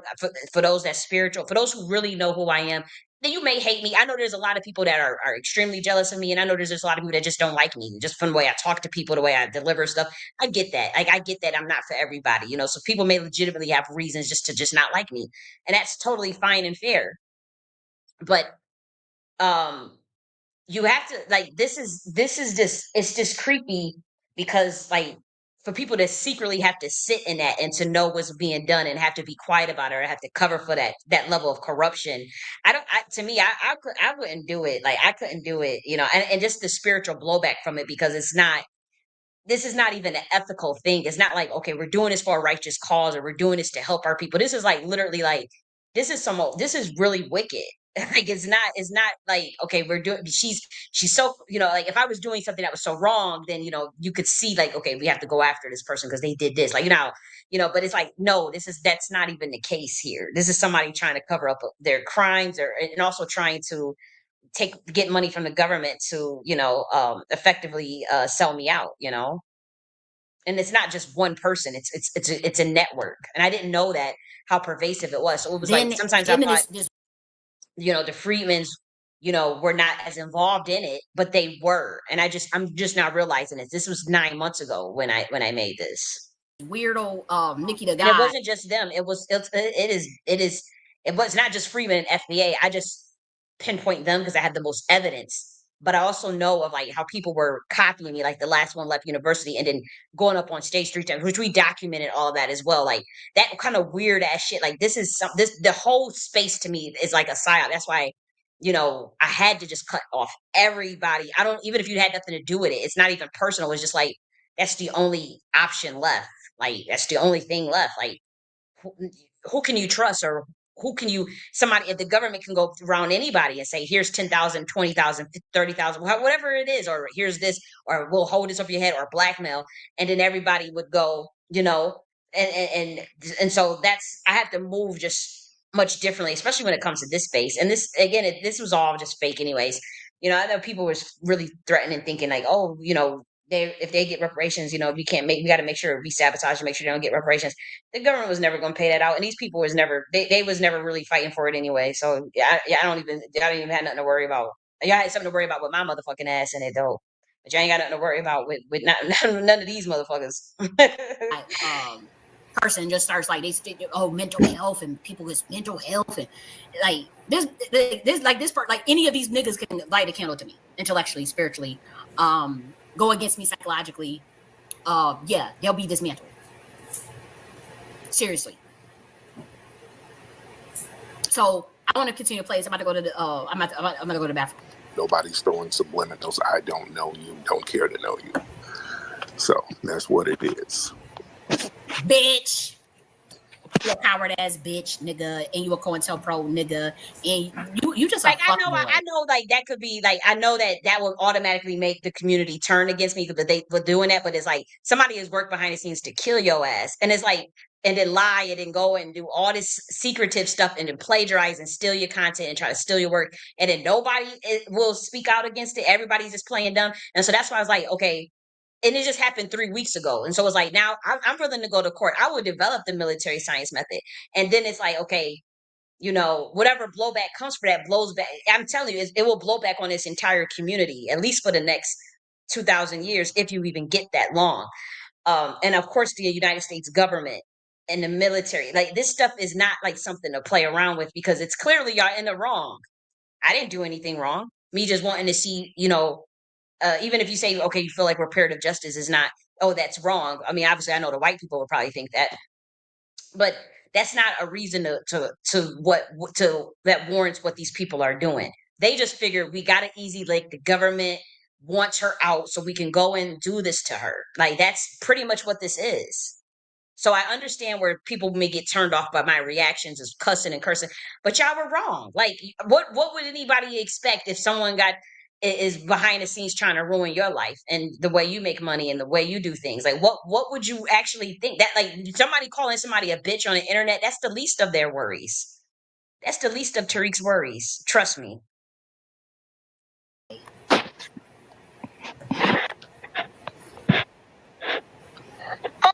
I am concerned about the Tut language being out there like that, because I have heard a lot of Africans. But you ain't concerned about the Tut language being out there like that, bitch. But why you ain't concerned about Black American hoodoo, High John the Conqueror shit being out there, being sold to white people?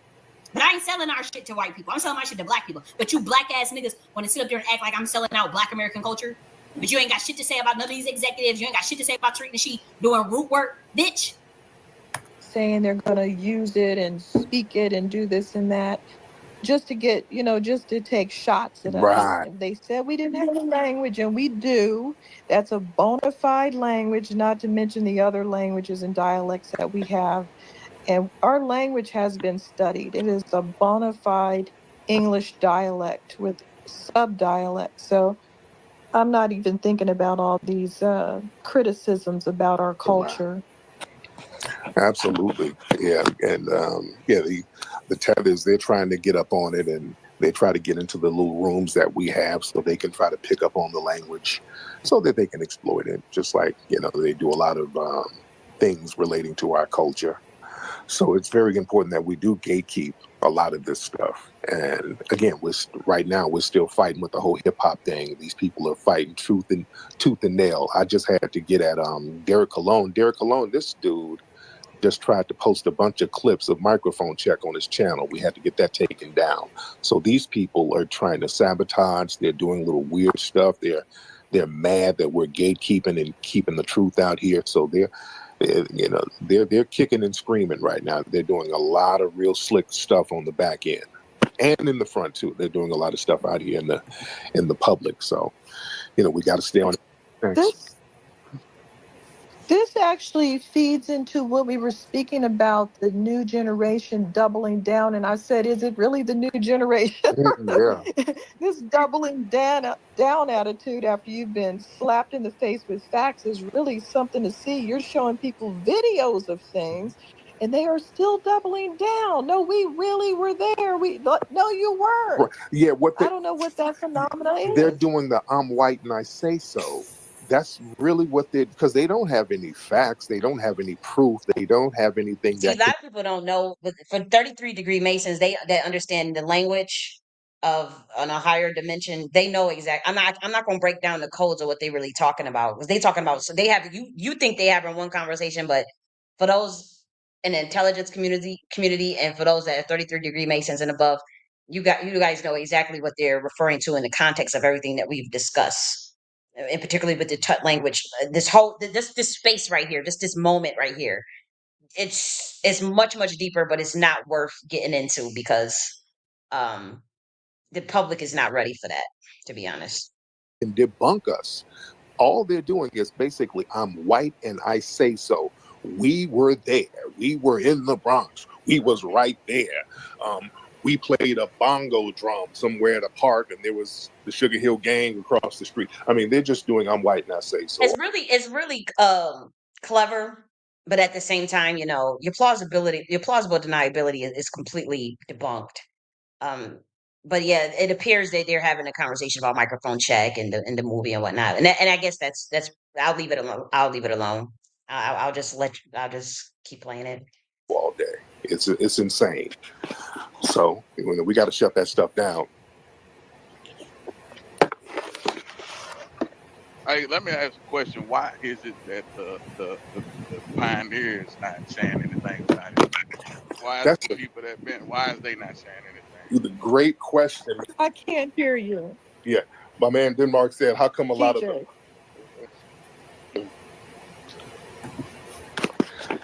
He said, "Why I heard it.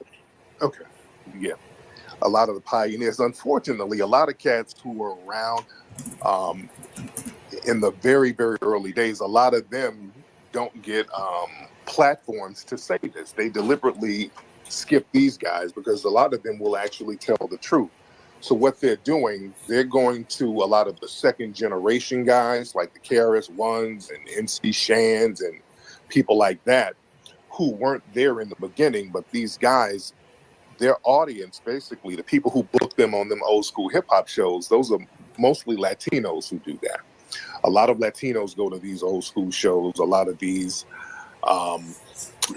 cats who are into the old school b-boying and all of that, a lot of Latinos. So that's who's booking these guys. So they don't want to mess up their bookings. And also, and we talked about this thing, London upon Latino audience. Old school summer, these are the first generation West Coast now. They're already. Yeah, that was that's gatekeeping. That was necessary. Man. They were coming hard and strong prior to you putting that piece out there. So thank you for that. That's gatekeeping, but did the nigga speak out about P. Diddy? All these white, he's doing hip hop microphone checking. Is he calling out them white ass executives that's fucking up black and the black people that's working with him? That ain't no motherfucking gatekeeping. Is he gatekeeping root work and Black American hoodoo? What the fuck are y'all talking about? That's what I'm saying. This is that COINTELPRO agent shit, and this is what I'm speaking of. I'm triangulating this on a real surgical level, on a very analytical level, where I can see where people are having fake outrage and triangulating shit to low-key subliminally throw shots at my work, knowing that I like to do stuff with tut language. Before Black Americans, mind you. But this bitch ass niggas want to act like it's a problem for me to make a book about tut language for Black Americans, but don't say nothing about Black American hoodoo being on Amazon that white people buy that Tariq Nasheed is promoting. That's gatekeeping. Did Tariq Nasheed call out Lero, Cohen, and the black people, the black gatekeepers that work with them, with this gatekeeping, quote unquote? They are the ones that's selling out the culture. He ain't say shit about that. He arguing with some stank ass Africans and Latinos. Appreciate that. I mean, man. But anyway, y'all do your thing, man. Much respect, man. And again, the movie Microphone Check is going to be back in theaters July 19th. Hey, can you post it up in the Jumbotron before you leave? I'll post it up. I can't. Okay. Okay, great. Yes. All right. Thank you, guys. Thank you. Very interesting. Got our people, they don't even want to stand on their own shit, man. It's crazy. Yeah, I have to go buy this. I ain't got a Blu-ray player, but I still got to buy it, though. I don't know how I'm going to play it, but too long.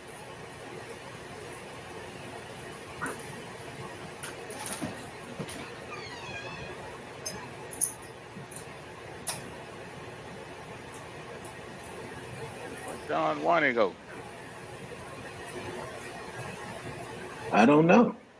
They're quiet because they low-key know it's embarrassing because they know what they all got to cover up. And so, like, you could feel that. I could feel the energy of this. Even, like, when Tariq is talking, like, I could feel the resonance, the cadence. Like, it's like, it's a awkwardness because they know what he did in 2022 and they were all involved in it. And it's like, okay, the coast is clear, they have to just keep covering up, it's just sad. app. Don, oh, there she is. There she is. What happened? Did you get kicked out, Don? Don the one? Wanda Don? Okay. She's having some difficulties right now. Hey, Nikki, how are you today? How's it going this afternoon? Fantastic. Doing a lot of work from home, trying to get ready to start a new contract. So I'm just going to be really busy.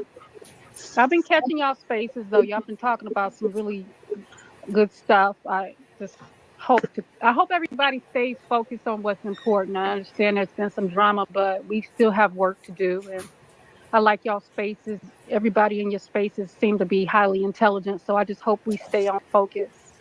That's about it. Yeah, absolutely. Yeah.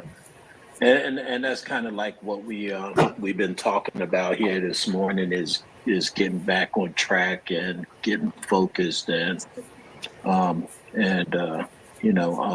came in talking about the reparations out in California, and so yeah, that's what we need to be on. But I'm gonna just come on out and say this big Boda guy on stage, he's been throwing shade at me and Afro for the longest and making up lies. This guy is off code. You should not have him in your spaces. He is a whole bitch. I got him blocked. Okay. He sits up telling lies on me all day. And I'm somebody who is respected in the movement. He's somebody who should be kicked out of your spaces immediately. Okay. May I say something real quick? About Denmark, that? No. I sent you something about the previous guest. See, this is Wani. She's sending Denmark VC a message about me, and I know the message that she sent him. Now watch this. That was there just before Tariq, so you'll know what's going on. Okay. Yeah, and that's why I said I didn't want to talk about that any further. This part I didn't hear because I was kicked out the room. So that part I didn't hear. I'm actually at the reminder. That's opening up a package. Because I didn't even hear that. I didn't watch this part pretty much because I was moving the room and I was doing something. Far that lie into LA hip hop. They're already on you.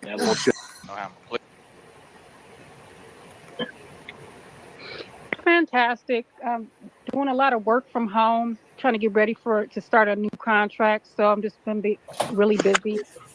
I've been catching y'all spaces though. Y'all been talking about some really good stuff. I hope everybody stays focused on what's important. I understand there's been some drama, but we still have work to do. And I like y'all spaces. Everybody in your spaces seem to be highly intelligent. So I just hope we stay on focus. That's about it. Yeah, absolutely. Yeah. And that's kind of like what we've been talking about here this morning is getting back on track and getting focused and Dawn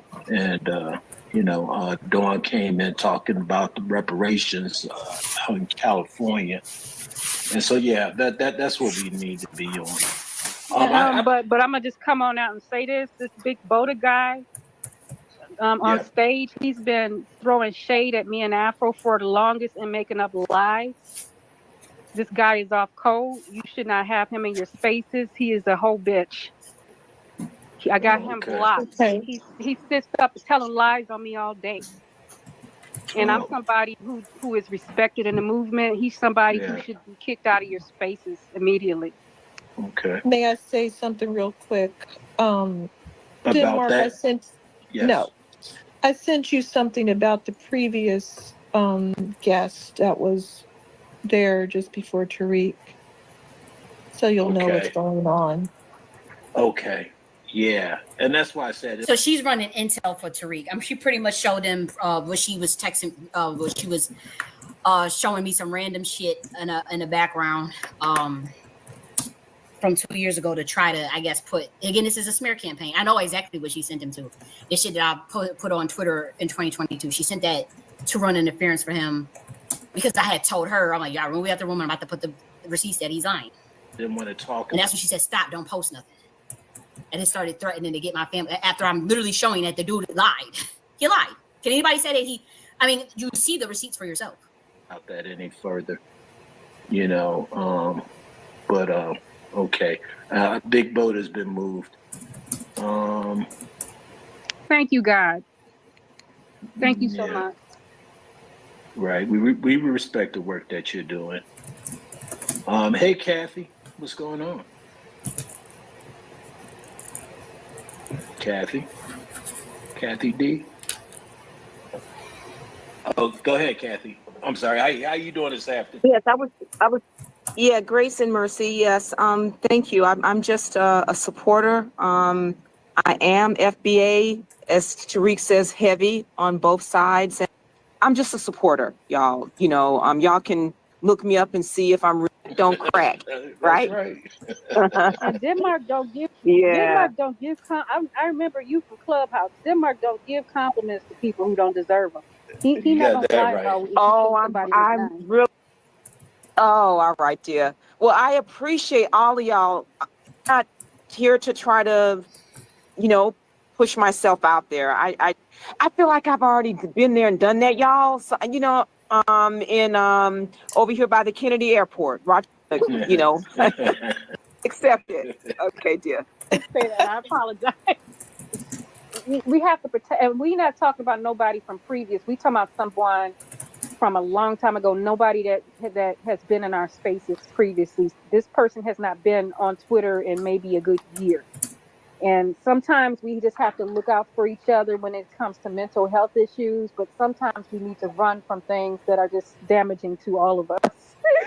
So that's how that Is goes. this where when they close the mental health care asylums down, is this where everybody? They were probably like in some type of back channel, just saying, "Oh, Kali did this," or But again, I proved that he lied. And so why did he lie is the obvious question. Why? So Wani is threatening to cough. Like, I'm telling you, this is COINTELPRO type shit. And so it's very disappointing how Wani handled this. She tried to play like I'm literally showing her the receipts that what he said. My team never reached out to you. Showing emails from 2016, 2018, 2023. Even after I called Tariq Nasheed CIA twice, he's still responding. Yeah, and there were even emails where when I called him out about that last subliminal shit, but like I did email him and said, "What? Stop fucking undermining me, and bitch, stupid ass, and fuck you," like all this crazy shit he be saying, like. That's not a normal response. If you really felt somebody had mental health or someone was really out there, would you be calling them stupid ass and bitch and all this stuff and trick? So this is what Tariq Nasheed has done. I haven't showed those messages. So he was doing that first, and so he was saying those things first. So that's why I was calling him a bitch in this video and all this stuff, because he did it first. Now I want to show you once again. We'll go back here just so you can see that we're gonna go back. And then we'll show this is what I made 3 years ago, thinking that Wani was a cool person, like that. This was because they came around me. These people came around me, but I just want to show you, like, just once again, like my intentions in terms of my heart. Like I thought that these were cool people, and so we'll show it one more time because no other Black American made a video of this for Wani. This was 2 years ago. As you can see, this is how she looks now. The wickedness is shown. This was recent. Like this photo was like last week. And so you could see the pure wickedness in her eyes because of the hatred and the lack of integrity in her soul. But I 2 years ago, when I thought that Wani was a friend, I did make a video for her showing about her achievements being the first Black woman to travel the world and stuff. And that's, I'm just saying, like, this is the where my heart is at, like, in terms of like thinking that this being naive, being gullible, but also wishing wanting to spotlight other people, having no problem lifting up other people. And so I'll show you this just one more time. I'm about to show you how Wani used to look at this. I made a video. I think I'm the only Black American. Look at this, 2 years ago. Look at this. October 29th, 2022, guys. Look at this. History series. Wani Spots, the first Black woman to travel every country in the world. What friend? Like, I really thought these people was my friend, just so y'all know. And we have proof of Wani on a public video lying on me, going around telling people. It's documented. It's not like somebody can say, oh, she didn't do that. It's publicly documented on my channel and forever. And forever. Because even if they say, oh, let's just delete her channel, no, them videos is backed up. Those ones. Now look at this. Look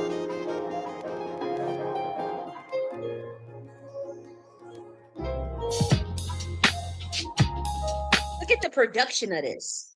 This is talent. This is why these people like trying to steal and plagiarize my work. Oh, hell no. Fuck no. I will go. I'm telling you.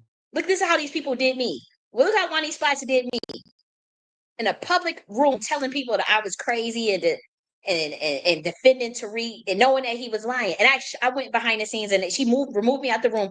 I was messaging to her like, and she threatened, she's like, we will get you locked up again. We had to contact your family years ago. We'll do it again.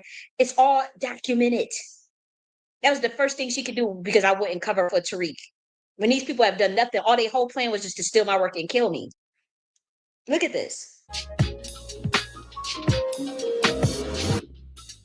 That's how she used to look. That's how Wani Spots used to look. That's how she used to look. Do you see because of the wickedness that she's engaged in? That's how she used to look.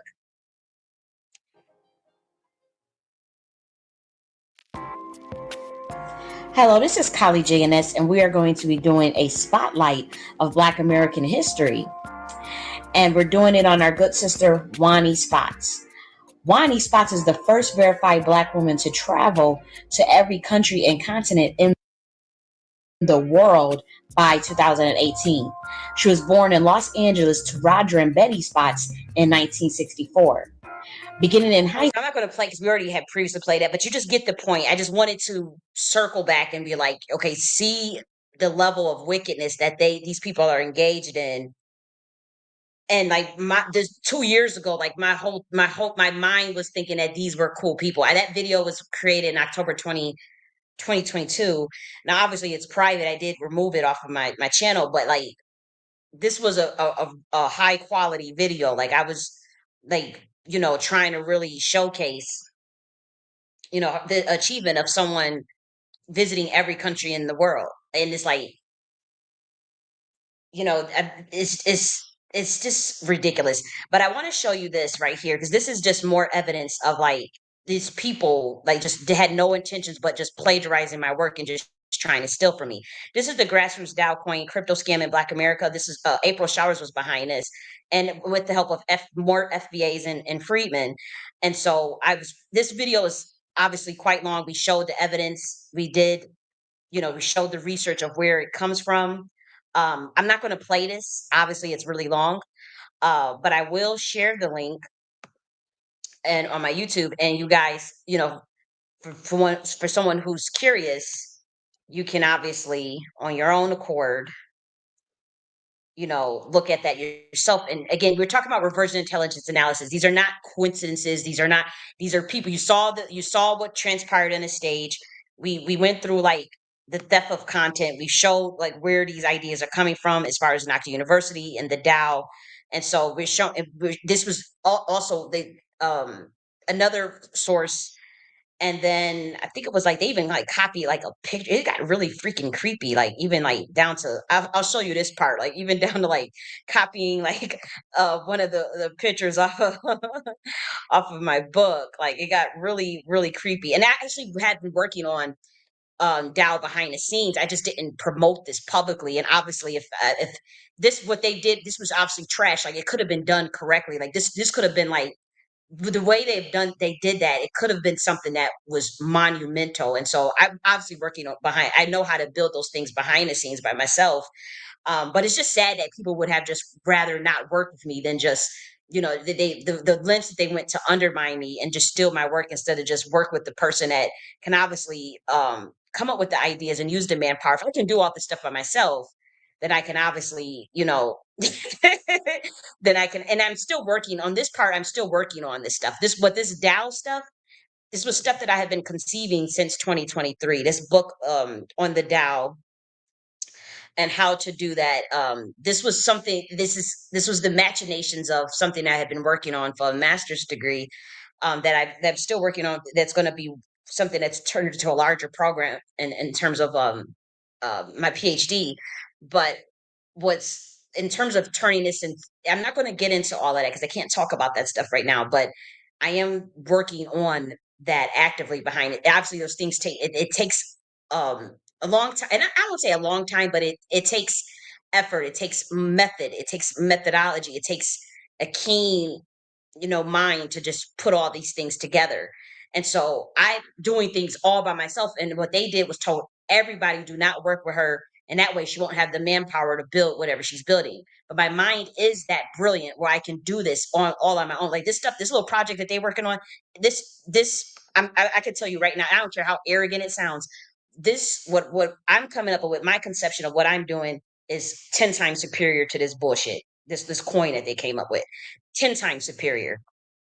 I really would be. I know for a fact that the United States government will copy what I'm coming up with, and I know I can do it by myself. I didn't need like these people. We could have had something. The point is like we all could have ate instead of just someone just going after someone and trying to knock them out and steal and copy their ideas. Like one of these idiots even wrote me and said, "Well, how do you prove it?" Oh, okay, we'll prove it. We'll prove it. If like somebody was like, "Well, you claiming you need to prove." Okay, it's about to be proven.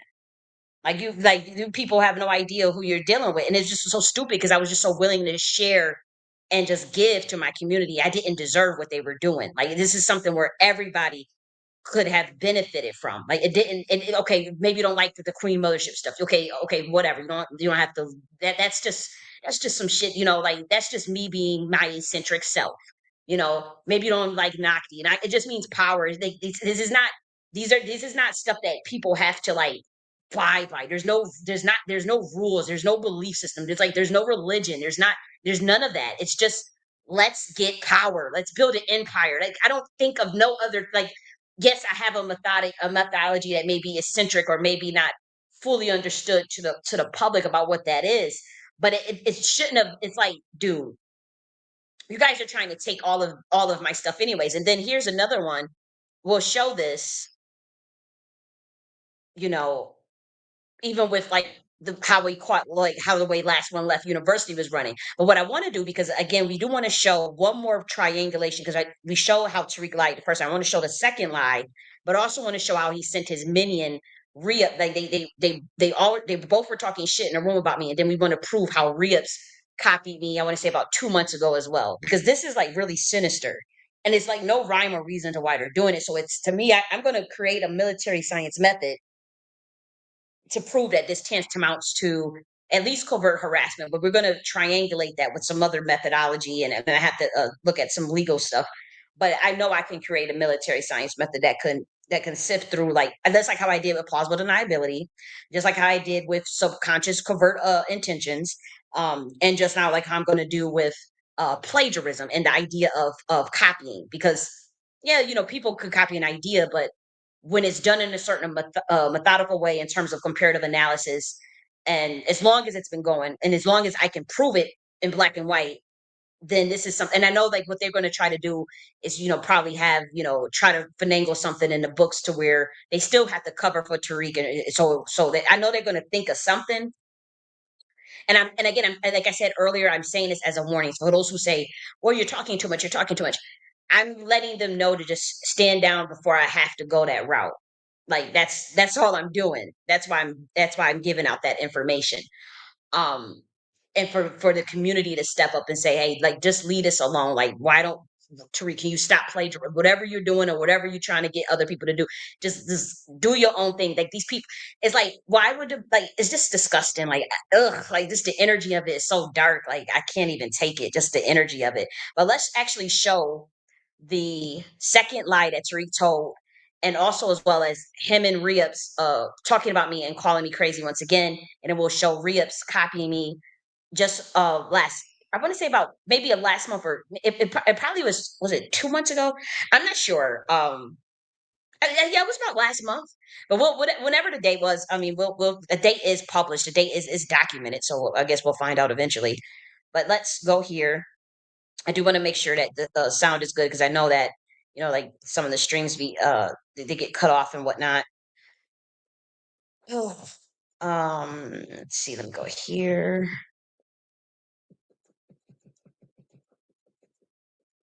Just one moment, guys. Okay. So let me just update this.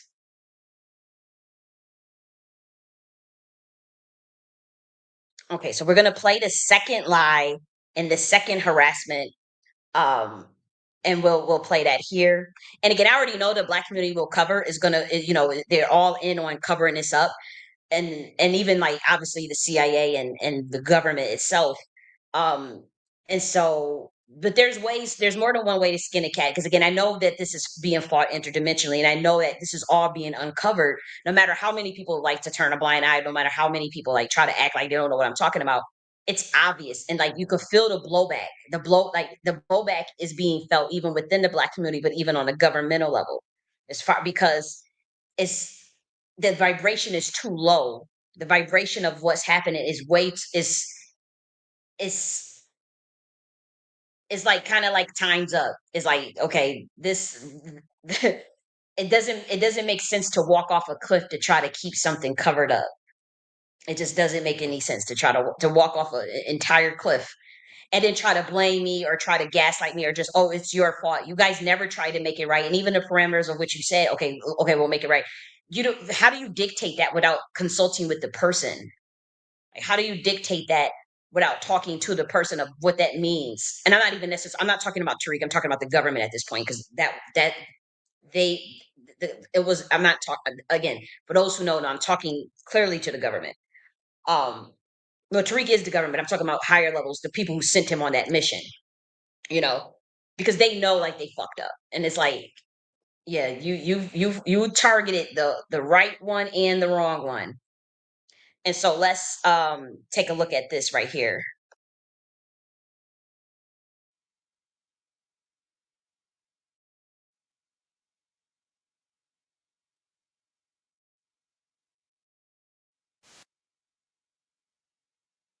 Let me just go to, I'm just want to fast forward. I can't even remember where it's at.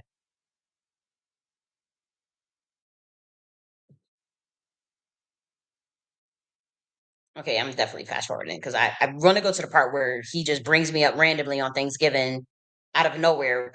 Mind you, there was no contact in 8 months. And then as far as like the last video I had done, it was 5 months at that point. It had been 5 months since I had did the video that we reviewed with Wani Spots and all that stuff and in that situation. That was 5 months prior to Tariq doing this randomly on Thanksgiving.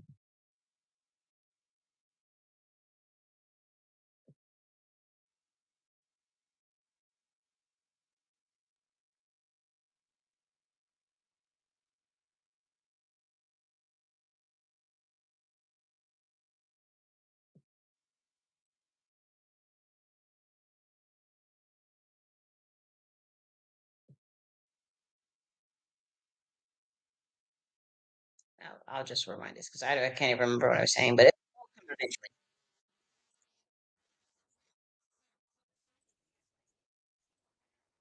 Wait, I think my screen share audio was connection has lost, and so I have to stop sharing and resharing it. I figured that was going to happen because this is really egregious right here. So let me stop it and then now let me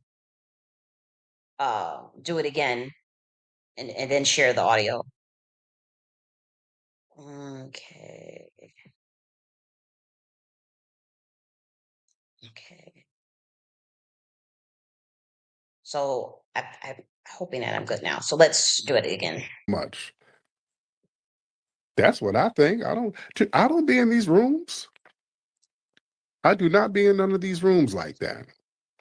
And people be disagreeing and people be talking crazy. Listen, some of these rooms, Because I might glide through a couple of them. Now I like Wani and Professor Allen's rooms because they speak truth to power. There's some they got powerful rooms. I might. You see how like he's like, okay, I'll tear down because he's going to bring me up, right? And to say that it's pretty much like don't go in college J.N.S rooms. He's going to bring me up, but it's like, mind you, this was so random. But it's like, mind you, I've caught these people all like if I really wanted to go on, I can really bring the smoke in terms of like I can catch these people copying content. We got Tariq just 3 weeks ago stealing my content, but all of a sudden like only go to Wani and Professor Allen's room. Mind you, these people came around me.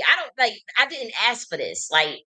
And then these people, I've actually caught Professor. Like, I'm not even going to get. 'Cause I just want to move on with my life. Like I don't need this. But just 3 weeks ago, Tariq Nasheed was caught copying my content. And for those who came in later, we did do a comparative analysis live, word for word, with timestamps, with comparisons of words, context, and topic, as well as timestamp. And so I did my video, and then 2 days later, Tariq copied stuff from that video. And then we went side by side and proved that. That has been going on since 2022. And I can prove that. Like, if I have to, like, at this point, like, as much as people want this to be my fault, fine, whatever. You don't like me, that's fine. But it's like, this is starting to get to a point where, like, I don't mind taking this to court in order to get to move on because I should be able to do what I'm doing in peace. Like all of this copying it's getting creepy. Like it's really creepy and sinister. And like nobody is speaking up because it's a behemoth of people all in on this. Who they thought they would make money.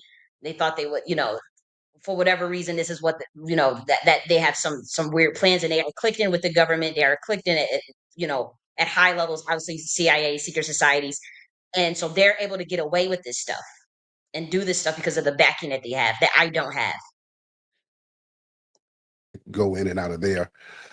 But some of these other rooms a lot of them are clown shows. A lot of these other rooms. And again, it can be a clown show. It's whatever. It can be a clown show. That doesn't change the lineage. That don't change the lineage. I'm all about lineage. And see, this Tether thought he was slick, talking about, well, the members and somehow what I talk about, what other people talk about is a clown show, but he's been copying me for 3 years on my most serious topics. Like, and like even when we talked about earlier, when we talking about the frequencies and high frequencies with Black Americans and dancing and joy and happiness with the Soul Train, which is line dancing, he copied that whole thing. But everything like me, who has an offer of 20 books with very serious topics, who even the government copies, all of a sudden, like you're gonna hear him, watch him bring me up and start he tells his audience, oh, she's a moron, she's this, she's nobody. But this dude is copying me. This is like really sinister. That's why like we have to go to court about this. Dale up on every day and tethers and random Africans and people and argue and go back and forth with hillbilly white people. And that's not a clown show. That's not a clown show. Bringing up all the and going back and forth about Bussy. That's not a clown show. But someone having high level conversations about governance and the 14th Amendment and enterprise architectures and that's a clown show. That's what I'm telling you. Y'all can't catch shit, man. Certain members, ain't no goddamn members. Members of what? Ain't no members. I'm not Yvette Carnell. I don't have an organization, and there's nothing wrong with having an organization. In fact, Black Americans, if you were smart, and I'm not necessarily saying it like in the nonprofit way, but like there's nothing wrong with organizing, and you're going to need advocacy groups. You're going to need advocacy organizations for Black Americans specifically in many arenas and many industries and genres based on what's coming. And that could be like councils and committees. I wrote about this in enterprise architecture that you're going to need to organize at the subcommittees, councils. I have a whole governance structure on it for the intentional communities for federal level, state level, and local level. Y'all have been covering it all over here.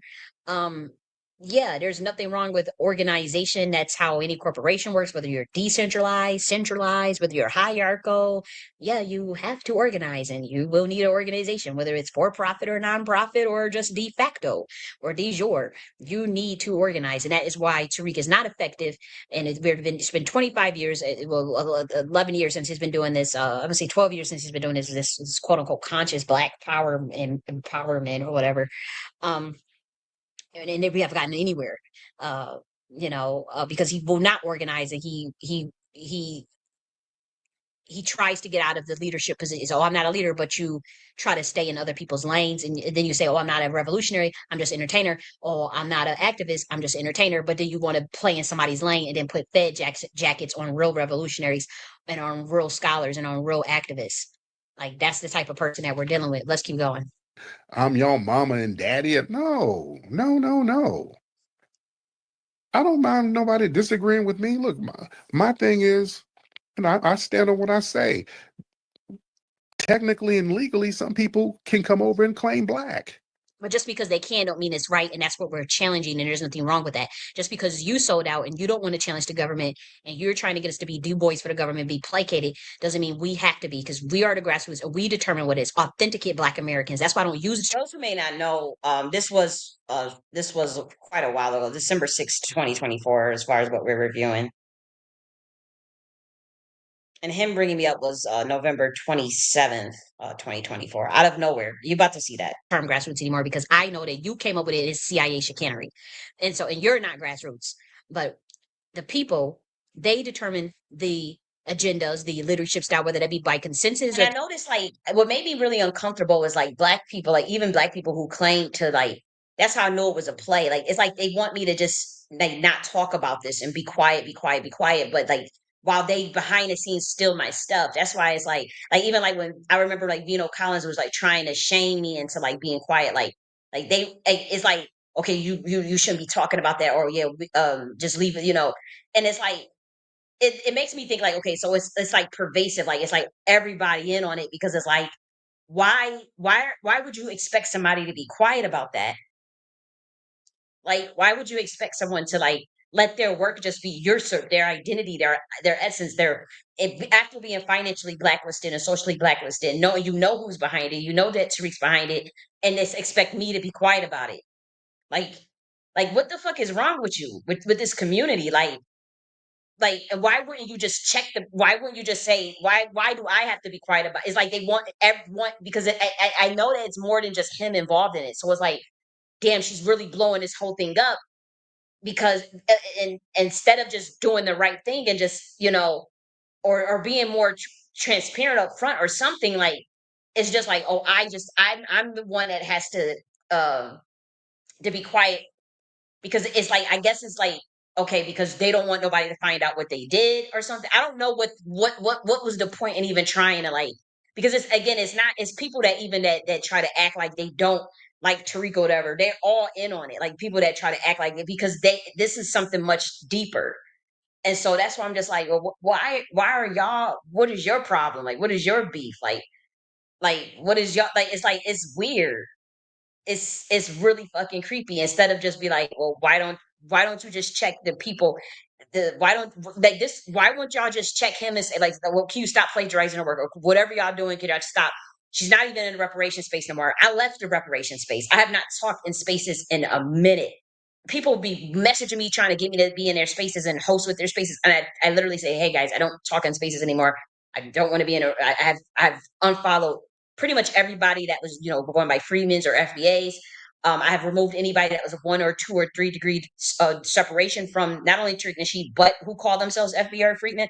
I've done my part to remove like myself completely from that space. I did leave that space. And then so 3 weeks ago, Tariq Nasheed is still copying content and plagiarizing content when I'm just trying to move on with my life. Why aren't y'all going to these people and telling them to leave me alone? Why aren't y'all saying, like, okay, tell them to leave it alone? And it's like, it makes me feel like I have to actually like check, like, it's obviously I have so many things I can talk about and do, but it's like, okay, so I have to completely like not even be in this space, as far as like, because it makes me feel extremely uncomfortable. Like, there's someone that could just copy like that, and then everybody knows it, and then it's like, what the fuck is wrong with y'all? Like, what is the end goal here with this? It's like so disgusting, and it's such a crazy inner, like, like, if anybody that can see spiritually, I know you have to see like the bottleneck of crazy energy. Like, the energy is so it's just, oh, like, from both sides, because it's like, obviously I don't want people to just copy my stuff, I'm gonna fight that. And so it's like, you know especially if somebody insults me, I'm gonna insult that. So what what it would be the end goal of, okay, even like with Arthur Watkins, how they sent Arthur Watkins to try to just plagiarize my stuff. Like, what do you guys think would be the end goal? Do you think that you can really just copy someone's work and then leave the architect out of it, the originator of the ideas out of it, and just blacklist them, socially fuck them up, and then just what do you guys think you're going to run into the sunset? Like, I'm trying to understand what the end goal is. Like, you think you guys can really walk into the sunset with someone else's work? You don't have the that you didn't come up with, that you don't even know how to execute this stuff properly, such as grassroots DAO coin. You don't know how to execute. You don't even build the infrastructure properly. And guess I'm doing everything on my own, so it takes longer. This shit could have been done. Like the stuff that even that I'm working on now, like this stuff could be done quick, if I even had help, iota of help. And at this point, it's like, okay, I don't mind just pivoting out of this space. Like, I don't care, because I do know the curses that come with it, as far as communal. Because I didn't inherit any of that, because I'm not the one that caused all of that. You guys are. So it's like where's the accountability on? Because I take accountability for my actions, and I've said what I've done wrong on multiple occasions. But it's like, where is the accountability on your? It's like it's just creepy. This shit is it's satanic, man. And what I'm saying is, like, I have done my part to leave this space, to move everybody out of my. I don't go in Twitter spaces. I don't comment on people's stuff. Like, I'm pretty much like, okay, I've decided to just completely just focus on myself and my platform, and just build from that space that I wanted to build initially, from the heart space, from the space of collaboration. Why couldn't people just collaborate? Why would you expect me, who can come up with infrastructure, to collaborate within the context of, like, say, someone join in a Discord? Do you know how offensive that is, when I can build something that rivals a Discord? I just don't have the manpower or money. But it's like, what the fuck how offensive that is. But someone, I already had Nakti Community Center up, already had Nakti University up, already was working on things behind the scenes, already had books written. Why are you guys trying to bring, like, it's weird. Already had Nakti was already, that stuff was up, that's a 10-year-old idea. Like, Nakti, this stuff is old. It's just stuff that I've been working and building on, just been by myself. I just never had any help. But it's like it wouldn't make any sense for me to go to people who don't know how to build and help build up their shit, where they can take credit for it, versus me just focusing on my own stuff. So it's like, if you say, well, why didn't you just go and collaborate with them? I already did that. I realized that it was a shit show, and that there is nothing for me. It has to have some ingenuity in it. It has to have some innovation and creativity, and it has to be some genuine in it. I'm not gonna, like, I'm seeing people talking shit about people behind the scenes, and then they all up in their face smiling. I have an issue with that. That's what I witnessed. I don't like that. And I have checked, like, when April was talking shit about Ishmael, I checked her on it. I said, no, don't say that about Ishmael. When Connie was talking shit about Tariq and she before the 2022 crash out, I said, no, like, I thought he was cool at that time. I'm like, don't say that about, like, these people are so fake. Now, I do have to say, when April talks shit about, and I am being messy right now, purposely, as I don't give a fuck. When April talks shit about Tariq, that was like this year. I didn't care, because I was already pissed off at Tariq, so I didn't give a fuck. But then I saw her commenting all under his stuff, so I'm like, damn, y'all are so fake. Everybody is fake. Like, if somebody tried to come to me behind the scenes and talk shit about somebody, and I know that I'm cool with them, I am going to check you on that. I'm not going to just let you know you can't talk shit about that person, because I'm cool with that person. Like, that's what you're supposed to do. And then you call them out, like, I thought y'all was cool though. I thought that you was cool. Now, I did that shit in 7th grade, but I'm like, I'm 33 years old. Why the fuck would I? And these people in their 50s, and that to me is psychotic. Like, I can't rock with that. And so, don't feel comfortable. It's extreme. Like, so if you say, well, why didn't you work with them? Why didn't you just go back and collaborate with them? That's the real, like, that kind of shit. Because I'm thinking, like, damn, if you would do that, if you would talk shit like about a person that's in your, like, you would damn sure do that to me. Like, it's already a fucked up energy. And I can't work under those conditions. Now, I'm not saying I'm perfect, but I'm saying I can't work under those fucked up conditions.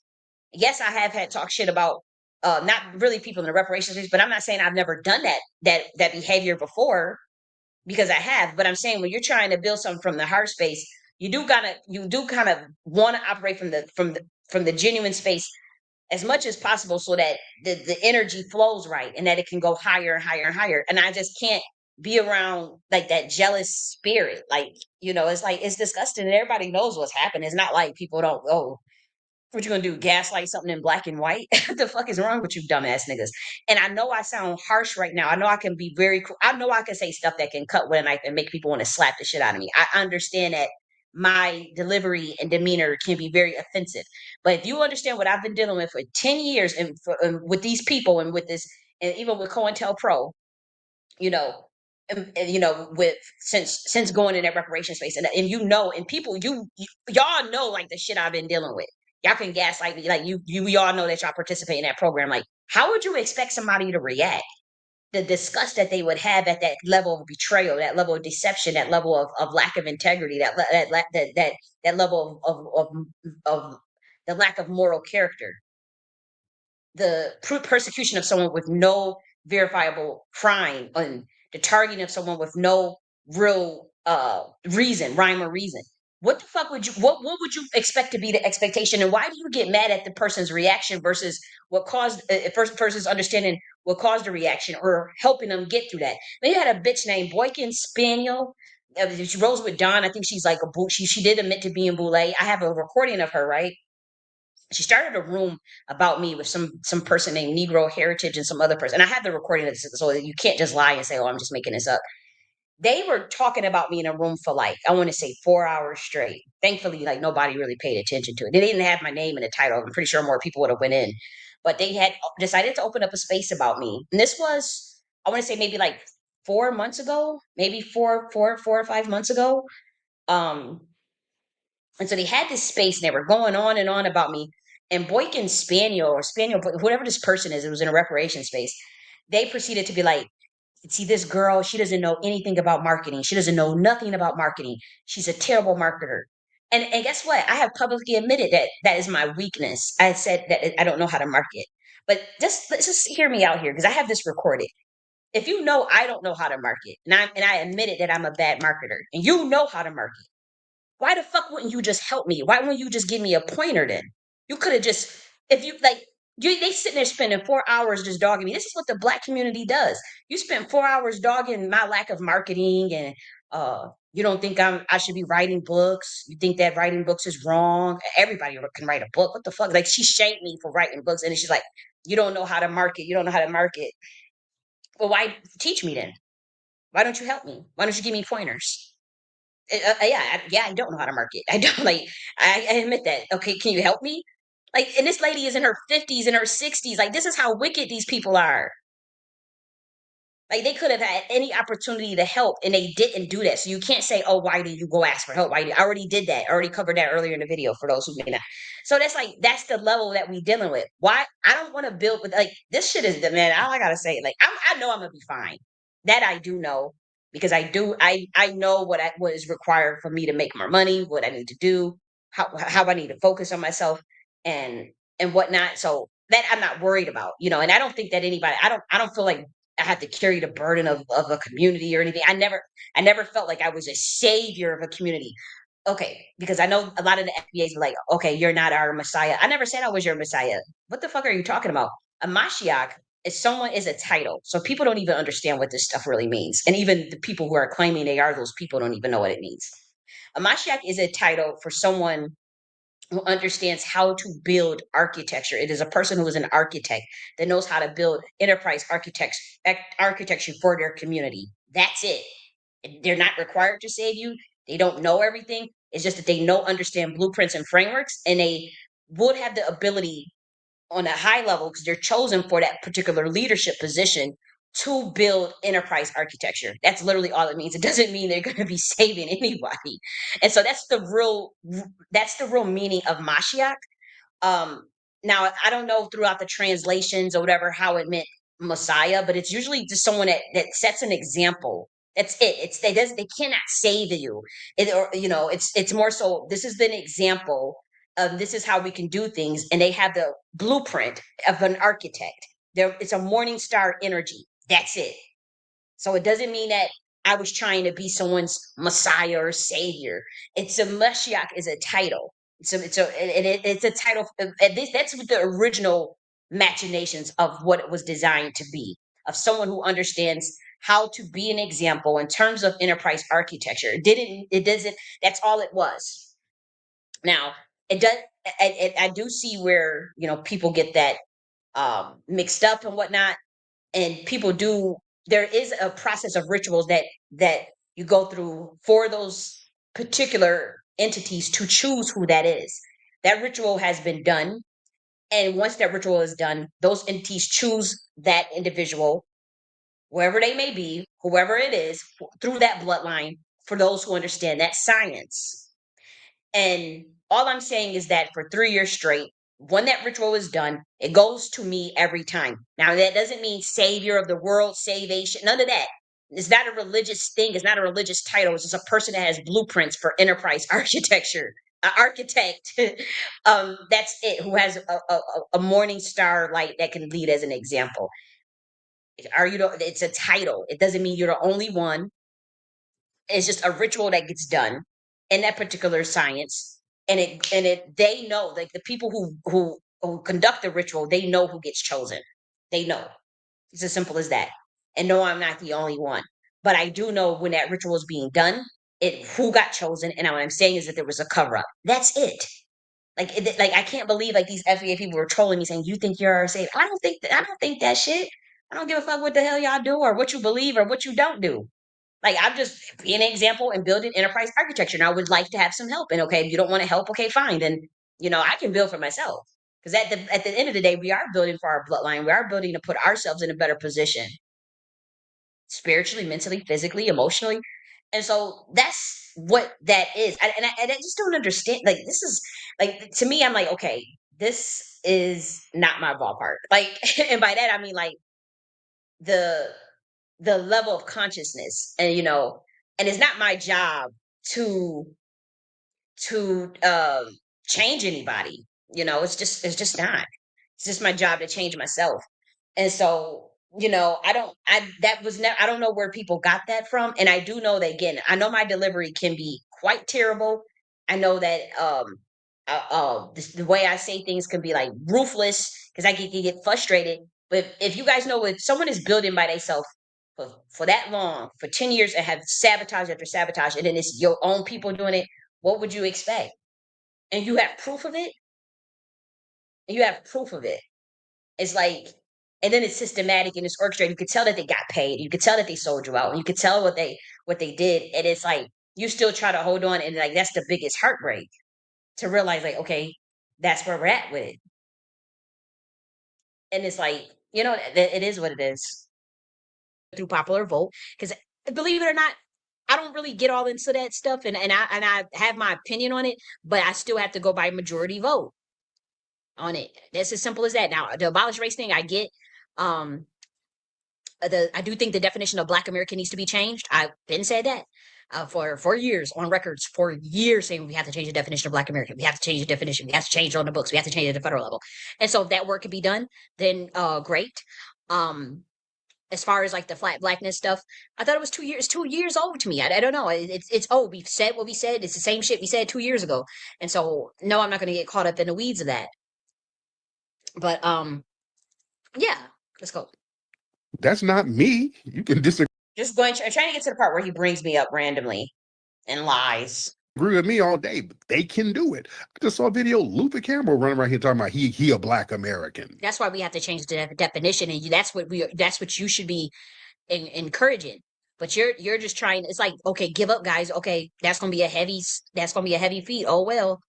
Like, so then what do? You want us to go by FBA? We don't have no paperwork that says FBA, and then you're a cult leader. You got it trademark, and you've been moving funny style. You offended a lot of people. A lot of Black Americans don't trust you because you sold out our community, and you acting like a Black RNC shield slave. So don't nobody want to be around that. Like, don't nobody trust that. Even your own following is getting suspicious. And I'm gonna tell you this one. I'm gonna tell you, y'all want to go there? Let's wake it up. Y'all know I be on Twitter. I'm shadow banned, but sometimes I may talk my little shit and say, I'll have say it's a comment. I'll say, yeah, I feel some type of way that about how Tariq has handled certain people in his community, or I say I think that FBA stuff, we have to be careful. It might be a honeypot, COINTELPRO honeypot. right? I've commented that, I've publicly said that, and I would say that to your face. Now, here's the thing. There are people that that get up on your stage that you work with. I just want to get to the part. I have to fast forward this. I'm just trying. I can't even. I thought that was the correct timestamp. Damn. How did they get? And I'm like, it makes me think, are they under an NDA or under a contract or something? Because look, nigga, you threw me to the wolves, and so it is what it is. I can't help you on that one, and you ain't getting the evidence of it. And setting up certain even networks of radiation. Pay attention to all that stuff. People that work in that's around him that's caught disrupting movements, jumping from jumping from movement to movement, jumping from trend to trend, fighting, beefing with grassroots activists, fed jacketing people. Like we've caught him in literally every single last one, multiple times, more than 3. He has failed every test. He has failed every reversion intelligence test, every single last one. And so if somebody was like, we need that report, it has to be high level, it has to be undisputable. The reason why the Black community wants me to stop focusing on this is because it's many in there that do that same behavior, that pretty much have the same job as Tariq, and I'm just not realizing that because he's not the only one that does this stuff. That's why there's so many Black Americans that get upset that I'm talking about it, because they do the same thing. It has to be very clear as day that this is what this is. I can produce that report and I can have probably at least 100 incidences. At least I can produce that report. But I'm not doing that kind of work for free. That's a lot of work. We're talking about mind charts, mind mapping, brain charts. You know them charts where you connecting dots and people to who and who, because there's people that even he's connected to through third party, through 3-degree separations, that they were also accused of being CIA and doing MK Ultra, and they work also behind the scenes, but they are connected through a third party that is connected to Tariq. But see, I can draw this stuff out. And not only that, I can catch the lies. I can catch the constant dark psychology. I can catch the illogical idiosyncrasies. Clear as day, very quick, not like it's nothing. You think I ain't gonna have that report? See, dark psychology works on people that are more emotional and that want leaders and that are looking to be told what to do.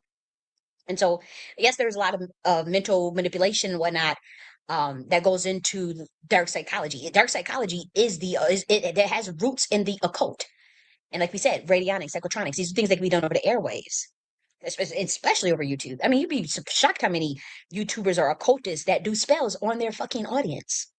You have to be very careful, very careful. And so that's what I meant when I called Tariq out in 2022. But it was just really sloppy, and it was reckless, and it wasn't a quantum entanglement session, and it was a lot of energy to handle because you're in multiple different dimensions at once. There are multiple dimensions, and then you have to fight off the other forces that don't want you remote viewing and seeing what they seeing. And so it's like you're in spiritual warfare pretty much. That's literally all it is. You're in high level spiritual warfare. And when they want to grab that sonar wave beam or DW your motherfucking ass, that's what they gonna do. You'll crash out. It is what it is. It happens. I took them hits to let the people know, and then I had to come back and let it all play out. It all played out. Everybody fell out. It was looking. He was all behind it, and then this last move he pulled. Now you was like, you don't fucked up. You don't fucked up in the spiritual realm. Could have just made it right, made it come clean, make it right. But this dude is a fucking narcissist. This dude is fucking whacked out of his mind, and y'all about to see. Let's keep going though. Because he was born here. Now, legally, they can say that. Now, I completely disagree. Culturally, we know it's all cap, but legally, they can get away with that bullshit. That ain't me. I don't give a shit if anybody disagrees with me saying, hey, they can legally get away with it, because they can. Either they can or they can't. That's not even nothing to argue or debate. Yeah? Legally, they can get away with that shit. So if there was a set-aside program that was supposed to be given to Black Americans, a bunch of tethers can get it. That's why the reality. That's why we have to change the definition of Black American on the federal level. What's there to debate? I'm not going to debate legal facts. It is a legal fact. That's not our argument, though. But if y'all want to disagree, that's fine. Who gives a shit? I don't go back and forth with people about little shit like that. That doesn't change lineage. And again, that's just a tether trying to be on some instigate thing. And again, there's ops in a lot of these rooms. There's a lot of these rooms that got a bunch of ops in there who's going to be on some hater shit anyway. You dig? You got a lot of ops in these rooms. And everybody that op but him. Know that. I don't be in these little oppy rooms. You got these ops, and if it's not one thing they're going to be oppy about, it's going to be something else. They're going to always find something to be fake outraged about because, yeah, they have a different agenda. The name of the game is to just be disruptive and to try to discredit. So it ain't about these little arguments that they come up with. It's the same stuff that he did to me, though. Watch what he does. Watch when he brings my name up. Just like never even brought him up. Like he about to say my name and then bring up the stuff that happened with the pull-ups.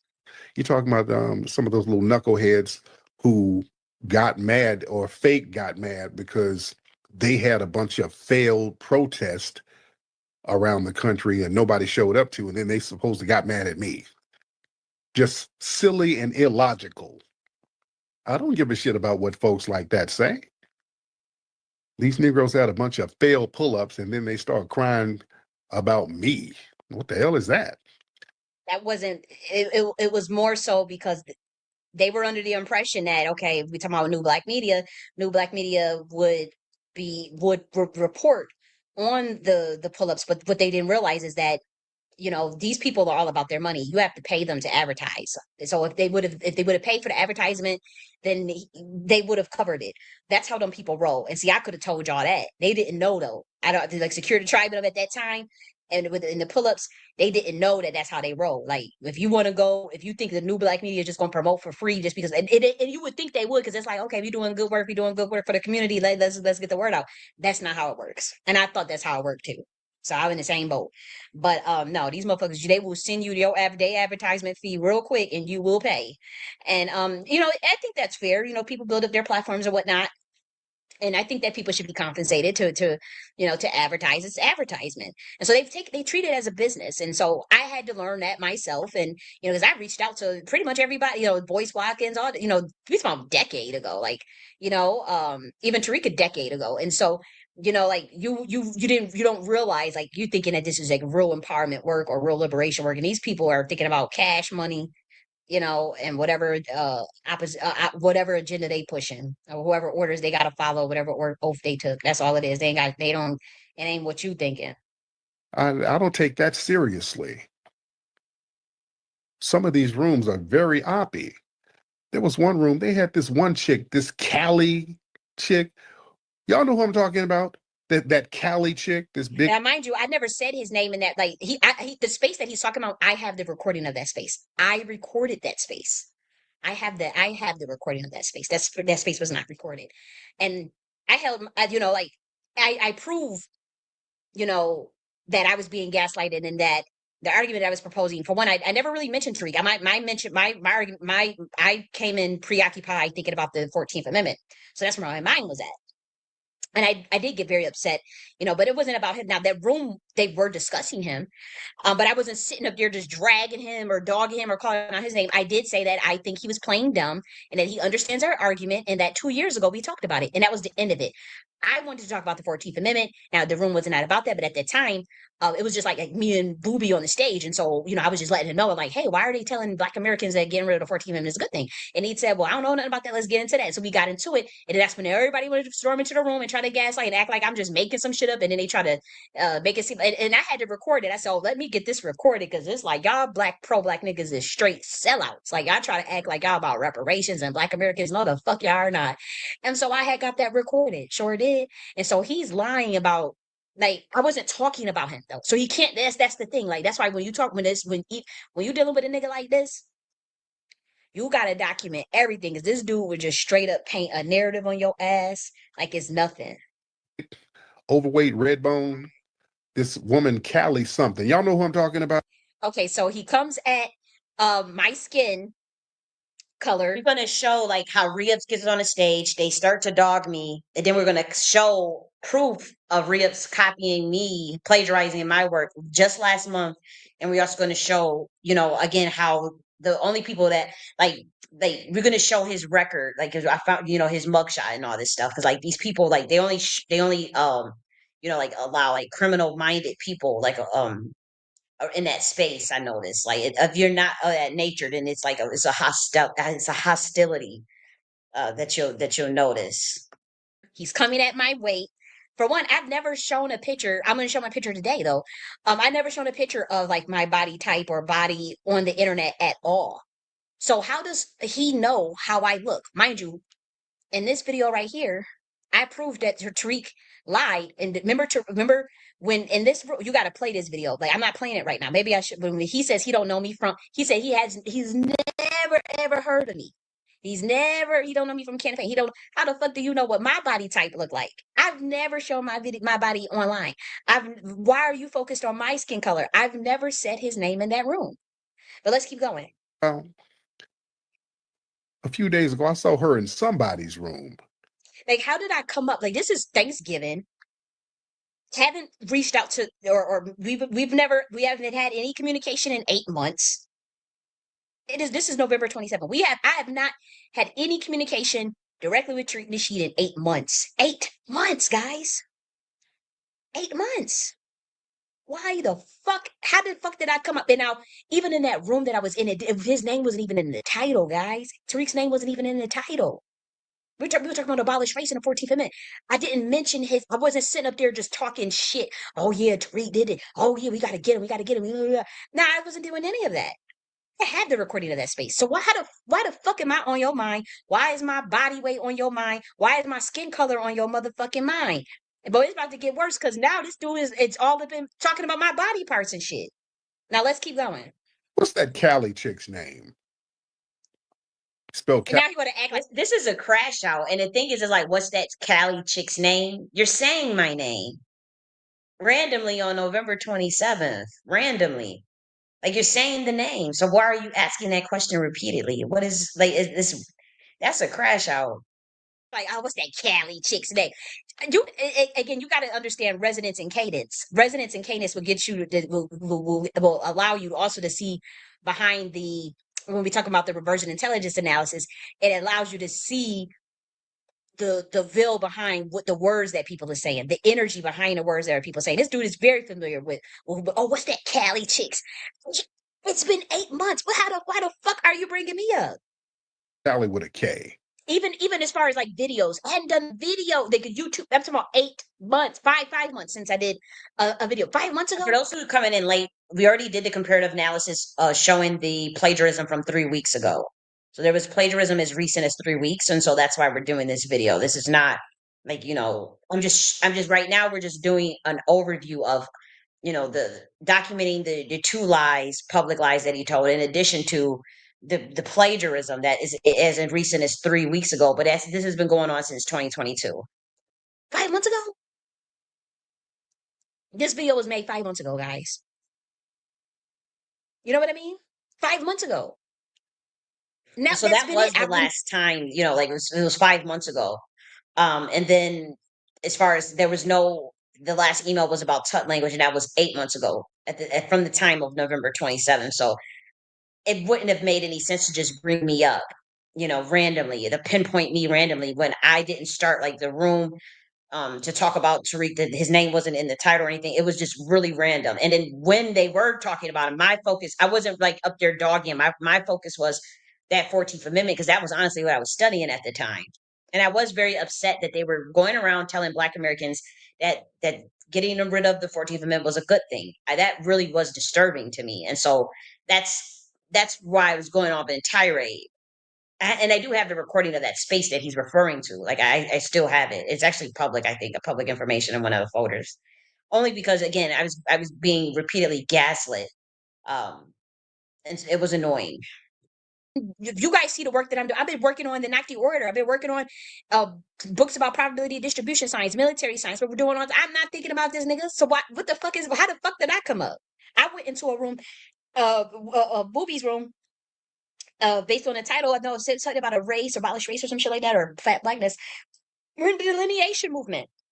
I'm the pioneer. I'm one of the pioneers of the delineation movement.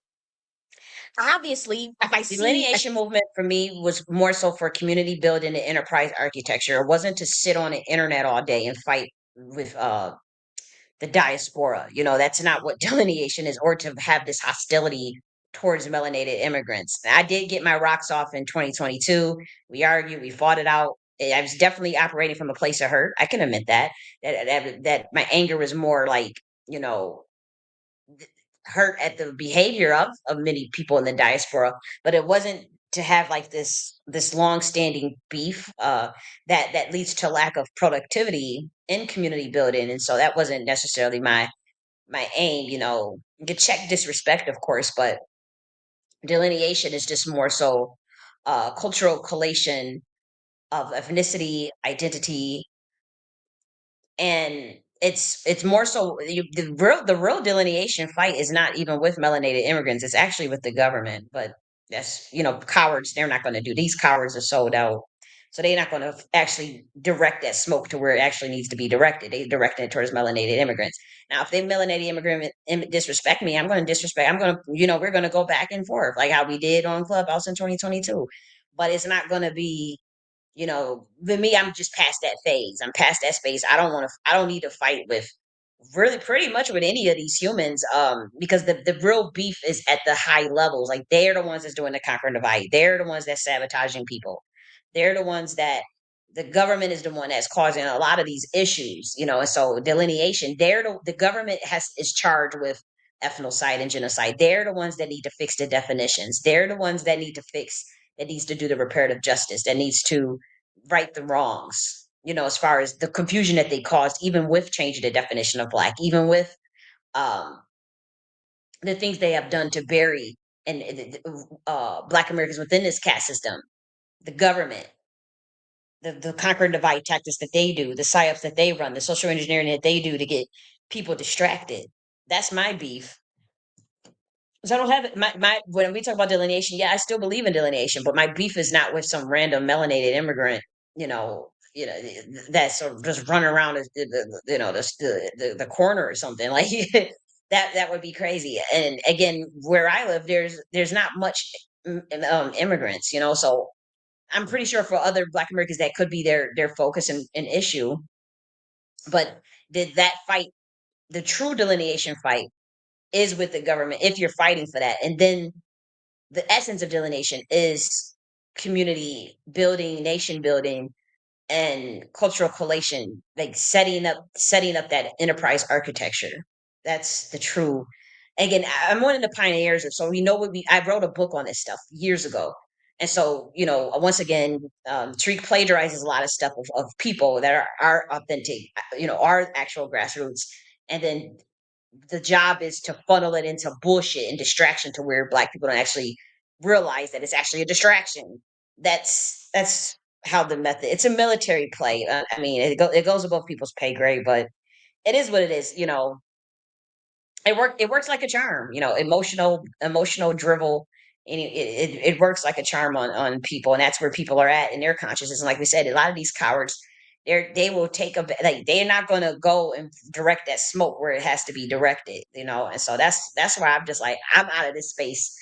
But I know I will continue to fight for myself and my bloodline, and I know I will continue to do what's right. You know, and I don't have any intentions on selling my community out, but I'm not going to continue to do that amount of work that I've been doing either, in terms of the amount of work that I have created in blueprint form, because I'm not someone that's like going to be out there with a bullhorn marching up and down the street or anything. That's just not even my personality. And so part of my work was to build in another way. But they cannot deny what they did. Like, you can't deny that this is not somebody just being tripping. This is what it looks like. This is COINTELPRO that I've been dealing with. You know, and so it's not like someone can say, "Oh, you know, you just want to out, you just want to easy out." There was no easy. I have almost lost my life behind this stuff on multiple occasions. No one can deny that. And Tariq knows that this government has put me through the ringer. They, like, people know, like, that this, they damn, like, how do you even survive this shit that the government has done? not even just Tariq, but black people that are close to the situation in general, that are real close to the situation, that's been studying it. People that were close to me, family, people know, as much as people want to play dumb, and it's just a travesty, not for me, but for what I know is coming. And again, this is governmental now. It's like it's at the level of where the collateral damage is beyond just even the black community, because the blowback is so, the energy behind it is so wicked, and nobody did anything. Nobody wanted to make it right. Like nobody wanted to help. And it wasn't about like, oh, let's go grab a pitchfork at people, because I do think that in many ways people participate in something that maybe they didn't even want to. Maybe they didn't feel like they had no choice. Maybe there was blackmail. Maybe there was money involved. I don't know. But there could have been a way to also do things better. My I like I'm not here to try to, like, okay, tear someone else's platform down, or whatever. I didn't go into this space to compete with anybody, and as much, and people know that, that's why they have to just keep ignoring it, because it's like, damn, we really wanted to just tear her shit down, and she wasn't even really thinking like that. She was, and so as recent as 3 weeks ago, this person is still plagiarizing me. And so, like, what else am I supposed to do? Like, at this point, like, how else am I supposed to I'm not I won't let anyone plagiarize or steal my work. That I do draw the line at that. I will fight that. Like, I will document that publicly. I don't like that. I think it's weird. I don't like that, the idea that someone thinks that they can take something from someone and not credit a source, or state where they got it from. Like, that to me is very fucking creepy. It's wicked. A title that relates to Black Americans, I'm gonna go visit it, and then you happen to come up. What the fuck are you doing, dude? Give me a thumbs up if y'all know who I'm talking about. She was in somebody's room. I forgot who it was. Y'all know what I'm talking about? Whose room was she in? She might be up in here in one of her Finsta accounts. I never sit in a and I need, this has to be very clear. I would never sit on a burner in Tariq Nasheed's Twitter Spaces.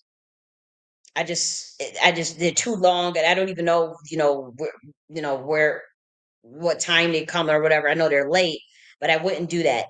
The only reason why I found out about this is because I do reversion intelligence analysis on. So I psychically knew. I just couldn't look at the title, and I can't tell you how I knew that for some reason my name was going to come up. I can't express to you that how I knew.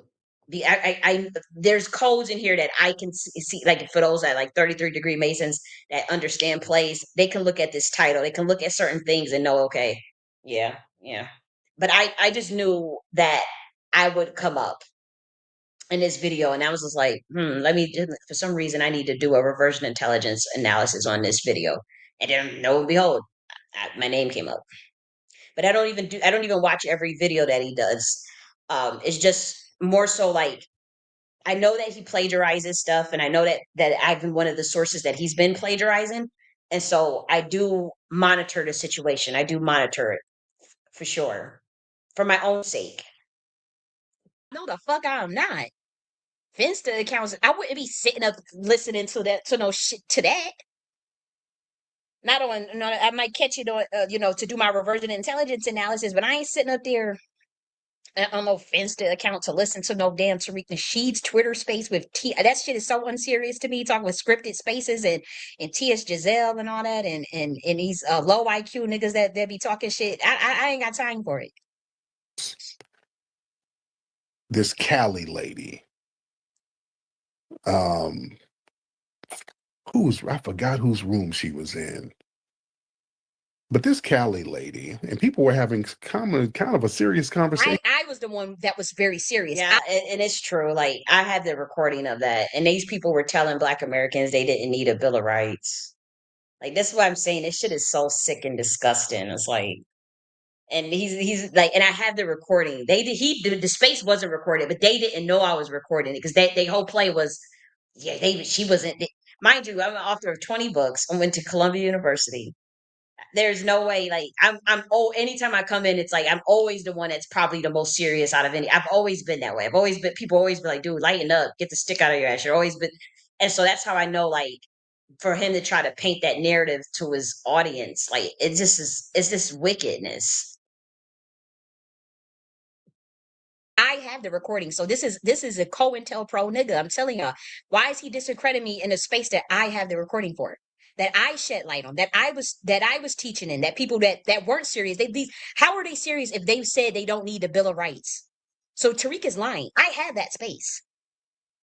With this person. Now this woman's a nutbag. Sir, you know who I'm talking about?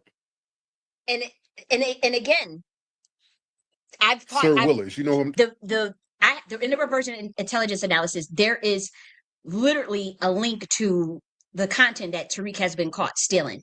Literally, I do a title, the next day he does the title. That's happened 3 times.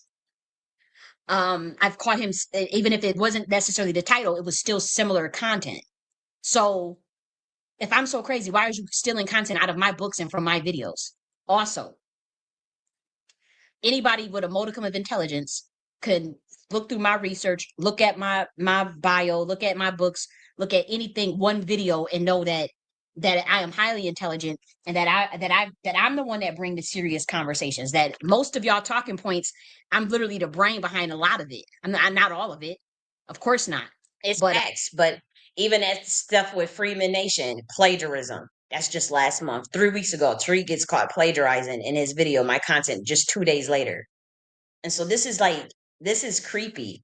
And like I said, I'm pretty sure like they probably want to do like another assassination attempt. That's probably why they just like figured, okay, the coast is clear. Let's just go in for the kill, you know. And I do know, I'm telling you, the blowback on that, y'all better run for motherfucking cover if you can do it, and God let it happen. But I will fight. I'm telling you, I'm a cold stone fighter to even on the other side. I swear. When I say you think that this economy and all this stuff and this government and all this stuff look crazy now, you didn't get what you expected. The MAGA. Oh, I just saw a MAGA voter talking. Oh, we gotta play that. We gotta play that after that.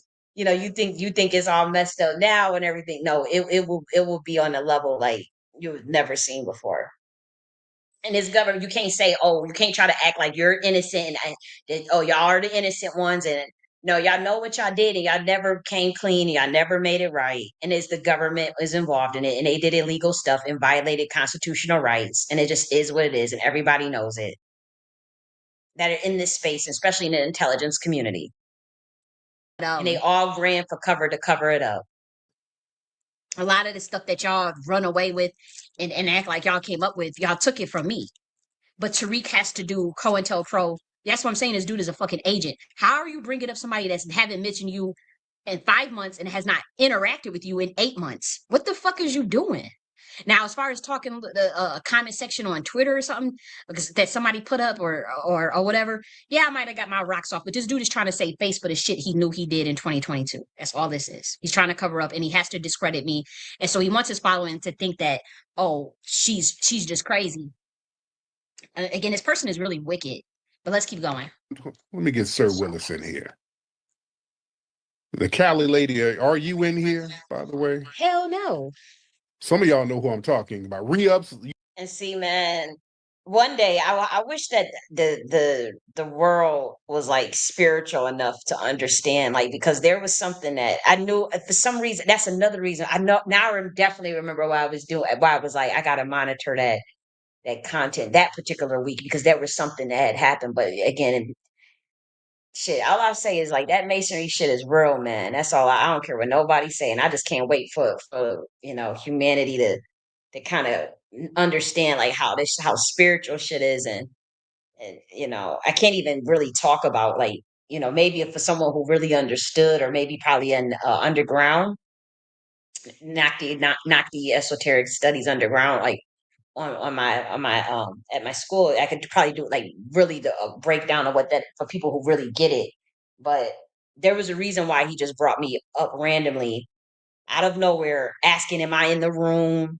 Bringing up because if it eventually he is going to bring up my breasts and talking about humping, like lying about stuff that I've never ever like. It just got really crazy and it's just weird. This whole thing is just fucking weird. I ain't even gonna hold you. You laughing. Hold on. Let me get Re-ups in here. Re-up is laughing. Hold on. Hold on. because they know what they did. And again, one of his followers is one of the ones that told and insinuated that he was the one that put me on the targeted harassment list. Hold on. Let me get some of y'all in here. Y'all know who I'm talking about? Sir, wait. Hope it was worth it. Yo, re-up, stop in. Yep. Yeah, man, shout out to Callie. She all right. Well, I think it was mailroom. Oh, was it? Okay. Dude, crazy as cat shit, right? Yeah, gone. Yeah. Okay. Yeah, so yeah. See, these are very, like, re-ups is a dick in a booty nigga, very untalented, very, very unintelligent. And see, what happened is, like, these people, they've been, like, cramping. They have to steal content. They have to. And we actually, let's just prove that. For one, let's share, because I wanted to show you how, like, re-ups stole. Actually, I think it's down here. You know, this is the only people, like, this is why there's always this, like, this criminal type of element. It's always like a criminal, like, that's why, like even everybody that's around Tariq has a record. They always get caught doing something crazy, like, you know, like Vicky Diller, Jay Morrison, you know, Brother Polite, like everybody that's around Tariq has like a criminal record, like Sir Major, like you know, and so and that's another element, you know, and so this is Riyad's record, you know, but let's also show how. Let's finish looking at this so you can see how Riyad attacks me, but then I'm going to show proof that how he copied me for stealing my content last week.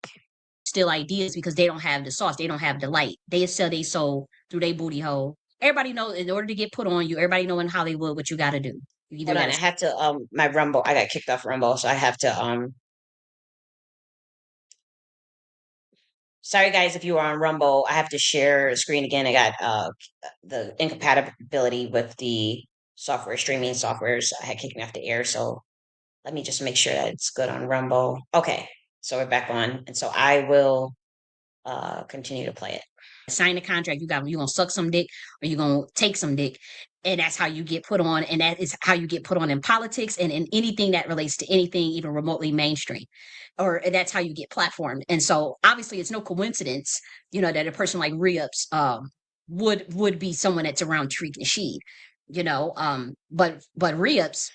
Hey, Reek Havoc, how are you doing? I'm glad to see you. I know this is kind of messy, but you know, if you came in late, you know, we were earlier. We were doing a comparative analysis that shows that plagiarizing my work as late as 3 weeks ago, on March 21st through March 23rd, and so we were doing a comparative analysis of that, and then we're doing the whole streamline of things that have been taking place with further context, you know, covering the public lies, covering the greater context, and just in one video, just for me, for documentation purposes. And you know, I'm doing it public because obviously, you know, there's a lot of people involved in this, and it's not like, you know, there's much avenues for help, and so you know, just documenting everything for those purposes. But I am glad to see you, and I hope you have a great day. I know it's kind of late, but you know, I got time today. Like this really, like, this has me pissed. And I had already told you guys, like, we're gonna be here for a minute. I don't even care how long it takes, because there's other stuff we have to get to. But we're almost done. Like, as far as like me drawing some of the triangulations, and this is a part of my healing journey, but it's also part of my documentation journey. But it is a part of, like, you know, telling my story, especially because there is so much, you know, concerted effort to discredit me and do smear campaigns and assassination attempts and discredit. Like, people know what took place, and you know, and so it is what it is, you know. Oh, thanks for understanding. I appreciate that. Glad to see you still here, listening and learning. Thank you so much. I'm glad to see you. I'm so glad. But let's continue. I'm like, they always platform unintelligent and untalented people. That's by design, you know. And again, time tells all. These people cannot light a candle to nothing that I do or nothing that I say. like I said, I'm frustrated because this person attacked me and they don't focus on, like, when they go back to do their smear campaigns and they look back channels and their discussions, they're only talking about like my reaction. And so they'll only will play this part, but then they'll never show the context. And I noticed that because I know I observe everything. Even when you think I'm not around, I'm around. Like I see I'm seeing shit, and I'm just like, wow, these people are really, they'll and I'm a hothead and I'm talking shit. And so they'll only show me calling people bitches and assholes and all this stuff. And then it's like, okay, see, this is why I gotta be against her. See, this is why you can't support her. And it really is like, this dude just brought me up for no reason. Ribs came at me for no reason. Like he just I literally never had much interactions with Ribs, but this person attacked because what they do is it's like a jealousy thing. And it's also like, I don't know if I don't even know what, because this is not the first time. Like Ribs also attacked me when Sir Major was out, before he went to jail. Um, and so that's not the first time it's happened, but it's just like, what the fuck is wrong with these people? And so to see just randomly, and then last month, Ribs gets caught like literally plagiarizing stuff word for word from my content. It's fucking creepy. And we're going to show the evidence of that as well. And like they just have to just always insult. It's always an insult. Oh, you're crazy. Oh, that's stupid. Oh, you're a moron. It's always an insult. But my body of work speaks for itself. In fact, we have documentation proving that Tariq Nasheed has copied me, has stole content, and is possibly behind targeted harassment. Let's keep going though. I'll prove that to you right after I play this. Logan Clark could write twice a day type shit sometimes, I'm not sure what's going on. I just remember the time, she got on the timeline, going at you about what, going at him saying he's a CIA. He is fucking like, come on, y'all can't see that now? Y'all are idiots. Being abducted, tagging the I never said I was abducted. I was illegally detained on a 1013 by the federal government. I didn't say I was abducted. And yes, it was actually a 1014. It was a 1013 that turns into a 1014. It had something to do with it, or some sort of intelligence agency, or a secret society, the Masons. But come to find out, y'all niggas was behind it. So yeah, and we have the proof of that. CIA, and I was like, oh shit, so I don't too much like to get on mental health, but yeah, Cali J. Yeah, Cali J. There you go. Thank you, brother. Cali. See, they always have to go through mental health. See how Guani Spots did that? And then now it's Ribs. And these are all people tied to Tariq. Now they brought me up out of nowhere. And so like I'm like, when maybe you guys monitor my tweets, whatever, you say, okay, she's constantly tweeting these things that is offensive or whatever. Have you ever, like, where was the help to facilitate a healing process to, like, it's like, because I can feel how people turned on me, and I can feel even like, just how people, are aligning against me, and at that point, it's like, okay, whatever, you expect that, but it's like the way they'll twist something and it's like, what the, where something is in black and white, and it's like, you guys know. And it's not about even turning against Tariq. I don't even care who supports him. It's just like, why is nobody stepping in and say, okay, just leave this situation alone. Let's just, everybody just, or it's just sick.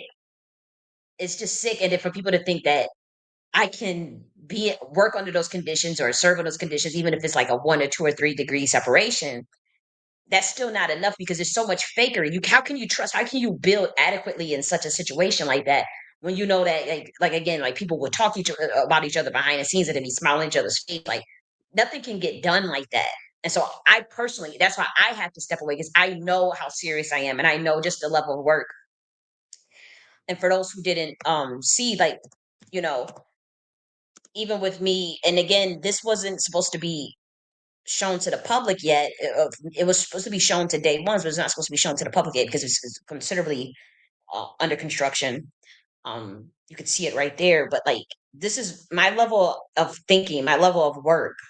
Like I can't, like, I wouldn't want to be around, that type of, like, that's like, who would want to be around someone like a Ribs, and I'm building something, like, you guys can see this. These people copy my stuff.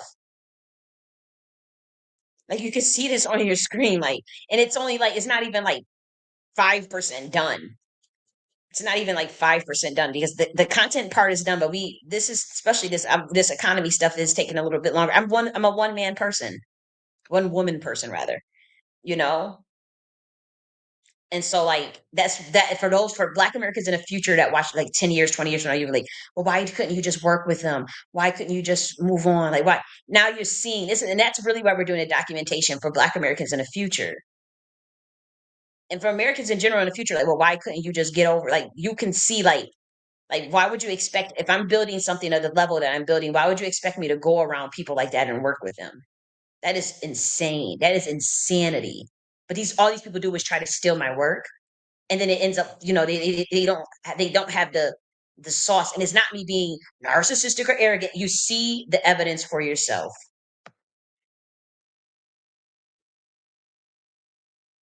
Health.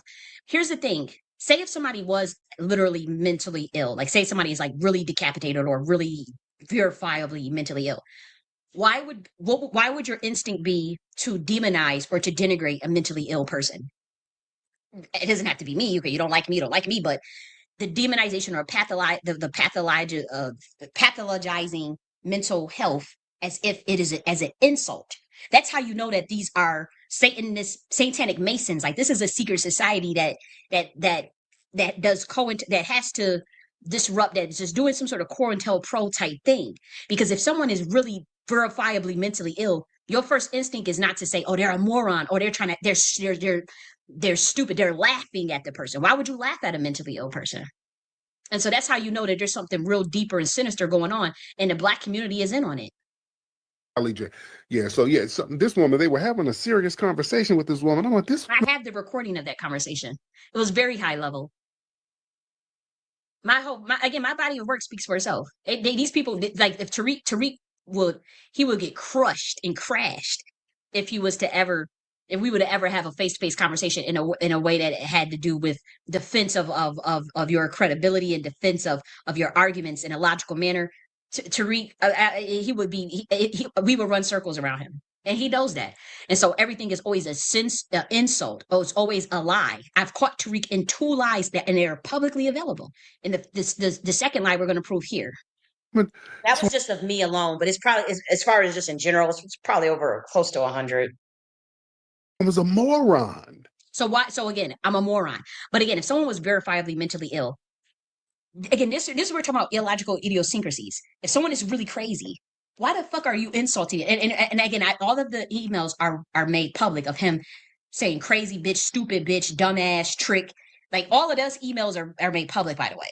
If he said those things to me when I didn't come at him like that, that's not a normal reaction. How can y'all not see that? So that's why I said the Black community is in on it, and that's why he sold y'all out, and y'all have no idea what's coming to you. And I got out of it spiritually. I knew what to do, and I knew the steps to do. I don't care how crazy it looked. I don't care how much you don't understand something. That's your fault. It's not my fault you're not intelligent enough because you don't understand something. If you didn't ask questions, you didn't get the clarity that you needed. And so, again, Tariq thought that he had it easy. Like these people sacrifice women all the time. They do all types of stuff with that little satanic mason shit. And they plans failed. And so they, it is what it is. But they were behind what happened in 2022 as far as their illegal detainment. It's all proven. This is all documented. And we're about to show the documents on here. This woman would send me emails 2 years ago, a year ago. The last email was 8 months ago in relation to the tut language undermining that your ass did, that I proved publicly that you did here. The lie that we caught you in. You lied on me, and we spent time going through multiple triangulation methods to remove your plausible deniability, and we caught you in a lie. It's empirical fact that you lied. How am I crazy, but you're the one that lied, and I can prove verifiably that you lied in this video right here. And so that was an email. He's making it seem like, oh, I sent the email last week or I sent it 2 months ago. There was then nothing, but the last one was 8 months ago in relation to the tut language. It had mentioned nothing about the CIA. I told him, I did say, okay, we all know you a COINTELPRO agent and you're using plausible deniability to run subliminal covert campaigns to undermine people's businesses and to undermine people's work. That's what an intelligence officer would do. I mean, are y'all stupid? Y'all, if you y'all just mad because y'all got caught. That's what it is. Like in Tariq, like, why would he bring me up? I haven't mentioned it, like bringing me up in a room saying, oh, this girl's a moron, but then I'm crazy. Oh, I'm crazy as cat shit, but then I'm a moron. Why would you denigrate that? If people are really mentally ill, And so why would you want to degrade someone that has maybe a chemical imbalance if you really believe that? That's when we talk about illogical idiosyncrasies. If someone truly believed that in their heart that this person is just really crazy, you wouldn't be all insulting, like, oh, moron, stupid, or this. And I'm telling you, I have the emails. All of the emails is public, and I'm gonna show that on the screen right here soon. Just wait after this. Talking about I'm using MK Ultra mind control on her. Didn't say that in the email. I said it publicly. And again, MK Ultra is a combination of techniques. It is rooted in the occult. It is rooted in masonry. And it's rooted. I want to be clear. There was never an email that mentions. There's never an email exchange that mentions MK Ultra to Tariq. That's a lie. That was just something I said publicly. It's something I still stand by. But it's not like me personally. It's its entire audience. Anybody that's in intelligence knows that. They just covering for Tariq. They all do it. They don't. Nobody cares because so many people do it to their audience. I just didn't realize how pervasive it was. In CIA practices, and it is a method to subliminally. Again, you could do it through radionics, psychotronics. That happens over the airways. Influencers. It happens over the airways now. Pretty much, they push propaganda. They'll push an agenda. And with him, he's much more sinister because he is them folks. And so he has different dark psychology methods that he used not just on his following, but this is just how he is. He admitted to being a pimp. So he uses those dark psychology techniques clear as day on his audience. And he does do it. And he does engage in masonry on his audience. It's just as simple as that. And in 2022, I saw what he was doing, and it was affecting me. I'm like, oh, well, hold up. And I called him out. It's as simple as that. But I hadn't emailed him saying, hey, you're doing MK. I didn't email him. And every email that I ever had between me and him, and even messages, are made publicly available. Just so you guys know. It's publicly available. Like, woman, what are you talking about? No, I'm like, she was in somebody's room. They were having a serious dialogue with this. I had the recording of that space. The sound is stupid. They didn't understand what I was saying. They were low IQ, low intelligence. They literally said, it was Black Americans saying, we don't need the Bill of Rights. This is what they were saying. We don't need a Bill of Rights. How am I, if I'm saying you do need the Bill of Rights, you do need the 14th Amendment, and they are saying we don't need the Bill of Rights, and you look at, and I did a deep dive on it in my video, how are they the ones having a serious conversation and I'm not? But I had the recording of that space. That's how I'm telling you, this dude is a fucking agent. And I can't believe like the community just can't see that shit. Nut bag. Now it's the nut bag. But again, MK Ultra is occult practices. It's pretty much just doing occult practices on your audience. If you don't think that FBA shit and that bullshit that they pulling and that cult stuff, running a cult like that, y'all gonna see. Y'all were warned. You didn't listen. Y'all asses is grass. It's as simple as that. If I could show y'all the email, okay, I'll show you the email myself. Well, I'll show you the email myself. Serious. This woman would send me emails like, "Hey, Tariq, I saw you on TV. I heard." Those emails are now made publicly available in a reversion intelligence analysis. They're all publicly available, and so there is no such email of what Tariq is saying that this stuff. What he's saying is a complete lie, and he wouldn't be able to produce that email. Heard that shit you were saying to me subliminally. Never said that. Obviously, that sounds crazy, but I did mention about the Tut language. I said, you know that you invited me a year ago to do the Tut language at your FBA Expo. Now it was someone that worked with him, one of the event planners that reached out, I wasn't able to do it. But then less than a year later, you do a video saying we are not supposed to be teaching Tut language, and that's why Bruce Lee got killed, and his death was warranted because he was telling a secret, and that's why anybody that teaches Tut language, mind you, I am the second person in the world to have a book on Tut language, and the first person in the world to develop a course on Tut language. That is subliminal. I proved in this video right here are we not supposed to be teaching Tut language? I proved that one of his followers, these people, they did come over to my page writing comments. We went through a whole deep dive. I proved, see, look at this. Why aren't you gatekeeping this language? The same that and I showed the timestamps of when it happened. Again, with reversion intelligence analysis, you have to remove plausible deniability. This removed a great deal of this plausible deniability, but he thinks the Black community is so stupid that they don't do research and they don't. And this is why he has to keep trying to hurry up and tell y'all that I'm crazy, so you don't ever look at this stuff for yourself, so that you don't ever research it for yourself. This is like high level research here, and so he has to. I'm like, Tariq is not a researcher. He's not that the Black community knows they're just covering for Tariq. That's what I conclude now. It's not like, you know, it's like they know what he's doing. They're all in on it. Like, it's not like, you know, he's trying to convince them that I'm actually crazy or whatever to not look at it. They all know. It's just that, like, they just decided to cover for it. Scholar, but he wants to be, you know, and he likes to mirror cast as a part of the ritual that he does. Is he tries to mirror cast off of other people's gifts and talent, and I don't let him do that off of me, you know. And unfortunately, he has done that to many Black Americans over the years, and he's gotten away with it with his occult practices as far as being a Mason. And see, I don't let him do that, and so they went scorch earth on me. But we proved it. Like, we went through the video, we went through the history of like this, or like I said, I showed how he did run like a covert subliminal campaign against Tut language, and anybody who was teaching it or anybody who's advocate for it. Again, that puts a jacket on people's back. Now, in this video that was made 5 months ago, we did the same thing. We showed how he lied. He lied in a room and said he did not know me at all, and nobody reached out to me about Tut. And I showed those emails proving that they did. He lied in his face. We played a recording, clear as day. The videos is up there. They try to remove the recording. They deleted this because they don't want it. They don't want anybody to know what happened. That this dude is running a COINTELPRO honeypot shit with this FBA stuff on real grassroots leaders. And I showed how this baby girl, this beautiful lady, Chris Kelly, did in fact reach out to me. I showed the emails. I showed every email that me and Tariq ever had right here. Rally for Reparations. Every email, all right on the public. So what the fuck is this dude talking about? Like, I got something to hide.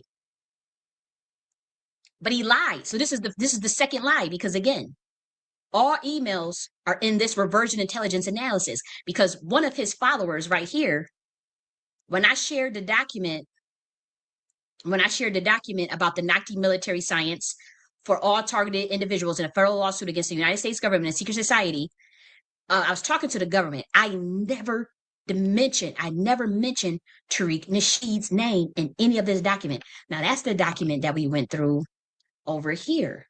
This document right here. That's what I shared, okay? About talking about talking about being a targeted individual. They're trying to cover up some shit. He's trying to cover his ass on some shit because we're getting really close to the bullshit that he pulled. And again, there are people that are terribly mighty close that get up on his stage, probably on a daily basis, and they were liking my tweets about him being an agent and the shit that he do with COINTELPRO and Honeypot. See, it's people that know what he's up to. Don't think they don't know. They know. And so he got to hurry up and try to run interference, but this shit is not going to work, dude. You have truly met your match, Tariq. You have no idea who you fucking with. But yes, this document was shared. Look at this dude, Darion FBA. Wreak Havoc, that was December of that. I'm covering it in December, but that particular live was November 27th, 2024. That particular live. And you said I listen to those all the times, and I never heard this. Yeah, well, it's in black and white. I mean, you see it on your screen, like, you know, that was the November 27th, 2024, you know. And so yeah, you said secret society members do this all the time, harassed and mentally ill, or they're neurodivergent. Well, I'm not mentally ill, but I am neurodivergent. I'm incredibly intelligent, and you know, they were trying to do some whole other shit. This shit is, I don't know what kind of, is a COINTELPRO shit is the only thing I can. That's like if you were to say, well, what do you think it is? That's like the summary I would give. You're right. I have to stop entertaining Twitter. Like, those fake callers and fake arguments are very strange. Who are these callers he finds? I can't get into that because it's, you know, I'm glad someone else realizes that that it's fake callers and it's scripted, but you know, that's deep and we can't get it. I can't talk about how that is done, but it is It is weird. I'll just say that. They go arguing back and forth like that, and that's supposed to be delineation. And see, that's what we talk about. The honeypot is to funnel people in. They thinking they're doing delineation, and then next thing you know, the productivity stops. And but people can do whatever they want, right? But it's like they are bottlenecked and don't realize it. They're thinking that they're actually getting some empowerment. This is delineation, but no, they're just arguing this day after day, fighting with melanated immigrants. Um, back to back is that's what they have designed. It wasn't like their idea of delineation was supposed to be, is fighting, is infighting with them, and delineation was not supposed to be that. And so that they that's why they prop him up and push real grassroots Black Americans down, because they don't want, actual movement, actual community building. So that's why, like, once now that a lot of people are on to Tariq, that it's like, well, who do people actually really like? But do we actually went over time to slander? And so that's where they start to plagiarize other Black Americans' work. He starts to plagiarize other people's ideas. That's why he does that. Like, they go and study who has the sauce, but who was systematically algorithmically buried or shadow banned, and then he steals the content, and then it gets propped up. And for those who came in late, we caught him doing that 3 weeks ago, and so we did a comparative analysis live, word by word, with timestamps on how he just did that recently, just 3 weeks ago. And so that's what sparked this video, because I'm like, why is he still copying content as recent as 3 weeks ago? Like, when I've left the space, I'm not on Twitter Spaces, I'm not in a reparation space, like, I still do, like, the lives, but this is just a broadcast that I'm actually on YouTube, and I'm with a push of a button, you can still do the broadcast on Twitter as well.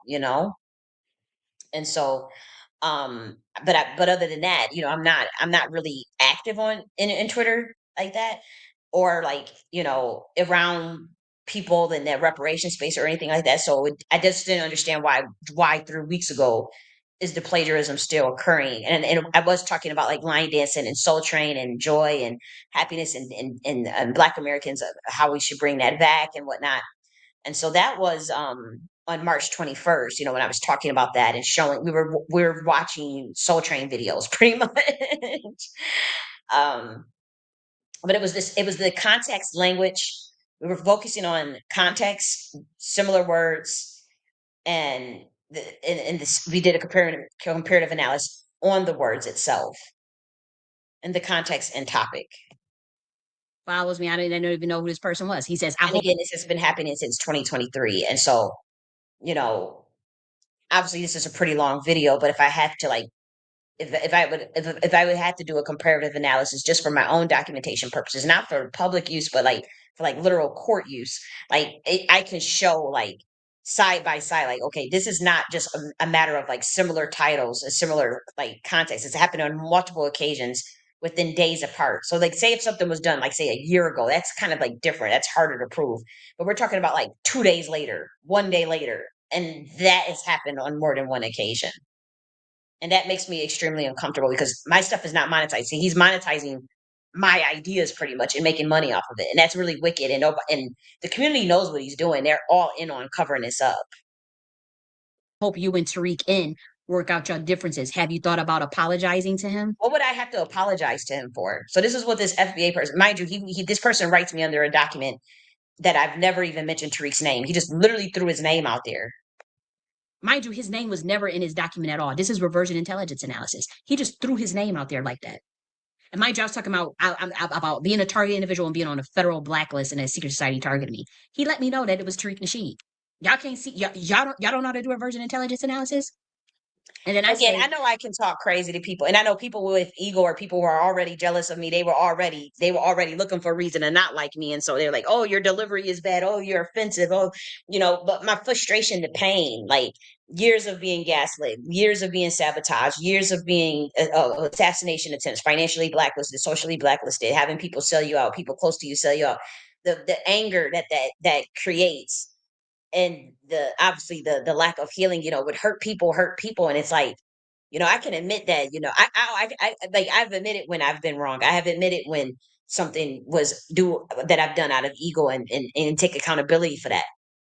But this community won't do that. And especially the situation with Tariq won't do that. These people just lie, or whatever the secret society or the bullshit. The government won't do that. So it's like my reaction to that, like, I'm not saying it's even justified or whatever, because again, I can work on my delivery, but it's pure anger. It's pure, it's hurt, it's pain. It's like, it's like, what the fuck? You people will learn the hard way. When I messaged him, I took to tell him to stop doing occult rituals. He never denied it. He sent a laughing emoji. He did. And all this is publicly available. And then he proceeded to call me a stupid bitch, a trick, a dumbass, all this stuff and whatnot in private. This is all publicly available in this document right here. Every single, and we just keep doing reversion analysis scenario 1. And again, I had to do my own research because the CIA wasn't going to help me. The police wasn't going to help me because they're backing Tariq, and so I had to do everything on my own. I have to do it all on my own. And luckily, I have my ancestors and God to help me put all this stuff together. Where it's obviously it diminishes its plausible deniability. No one can deny that. I mean, obviously, I'm sure they can pay people off to deny it, but it's like it's just obvious in black and white. And again, we're doing documentation purposes for years to come. The 10, 20, like I know people will go back and be like, what the fuck? Like this did not have to turn, like this went too far because of y'all niggas, not me. Like, y'all took this shit to just as recent as 3 weeks ago. This dude is still plagiarizing content. We're talking about the covert intentions of someone behind the scenes. Like, why would someone subconsciously write, I hope you and Tariq in, when I've never mentioned his name in none of this? And this person feels guilt. That's what it is. There's a lot of guilt, and I could feel the energy. Like there's guilt because they know what they're doing. Also, thanks for leaving the breadcrumbs on their post of me being a crazy person. So I am going to fast forward. How is our community of all the questions you are looking for? No one who has written 20 books in less than 4 years is a shadow banned in me. Is a shadow banned as me. It's for a reason. It's because I won't sell my soul. Tariq Nasheed, the Minister Farrakhan endorsed Trump. So, reversion intelligence analysis in Grady, shortly and falsely diagnosed by Dr. Mehdi. They abused me at Grady as well. Tariq Nasheed, the Minister Farrakhan endorsed Trump. So the content is similar. So this is also like, this was a lightweight version of a comparative analysis of plagiarism, but like I'm most likely going to, if it comes to it, I would go in and do like coding, like as a sociologist, like on a qualitative level of similar content, similar, the topic and the context. So then you're comparing a pattern of words. And then you could see, like, it's not just like the similar titles, because for people who would try to gaslight me, it would be literally live in black and white. Well, in audio rather. Just for people, this has been going on since 2022. My video came out first, though. It was literally 1 day later. Same thing with the Pan-Africanism Dead, August 13th, 2022. And then Tariq comes out as August 17th, is Pan-Africanism Dead? Similar talking points, bringing up conversation about mentioning my dad's name, mentioning where my dad stays, mentioning his first name is James, mentioning New York, mentioning aspects of a private conversation that I had with a person on the phone the day before. But I have to say, I don't have evidence of that conversation, but this shit is real. And then talking points about separating water molecules. A day before I talk about separating water molecules, the next day he talks about the same thing too. Like he's all into science and stuff all of a sudden. So this shit is creepy as fuck. And this community knows that. And y'all let this bitch nigga, why would y'all do that? Like, why would you curse yourself like that? Why would you let a man, okay, if I'm so crazy, I get illegally detained, but he gets to insult and lie. This person has lied on me. If he didn't do the MK Ultra stuff, or we didn't think he was CIA, what the fuck do you think people think now? The way this dude is moving. I had to do, and once again, I also show all of the emails because he make it seem like we'll continue to go through the review. But look at this. That's Tariq Nasheed's account. And I did block the account, so obviously, there's no more interaction. That's what I'm saying. Like this account been blocked a minute ago. You could see on the dates yourself on your screen. Like, but I showed all of the emails. I said reversion analysis circulating. Okay. I guess a lot of it is repetitive, but a part of it is you have to, it's repetitive because you have to constantly show the covert intentions and the connections and patterns. So you have to do a lot of circling. That's done by design. So where you diminish, you have to diminish the plausible deniability. You have to keep diminishing. You have to keep diminishing. And again, I developed this method in one day. And so like say like they try to move to the next level, it will be nothing for me. I can sit and develop. That's like even with this analysis, with the comparative analysis, I can develop a military science that can plausibly make a case for covert harassment, or even cyber bullying and cyber stalking. I can develop that military science probably in one day within admiralty law. And I know people like, oh, we just hate her. She's always thinking she knows everything. I don't know everything, but like, I know I can do that if this dude keep fucking with me. That better just rein your fucking dog in, dude. Like 3 weeks ago, and we catch it. Like, just shit. I'm moving on from this space, so just move on. Like, I moved on. Like, it is what it is. I'm not trying to harp on this shit. You guys see the quality, the nature of the work that I like to do and the things I like to talk about. I want to talk about I don't want to talk about this shit, but I have to fight for myself because nobody else is going to fight for me. And so, I don't mind document. I don't, it's not ideal, but at the same time, it's necessary. It's necessary not for this generation because this generation is cooked, but for history, for documentation, for history's sake. Get rid of plausible deniability, so you have to make connections that are credible and connections that are logical. And like I said, the medical industry and the CIA are involved in purposely labeling victims crazy to discredit their stories and discredit their genius or discredit the work that they're doing. It is a COINTELPRO. MK Ultra is a part of Project Phoenix now, which is COINTELPRO 2.0, which deals with psychological warfare, which deals with targeted harassment that has plausible deniability that you cannot prove. It's either the CIA or the secret society or whoever Tariq is involved in. If you need to find out, and again, if the CIA is not involved, if it wasn't them, it wasn't the government, if it wasn't whoever is behind it, y'all know who it is. I'm an author of 20 books, a graduate of Columbia University, and an activist. And I've been on a list for at least 10 years. It is just after 2022, things got worse. So they be going in here. Now I ain't going to get into that. Y'all really go. But in 2023, I did message Tariq Nasheed to ask him to stop doing occult rituals. And then again, I knew the Masonic ritual they were doing. Again, I am highly clairvoyant. This is 123 public videos predicting global events on a weekly basis. Either they came true or they didn't. But we review them on a weekly basis, and they came true. Every single last one of them. Public viral events, global events. I am clairvoyant as fuck, and so I can remote view. I don't always remote view. I don't necessarily astral project, but what's the other telekinesis, telepathy, all of that. I don't use all of those gifts though, and I know how to cut them off. And when I don't want to vibrate at a certain frequency, I'll get out of it, and so I don't have to be experiencing all of that energetic static, so to speak.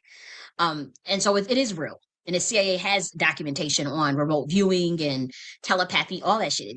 The government already developed that. Like, it's not my fault if you too fucking stupid to do research. Don't try to sit up there and say, "Oh, I'm crazy" because you're too fucking stupid to understand what I'm saying, or you too fucking corrupt to be a man of integrity, a person of integrity, to stand on when somebody is being unjust, fairly unjust re-ups, Sir Major. I know for a fact that Sir Major know what Tariq did, and that Tariq is a piece of shit. Like you could feel when people. I showed y'all how he was copying my content. I proved how he lied on me. We play his exact words of what he said about the Tut language and about those who teach us. That's fucking with him. That you think fuck with him, and they all up on his stage and working with him, and they are behind the scenes liking posts about that nigga and shit. I'm so done with you motherfuckers. And again, I'm higher than the 33 degree. So y'all think that's for one, bitch, all of y'all is under MK Ultra, and none of y'all broke it as well as me. None of y'all. Y'all, if you still in a two-party system, it's something you did, even if I don't have it all correct.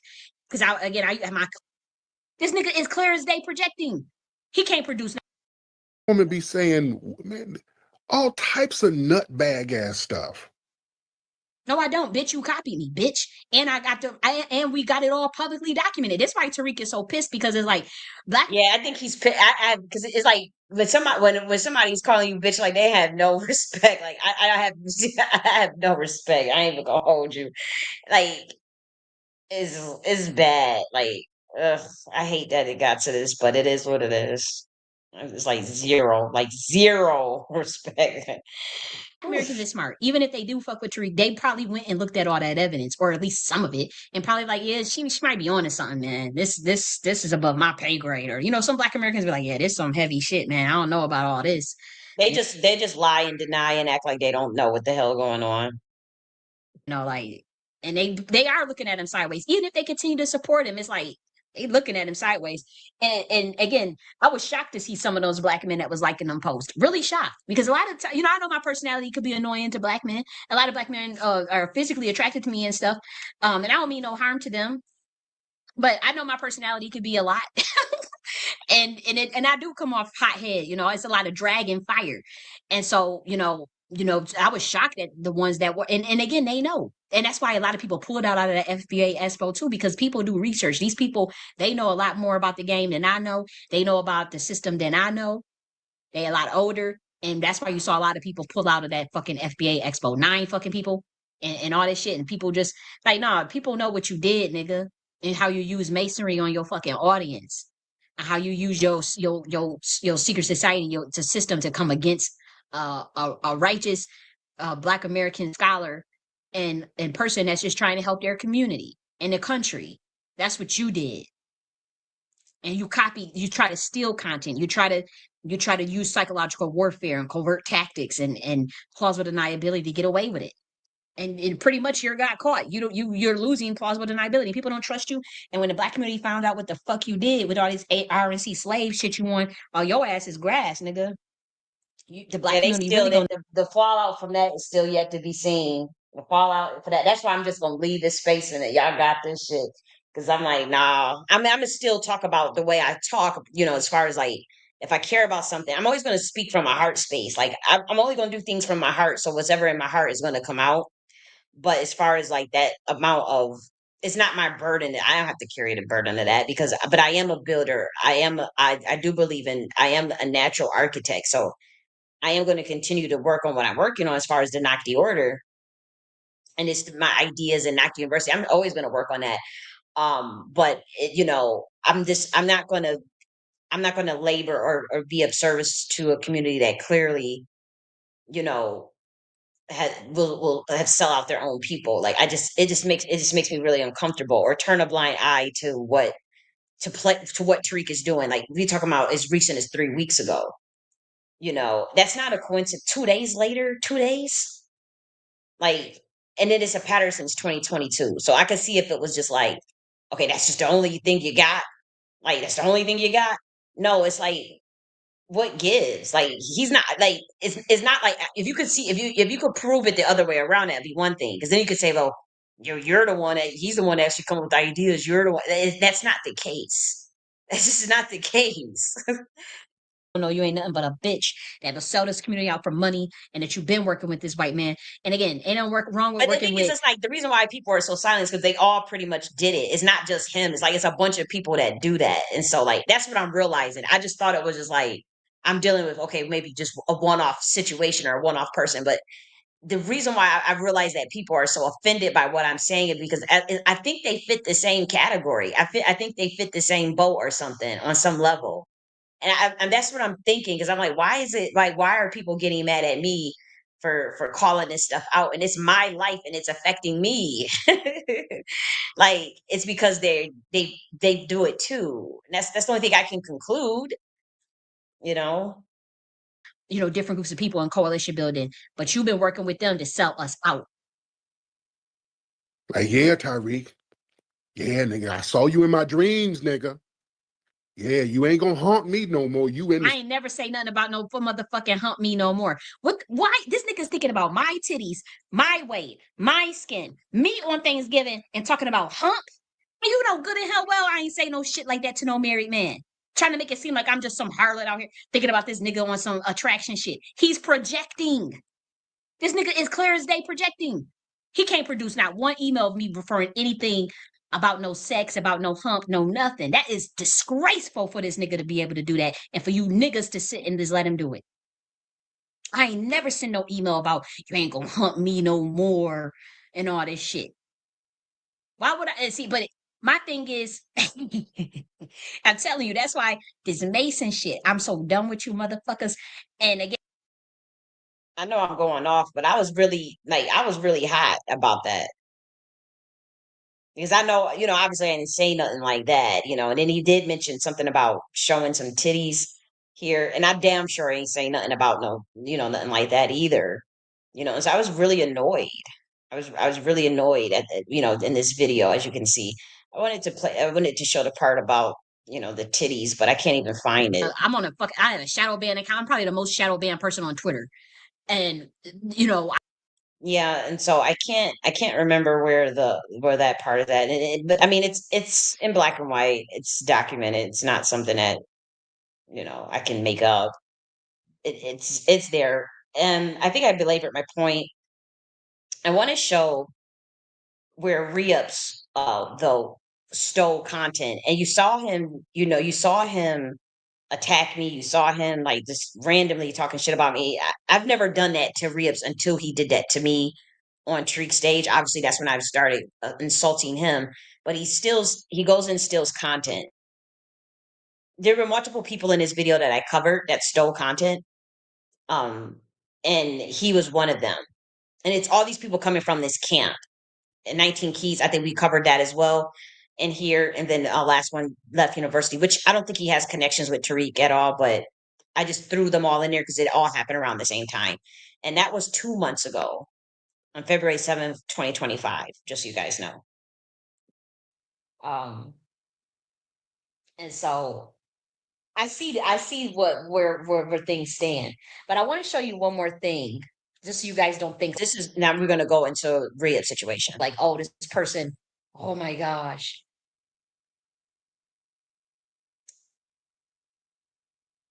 This was created yesterday by a person named Rhea. This is another person that also came for me publicly in a recorded space. That's also documented. We all showed, as you guys seen that, and that's why this is a pretty long video, because we're showing, because as these things are happening, they're happening in different spaces or different times, and so I'm referring to stuff in different videos and knowing that people are not going to go back and look at it, right? People, I mean, not knowing necessarily, hoping that people will go back and look at it.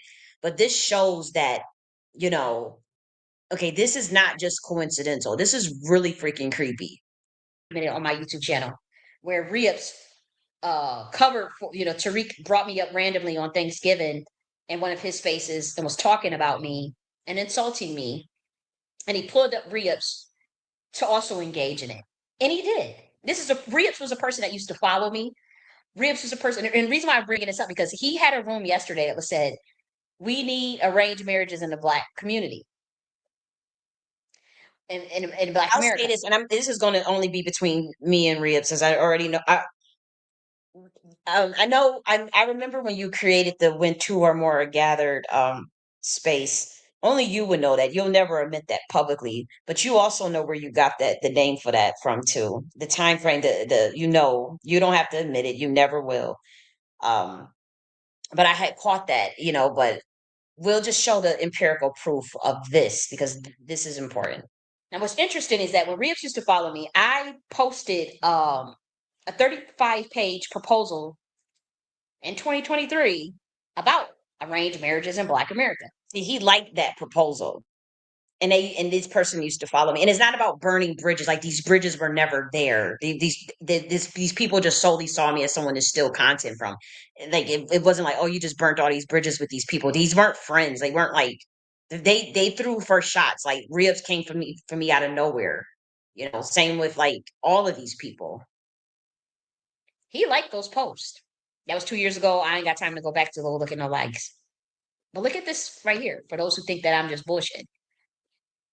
Look at the history, the version history of that. This is a Google Doc. I'm about to show you the actual 35-page document and the video as well. Because I did a video on this, arranged marriages. Let's go. And so this one is like, this was obviously quite a longer ago. So I can imagine he thought he would be in the clear, like, oh, okay, that was a minute ago when she did that. But this document is public information, and so people can have access to it. And people study my work to feel like, okay, what can we steal now? And it's only these people from the FBA and Freedman camp that do this. It's not other people. It's just FBA. And then obviously last one left is with this dirty 30s or this indigenous crew or some shit like that.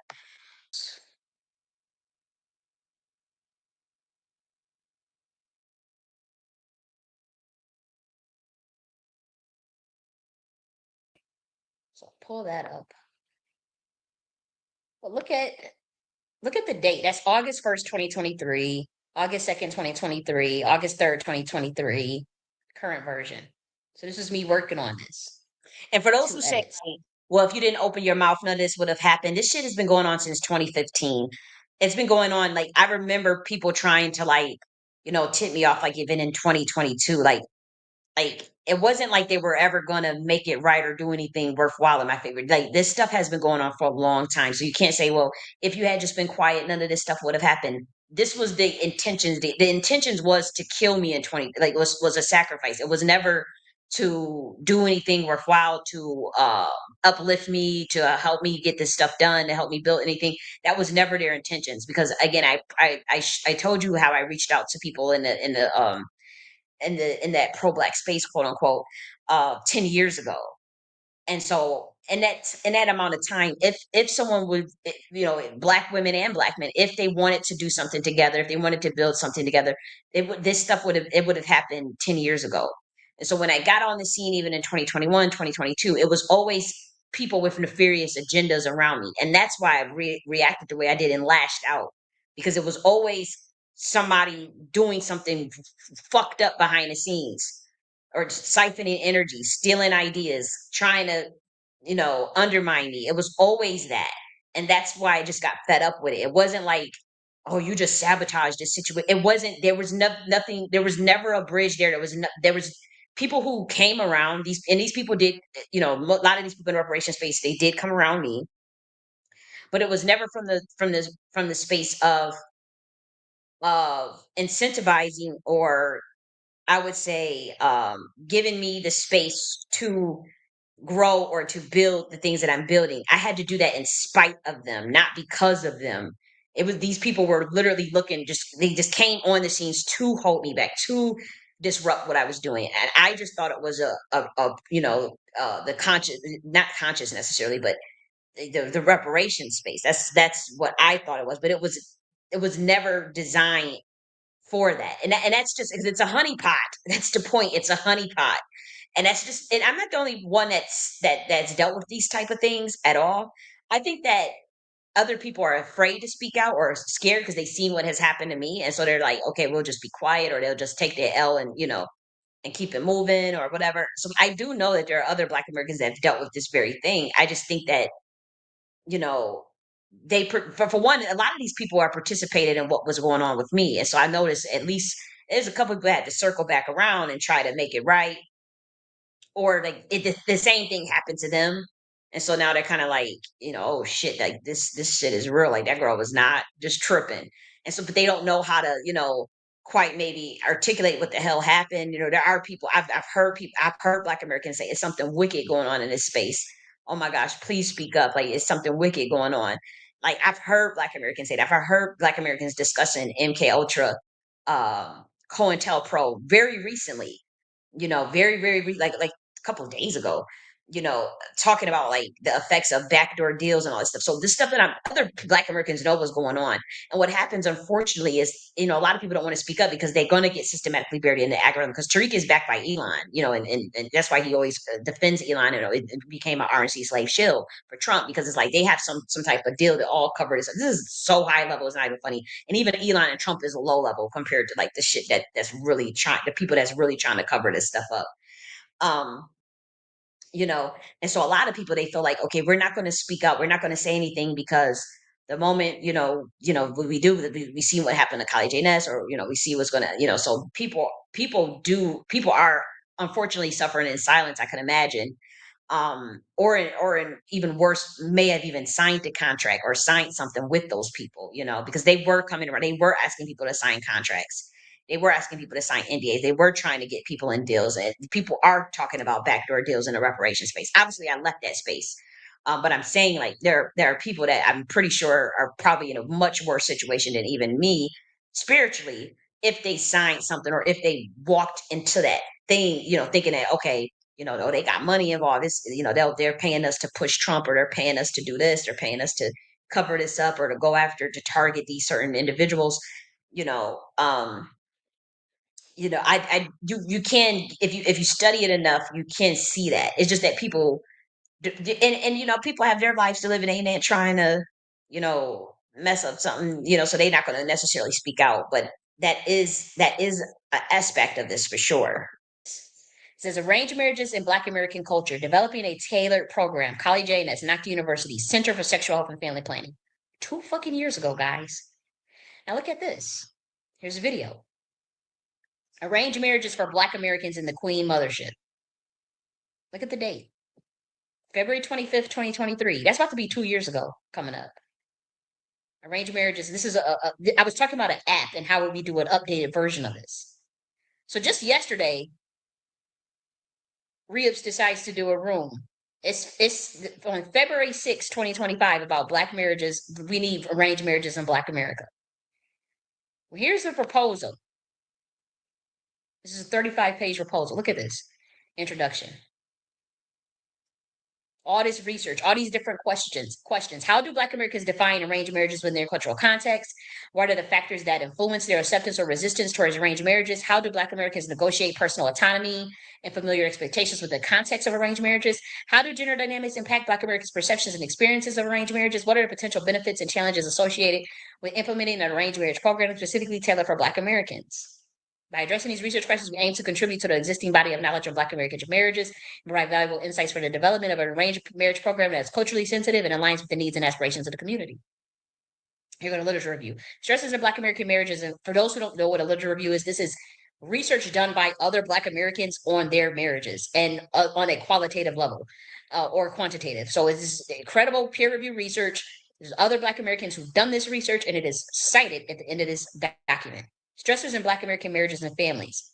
So we're talking about 16 mothers and 32 individuals right here were studied. Black Americans. An exploratory study of marriage for Black Americans. Once again, 31 Black Americans are interviewed. Together, we are strong. 60 individuals are interviewed. Challenges in Black American marriages, overcoming external challenge to marriage, resolving intramarital conflict, unity, and importance of being equally yoked. This is another research. Black marriages matter. Wisdom and advice from happily married Black couples. How many people were 35 couples right here? Interviews with 35 couples.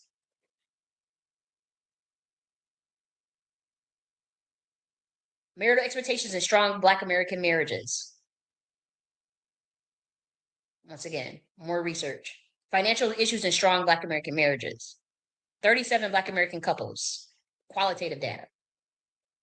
So all of this data is what I researched. All these different couples, all these different interviews. I went through all this research, and all I'm doing is giving a summary of it. Race matters even in marriage. Description of anticipated participants. This is me talking about like who would be our anticipated, our Black American group. Recruitment of participants and sampling. This is just me giving an example of who we would go to, as far as our contacts and our research team. The recruitment process, methods and data collection.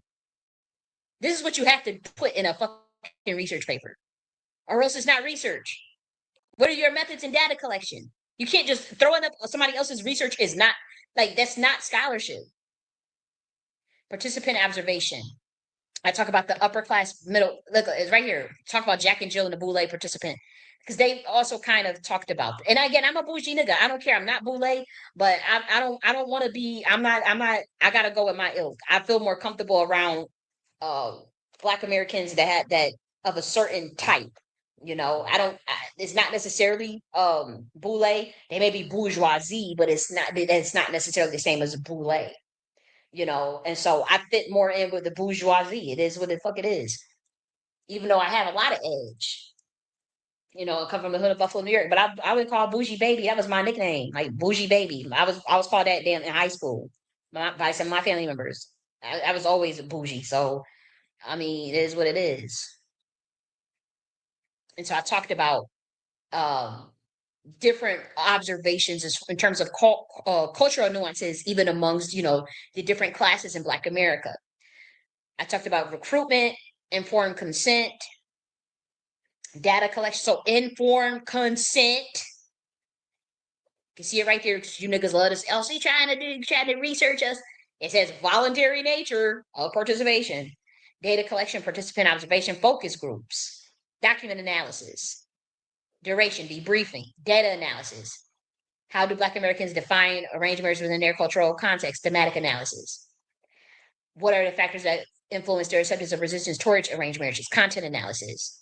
So they trying to hurry up and copy everything I was doing because the Black community, a lot of people in the Black community realized, like, what did y'all do? Like, y'all went, like, what did we do? And they realized, like, I was trying to warn people about the bait and switch, and that bait and switch. It would have at the moment of the most leverage that we had, it would have been wise to walk into that trap because they had planned a bait and switch, and I had uncovered what they were trying to do, and I saw it, and I tried to, steer things a different way.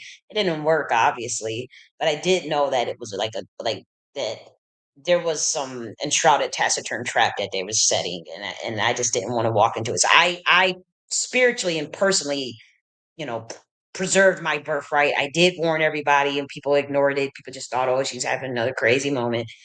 Um, but now I noticed that they started like trying to go into overdrive to try to implement all of my blueprints without me, without even knowing what to do. Like, so when you see Rips, because Rips was pushing the Trump, and they realized they they did bait and switch essentially, and so like now it's like, okay, well, let's try to convince the Black community that we are actually the ones that are capable of, or we can build it, but they're trying to use all these different elements of my body of work, and but leave me out after that rampant amount of disrespect. They don't even know what to do with that stuff. You can tell.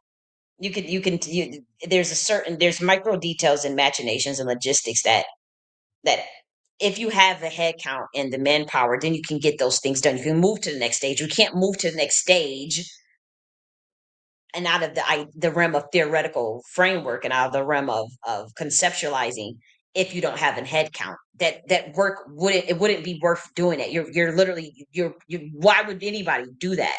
And so they're trying to now do that stuff, but they don't have it. There's a surgical there again, people going to do whatever they're going to do, right? But it's like, as far as like the level of plagiarism, the level of things that they're trying to steal and just run with, I know it's not going to go anywhere. And that's when we were bringing a comparison of like how Zeus Network fell because of what it was built on and how it was built. It's the same thing what the Black community is trying to do. Like that's like how America's going to fall because of what it was built on. That's like how Rome fell because what it was built on, how Greece fell because what it was built on. And like when you start to build nations up, or you try to build something off of the work of somebody else, the back of somebody else after the exploitation and the theft and the assassination attempts, the discrediting attempts that you can't go into, the energy is fucked up. But then that person knows what you did, because like it's one thing, like, okay, we were supposed to sacrifice her in 2022 and she was never actually supposed to know. I was never actually supposed to find out all this stuff, but it's like I found out even after, survival in 2020. I was never supposed to find out. I was never supposed to spiritually be able to see it again because they were giving me a shot to close my pineal gland. I was never supposed to see who did what and who was behind it. And I still was able to, like, so now we're at this precipice where, it is what it is. And that's why, homeboy, he was saying, he was like, these niggas in trouble, man. And he was trying, like, I understand what he was saying. That man is probably what, in his 50s too, And they didn't think it would go this far in time. I'm not talking about Tariq, I'm talking about someone else that, is decided to push the FBA stuff. And there are Black Americans that's like, yo, did he set out he sold out, or, and of course melanated immigrants feel like, that person sold out. Whether you think sold out or whatever, that's not the point. Um, but I could tell, it's sad to see people pushing something that they know, for one, that they just don't even really believe in, but it's like, to know like what it's built on. It's built like how Zeus Network was built, with cutting out the founders and trying to take credit for other people's work. And now you see the fire that they're under. And it takes years to get to that point. It's not like people find out immediately, or people are going to continue to try to keep this covered up, right? And then they have the help of the government and all that stuff. And so there's a methodical breakdown that has to happen first before that revelation takes place, in terms of the final outcome of what this is, and of what has been done. But who suffers and who's the collateral damage? It's not me, as much as people may think that that's the case. you know there's a method to the madness, and we know how this ends, and hope it was worth it. That's all I can say. Negotiate personal autonomy and familiar expectations within the context of arranged marriages. Comparative analysis. How do gender dynamics trying to tear down someone else's movement? It's someone that's building something else off of the back of someone else after doing horrific things to them, and they're simply fighting back. And they were, that's all this is. It's not, if things obviously in another time space continuum, in another parallel universe, obviously this would not be a situation I would have wanted to happen, or that I would have even wanted to end up in. But here we are. If you would have asked me in a million years, no, I wouldn't have thought no shit like this. I would be here talking about this. No, not in a million years. If you would have asked me this 5 years ago, um, or 10 years ago, no, not even remotely. But it is what it is. I believe that things are orchestrated in a way of a way of a grand design that ultimately accumulates into. I don't want to use the word because I don't want to give out any more game to people, but that accumulates into a greater infinite intelligence of the great architect, like this grand design. And so I do see the machinations of that unfolding, even though other people can't see that. So I'm not worried. I mean, obviously the worst thing that could happen, obviously they're successful, and they're probably another assassination attempt, since, people are quiet about it. People know they're not saying anything, but as far as the higher levels of this, because the black community stuff is that's just one level of a fight, in terms of like who sent these people down, who sent these people after me, who put all this together. That's higher than obviously Tariq. you know it goes much much higher than that, and so that is who I'm focused on now, to be honest, and that can only be fought interdimensionally. I can't do any, because they sent these people out, like the Freemans, and if they sent them out after me, but I know who did it. And so I'm after them, you know, and that's interdimensionally. You don't have any proof of that. So you have to fight that, like, on a level that, I mean, God help you. You better have some ancestors, and you better and thank God for that, And so if God allows it to go through, then you better and then I know I'm a fight in any space time dimension, in any space time continuum, and then it's infinity. And then I know eventually I obviously won't. That's not the culmination of my soul's existence, of course, is to fight. But if someone is in this dimension is so low, you know, and then there's people that are after someone else's light, and after someone else's essence, because for whatever to try to ride off or keep their stuff going off of someone else's energy, I would never allow that for me, because I never signed the contract, I never took a deal, I never took an oath. And so I know that I'm 1,000 times more powerful on the other side. And I know what I would do as a result of that, because I know I didn't deserve that type of treatment. Everybody knows it. They just being paid to be quiet about it. I know that, again, like I said, I'm not saying I know I can be obnoxious. I know I can be annoying or whatever, but like I know I didn't deserve what was done even before 2022. You guys know that this stuff has been going on since 2015. Like, people thought it was funny. People were hoping that, was happy that my stuff was getting sabotaged. My businesses were being sabotaged, both black and white. People were being paid to do these things. And, it's quite sad, but, like I said, the machinations of the blowback of that has yet to fully been realized yet. And it will. The individuals who are involved, who refuse to do anything to help or to make it right, the people who covered it up, who lied, who took money just to turn the other, all of that thing, the law enforcement and the people involved in it. The blowback of this is generational. It is the straw that broke the camel's back, and it is something that there's a finality to this. I have to say, not to me, but to what was done and the system itself. There's certainly a finality to it, even the people that are involved. Impact Black Americans' perceptions and experience of arranged marriages. Intersectional analysis. What are the potential benefits and challenges associated with implementing an arranged marriage program specifically tailored for Black Americans? Thematic analysis. Expected results. Implications.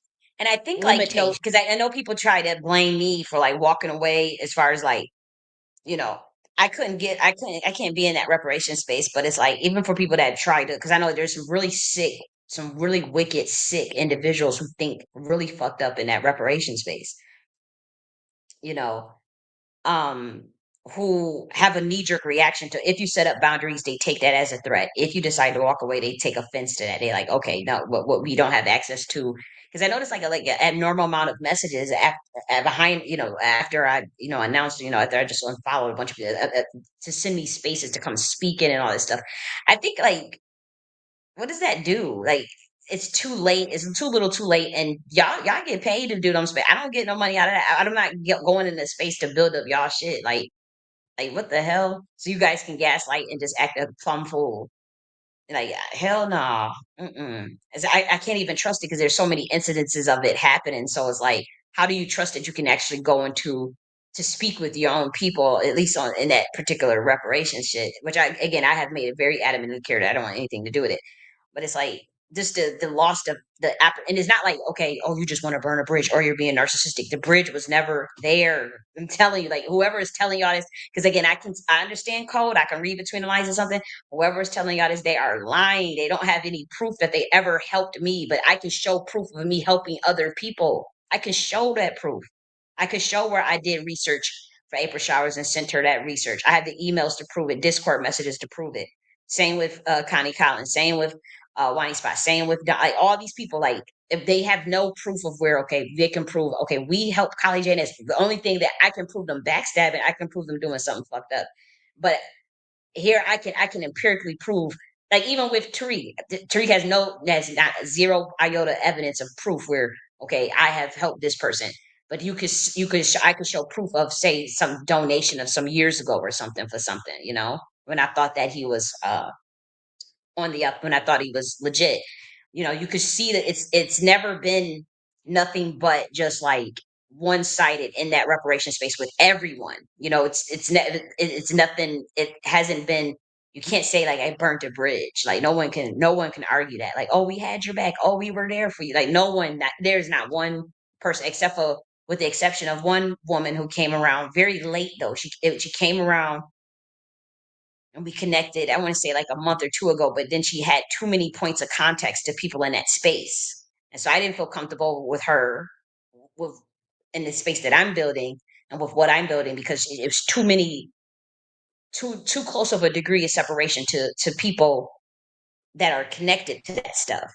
And I don't know if she's a plan. I don't know if she's there to go run back intel, to take back intel, or to carry a bone. And I couldn't take that risk. And so it wasn't anything personal. And I actually really liked her. And I'm like, damn, like, it sucks. But, I couldn't trust that. And it's not like an unreasonable distrust or a paranoia trust. She was saying that she didn't rock with Freedmen's and FBA, but she was a part of the American Freedmen group that is ran, that the list rather, that is ran by the Freedmen's Bureau. And when I did that research, because I have to do a reversional intelligence analysis on everybody that comes around me, and I saw that, and I was just like, well, why are you in that space? You saying, like, I just didn't like that. It's not that I didn't like that for her. I didn't like that for me. Like, okay, you can do what you want, just not with me. You can do what you want, just not around me. It's like, you won't be around me with, if you're going to be all up in their face and all up in them Twitter spaces and all that, because I've made it very clear, like, you should know what that is. And so that was the only reason why it had nothing to do with anything that she did. Um, and that was just more of an executive decision as me, just as a builder. Like, that's just like that's just common sense.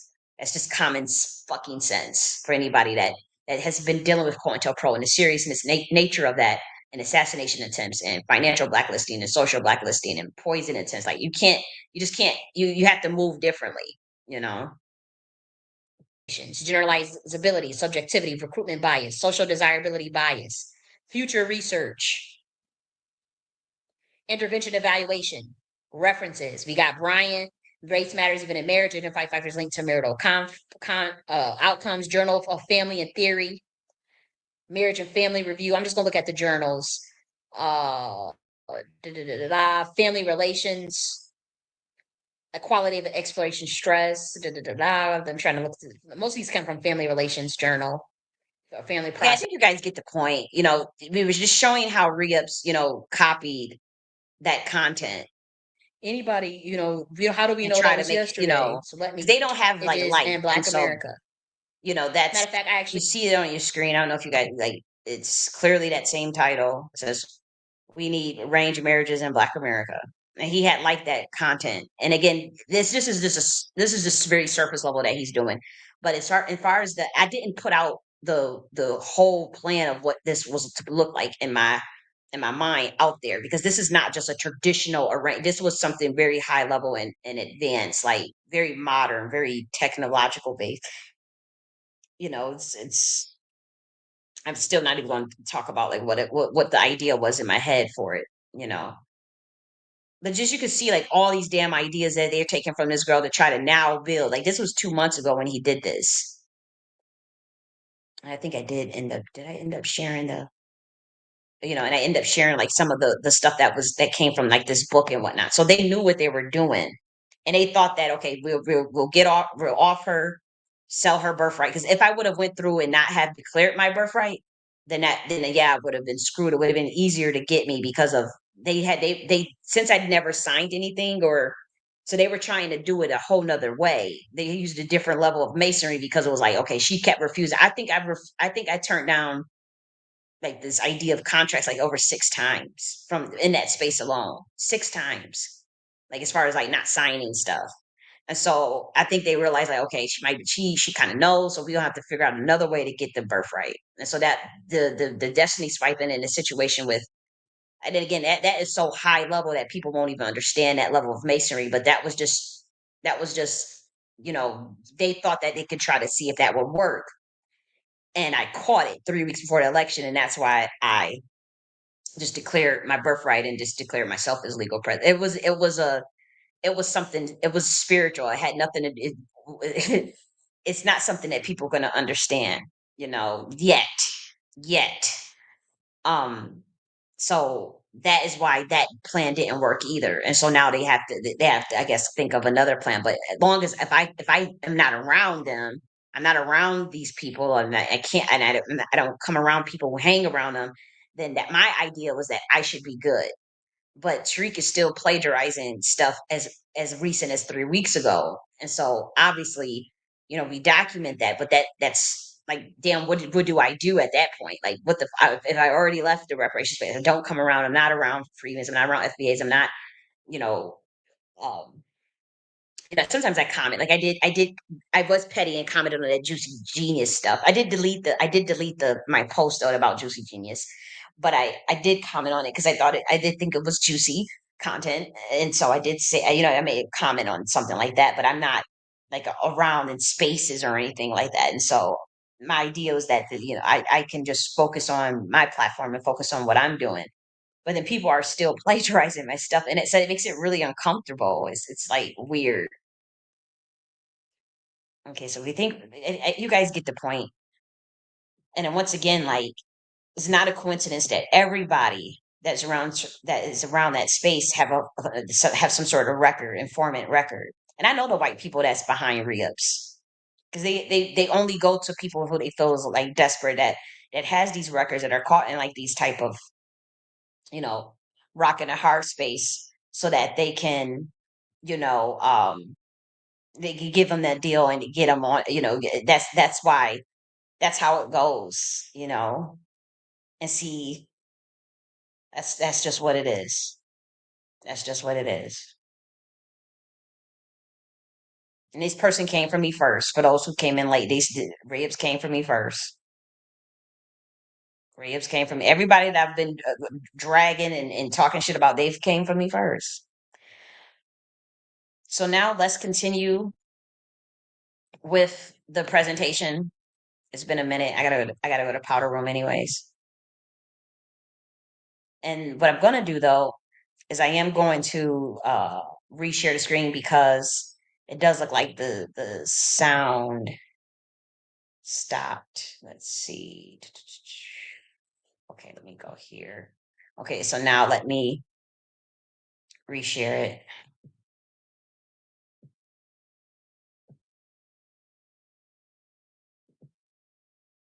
Okay. And so let me make sure that, okay, so now I'm gonna play it. Deserve that shit. I know y'all ain't about to sit and act. We were talking about we went on a major tangent, but we were discussing like the Wani Spots situation. Like, okay, you earned that. You earned that treatment. You're no motherfucker. Like y'all on that is some wicked ass shit y'all on, man. Y'all on some wicked shit. Y'all are.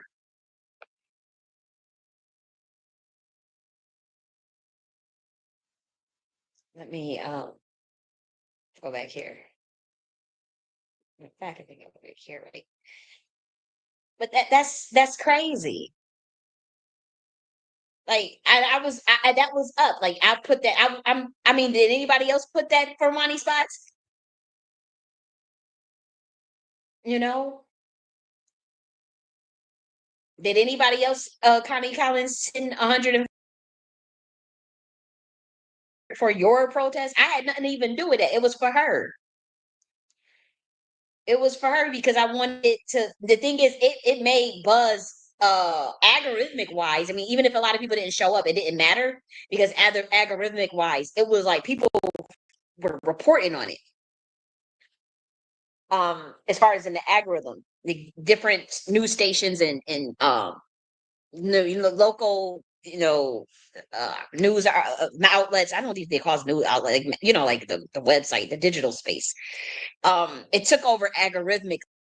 Another thing, I know you said wreak havoc that they harassed the mentally ill, the neurodivergent secret society. I don't think that them people they create psychological instability in people on purpose. I don't think that those people are mentally ill. They there's a no touch psychological warfare program that they enact on individuals with neurodivergence to try to destabilize them. And most of the time it does work. Or to set up plays to discredit them, to make them appear unstable. And most of the time it definitely works. But those people are already neurodivergent, but they're gifted and then they label it mentally ill.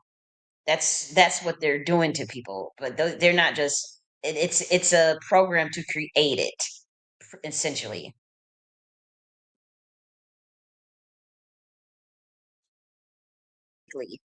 But somebody was behind the scenes having to make sure that all that stuff was sent out.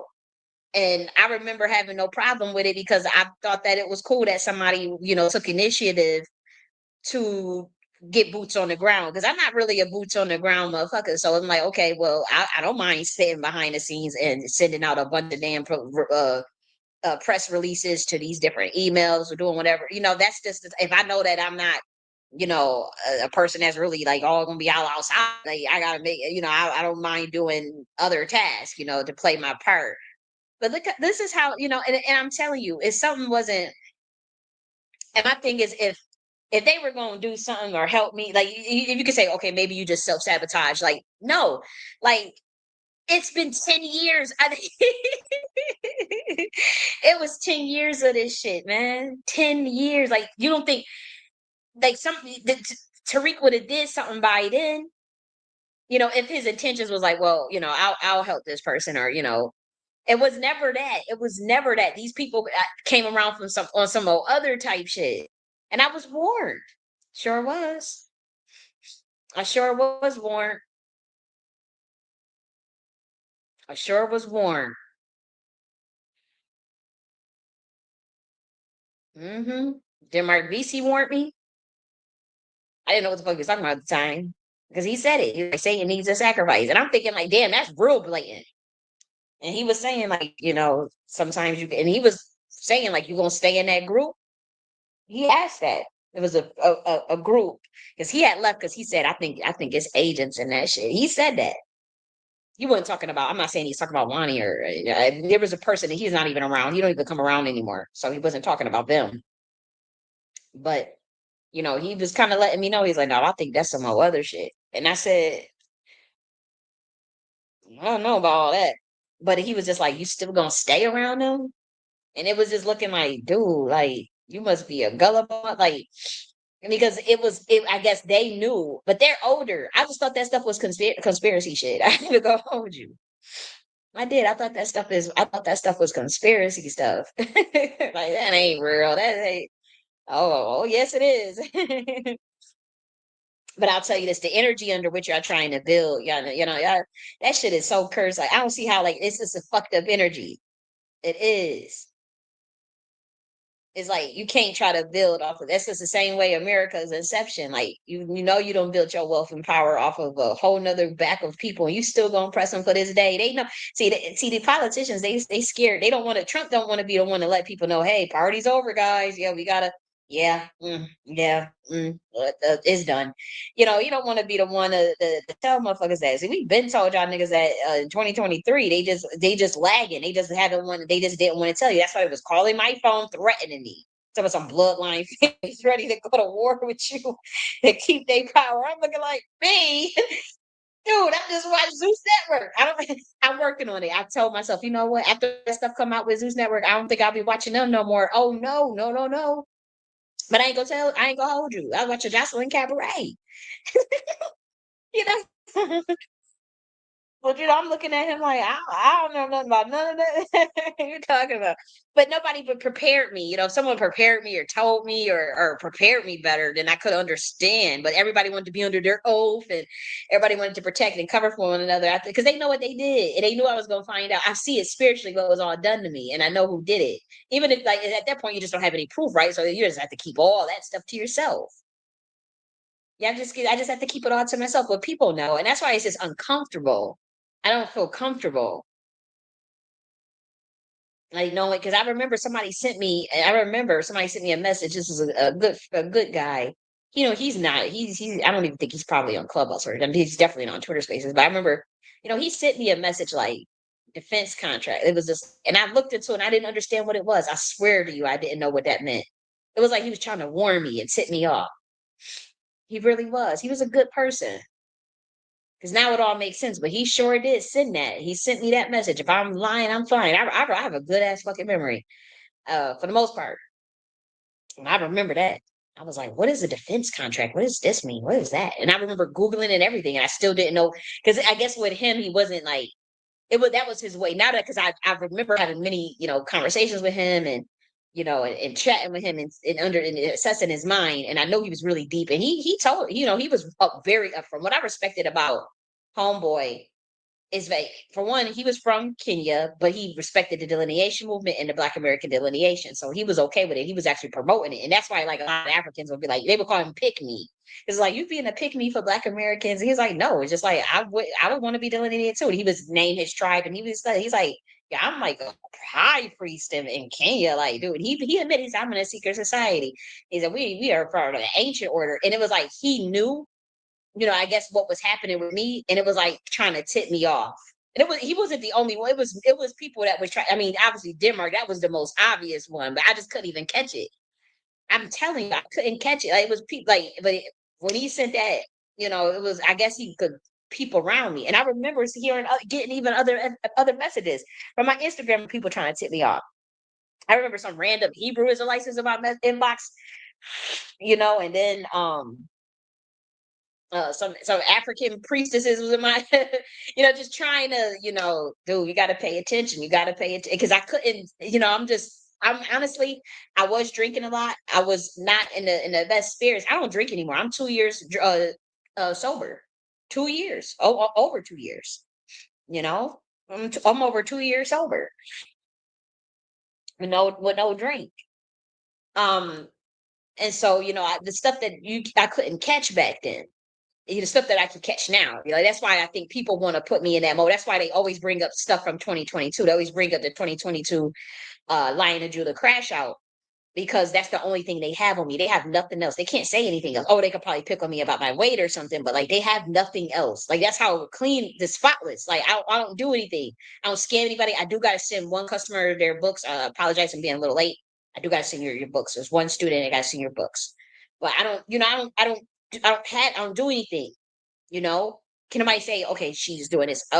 There's people that, maybe I don't give them the best psychic reading or something, or I said something, I didn't get it right. I apologize. I admit that, I am clairvoyant. There are many people that can attest that I do know some things, and there are people that she get things wrong. Like, that's okay. It's okay. I'm not here to try to, make it seem like I'm just infallible or something. But it's like, I don't do shit. They don't have nothing on me. Like, you can't say, oh, you did this, you slept with this, you did this, you fucked this person. You did. Nobody has nothing. Nobody can say you stole this, you scammed this, you did. Nobody can say nothing. You got a criminal record. You got this. You can't say that. The only thing you can do is bring up the Lion of Judah 2022 crash out, which is clearly government. That was clearly some government shit. Like, if you listen to that recording and you follow everything, the reverse intelligence analysis that I have released, you can clearly see, okay, that is clear as day CIA shit. They were fucking with her. It's obvious. But like I said, anybody rolling with that shit to steal the plan to steal and grift off of my energy and my content, man, you are cursed for the next, man. You have no idea. Like, anybody rolling with that shit, y'all doomed. I don't care how it sounds. You can't reverse it, because I'm not in the wrong. I didn't go after these people first. These people came for me. Tariq doesn't know his identity because his handlers plan out everything for him. That's why he jumped from trend to trend. It's a chameleon personality. It just blows with the wind and trend. Like, do you even know who you are?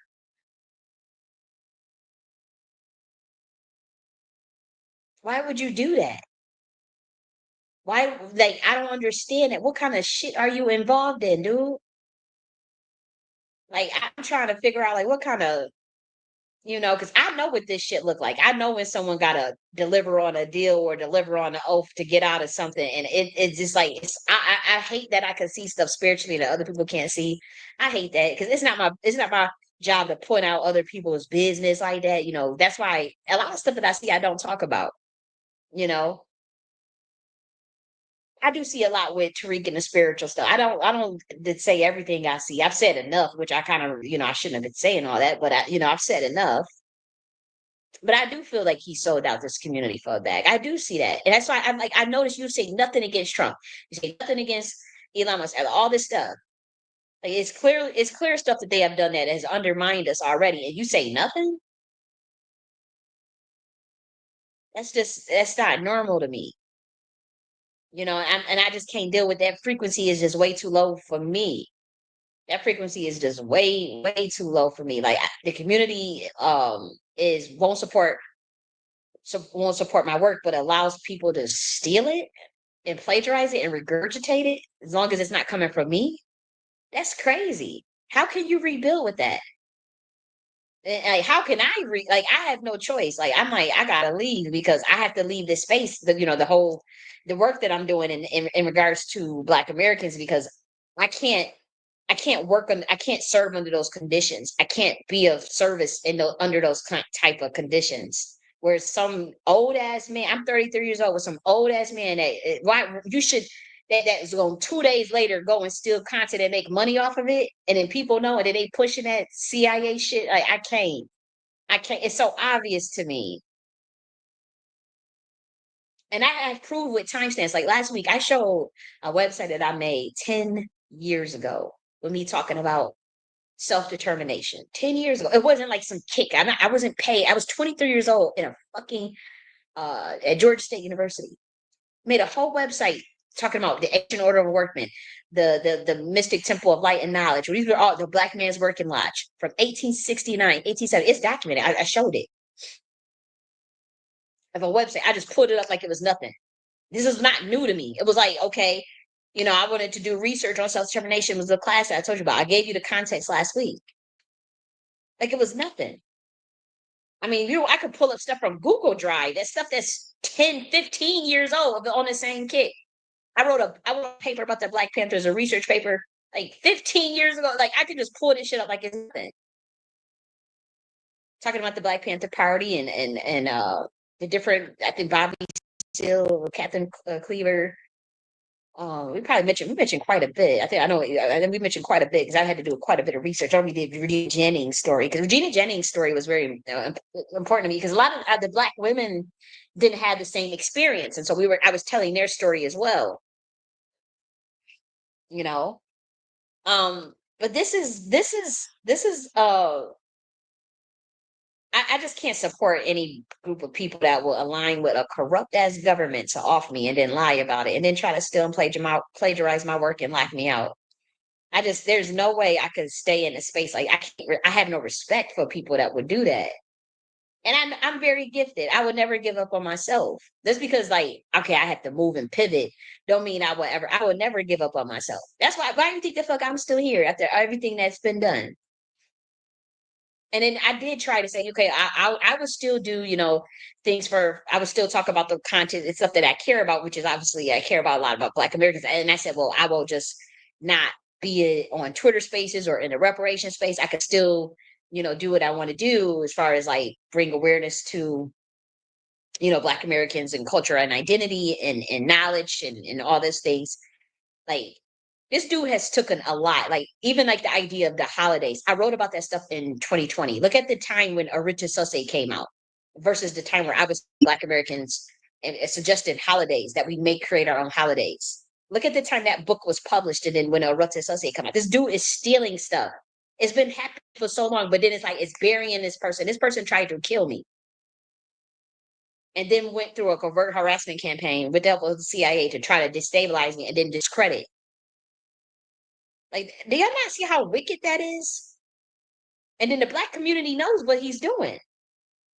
People like Big Los, this is a police officer, and he was defending it. And they think that I shouldn't say anything. I should just be quiet about it. And so I did say, you know what? I could just, leave the reparation space, make sure I don't hang around anyone that says FBA or Freedman or anybody that's a 2-degree separation from them. I cut off anybody, even if you had a 2 to 3 degree separation. That's how I'm I don't want any drama. It's okay, if I can do that, then I can move on. But then I did that. And then this dude, even as late as March 23rd, is still siphoning content. So that means that I can't even so I have to completely just do something completely else because I'm not about to build. I can't work. I will not work like that. I can't, I'm sitting here working on an encyclopedia, working on the economy, all different types of stuff behind the scenes, different books, of course, different projects. And it was for my community. And it's okay, you know what? I can't because what's happening is Tariq is working with Arthur Watkins and kind of, they behind pushing Arthur Watkins. And they know that he stole my blueprints. This is what I'm saying. They're in on it. Why are you guys playing dumb? This is the fallout from this, the spiritual fallout and the spirit is not over with. Tariq could feel okay, I gotta cover this up. And I think he will get desperate enough to actually try to harm me, just to keep it covered or to keep his cover. I think the government will help him in all this stuff. But I'm this is the spiritual backlash. It's just a fucked up, crazy ass, nasty energy. I can't see how you could think that, okay, we'll build off of this or we'll go somewhere off of this or we'll get somewhere off of this. Especially if the person that's from a very powerful bloodline says, okay, let's go to war then spiritually. Let's do whatever, even if it meant whatever it means for me. I'm not letting you take my shit. I'm not letting you capitalize on it. I'm not letting you monetize. I'm not. And the whole community suffered behind some bullshit like this. Like, this dude is not capable. He doesn't have the mindset to build what I am building. Like, it is not about like, okay, follow me. Like, I believe in fostering collaboration. I wrote this person 10 years ago. They never had any intentions. The whole intention was soul theft, plagiarism, birthright stealing, stealing other people's energy marker, vampirism. That's all it was. It wasn't like if they really meant any good for me, they would have said something. They would have, fostered that collaboration and transparency. I can't be in an environment where people think it's okay to copy someone and steal from someone on multiple occasions instead of just collaborating. Why didn't you just collaborate? Why did you steal? Okay, the idea of the holiday stuff. Okay, she wrote about that in her book first.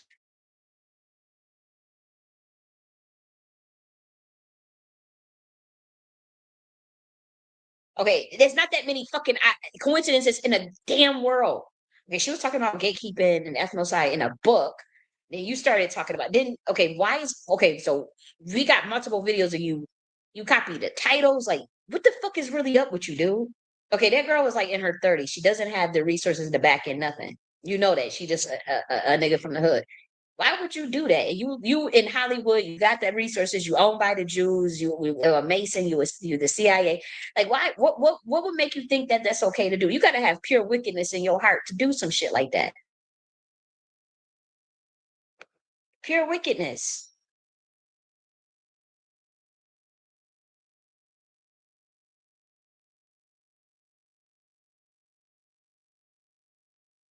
I just don't understand. Like I said, I think that the main thing that I've learned is, for one, never give up on myself. That's all that matters in this world, and to focus on myself. I can't make other people problems my problems.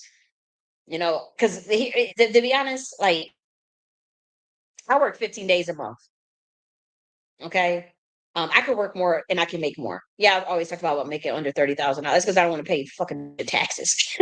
But I value my time. I worked 15 days a month last month, most days. I know the channels to make more motherfucking money. I just value my time. I wake up when I want to, go to bed when I want to. I like to focus on things that to be honest, that make me happy. Sometimes it's a distraction, but is what it is. I know the channels to make more motherfucking money. I know the channels to just focus on myself. Like, I know what I have to do. You think I really gotta sit and cater to some chitlin circuit shit and some niggas that's gonna just steal my shit and try to kill me and bury me and blacklist me? Oh, because you don't like what someone said. Oh, you don't like the way I did it. Oh, you don't like this. Look. If you really want to know, I haven't activated, not even like, it's like only 7%. I haven't done anything. I haven't shared anything. I'm like if you really want to, let me talk about empire building. Like, that's what I was conjured here for. That's the only reason. I'm like, I haven't been able to move the way I wanted to, obviously, because you coming up against a behemoth of an establishment that is a criminal fucking enterprise that hate Black Americans' guts, and then I don't have the support of the community, and this Black weirdo Tariq is stealing like my shit and literally doing shit behind the scenes to fuck with me. So it's like, what is the point? Okay, you know what? Look, there's gonna be, even if y'all let him, okay, y'all go plagiarize that shit and see where it's gonna get you. And see where it's gonna get you. Because everybody know, like, at the top, top. Now, I'm not talking about no celebrity shit. I'm talking about Illuminati, way beyond Illuminati shit. They know who the fuck I am. They have to lie to y'all about who I am. They have to go over to fuck with me, gang stalk me, mob me, stalk me, monitor everything I do. I can't even go outside. The weird old neighbors want to go outside too. They think I don't know what they're doing. And they sit and just watch. It's creepy. Monitoring spirits, all types of shit. I'm just disgusted with the lack of character in people. That's like a character flaw. I really think Tariq has a serious character flaw. And we're about to prove it with this no jumper shit too. And like I said, time tells all. Like, I haven't released stuff that, because I had, when I said that, I felt like when I said that Tariq was CIA, I had really beat myself up. I said, man, you can't just throw stuff like that out there. I know you saw what you saw in the spiritual realm, but damn, that's kind of fucking reckless. Like, and I said, what I saw was so motherfucking clear. And so I'm like, I gotta go research I gotta go back and at least do a little research. You can't just, And I caught that just in 2 years. I caught him like in over 100 lies. Like that with me, I'm just saying, just in general, I'm like, dude, this is crazy. But it's like people are not intelligent enough. And I'm not trying to be mean, but like I'm just keep it real. People are not smooth enough. This dude is trained in intelligence. Like they not quick enough to analyze it. They not quick enough to see like that doesn't make sense. Like this dude talking about no jumper being the feds and stuff because of Big U. Dude, you were on for a jumper. You were on for no jumper 4 times. You were with him with Whack 100. It's about Big U. You were. It's implications that Big U has something to do with Nipsey Hussle's death. You were at the scene of the crime when Nipsey Hussle died. So yeah. Yeah, why were you on no jumper 4 times, even just this year? Like if it was such the case. And we gonna play the clips of that. We gonna play the clips of that. Well, like I said, I can't. This community. And like I said, I was real young, wanting to help people, ask for mentorship for people in the conscious community. I was real young. See, they know that it's a shame. That's why you could feel like the awkwardness when I come around people because they all know what they engaged in. I had a phone call with my sister, and she said, because I said, I know y'all try to sacrifice me. I know y'all on some wicked ass shit. Then she said it was so many people involved in it, and I felt that too. I felt that thousands. And they were recruiting people. These people are not connected to what the dimensions I'm connected to. And I could see that. And she confirmed that shit. I know the NSA got the phone call that I said, I know y'all trying to sacrifice me. I know what y'all tried to do. And she said there was a bunch of people involved in that. Sure did. And I really think it was pretty much most people in that reparation space, because it's even people that's trying to come around now that they was the ones, oh, you crazy. And they have to apologize or have to come back and circle back around. Mm-hmm. It's disgraceful. And I think as they, like they just didn't know like who I was. And I think they, I think on some level, some people did, but then it's like, I think it's an anger that they feel too, because they're so used to being successful with fucking people ass stuff like that. And that don't mean that I'm invincible. I could very well, get it. Somebody could try to knock me out the paint. Sure. But I'm saying like, I felt that hatred and that hostility from them people, and I couldn't understand why is people ain't so hostile towards me. It was because like it was a defense contract. It wasn't like they actually cared or anything. It was just like the intentions was like to get you out through this honeypot, and it's not working. And even when we say, oh yeah, you're crazy, it's like the context in the scenarios in which it happened it doesn't make any sense. It's illogical. So if the government's covering for you, like it's like the people from the outside, they look at it and be like, dude, what the fuck are y'all doing? Like this shit is uncomfortable. Like it's wickedness. It's like, because that person is clearly, this person wrote 22 books in a span of 5 years. Fucking wickedly brilliant. Your guys keep getting caught plagiarizing her shit. Why won't y'all just work with her? Why won't you just go to her? Why you not asking her for help? Why y'all trying to just steal her shit and lock her out? And why y'all around telling everybody she's crazy? But we catching y'all is plagiarism. And then this community is covering that up, and y'all gonna act like it's normal. Like I should work within a 1 to 3 degree separation around those people. Like it's crazy. Like I'm not going to speak in the Twitter spaces to people in that that to me, that's beyond COINTELPRO infiltration. They talking, these people out for blood. Like these is Masons that I don't know what the fuck this shit is, but I do know like a part of it is destiny swiping. They trying to steal birthrights off of people's heads. It's spiritual. Like they use it, like Tariq told you, he does root work. And please don't message me stuff about no black trauma porn, because it's clear you guys have no plan to get out that situation. These people just want to make money off of trauma porn, off of black trauma porn. They just want to make money off of it. I have no interest in making money off of that type of stuff. I'm like, dude, let's just, let's move differently. Like I said, I only work 15 days a month. I don't have to do this shit. Like, and I don't get paid for it. About the 15 days, I could just work more and just and do other things. Like there's so many things, other ways my mind works. I don't have to do this, but like I said, I'm not sharing my identity with anybody. I think that Tariq is a narcissist. I'm not letting someone just copy me.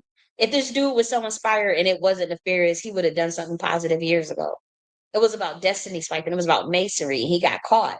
But since he knows the system protects him and the Black community does not value their women, he continues to do what he's doing. What are the chances that 2 days later it's the same statements of line dancing, happy joy? Like, that's not a coincidence. And then it happened. It's been happening for 3 years straight.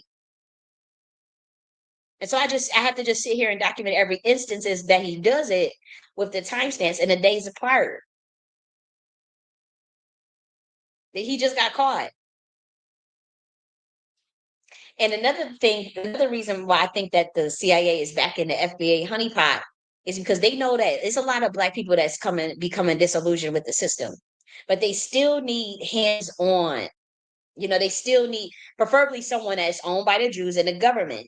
And so they need the Black community to go back in the fold. Like, say if there's a group of Black Americans that's like, you know what, we just do practice self-determination and just build our own nation. It's like, hold up, that's where the Freedman Nation, that's where Arthur Watkins' ass come in, because they saw what I was doing and was like, hold up. If the Black community decide to get any bold ideas, we need them to come right back under that fold of the government. If they get the idea to build their own nation, that's the play with Freedman Nation. It's not autonomous. It's under Admiralty law. That's why he went to that's why he set it up the way it's set up. It's not decentralized. That's by design. It's not an autonomous situation. And that's honestly what the CIA needs. So the plan is to usher any Black American segments that's thinking about, oh, I want to do self-determination, or how about we just build, even if it's something as simple as an intentional community, right? Anybody that just wants to build their own infrastructure under the power structure that decimates them, they want to always have access to that and be able to push the button the moment you get big. And so that's why they back in Tariq, and that's why Tariq, they look for people that like, oh wait, who, okay, take that blueprint and let's kind of change it, but we'll still make it government backed. I just can't be around that. That frequency is way too low for me. It's just nothing in it for me. There's nothing in it for me. When I know clear that somebody is stealing whole ass shit from somebody else's blueprints, mine in particular, hell no. And I know if I just stop, I know that they can't do they can't go anywhere. And you stay on this 2,000-year curse, man. Shit, fuck it. Cause I know what y'all walked into, and I know what the fuck is up spiritually. I don't care what nobody say. Money is not everything. These people are pieces of shit, man. I'll just focus on building for the people that fuck with me and the people that rock with me, and for myself.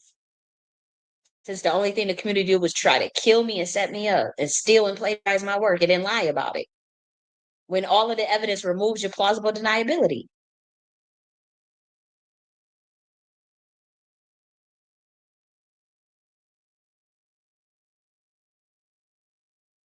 It's crazy. I just don't see what the end goal is in terms of like knowing what you're engaging in long term. You're not thinking this through, Tariq. Because you're just trying to cover truth. You're just trying to save your ass. And you think that, okay, I'll just steal this person's work after discrediting them. It's not a normal response. If I had truly said something that was just made up, we could have just went to fucking court. And the intransigence to save face and keep your cover, it really costs you a lot spiritually. It's like someone digging a bigger hole, and you can trick all these Black Americans and mind control them and make them think but you committing very serious spiritual crimes in your attempts to rise off the back of others and bury the truth. You could have made that shit right years ago and just moved on. Like, I literally just want to move on. Like, I don't have to be in that space. But you still trying to copy my content even after I left the reparation space, even after I stopped speaking in Twitter spaces and coming around. I don't come around. That was less than 3 weeks ago, y'all. What the fuck is wrong with y'all? That tried to kill me and just want to steal my work. And then you be the one to get the credit for other people's brilliance. Why would you curse yourself like that? And anybody that's on board with that plan, that's some wicked ass shit. You got caught lying, and you cost yourself more than you can pay. You can play dumb and lie to these Black Americans, act like you don't know what I'm talking about, and it's going to be very evident in the years to come. And you need to start to discover your own identity. You want to talk about Black identity, Black American identity. You don't know who the fuck you are. That's why you're making up all this shit about FBAs and Majora spirits and all this stuff. You don't even know who the fuck you are. Making a random ass CIA shit on some Kalinga shit from the dude that created Kwanzaa. You on that type of time. That's some weird ass shit. Just study something to say, okay, they want delineation. Okay, they talking about reparations. Okay, we gotta funnel this, and then it gets funneled off into bullshit. Now it's like, okay, they talking about self-determination. They talking about building some enterprise architecture. There's some Nakti order, some Umbra governance advisory board. Oh, let's start Freeman Nation now. Okay, like it's disgusting. You convinced them people to align with Elon to deliver souls as a part of your deal. You can hide it from them. You can't hide that shit from me. You could convince them people to give up their empire and take the oath at the last minute. This is what happens when you align with the power structure and take the oath at the last minute, Black Americans. And like I said, the fallout and the spiritual blowback from what you engaged in is not over. It's just not. It's not. Like, it's not like, okay, Kylie J.N.S, why you won't let it go? Why you just won't let it? Why you just won't let it go? I'm trying to move on, and you don't get to determine when someone lets something go or the conditions under which something is made right. I think you kind of have to talk with the person to make it right, like and ask them, like, how do we make this right? You can't just tell them, oh, you got to let us make it right. That's what I was told. You got to let us make it right. What the fuck? How do you determine that? That's like you trying to say that you know me better than I know myself. That's crazy as hell. I'm not a slave. I don't know what kind of shit y'all do with the CIA. Y'all really think people don't be breaking their little program or whatever? Or people I don't know what the fuck little pro experiments y'all doing on these humans, but no, I'm not rolling with that. You don't get to tell me how you're gonna make it right. I'm gonna keep I don't care. Like I said, I will fight this. Man, I swear this shit will crack in half. Like you man, ooh. Good God.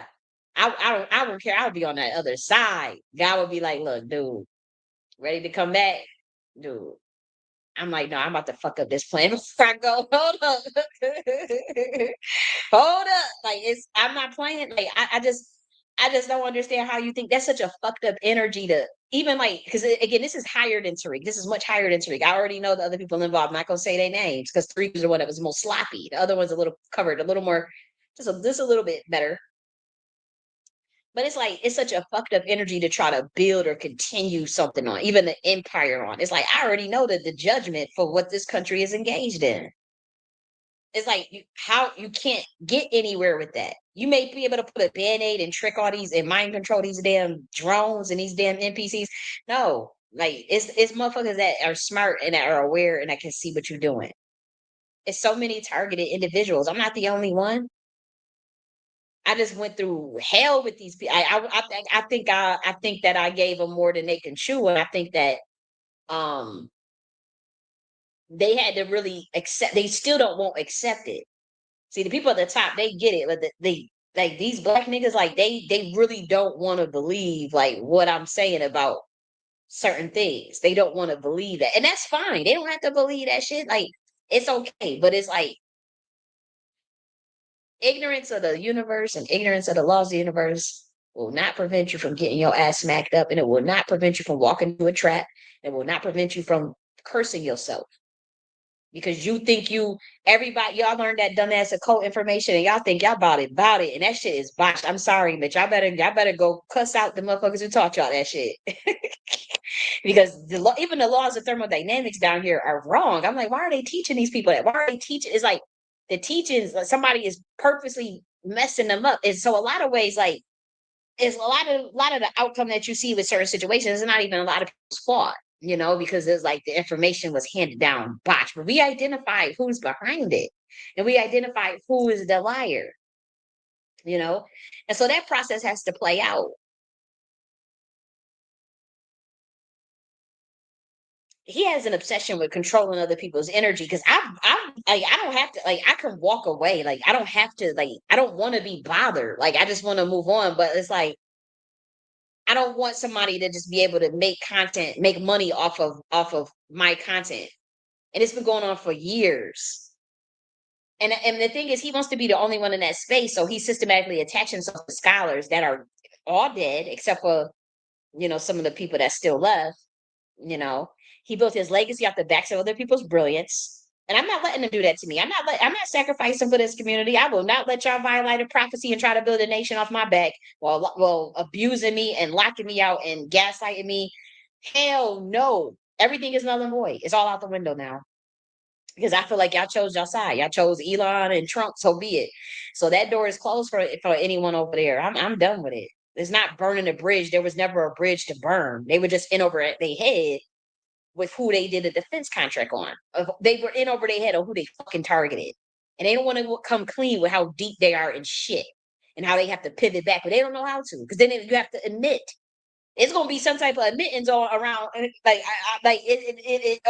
everybody just keep moving. They fucking do your own thing.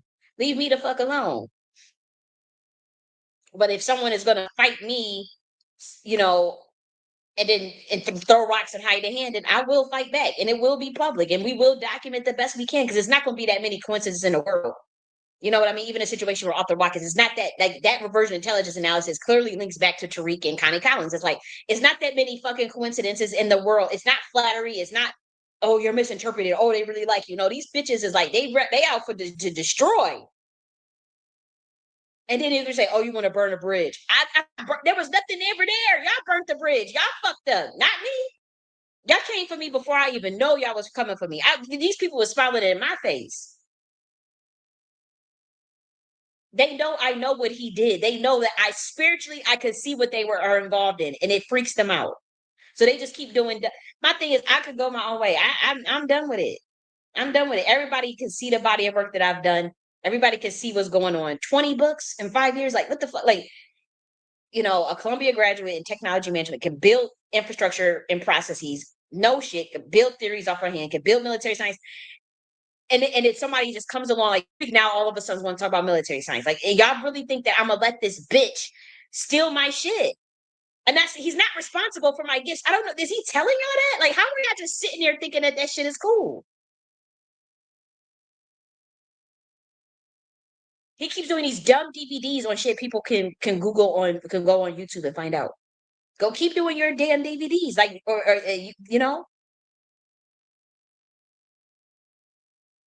stuff y'all were talking about on Twitter. What could you possibly be saying in that DVD in Hidden Colors that has not already been said with the same tired people that we all know about? Money Spot, you threw me under the bus. I feel like I feel like these people really sold me out. And here's the thing, they focus on my reaction to their bullshit and try to condemn me when y'all had no business engaging what y'all were doing anyways. How about focus on the actions that caused my reaction instead of the reaction? Then you want to manipulate all these people into thinking, oh, see how she's acting, it's her fault. See how she's calling us out of our name. See that's narcissism. No, y'all are stealing and plagiarizing my work. Y'all do wicked shit behind the scenes. Financial blacklisting, social blacklisting, paying off family members to turn on me. You the fucking feds. I would never be convinced otherwise. Brother Sanchez, you want to attack City? Bitch, I got something for your ass. It's obvious what is happening. I can't believe he gonna sit up there talking about some FBA. You made all them videos talking, getting your real true soul and opinion about what you felt about Tariq. Now all of a sudden you're for FBA. That's fake. You fake. And you remove all the videos. Somebody had to pay you to do that. You removed a bunch of your videos. Tell your handlers Tariq, go tell your handlers go find someone else to marry. I mean to mirror. Tell your handlers to find someone else to mirror.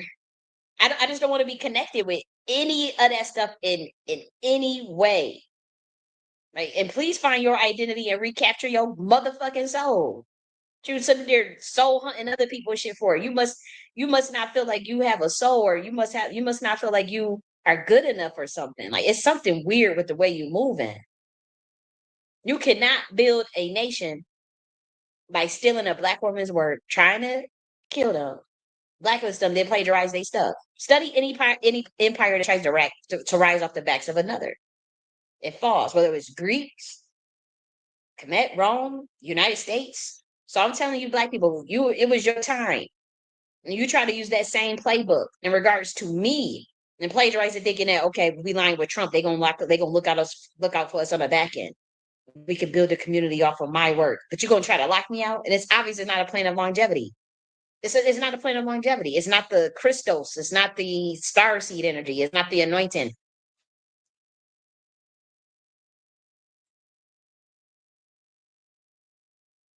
That's not how anything works. A chameleon personality. Another thing I want you to do is pay attention to like the timing of events, because I want to talk a little bit about this Karmelo Anthony thing. Pay attention to like the timing of events and who is at the forefront every time something goes viral. Only the Black viral pain. Isaiah Washington connected to Freeman's and FBA. Tariq said it, he shouted him out after previously calling him an agent a couple of years ago. Isaiah Washington says that Karmelo Anthony needs a death penalty. We showed that on the screen. Another person that's connected with Camila Moore and FBA's and Freeman's, Lou Fax, he wanted to try to do an interview with the coach. That pretty much, from what I said, what I realized, like, it would have been like, okay, that could technically argue for premeditation. Like, it was pretty much going to sabotage his case. They trying to sacrifice that boy. Look how Charleston White said something about it. Look how Mike, it's like, I think it was not Mike. It's a bunch of people. It's a bunch of Black men that's like throwing Karmelo Anthony under the bus. It's really, really freaking weird. But it's also other Black men that's trying to get clout off of it too, to raise funds all of a sudden. The only thing they care about is raising funds. They ain't no damn nation building. The only thing they think about, oh, we need a legal fund. I'm gonna talk to you guys about something. I'm gonna sound very, as a female, it's gonna be like, damn it, you're like really cold. But we talk about like, now you're about to see a side of me that you never said when it comes to like empire building, not just nation building, empire building. We're gonna talk about utility. They always use the PSYOP race machine after major protests. Anything that the strategy is always a conquer divide. Everybody's familiar with conquer and divide. But pay attention to the timings of events in which Black pain trauma comes to the forefront. Usually some sort of race, so somebody gets shot by the police, or, oh my gosh, situation with Black and white, the situation with Karmelo Anthony and the boy, the white kid that got stabbed. It's always like after a major protest, they have to set up a conquer and divide play to distract and lower the frequency. So that is when they always have to, what's the best one? Black against white. They've been trying to, if you notice, they've been trying to goat Black people into something ever since Trump got in office. So it's always like, okay, we got to do Black against white. But these are elaborate rituals that are ultimately sacrifices on both sides that the public is unaware of. So there are people that build their brand off of black pain, ambulance chasing, settlement lawyers. Like Tariq wants to do this, like this legal, let's raise this the legal defense fund. Like it's not, that's not nation building. I do know that it's like building a brand off of black pain, especially when it's nothing but Masonic ritual. Especially after selling out the community, they hop on any story where a Black person's life is at stake, such as the Camelo Anthony twinning ritual. This day that this happened was the same day that the NBA player Carmelo Anthony also had something happen. So we talk about energy swiping, harvesting, black pain. But what you don't want to, but this is what people don't want to realize is that, again, there's a hidden hand. There are Black people behind this psyop as well. And I will tell you this, I think that boy is going to get off. I do think he most likely will get off. I really do believe that.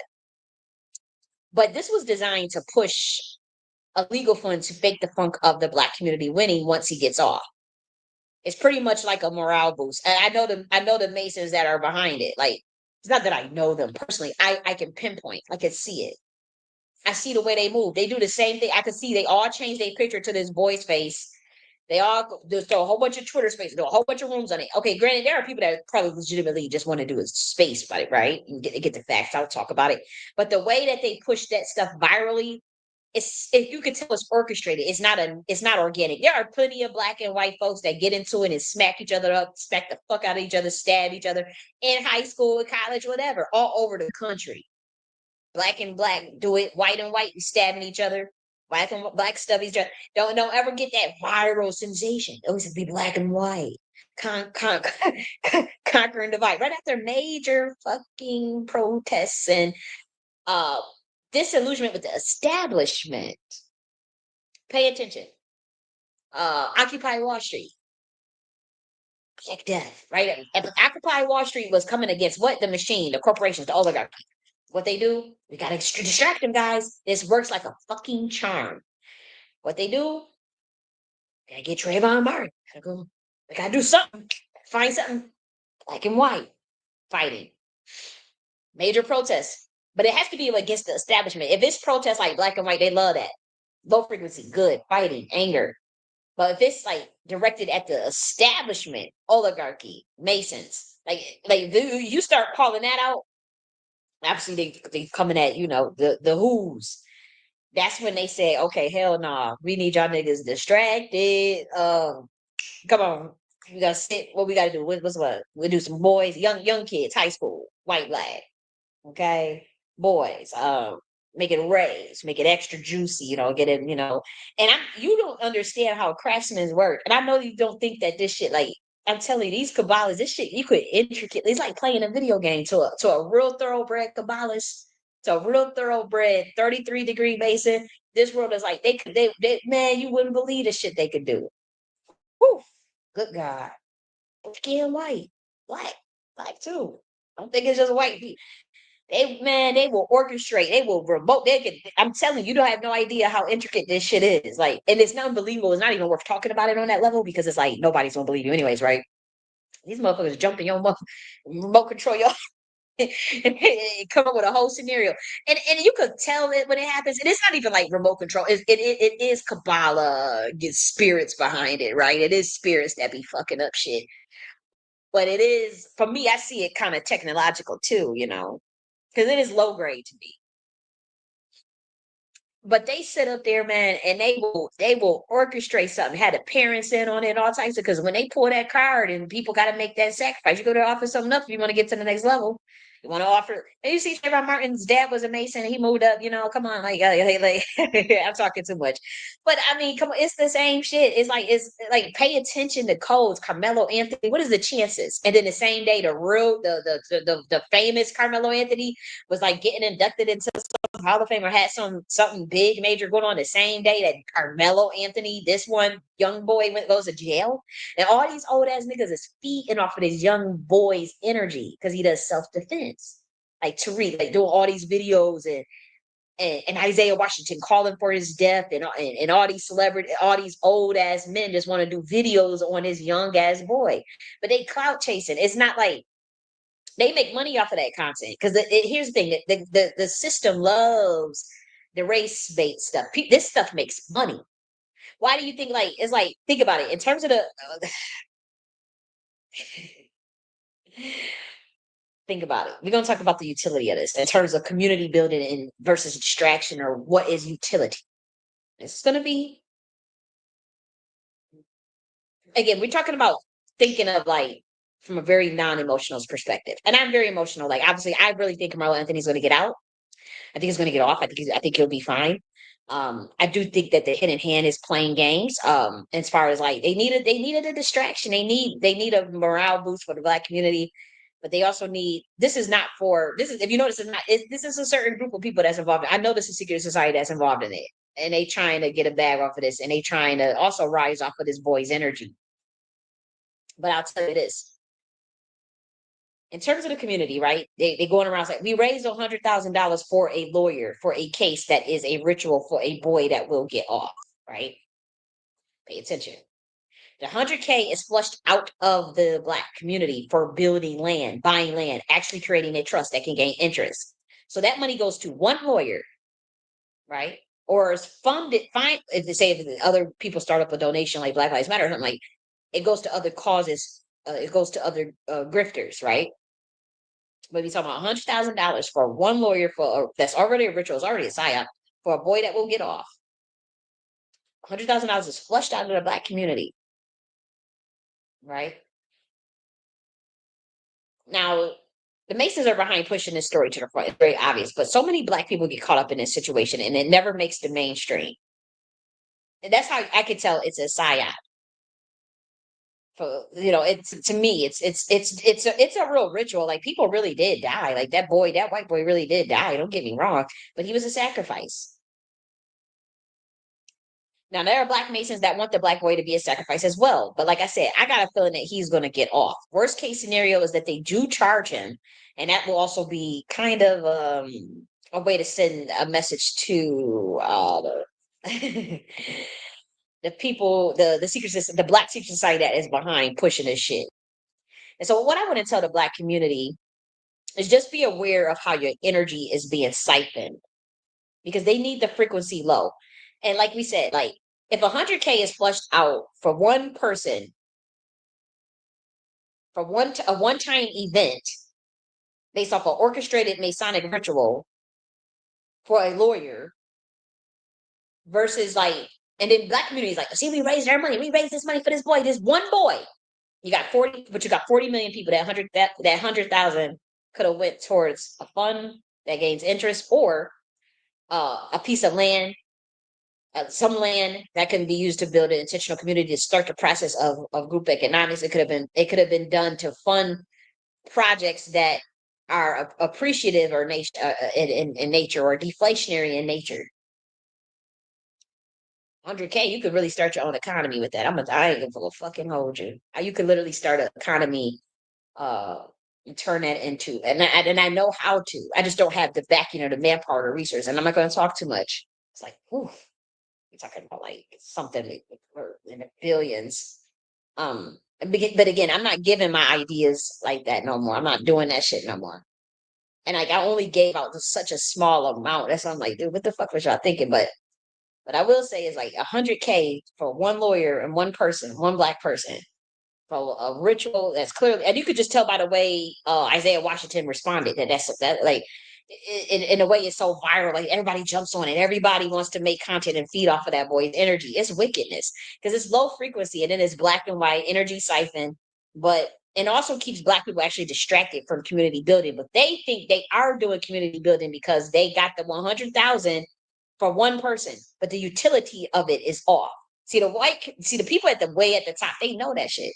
They're like, yo, we got these niggas. Like, we gonna flush out. We could just do this all the time and just flush out 100K out of these niggas' pockets like it's nothing. Imagine how many times we do it. See, they gonna think they're actually doing something. They don't think their community good, looking out for their own. But they don't realize that the utility of it is off.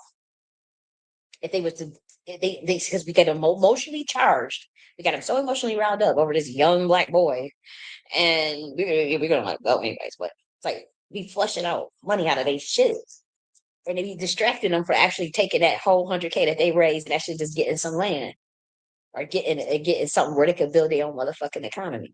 See, we can't have them thinking like that. That's why we hate Kylie J.N.S. so much. That's why we sent Tariq to go steal her stuff and go and it had a Black community bury her. Because I'm speaking way too much truth. I know what utilitarianism looks like. I know how, like that is not empire building. Like that shit that y'all doing, like they could just come out with a Mason scenario every fucking month. Oh, we got another Black boy. Come on, Black women, get your money out. Get your 100,000. Go. We gotta need a lawyer. They have Tariq right at the front. This is nation building. This is community building, and we're doing solidarity lineage building. This is nation. It's not. You're flushing out money for back into the system. The grifting ass lawyer, man. That's a fucking Mason. Part of a ritual. It's distracting the fuck out of people, man. I can't believe it if I ever saw it. I mean, them Kabbalists, man, they sit there cracking up. And I mean, when we say that, we talking about interdimensionally, the ones that's a lot of these Babylonian fucking deities, homunculus deities, they getting their little rocks off because they know what they doing. And they know I can see what they're doing. That's why they like, oh, we can't stand this bitch. Because of they that's why they bury me in the activism. Because it's like if somebody actually hear what she's doing, they would know. I'm not saying don't look out for the boy, right? That's not the point. I'm talking about they could run that. That's a military play. That they could run that shit every month on y'all asses, or at least every 3 months. Because and every 3 months we get 100,000 out of their community to flush back technically into RC. They be having them lawyers gonna be on their payroll. Them lawyers gonna be bought and paid for. Them lawyers gonna be Masons. Them lawyers gonna be owned and controlled. And then if they actually just they might have wasted your money. Say if they want to really really be cruel, they could just lock that boy up and keep him in there. That 100,000 go down the fucking drain. They could really get him a manslaughter or try to get him with something cruel. If they really, really want to be ruthless and say, you know what, we're really about to bring the pain to that ass. You flushed out that $100,000 at the Black community, or actually it's 250,000. You flushed out $250,000 at the Black community for that lawyer, and we still about to gut y'all motherfucking asses, lock his ass up in there. It is, you paid the lawyer, and the lawyer was on our side. That's what they'll tell you. I mean, that's what you got to read into them things. Like, shit, that lawyer on our side. Y'all see how Isaiah Washington called for the death penalty? You see how quick that black men was out there to crucify that boy. That's how you could tell it's a play. You see how quick they sent their puppets out there to say that, and then they wanted to interview the coach to get it on premeditation. They was about to set him up. I'm telling you, it was authenticate Black Americans, not grassroots. That's a CIA term, but it was authenticate Black Americans that fought against that. They slammed the fuck out of Isaiah Washington, that slammed the fuck out of Lou Fax and all that called out grifters trying to set up GoFundMe's and make money and all this content. Every day, Karmelo Anthony. I hope he get off. I got a strong feeling that boy gonna get off. And if not, that's gonna be some cruel shit. And I gonna know that I ain't gonna hold you. I'm gonna give y'all a clue to what they trying to tell you. I know the Black Secret Society was behind that shit. That's the Kabbalists. That's the Kabbalists telling you to kiss their fucking ass, man. If they locked that boy up like that after they flushed out that 250,000 out of the Black community, y'all don't know how many sellouts is among y'all either. Y'all think this is a Black lawyer. Oh, they helping us. Oh, man, that shit don't mean a damn thing. Especially what I've experienced. You'll never be able to convince me because I know how Black people would do you. Even when you stick your neck out and you ride to it, you think it. And with me, it wasn't about like, to me, I just wanted to just, I'm like, damn, this ain't fair. This ain't right. I'm just a logical motherfucker. Okay. 1 + 1 = 1, or 1 + 1 = 2. 1 + 1 = 2. Like, this shit don't feel right. This shit not right. How do I make this right? Okay, let's do this. And so, it's the same shit they've been doing for decades. It's like they need the frequency low, and anytime Black people are too like minding their business or like during that protest, like the fact that y'all didn't go out there and protest or nothing like that, they're like, damn, y'all niggas is too quiet. Like, y'all niggas, this shit making us uncomfortable. You ain't got no energy pool. They need an energy pool. Is it them white people out there? You see, they mad. The white people's mad at the establishment. The white people mad at losing their fucking jobs and Doge and stuff. They affected by that stuff. You don't want their shit cut, so they got their ass out there. That was, Black people, they just, they gonna be affected by it, but whatever. You don't want to protest, whatever. You don't have to do that. But I do feel like they conspired and orchestrated that scenario. Like the fact that like Ben Shapiro called Tariq out like that, that's staged. Like, I know that y'all don't be wanting to believe that Masonic theater is real, and I hate that I can see codes and everything and psychically. Like, I can see that situation is orchestrated. It's like it's a temporary band-aid in terms of getting Black people mobilized, but it stops at a GoFundMe just for one person. And so 100K or 250K goes to one person instead of the 250K going for greater utility and governance. I mean, again, land. You can start a whole economy off of that.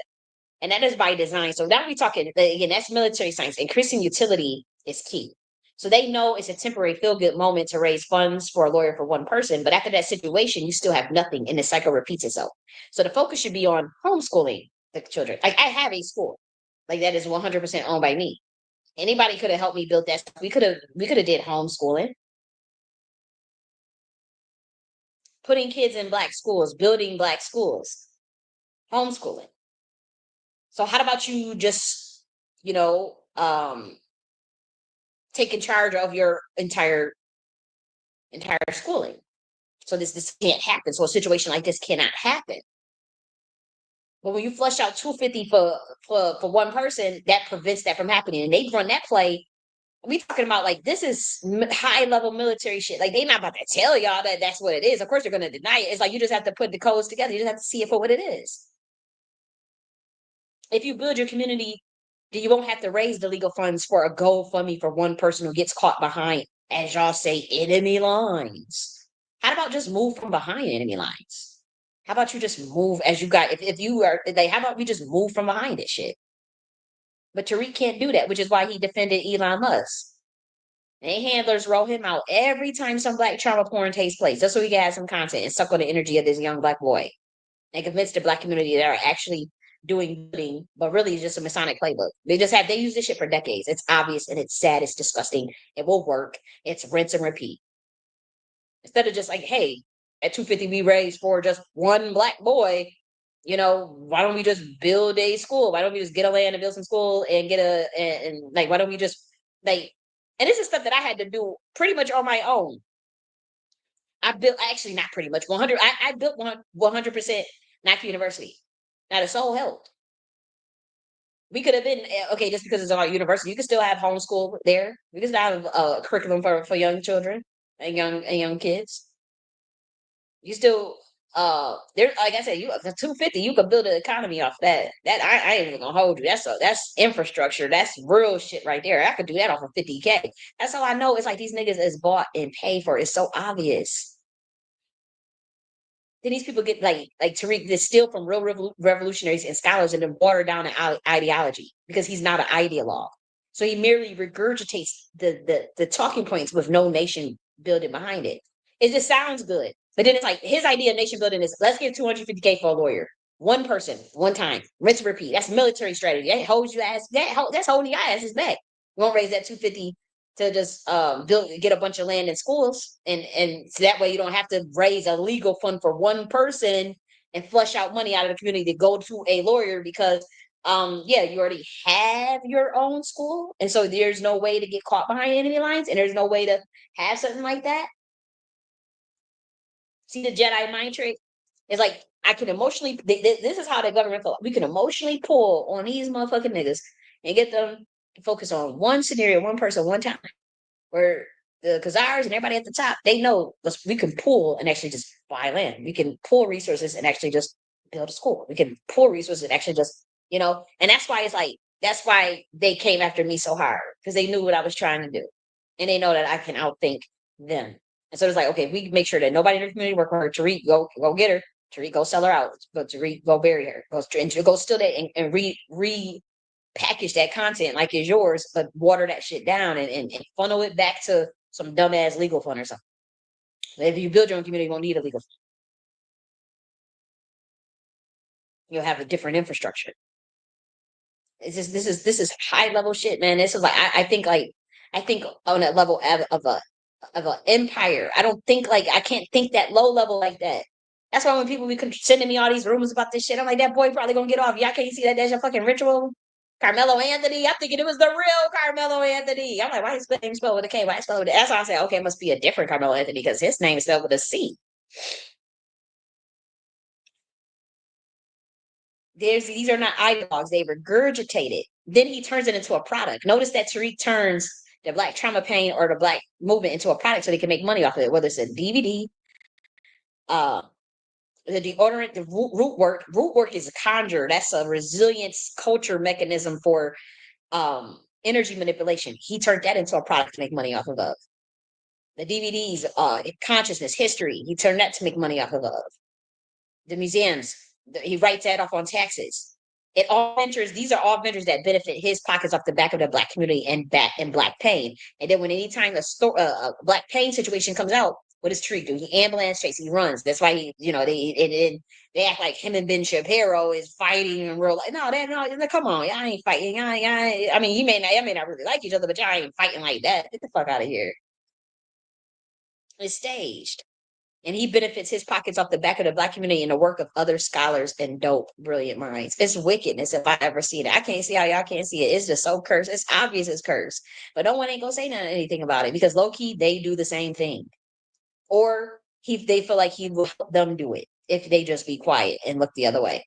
He only puts on people if they have less sauce than him or can't outshine him or less spiritually gifted. like I said, what I'm saying now, as far as like that flushing out thing that they doing, flushing out massive resources like chunks of change, 250,000 for just one person instead of building the utility of the governance. That's going to take decades for the Black community to understand what I'm saying, how Masonic and military plays take place, and how it's Black people in the Khazaars who own them behind it. It's a fact. I'm not emotional about that shit. I have zero emotion about it. So I could see it clearly. I could see it. Now, don't get me wrong. Obviously, I feel bad for the boy, but I'm talking about when it's like, hold up, when something just be going viral like that, everybody changing their pictures to the boy. Nah, man, this is a fucking psyop, man. Hey, come on, I ain't that damn emotional. I can't exploit my maternal instinct just because it's a Black boy. You take that 250, man, you build your own fucking school, get a piece of land. Y'all niggas could have helped me build that shit. And that shit would have been built, man. Or anybody. It could have just been built. And then that boy would have never had to worry about no shit like that in his life. Or the next Black boy would never have to worry about no shit like that in his life. That's how you do that. You don't sit up there and keep raising, because all they'll do is kill Trayvon Martin, kill this, Freddie Scott, Mike Brown, all this stuff. And you raise the money, get big crumb, get a settlement, go on the news, say you forgive and all that. Come on, y'all gotta grow up out of that, man. I gotta grow up, man. Now they doing another play. Whereas the Black boy kills the white boy. See, they did a little different. Get a white boy and get it self-defense and try to. I know the secret society that's behind that. And they trying to do another play. Y'all better hope that shit work. They better hope that boy get off. They better hope that boy get off, because if not, that's gonna be moral breaking. And that is them saying that they are aware of who's doing it and who did it and who pulled the strings. I am aware of it. I'm just not saying it because y'all not gonna believe me anyways. I know who pulled the strings behind that. You better hope that shit work, because that's them Kabbalah spirits saying, fuck you. Figure out another way to get your damn energy pulls. You will not be using Black trauma porn to rise up. That's the message, niggas. Because again, it's not just white people involved in that ritual, in that play. You're not gonna use Black boys to get your little trauma porn off of and sacrifice them and have them getting all locked up and traumatized and all that because a bitch need a energy pool so he can get to the next, so he can rise up and go viral again, so people can make money off our content. No, we ain't doing that shit no more. And to be honest, we might make an example out of you niggas, because it's like we already know who's behind it. Because y'all not about to do that shit. Y'all not about to do that shit. Like, no, y'all not about to, y'all talking about nation building and y'all think that's nation building? No, like, no, y'all not about to sit and trick these Black Americans and it's a psyop. Now I'm hoping this boy get off. And I really do think he will. I do think it's gonna work in his favor. I do. But just know that it was already planned. I'm telling you now, Black America and white America and American and I'm telling you now, America, if Carmelo Anthony gets off, it was already preordained. It, like, that's literally the play. Like, he was never going to go to jail. He was never going to serve time. It was all a part of the ritual. That's what you need to know. And if they do decide that, okay, he's guilty, whatever, they hem him up, that's somebody sending a message to another group. That's all you need to know. That's above your pay grade. That's above your pay grade. You don't even need to know what kind of message. And obviously it will be moral. It will be morale breaking for the Black community. Obviously, it's going to cause a lot of pain, but that's the group that set it up. They played it and work, and there were going to be fallout. And then their plan, the other side is hoping that niggas just riot so they can get another energy pool. That's all. It's another group that just wants an energy pool, and they were hoping that motherfuckers riot. That would be another play. That's not the group that set it up. That's not the end goal. The group that set up the end goal is for Anthony to get out and for them to act like they had a legal defense fund, and as he got out from self-defense. I can't see how y'all can't see that shit. That's why I hate being able to see sometimes. Sometimes that shit is a blessing and a curse. It really is, because it's like you be seeing stuff. It's like it take 10 years, 5 years to be like, damn, you Johnny come late. It is frustrating. But at the same time, I'm telling y'all, if that boy gets off, I'm telling you, that was the whole play. I really don't think that it's the intentions is for him to serve any time. I really don't. I think they got video footage. I think that the people are going to come forward. People are going to be honest about, unless there's a huge cover up. I would be shocked if he gets time. I really would. I would be shocked if, just from what I'm seeing and the energy of what I'm seeing. But I do know they were calling for the death penalty, and they had black men come out there and call for that. And so that was somebody pulling their little chains. But that was also interesting because that I know the people that put the play together, but it's like for them people to sit up there and try to call for that, that lets me know that that other group is trying to do damage control. Like, no, you better throw that nigga under the bus. You have to throw the hammer at him. And it's another group. They're gonna have to pay on the back end for that. It's deep, guys. It's deep. But like I said, for those who are spiritually and intellectually gifted, you know that all of them people do is high level soul selling. And it's soul selling don't mean like you gotta go get fucked or go sign a contract or go. People are trying to sell other people's souls without their permission. That's why government contract. Remember they was bringing in the government contract in the reparation space. Government contract means mind control contract. Government means governmental space. Mind control contract. That's how you always must interpret that. You must never just leave that out. The government, what does government means? To govern the mind. So when they come to you and tell you, hey, they commit to the reparation space saying, hey guys, you need to study government contracts. You need a government contract. They were telling me that. They told me that behind the scenes. You need to work on government contract. You need a government contract. That's all that meant to all I could hear in my mind as they telling me this. People in the reparation space is mind control contract. That's all. That's why I freaked out like that. So Don, if you want to know why did you act like that, react like that with the Jerry McCants?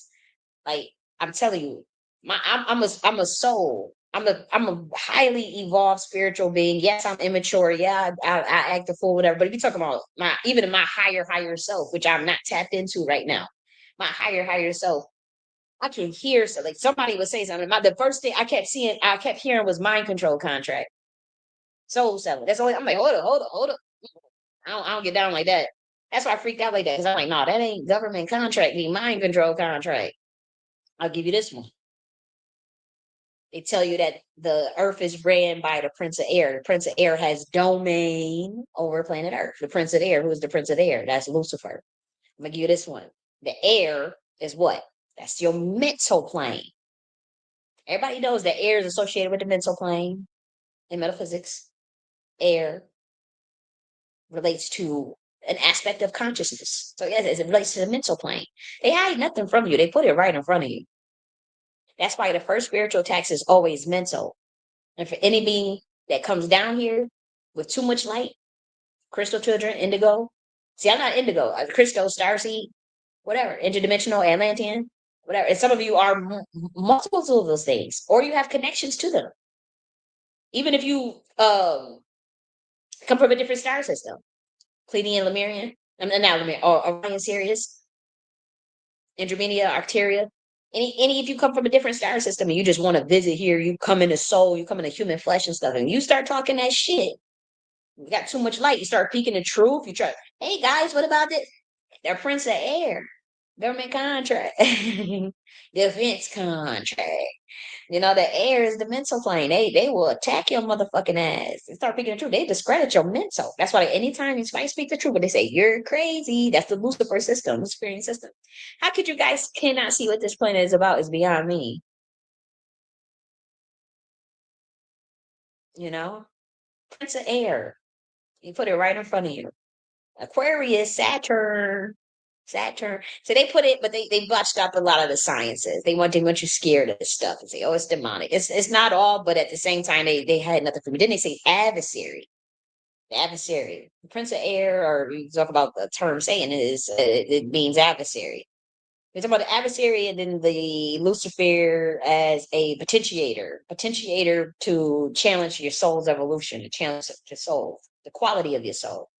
But that was the original, when we talk about Job and the Bible and whatnot. That shit ain't happening now. This is a deviant motherfucker. This ain't the same Lucifer. I'm telling you.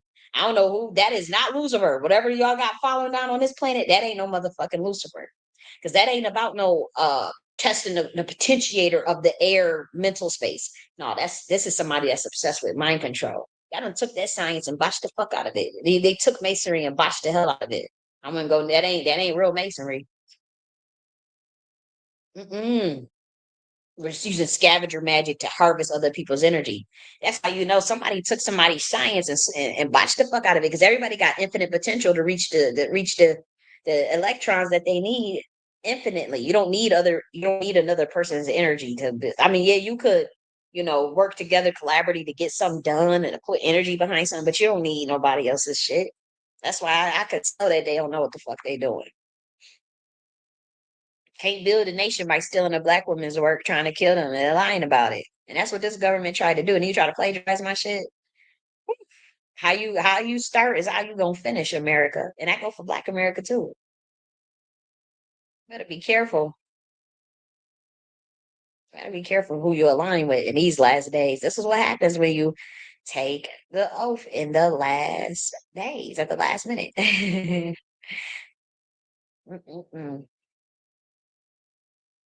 Yep, but like I said, stop saying it, this grassroots term.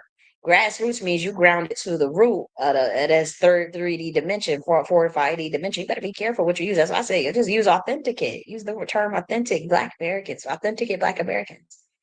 I use the word authenticated Black Americans when they start grassroots. I'm telling you, that should be masonry. Like that stuff be having spells behind that shit. I'm like, y'all go ahead with that. I won't be saying grassroots, grassroots, all this obsession with that shit. That shit not normal. I'm like, nah, y'all doing some more other shit. Now I want to talk about this. There was a question posed. Can you work with people who join organizations that you may not agree with, such as the new Black Panther Party? And if you would not, then why would you support your family members that work in the military? And I want to say, like, on the surface, I'm like, oh wow, that's a great analogy. Like, yeah, why would you? Like, okay, if you. But I would say that there's more nuance to this question, and I would say that there is a difference. So we talk about mission statements and the productive value of why a group exists, right? So no, I personally would not work with. This somebody asked this question yesterday. No, I would not personally work with the new Black Panther Party, because when we think of mission and compartmentalization, we're talking about appendages of COINTELPRO, which I believe the new Black Panther Party engages in. Many people do. I've been around for a long time, and that group has done a lot. And so, say if a group is designed as a honeypot, right? And their mission is to solely report on people who are unpredictable or have capabilities to build parallel infrastructure, who are too radical, who are too trying to get that has too influential the ability to galvanize other Black Americans, right? If an appendage of COINTELPRO exists solely just for that mission, say a honeypot organization or a organization that's compromised that works with the government, then or intelligence rather, I won't say government, that works with intelligence to spy, that's a different mission. If the new Black Panther, I'm not saying that all of it is, but I'm saying if the new Black Panther Party is being used as a honeypot, an appendage of the intelligence community to monitor, authenticate Black Americans and to placate the Negro, or as an appendage of COINTELPRO, then you cannot, under any circumstance, if you're a serious motherfucker, you cannot, under any circumstances, work with anyone with a 2 to 3 degree separation of an appendage that is of the intelligence community that is okay with COINTELPRO, right? That's a very different. Now, I'll give you the nuance of this, because now we're talking about, like, well, why would you support your person, your friend or family that's in the military, right? The military mission is about protecting American interests. Yeah, you can say, okay, it's about American imperialism, but let's say say the soldier is a family member, right? Their mission may not be to act as an appendage with COINTELPRO. They're just a soldier. Maybe probably in it for the benefits, housing stipend, whatever. May not even know what COINTELPRO is. There's people in the military who don't even know the fuck COINTELPRO is. I mean, come on. And there are some that they do it real high level, that knows all about it, that orchestrates everything. And so you have the appendages. It depends on the mission, but also, like, the formation of how something starts. So yeah, you could say, like, a military person, why would you work with someone in as a military? Their mission, like again, their mission may not to be individual's mission, just because they're a military person, may not be to act as an appendage with COINTELPRO versus a compromised honeypot organization. So they may not pose as big as a threat as an appendage of COINTELPRO. Like there are real niggas in the military that will help you out. They will tip you off. They will help you. There are niggas in the military that are radical. I mean, come on, Chris Downer. That will, you know. And so, you know, when it comes to like a person in the military, they may, long as you don't have a chameleon personality and you stay one way in every walk of life in all rooms that you're in, then it becomes a character thing. It becomes a character thing when it comes to people in the military. However, there are people in the military that can do COINTELPRO as well. But when it comes to the average, say, family member or the average Black American that may be military, unless you're doing work like me, I'm going to say this, like say, let's give me an example. If you're just a Black American, right, and you're just chilling, doing everything, and you got family members in the military, if you are not an activist, if you're not someone that's out here talking about reparations, or you're not posing a threat to the system, or you don't pose a huge threat to the system, the chances and the risk is lower, right? Just look at the scenario. A Black American is a teacher that owns a home and works 9 to 5, married. They just do their own thing. They have nothing. They say their husband is in the military. You're asking that person to support them.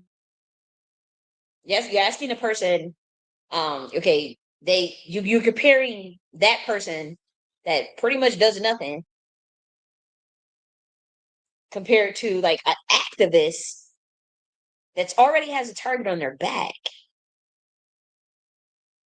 Their risk is higher. The chances of running into, you know, COINTELPRO is already higher off of the fact that they are an activist. It already puts a target on their back. So to knowingly work with a group that operates as an appendage of COINTELPRO or has been compromised is stupid. It's doubly stupid because now you're increasing your chances of having a bigger target. It's a very different nuance. On a surface level, yeah, it looks the same. It looks the same on a surface level, but there are other factors compared to, say, a teacher who may be born in a military family. You know, better hope they're not Masons or something. They're not trying to sacrifice you as, but other than that, you know, people do some cruel things too. Don't get me wrong. Like, I'm not saying that it's all good, but I'm saying like the chances of being targeted for COINTELPRO is less. Objectively, that's a less risk versus an activist that already has to watch their back. Did they willingly work with an organization that has COINTELPRO appendage? Whether that be FBA or New Black Panther Party. Like, why the fuck would anybody put themselves in a situation like that? So you would have to remove the 1 to 2 to 3 degree, the 1 to 2 degree separation. I would say 1 to 2 or 3 degree separation from anybody that's close to those organizations. You couldn't chance it because the nature of the work you already do is dangerous. The nature of the work you do is already putting a target on your back. It depends on the work that you're doing as far as assessing risk, calculated risk, versus say, oh, you just a nigga that's not even serious or in the hood or something. You got a couple of family members that's in the military. That's a two different scenario. The nuance is too different. Now, if you are activist like me, you know, or something like that, or you know, a scholar of you, a target individual, and then you come from military, you know, people in the military, or you know people from the military, you know, that could be a different situation. You would have to pretty much be on alert for both. To be honest, the organizations and the military, you have to be on alert for both. But what I want to tell y'all is like, no politician wants to tell the people that it's over, man. The writing is on the wall. They don't want to be the one to tell the public, like, look, we ran out of shit. We ain't got it. You know, we throwing shit at the wall, see what sticks. We trying to flex power. We trying to appear strong when really we are weak behind the scenes, and we hope nobody can see it or call it out. But all this stuff is an illusion. It's an illusion. It's time to move on. It's an illusion. Illusory mental plane. We talk about the optics. We're just talking about the Prince of Air and optics. I'm sorry, Prince of Air and we're talking about the government contract and mind control contract. The Prince of Air relating to the mental plane. You know, talk about that the law of optics when we talk about the illusion too, and how that resides to the brain. Uh, the reality that it gets created by the brain based on the law of optics, light, Lucifer, an illusion. It's a potentiator. It's supposed to be a potentiator to evolve. The test of quality of your soul is the adversary. It's because Satan is the adversary. These are two different energies, though, two different entities. But I have to say, what we're trying to tell you is that this planet has been hijacked and none of that shit is happening. They're purposely keeping people suppressed. They're purposely keeping people down.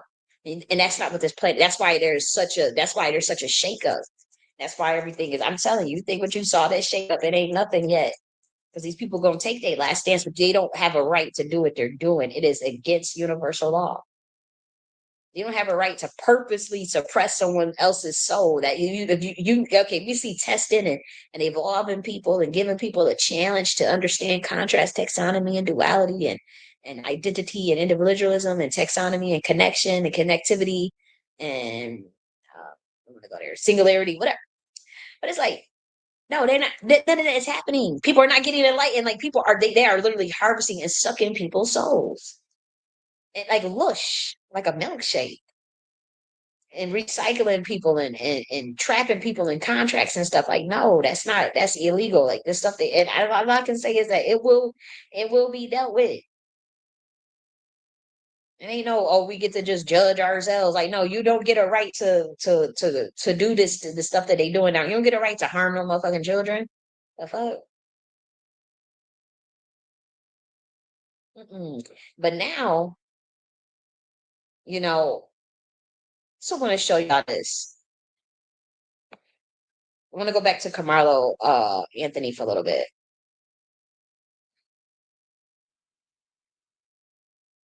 Hold on, guys. I wanna show you this because we are gonna go to this no jumper thing because I have to really say I find that so creepy. You know, I'm gonna tell y'all how I know that this stuff is Masonic. I'm gonna go here. Let me show you this. Let me just share my screen real quick. I don't know, y'all can say, "Oh, Dad, you're really obsessing over this." I am truly heartbroken about the way that this community has treated me. And so yeah, Okay. So here, that's how you can tell it's the play. The name is the New Hero Self Defense, and they want to do it. They really pretty much what Tariq wants to build his defense legal fund off of this, and it's very obvious. This is a Masonic play, and I'll show you. They say they got this boy out here. You better hope you play work, dude. But I'm going to show you like some of the hand. It's a lot of it was clear Masonic shit going on. Like, look at the hand movements. I'll try to break down some of them. It's the 41:55 minute mark. So I'm gonna fast forward this a little bit. And I'm gonna show you, I'm gonna juxtapose this with something else that you have your own and have to I don't have time to sit and do all that. I just don't. I'm gonna give y'all just a little bit of game here. Look at the hand signals real quick. You got to catch it because it happens and they trying to hide it a little bit better because he used to full blown do it. I remember one time he was like, I want to say one of them stations and just threw it out there. That was some years ago. I don't have the time to go back and I can't even remember what it was. But look at the hand on the chest. Oh, that's a Masonic. That's a Masonic symbol. And I'm gonna show you a former 33-degree Mason that tells you what the hand on the chest means. But there's also like he throws out there's a Gaian mudra, but that's not really the Gaian mudra. It's a 666 sign, and then there's the El Diablo sign. Now all of these are originally mudras. Well, we could talk about what the mudras are. The Apanyan Nigri mudra. We'll talk about that next week. But that's not what he's doing here. Like, this is him saying, my allegiance is still with y'all. I know this is a play. I know that this is, I'm with y'all. Don't think that this is just staged Masonic theater. So just watch this. Watch the hand signals. It's about to come at the 41:55 minute mark.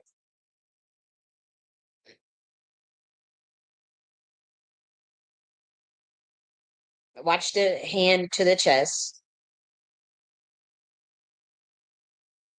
This is a Masonic symbol. I forgot what it means, but this dude, the former 33, I'm gonna show you. I'm gonna show y'all the video of who shows it off. But then now look at it, there's a slight. Now it's not a full blown 660 with the hand signal like the OK sign. It's not as blatant, but you'll see remnants of that, and then you'll see the El Diablo, and then it flashes off the screen. Now watch this part.